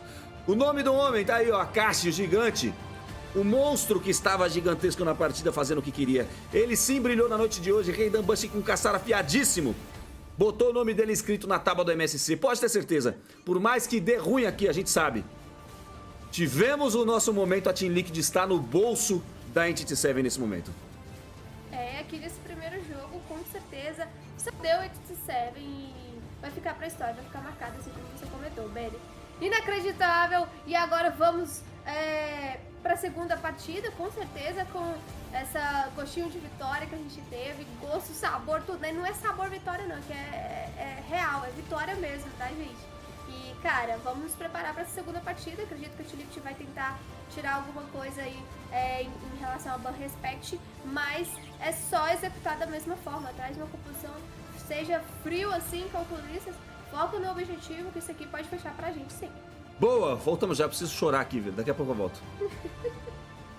Another upset. And I love how this is giving us an MSC to remember, and definitely one that has shaken this MLBB world by storm. It is a Entity 7 victory in Game 1 over Team Liquid PH, and surprisingly enough, you guys kind of saw a little bit of this possibility when you saw the draft. I don't think just a little bit. We saw it. I mean, maybe you didn't say it as heavily as you could have, but man, this draft kind of spelled it, right? Yeah, a lot of questionable decisions by Liquid, but instead of looking at Liquid, I want to look at Entity 7. Tremendous growth for the Amber squad. The changes that they made, that's true. The changes in priority, seeing that they really looked at all the games and then adjusted based on what gave them problems and what have given victories to teams. You have to clap for Entity 7 and how they drafted for this game number 1. Yeah, really great work overall, because again, it just boils down to the numbers of the game. And unfortunately, this time around, the scaling was just so much onto the side of Entity 7 that inevitably, unless Liquid were playing out of their minds from minute 0 all the way to minute 9 and had maybe a 6K gold lead, that could have been the opportunity for them to try and close out the game. But Entity 7 said no, which is great, because now it really goes to show that the caliber and level of these different regions are closing really fast, and you have to be smart about these picks and bans. Listen, people are ready to jump on this type of stuff, but when it comes to champions, when it comes to GOATs like Carl Teasy, you have to always consider that there's a chance. And many people saying, just go back to what's comfortable for you. Clearly, this has been an uncomfortable meta for Team Liquid PH, but it also has to be mentioned that there's just so much to be proud of on the side of Entity 7. We actually had a chance to talk with Doom, who played a fantastic Mozkov in this previous game earlier before the set. We are now here with Doom from Entity 7 before his elimination match. So we're going to get a pulse check with him right now. Doom, how are we feeling? Everything okay with you? Sí, solo un poco ansioso por la partida contra Liquid. Yes, all good. I'm just a little bit anxious because of the match against Liquid. Okay, a little bit anxious. What's going on? Is it because it's an elimination match or because you're up against Liquid particularly? ¿Es porque es una partida de eliminación o porque estás específicamente contra el Liquid? Diría que me da mucha emoción poder jugar con un equipo que admiro mucho y nada, o sea, poder jugar contra ellos me da mucha emoción. I'm really excited to be able to play against a team that I admire quite a lot, and so that just has me excited. Oh wow, he's excited because he's admired them for a very long time. If you admire them so much, do you maybe have a message for Liquid before this match? Nada, decirle que los admiro mucho, que siempre los veo y espero una buena partida porque son unos grandes jugadores. I just want to say that I admire them a lot and that I expect a really great match because they are really great players. Wow, that's beautiful, Doom. That's beautiful, Doom. Okay, we didn't get to talk to you after your match loss yesterday against Onyx. What do you think happened in that match? Creo que no veníamos tan preparados como lo pensamos. Además que tuvimos un problema con el vuelo de mi amigo, que es el como líder del equipo, así que no nos pudimos adaptar tanto, pero bueno, intentamos dar lo mejor. I think we weren't just as prepared as we thought we were, and we also had a little bit of hindrance because of one of the flight of one of our players that is basically the leader of the group. He wasn't here, and we just couldn't click on that match. Okay, so wait, there wasn't a player that they needed. Is that what he said? Dice que no había un jugador que ustedes necesitaban, que hubo un problema con los vuelos. Yeah, exactly. We couldn't practice because he wasn't here for practice. Oh, okay. But you guys are now together, right? Ahora están juntos, ¿no? Sí, yeah. Sí, ahora sí. Yes. Okay, so what lacked in that preparation? Was it like comms that you had to go through, or maybe execution? ¿Qué es lo que faltó en esa preparación? ¿Les faltó comunicación o la ejecución? ¿Qué es lo que faltaba para prepararse? Creo que un poco la comunicación, y yo no estoy seguro de mis amigos, pero creo que ellos sí estuvieron un poco ansiosos por la partida y creo que también no nos adaptamos tanto al meta, por así decirlo. I think it's more about the comms, and I can speak for my friends, but I think they were a little bit anxious because of the match. Okay. And I think we haven't really adjusted our gameplay to the meta. Okay, so haven't really adjusted. There's anxiousness as well. I mean, it's understandable, right? You went up against Onyx yesterday, and then today you're up against TL. So everyone is handling it a little bit anxiously. Is that correct? Es verdad, porque bueno, son equipos top, ¿no? Como uno de los mejores del mundo, ambos. Yeah, because they are top teams, basically the best in the world, both of them. So how do you reset? Like, who usually brings the morale of the team back up? ¿Cómo resetean? ¿Quién es el que regresa los ánimos al equipo? Muchas veces lo hacía yo. Actualmente no estoy de la mejor manera, pero creo que de alguna manera cada uno lo lleva a su manera, porque hay que, no todos somos iguales, ¿no? O bueno, no todos son como yo en ese sentido. Que yo sí soy como más, me adapto más al ambiente, a los temas, o sea, al ambiente en general. Most of the time it's me, but I haven't been at my 100% this time. And I think everyone takes it and deals with it in their own way. Everyone has their own personalities. And I just feel like I have this tendency to be more cheerful and to adapt through everything that has come to me. I love hearing it. I love hearing it. Good luck in this next match. You guys got this, okay?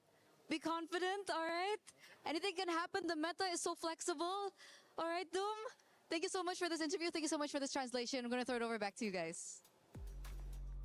Thank you for that conversation, Eterna. Doom getting out in front in this game, never looking back here. Obviously, Teddy still getting the damage lead, but it was all E7 from the very beginning, and this scaling, it just worked in their favor.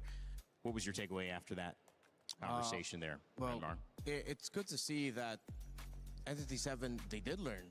They did grow. It seems like they finally got that practice that they needed, and you could see how it changed, again, from drafting to what they did in game. It feels like I'm looking at a very different Entity 7 from what I saw when they went up against Onyx. I have to agree with you as well. I think they've definitely moved in the correct direction for where the meta is kind of at demanding where they need to be. But more importantly, I think they're also keeping their open-mindedness of how to actually play that red side, which is, again, something that we're probably going to bring up in just a little bit about blue side, red side, because I think this is going to be a very important argument to have throughout the tournament. And for now, I think it's red side taking the dub for today, where yesterday was blue side taking a majority of the dubs. Yeah, I think coming into this series, it was about 63% win percentage for blue side, believe it or not. And that was kind of a devastating fact sometimes when you look at yourself on red side and you go, okay, what can we do? How do we play this? But that's the thing. Everyone has to answer that. The longer the series go, as we get further into this tournament, you have more chances to answer that question. But right now, best of three, it's one game. One game in Entity 7 have knocked out our defending champs at MSC. Yeah, it's shocking, really. And I feel like what's shocking to me is, again, the decisions in the draft. For now, I think it's time we look at Liquid. Entity 7, we've already talked about them. I've put arrows on the priorities. First three picks on the side for Liquid and for Entity 7. Hirara's the first pick to me.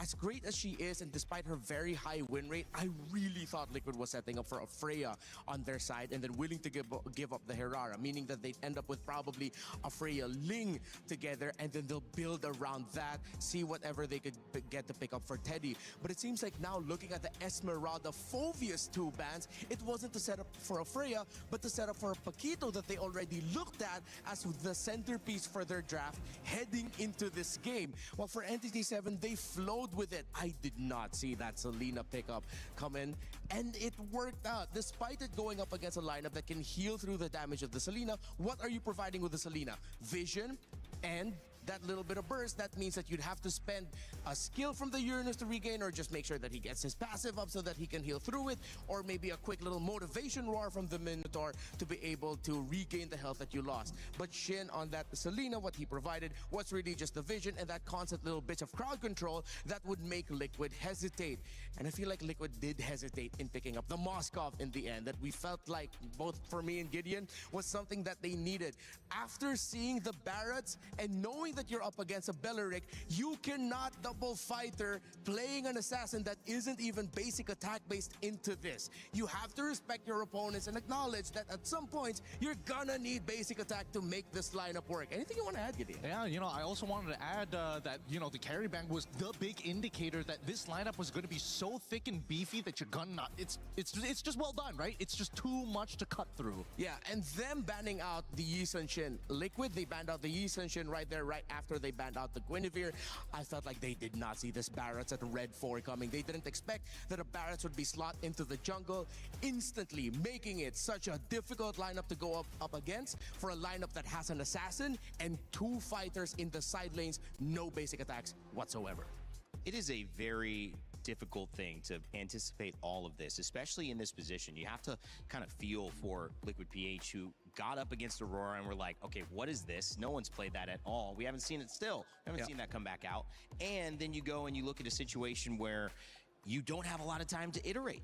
You don't have any other tests. And now when you get a test, you're seeing something a little different as well, although it's a little bit more on pace, guys. I mean, this is going to be a masterclass in one way, or it's going to be an amazing story. The masterclass side is Team Liquid PH went back in there for those 10 minutes, and they came up with a plan. How we're not going to get surprised, how we're going to get the edge in this draft. And getting, if you're that coach, if you're looking at this team with the tools you have, what does that conversation look like? A lot of it is going to come down to how much can we scale into this game. And I'm sorry, Carl, it can't be you this time. We are dependent on the side lanes to make this happen. I'm looking at Teddy specifically here in this particular matchup. And hopefully we're not going to Flying Clouds, because maybe then there will be a time that... What'd you say? Oh, man, you know what? Never mind. I'm out of here. Check it out, boys. See you later, man. All right, Remar, what's your thoughts? Just kidding. Flying Cloud. This is not going to bode well for Liquid, knowing that Entity 7, they have the momentum. They know that they have a chance to make history here and etch themselves in the history books of MLBB as the team that eliminated Team Liquid in MSC 2026 as the defending champions. That is nuts. Liquid, Coach Aeon and Coach Snap, they are running through all the permutations. They have to get creative. We know Aeon and Snap to be very logical dudes. Yeah. They have proudly proclaimed themselves to be huge nerds for the game. But this meta is about creativity. It isn't just about the permutations, it's how creative you can get with all the numbers here presented. Not just creative, but also getting into the minds of your opponents. If you understood their top 5 list, that helps you so much walking into this draft. And immediately, surprisingly enough, Team Liquid said, you know what? One more time. We're going to go back on that blue side. We're going to contest. But interestingly enough, Entity 7 are the ones who are banning out the Freya. Yeah, they don't pick it up for themselves. They opened up the Valentina that they banned out earlier, and I think this might be a Valentina Belleric. Unless they're thinking about it, they're taking their time, whether or not they have, they don't need to rush their assassin. I think they're also considering what does Liquid have in store in their pocket that might come in as a surprise for Blue 2-3. I want to say, I mean, they're changing things up, right? So if they're changing things up, I would only imagine that they want to kind of show their jungle now, just to keep it like really, really honest. Maybe give that Valentina over to TL and then just overload them with really, really nasty ult and maybe unlock Akashi a little bit. But for now, at least they got the Eudora on their side. We'll see how that plays out. I think just pick up either the Uranus or the Barretts here. The Esmeralda's gone. No need to go for double fighter. There's the Barretts, and then you... Okay, if it's not the Uranus, you're getting... Oh, maybe they're... Oh, wait, no. Yeah, you can get a gold laner. It's fine. Get a Moskov or something like that. Or Cho, just lead them on a little bit. Red herring them. Make them take purifies. Yeah, that Cho was taken away in that second ban phase, so not available. This time it is available. Oh, yeah. The Barat's Cho. Maybe prioritize the Cho and then you adjust your mid lane and gold lane picks for later. Liquid doing something. Kind of close to the edge you were looking for. Are we getting there? I think we're almost there. I think now that I like that they took the Barats away. Yeah, getting rid of the Barats is already one thing, right? But the question is where exactly he goes into the EXP, and now you also have to make sure that this is going to be somewhat of a dead lane, right? Because looking at the way that Team Liquid kind of wants to hold out is, can we get Carl back into the turtle site without getting messed up by like a bajillion different ults? I think the Valentina makes a lot of sense because Belleric is on the opposite side. Yeah. But right now we need to make sure that at least the big ones, It's the Alices are kind of out of the way, the hard divers. And I think that's why they picked up the Valentina, that if ever, depending on the pick of Entity 7 and the Alice is still open, and if you cannot ban the Alice, I'm talking about Liquid here, at least they have the Valentina to steal the ultimate of the Alice away, just to balance things out. Uranus and Bellaric, another very good composition for roaming and handling team fights, giving space, disrupting. You got Eudora on top of that. I like that 3. Yeah, that was the trade up. Now, What are the fighting for odds? golds. What are the odds that we're going to see Uranus go flexed into the jungle? Like, we're really pushing the meta here at this point. We've seen it a couple of times 100%. previously. No, kidding. But even so, it's one of those picks where I don't think Hirara can actually deal with you even at level 2. Wow. Unless, if ever they decide to invade it, that could actually be really deadly. Joe taken away again in the second ban It'll work phase. out. Yeah, if the problem of the Uranus against the Hirara and farming is speed, then why don't you take away that problem just by invading? You have the Bellaric and Eudora together. Okay, yeah, I think Liquid do need to watch out for that. Yeah, even a Paquito is kind of dangerous on either side. So this could be interesting. These 2 picks at the very end determined a lot as well, but it was already looking good last game for Entity 7 after the first 3. It still looks good, but definitely by stealing that Barrett's and then having the Hirara, the Valentina, Liquid playing with a little bit more of an option in case another surprise, a spanner is thrown in the works. Okay, with the Moskov taken out, Liquid and Entity 7 still have a pool. If ever Entity 7 decides to pick up the carry, you can still trade out Melissas, Brodies, Claudes. I think you have to be careful of when you pick up the Claude, because if you pick it up too early, it's going to be an easy Brody pickup. I completely agree. At this stage, I think we're now stepping on like really dangerous territory for either side as they're looking to try and make sure that they get one over the other.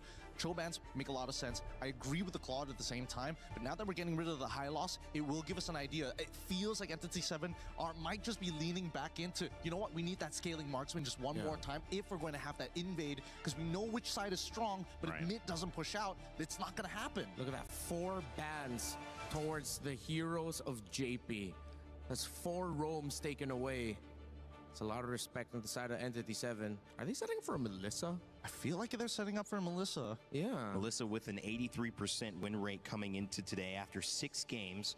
Claude, you mentioned as a counter, actually only a 33% win rate, guys, despite being the most picked. Because, bit of a Ling Hirara conversation there. Yeah, exactly. If it's not the Melissa, then it's something like the Ixia. There's not a lot of dive by Liquid, because if this Barrett is going into the EXP, you don't have dive, and then you force picking up something like a God that got you for JP just to access it. But then, Entity 7 can hold off onto their gold pick for last. I think they just need to take a deep breath here. We need to see if this is going to be an assassin, or it's just going to be something else entirely, right? I think that's the one confirmation that we need, because the Ixia is 100% possible for TL side, plus they can add the Matilda on top of it to really tie this composition together. Yeah, EXP Barretts, Matilda, and then close it out with an Ixia. I think that's what Entity 7 is waiting for. They're trying to decide whether or not they show their jungle or their gold lane already. Yeah. It's a tough choice for them, and they're taking their time. So they're showing their jungle. Okay. So now the Ixia should probably be off the table, knowing that Link can actually just jump into the backline and take you out real smooth and easy. That means that you would have to lean into the Claude at least. Yeah, it's either the Claude or the Brody, maybe. Harith is up. Harith is still up. Fine, yeah. But then with the gold there, no more carry. Is it gonna be Liquid? Oh, tough choices. Deny the Melissa and then get the Hilda on top of it for the extra bit of shred. I'm okay with this. They get to roam around. So Harith back. Get vision. Barrett's is gonna be their anchor through the EXP. You have the Hirara. This is Roman trio dependent. Very Roman trio dependent. I wonder if there's a pick Entity 7 can pick up that can just mess everything up in the lane for the Melissa. It's not a lot can actually do that. I would say that the Harith probably is safest. Claude would also be really, really good. Yeah. Just BMI on top of her, blazing duet, get it over and done with. With such a heavy front, I wonder if Granger is viable. But then Muddles. Yeah, Granger, Skypiercer, Muddles. They're not gonna do anything crazy like a Leslie, right? No, Claude. It's Claude. Play it safe, play it safe. Go past Claude. Maybe one of the points. Eita, galera! Voltamos e voltamos com tudo depois desse primeiro jogo que a EWC vem com tudo em cima da equipe do T-Liquid. E aqui, Vini, o cenário é complicado para a equipe do T-Liquid, porque se perder aqui, está fora da competição. E aí, a EWC continua firme e forte. Só te digo uma coisa. Casca grossa é o nome do rei da ambush mais o Akashi, tá? E aí, minha amiga? Quem tem que correr atrás do prejuízo que lute, porque estamos na frente. Nossa região, pela primeira vez, tira uma partida no MSC. Felicidade, tá? É bom demais isso aqui, tá? E é um cenário que a gente tem a chance de mandar embora a atual campeã do MSC. Então, cara, estamos num momento muito bom aqui. Um cenário muito interessante, onde a gente tem uma vantagem, onde a gente tem a chance de conseguir tirar a T-Liquid da competição e ainda a gente avança, né? Mesmo estando na lava, o importante é ficar na competição, o importante é se manter de pé. Então aqui a equipe da EWC começa a segunda partida já na vantagem, é só manter isso aqui e fechar. Vamos fechar isso aqui logo. Detalhe que a partida não começou boa não, tá? A partida passada nós começamos em desvantagem, lembra? Depois nós começamos bem demais. Fizemos a boa e garantimos o nosso. Agora é só mexer os pauzinhos pra fazer a segunda partida do mesmo jeito. 14, 15 minutinhos aí, nós dobrá-los. E aí nós estamos classificados para a próxima fase e dá adeus a Team Liquid. Quem diria nessa maluquice, hein? Que é maluquice, tá? Cenário, né? Mas é vamos ver como que vai responder também a equipe da T-Liquid agora nessa volta, né? Temos que ficar aí de olho. Exatamente. Vamos acompanhando aí, então. Nesse primeiro instante de jogo já vai o Shin sendo machucado ali. Não dá pra brincar aí não, Shin. Pode recuar já, meu filho, por favor. Aí. Calma, respira. Tô respirando, mas é que... É 2x1 ali, né? Não dava. O Vaguinho não tava ali. O mano, o Vaguinho não estava. Agora está. Rei da Bush por ali. Rei da Bush brilhante também, tá? Fazendo uma boa passagem, garantindo por ali o seu Orange. Tá na vantagem. Tá mais rápido, inclusive, que o Curtis, tá? Olha lá, ó, já saiu do Orange, enquanto o Curtis nem começou a fazer ainda.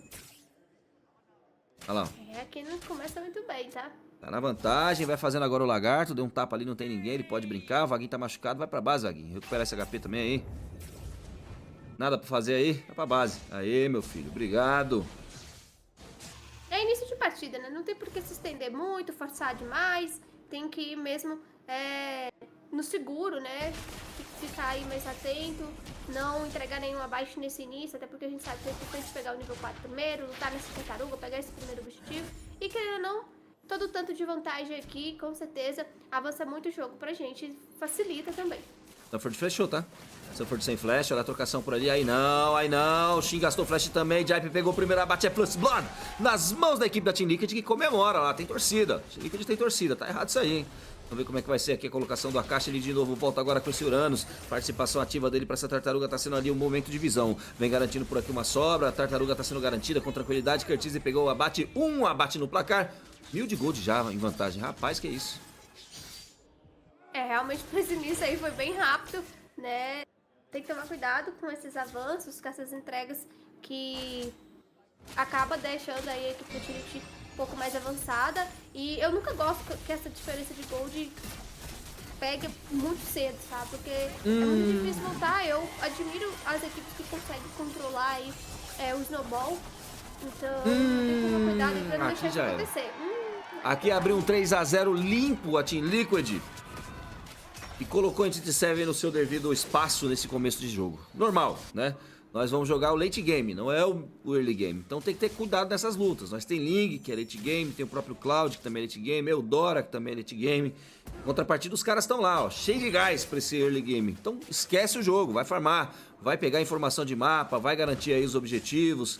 É isso, sem treta, DJ. Eu particularmente não gostaria de enfrentar essa composição também da Team Liquid no late game, porque a Melissa vai atrapalhar muito esse jogo aqui da equipe da EWC. Então tem que focar talvez mais nela pra tirar ela e também dar aquela nerfada no seu late game. Jaip saiu, tem heredidira de polei, acabaram desistindo, não tem mais ultimate. O Rei da Ambush tinha, não quis ir, hein? Raiden Bush Ultimate não quis ir, sabe o Raiden Bush, tá vendo? É disso que eu tô falando. Não deu pra finalizar? Não finaliza, vai embora. Olha o Curtis, partiu pra cima por ali, cuidando o que dá. Vem na trocação, gastou o recurso do Flash pra se reposicionar o Shin. Bem jogado por ele, traz ali de volta uma estação pra cima do Jaipe, Vaguinho. Consegue efetividade ali naquele instante. Raiden Bush vai tentando fazer o seu corpo aqui. De qualquer forma, a caixa aparece pra defender. Ajuda ali o amiguinho. Ajuda o amiguinho do time. Vaguinho vai recolher as bolinhas verdes ali pra ficar um pouquinho mais de HP ali, pra ele não ter que voltar pra base. Sábio, Vaguinho. Menino é sábio. 3-0 no placar. 1.9 de gol de frente. É impossível. Aqui tá errado. Aqui tá errado. Botaram errado lá. Tá calculando diferente. Tá diferente. É possível. Aqui tá errado. Não tem tanta diferença assim. Só uma tartaruga e 3 kills. Faz sentido. Vamos ver como é que vai ser essa colocação. Tá bugado, tá bugado. Vai tentando a caixa ali, já puxa essa tartaruga pra parte de cima. Curtis aparece por ali. Chato que é, a caixa ele tem a consagração. Brinca um pouco mais por ali pra cima do Curtis. Vai tentando persegui-lo de qualquer forma. Aproveita agora que daqui a pouco não dá mais não. Bem-vindo Daytona, jogado pra trás por ali o Raiden Bush. Ele tá vivo na fight. Por ali ficou a tartaruga nas mãos do Akashi, é um gigante. Akashi brilhando hoje, Raiden Bush, tempestade de lâmina. Vem tentando finalizar por ali, acaba saindo o Sanford de convida. Vai pra cima dele, Vaguinho, consegue pegar a bate Raiden Bush. Boa cobrança sendo feita e o Jaipe teve sorte, tá? Jaipe teve sorte, ele teve sorte de sair, porque Raiden Bush quase... mas quase faz o crime. Por ali o Shin vai partindo pra cima, tentou a aparição, garante por ali um pouco mais de pressão, a torre no chão. Vantagem do time da NTT7, Didi. Aqui a gente vê a resposta da NTT7 à altura, né? Então realmente o Akashi, você até comentou, o Akashi tá brilhando hoje, acordou num dia bom, tá conseguindo aí aproveitar bastante da sua jogabilidade, indo pra cima. O Raiden Bush conseguiu, tentou, né, ali uma kill, mas teve que reposicionar, então... responderam bem, tá? A NTT7 respondeu bem, conseguiu pegar um objetivo importante. E agora a gente vai aguardar as próximas tomadas de decisão. Olha a beleza, força conjunta. Vem pro papai, disse ele, Doom brabíssimo. A caixa por ali pegando a informação, garantindo um pouco mais de pressão. Raiden Bush fazendo safe a tua selva. Tá dando bom hoje, hein? Tá, estamos num dia bom, acordamos num dia bom e é um dia ótimo pra ganhar da Team Liquid. Fala sério. Que manhã maravilhosa pra amassar a Team Liquid no pau. 3 abates a 2, que é isso, Didi? Não precisava. 6 minutos e 18 segundos de partida. O Purple vai sendo forçado ali. O Akashi força a roubar ali o objetivo. O Curtis tem que usar esse caçar pra tentar pegá-lo. 36 segundos pra próxima tartaruga. A vantagem parece que tá caindo pro nosso lado de novo. Vem na pressão por aqui. Paralisação sendo feita. Ira de Dirge pra tentar somar. Força conjunta aparece por aqui. O Doom vai pegando o Curtis de fora de sono. Sono pro posicionamento aí. Conseguiu o gol. Vai pintar a segunda eliminação. Raiden Bush trava do Jaipe. Vem com 4 abates, é sonho, tá? Aqui é sonho. Meu Jesus amado.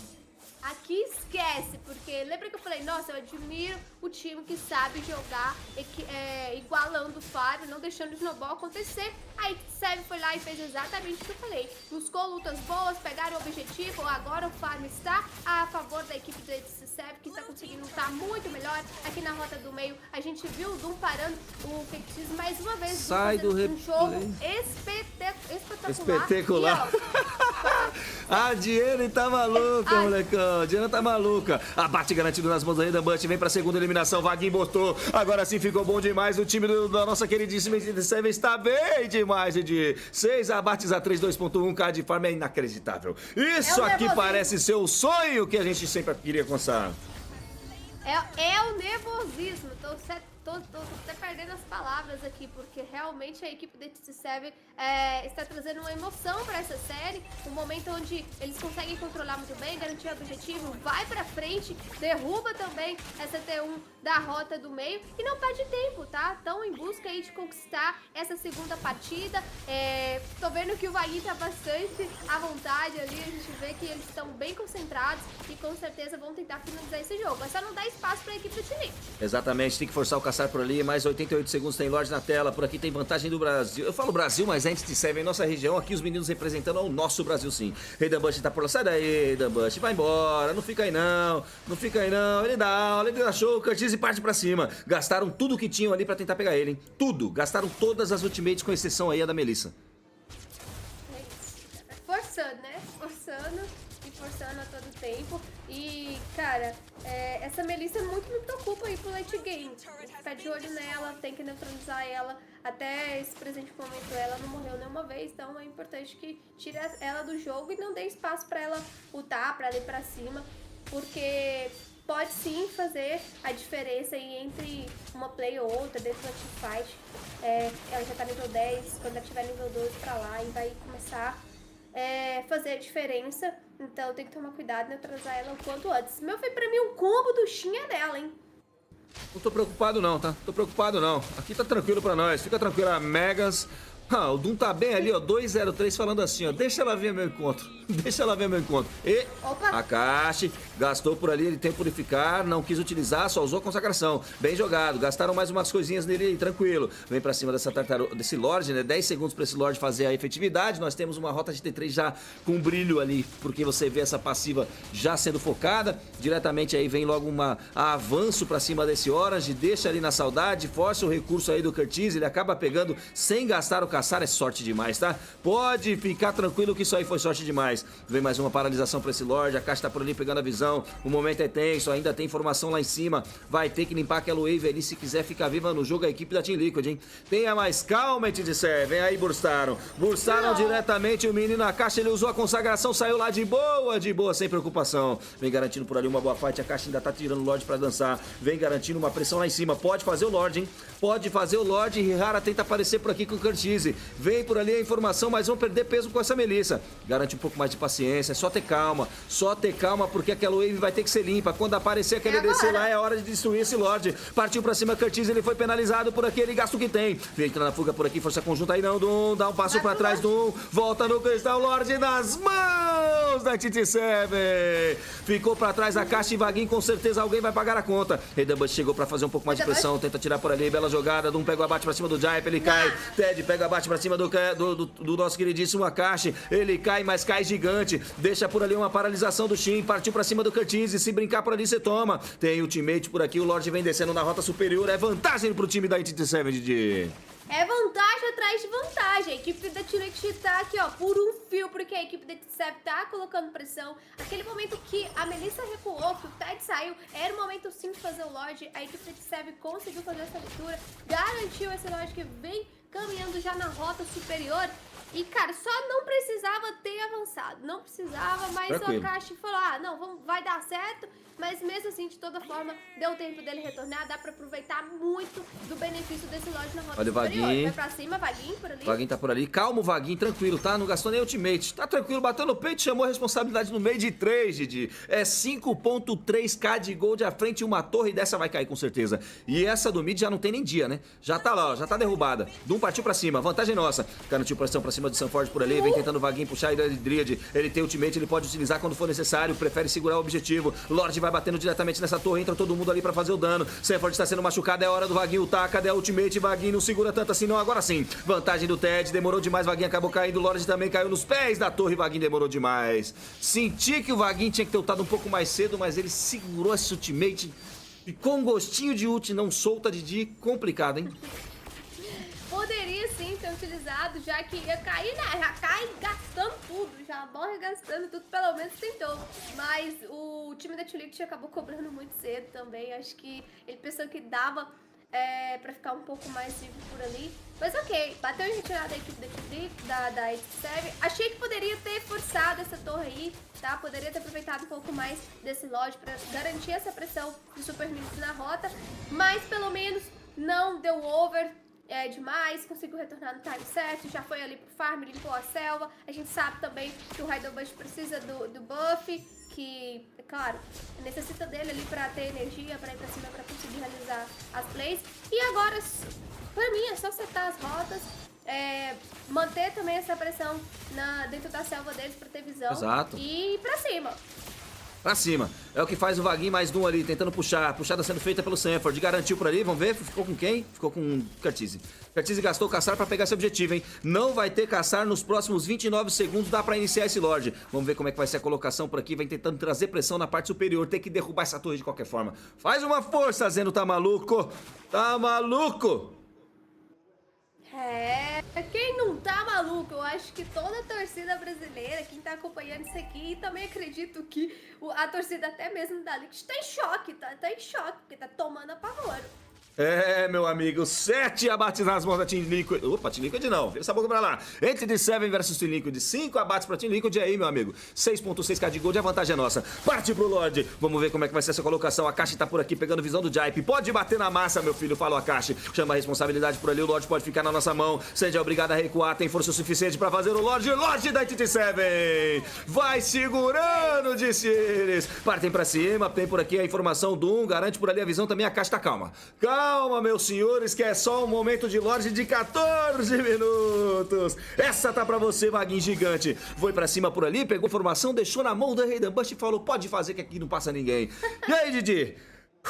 Haja coração, meu Deus do céu. É o Brasil trazendo uma parede de carne aqui, porque o que faz o Vaguinho, a caixa aqui de Frontline, meus amigos, não está escrito. Acerta muito o jogo, mais uma vez a Entity tem pressão na rota superior, vem caminhando com esse Lorde e vem agora pra cima da T-Liquid com tudo. Pra mim isso aqui é 2-0, não tem espaço pro T-Liquid nem empatar e aqui, cara, não tem como. Pra mim é GG, T-Liquid, pode dar tchau.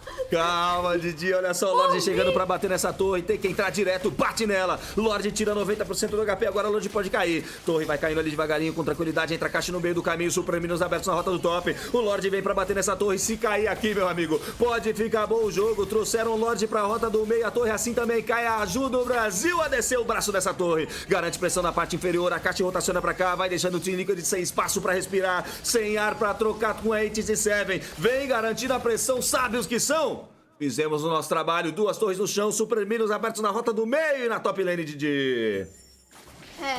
Isso aqui é muito bom, tá? Super Minions em 2 rotas, a pressão ainda continua a favor da equipe da Entity 7. A diferença de gold deixa a equipe da Team Liquid na desvantagem pra luta, então eles não conseguem lutar ali de 50-50, né, frente a frente, porque, querendo ou não, a equipe da Entity 7 tem tamização já fechada, já está com o Pike de poder bem acima da equipe da Team Liquid, e com isso agora vai estender um pouquinho mais o jogo da Entity 7, mas acredito que vai aguardar esse próximo Lorde, porque pra mim aí é a hora de finalizar.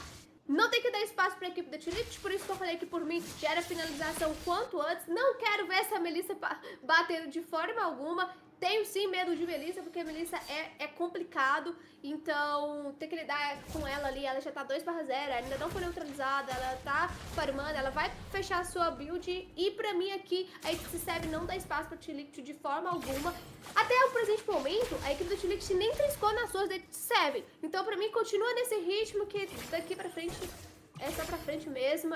E dá GG e tá tudo certo. Aqui podemos sorrir, a nossa região tá fazendo sucesso. Molecote, bem observado, a Team Liquid, atual campeão do MSC, não encostou nas torres da Entity 7, eles não deram um tapa no vento. Aqui, meu amigo, aqui tá favorável. Entity 7 vindo com 7 de gold a mais na frente. Bem jogado por ali, já forçando diretamente essas waves, forçando também todos os recursos do mapa, não tem como. Team Liquid, um gigante que vai caindo perante aos nossos pés. Lorde divisionado por aqui, o Doom já vai partir pra cima dele. Não entra aí não, Jeff, que aí não dá pra você, diz o Vaguinho. Coloca a paralisação por ali, abre uma barreira, já tenta fazer um flanco, fazer um arco por ali pra tentar proteger esse Lorde. Não é hora de brincar, não deixa o trabalho das waves fazer o trabalho sujo. Apenas paralisa por aqui, Shin utiliza ultimate. Vem garantindo o Vaguinho a passagem, vem penalização pra cá pro Lorde. Vai ter que descer pra limpar, meu amigo. Volta pra limpar a casa porque a casa tá suja, meu compadre. Aqui vem fazendo um bom trabalho de wave Entity 7. Lorde vai acabar sobrando pra nós por aqui. O Akashi tá posicionado, não pode puxar pra ali. Vem garantindo a visão Vaguinho, vem tentando o Doom por ali de qualquer forma dar o dano no Lorde. Ele vai sendo resetado. Vem pressão, atrás de pressão. Raiden Bush vai pra torre, hein? Raiden Bush vai pra torre, não quer brincadeira, ele parte pra limpeza. Vai ter que voltar pra limpar de novo. A casa tá bagunçada da Team Liquid. Vem por aqui o Lorde, agora sim starta com força. Lorde quase finalizado. Por aqui vem pressão. Ele na fight, faz o que quer agora sim. Vantagem da Entity 7 por aqui na trocação. Abate garantido nas mãos do Raiden Bush. Jin acaba caindo, Curtis fica pra trás. Quem é ficado pra trás é o deixado pra trás. Raiden Bush, poitinho no bolso aí, meu amigo. Não precisa nem de Lorde. Parte pra cima, Vaguinho. Segura o dano massivo por ali. O Ted consegue bater em retirada. Aí não deu. Lorde é nosso. Lorde é da Entity 7, Didi. Vai limpando e varrendo a Entity 7. EWC em cima da equipe da T-Liquid. Que isso, que jogo bem feito. A pressão de rota aqui está excepcional. Raidabush fazendo o papel completo de selva, garantindo o objetivo e também usando desse link que tem muita mobilidade para trazer essa pressão de rota, sempre botando o TED para ficar fora das teamfights, que tá sendo algo maravilhoso, porque o meu maior medo aqui é só o TED mesmo. Se ele tá fora ali, a equipe da Team Liquid consegue jogar muito bem, consegue fazer essa parede de carne ali, que é defender na hora das teamfights ali o que poderia sofrer, que é o Doom e também o Shin. O Doom não morreu nenhuma vez, tá muito forte, tá trazendo muito dano na hora ali das suas ultimates. Então, realmente, pra mim aqui agora, pode fechar. Mais uma vez, pode fechar. Vem com... Olha Curtis, e machucado ele foi, Didi. Já caiu. Jaipe tentou por aqui trocar com o Raidabush, aí não dá pra você. O Lorde vai bater diretamente na torre. A história está sendo escrita com sangue, Vaguinha, Caixa e companhia. É o time da EWC, a nossa região vem com tudo pra cima, até de neutralizado do aí não. Vai garantindo dano massivo pra cima de Sanford, ele vai segurando como pode, mas cai por ali. Raidabush parte pra cima, bate garantido nas mãos do Sandy, tá lá. A Caixa partiu pra cima, pode bater no cristal. A história está concretizada, chama Vaguinho! Bate no peito, arranca a camisa e mostra quem você é! Simplesmente Anti-T7 fazendo história no MSC 2026! A atual campeã Team Liquid ajoelha perante o gigante da nossa região! Brasil bem representado, Didi! E representado demais, a EWC aqui com certeza faz história. Tira atual campeã do MSC aqui da competição. Não tem mais pra Team Liquid, não tem como mais, porque foi 2-0. Numa série de MD3 não deram espaço pra equipe da Team Liquid e pode comemorar porque sim, tem representante aqui da nossa região, tem Brasil na história. E a gente passa agora, né, pro chaveamento. Vamos pegar mais uma vez a equipe da onde mais vamos de uma forma diferente, porque agora, depois de lutar, de jogar dessa forma esses dois mapas, a equipe da EWC aqui ganha moral e ganha demais, hein? É, meu amigo, tá lá. História escrita e paga com sangue. Aí, ó, o homem gigante da noite tá lá, brilhou demais. Se tivesse que escolher um MVP aqui era nosso, tá? Geral, o time todo. Não teve um que deixou a desejar. Hoje foi time da EWC o tempo inteiro. E tá lá, ó. Vendo o replay, acompanhe os momentos, os melhores detalhes da partida, que foram todos. Essa daqui simplesmente a gente colocou no bolso. O Team Liquid está eliminada do campeonato MSC 2026. E aí, torcedor, você que torceu até o final com honra e com graça, tem que se ajoelhar perante a nós. Hoje o dia está em festa, hoje o dia é nosso. É da EWC e é do Brasil, representado pelo Vaguinho e pelo Akashi. Tá lá, ó, momentos especiais e garantidos aí com muito sucesso. A vantagem verde, o grito saiu da garganta e hoje a gente pode comemorar.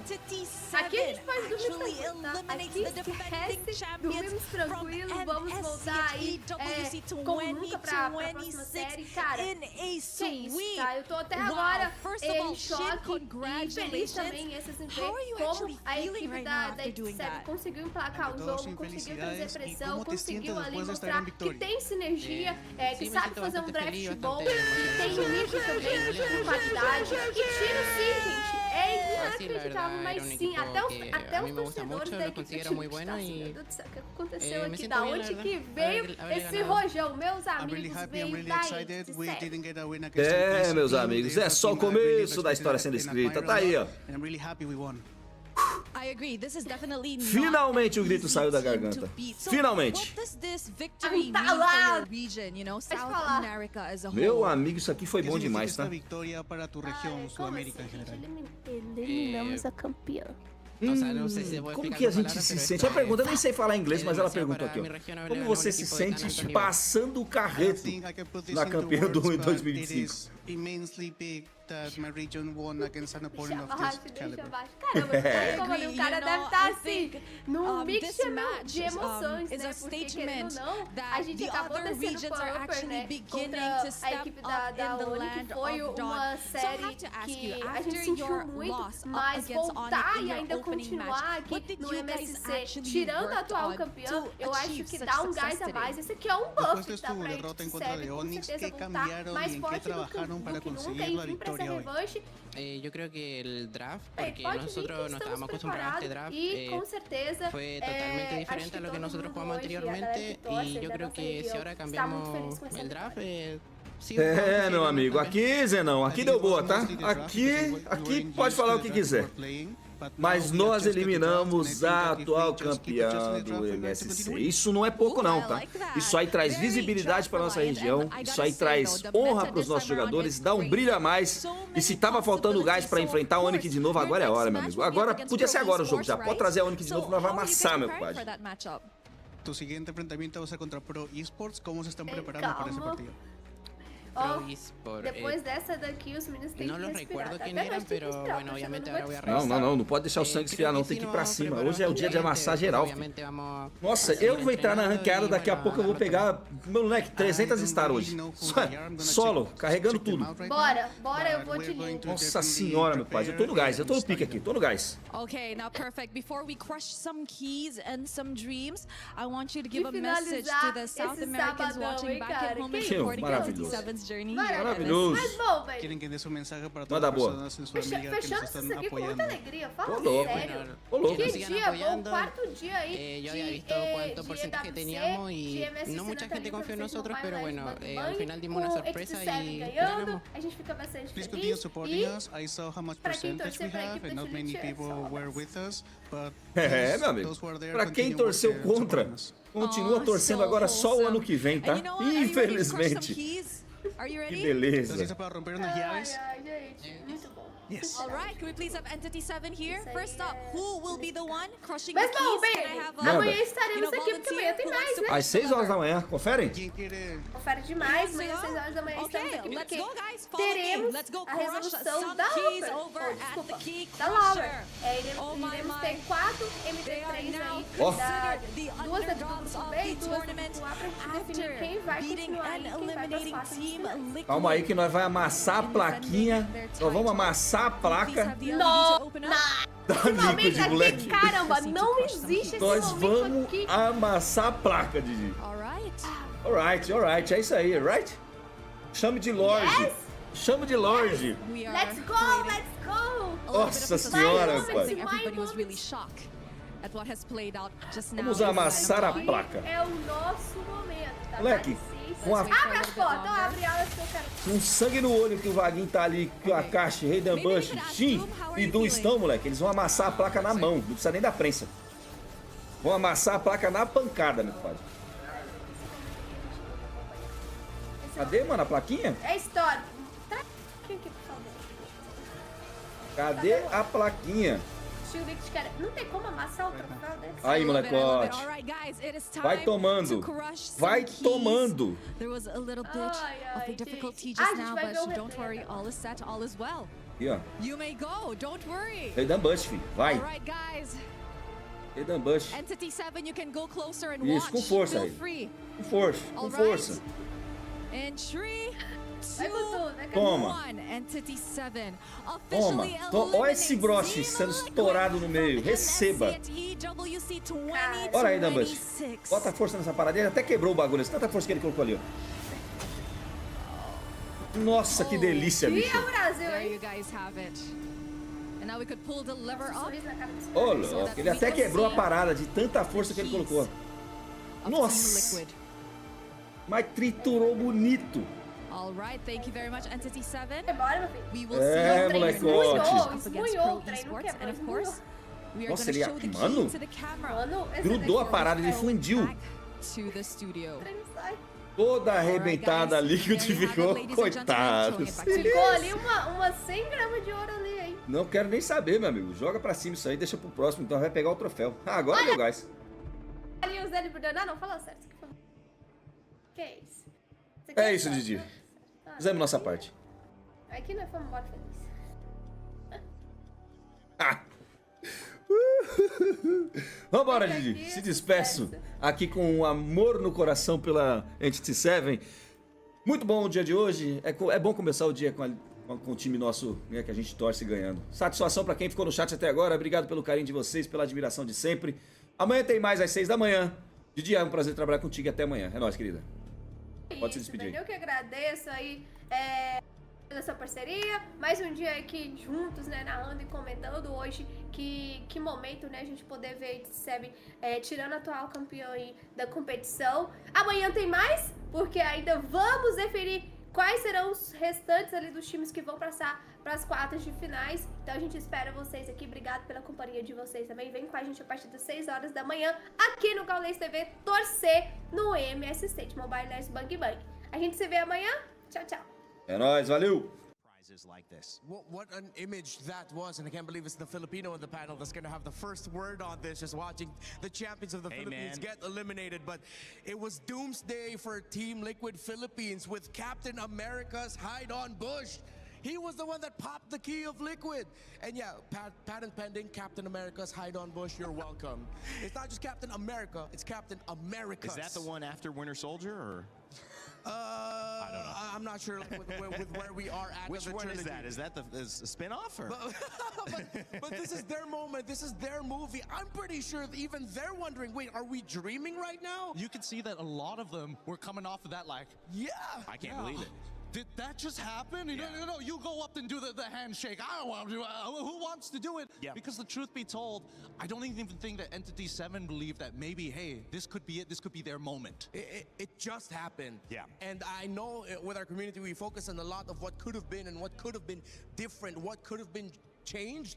I hope we take this moment as an MLBB community to look at Entity 7 and raise them up. I agree. We don't know how longer else they'll be able to stay in this tournament, but what they did today was legendary. Hey man, it's the GOAT's gift. That's why when you are playing up against Ghost, he expects the best. And Entity 7 this time round, they say, you know what? We will rise to the challenge. We're going to take it to you. And at first, you might have been able to say the draft. All right, they got him on game one. That draft looked pretty good. You guys both said, wow, I'm feeling a little worried for Liquid. But in that second game, it was much more even. And it was an execution masterclass from what I see. Every single moment there was a Lord that needed to be fought over. Entity 7 had areas covered. Every single time there was a potential fair 5v5, someone was pushing a bottom lane or pushing a top lane, slowing the minion wave and forcing Liquid PH to then turn around and go, wait, we can't fight this 5. We got to go deal with that. Rimar, what did you see? Because it was so many levels that Entity 7 performed well. Yeah, it was 2 moments. We've already discussed the draft, and I think we can touch on the draft a little bit as the game is going on. Now, Gideon, I will need your help for this one. So there's 2 big plays wherein Liquid forced things that, if it went well, looks great. But the fact that Shin and can't believe it's the 2 picks, the Eudora and the Claw that I've been dogging on all day long and all MSC long that actually ended up delivering the difference. Look at what Shin is gonna do here. Sanji will go in with the Flicker IMU steal of the Belleric ultimate, gets 2. They are gonna be able to get 2 of their carries, the Claude and the Eudora. But look at where in the map Teddy is just a little bit too far from the start of this. Now, if this was set up with Teddy much closer, that would have been great for Liquid, and that would have been a big win for them. But as we play out the sequence, Shin is going to do something great here. Carl TZ already uses the Falling Maple. Shin flickered off to the side, and then watch here, just has the stun ready for Carl TZ. As Carl TZ comes out of the Falling Maple, Carl TZ gets stunned up, comboed, blasted, as Doom and the rest of Entity 7 can answer. Again, this was started because Liquid found a good opening, but Teddy wasn't close by. Now I have a second play that I would like to show everyone right here. Almost a similar effect. Teddy too far. Sanford decided to go with the Flicker. Detonus welcome. Finds Shin, but not Doom. I think he was aiming for Doom, but overshot it with the Flicker, instead going after the Eudora. We play out the sequence, and as you see, as Doom gets to sidestep just a little bit, doesn't get completely demolished by JP, who jumps on him, but it wasn't in the right formation for Liquid. 2 of the big plays that turned this fight around completely in favor for Entity 7 was started off because Liquid, first Sanji, then Sanford, calling a fight with them not completely in position yet. Very different from the Liquid that we're used to. They thought that maybe they could drag out the fight, war of attrition, and then wait for Teddy to show up. But it's at those moments where we've seen in previous Melissa games, when you initiate, you need the Melissa ready. You need Muddles ready, and then basic attack. That's how you get your combo off. If that combo is off and the front line goes down quickly, you just have the Barretts with you. It's gonna quickly crumble to the point where you get Teddy sent back, you get, not even Sanji wasn't there for that fight. So them starting, that felt like 2 fights forced because they were so eager to get a win after they started feeling Entity 7 was on the way to victory. It was really a masterclass to see how some of these team fights showed up, because you look at a team that maybe isn't tested in this way, the same way that Team Liquid PH has been tested and has proven that they can survive and pass that test, and you go, one mistake, I mean, one bad fight, this game's back even, and then maybe they win, and then now you're 1-1. I mean, the momentum's gone. But to have the maturity and to be able to acknowledge the position that they were in, but not be afraid of the moment, I feel like that's just, again, congratulations, but also we need to pay more attention to Entity 7 throughout this tournament. Oh yeah, we absolutely do, because they were playing a much stronger game overall. Even in the moments in the clips that we did just see, there were moments of sloppiness, moments of, oh wait, how in the world does Shin walk away with 1 HP, even though Sanford was right on top of him after they did his welcome. There's a lot of these moments that we aren't capturing as often as we expect TL to do. We expected them to play as clean as possible, and unfortunately that just wasn't the case, and that's how Entity 7 gets that one up on them, on top of the advantage from the draft, on top of the advantage being at match point. Yeah, I'm gonna double down on that. People have to acknowledge Entity 7 played better within the game this entire series against Team Liquid Philippines. Yeah, it was clear to see, and someone who's new to MLBB and learning every single day, these were some of the things that just seemed kind of through the eye test, I say it, pretty obvious that Entity 7 was able to have command of that, and it shows in the results. 2-0, again, it's not easy. Team Liquid PH coming back, wanting to defend their title. It's in Paris. MSC's only been internationally tournament, in outside of South Asia or Southeast Asia? Southeast Asia. Southeast Asia for a couple of years, and so it's a great opportunity for everyone to be here. Everyone's putting on their stuff, and when you go home, that is a moment like here. You have your key crushed. It's hard to put into words. It's not something that you enjoy, and again, hearts go out to anybody leaving this tournament, because there's a lot of young men out here doing their absolute best, representing not just themselves, their families, but their regions, their homes, their countries, and their own personal stories. So again, we wanted to talk with them. We know it's not easy to do an exit interview. We appreciate you, Teddy, for taking the time to do it. Let's hear his final words here in this MSC as he tells us what's on his mind after the loss. It's Eterna here, backstage with Team Liquid. We have Teddy and we have Coach Aeon. Thank you so much for being here. Maybe, Coach, you could start. What went wrong in that match? To be honest, I'm not quite sure at this moment, because we need to review it. I mean, we knew what went wrong in the first series against Aurora Turkey, but in this series, we felt that both games could have been won, which is very rare for us to lose games that, we think the draft was fine.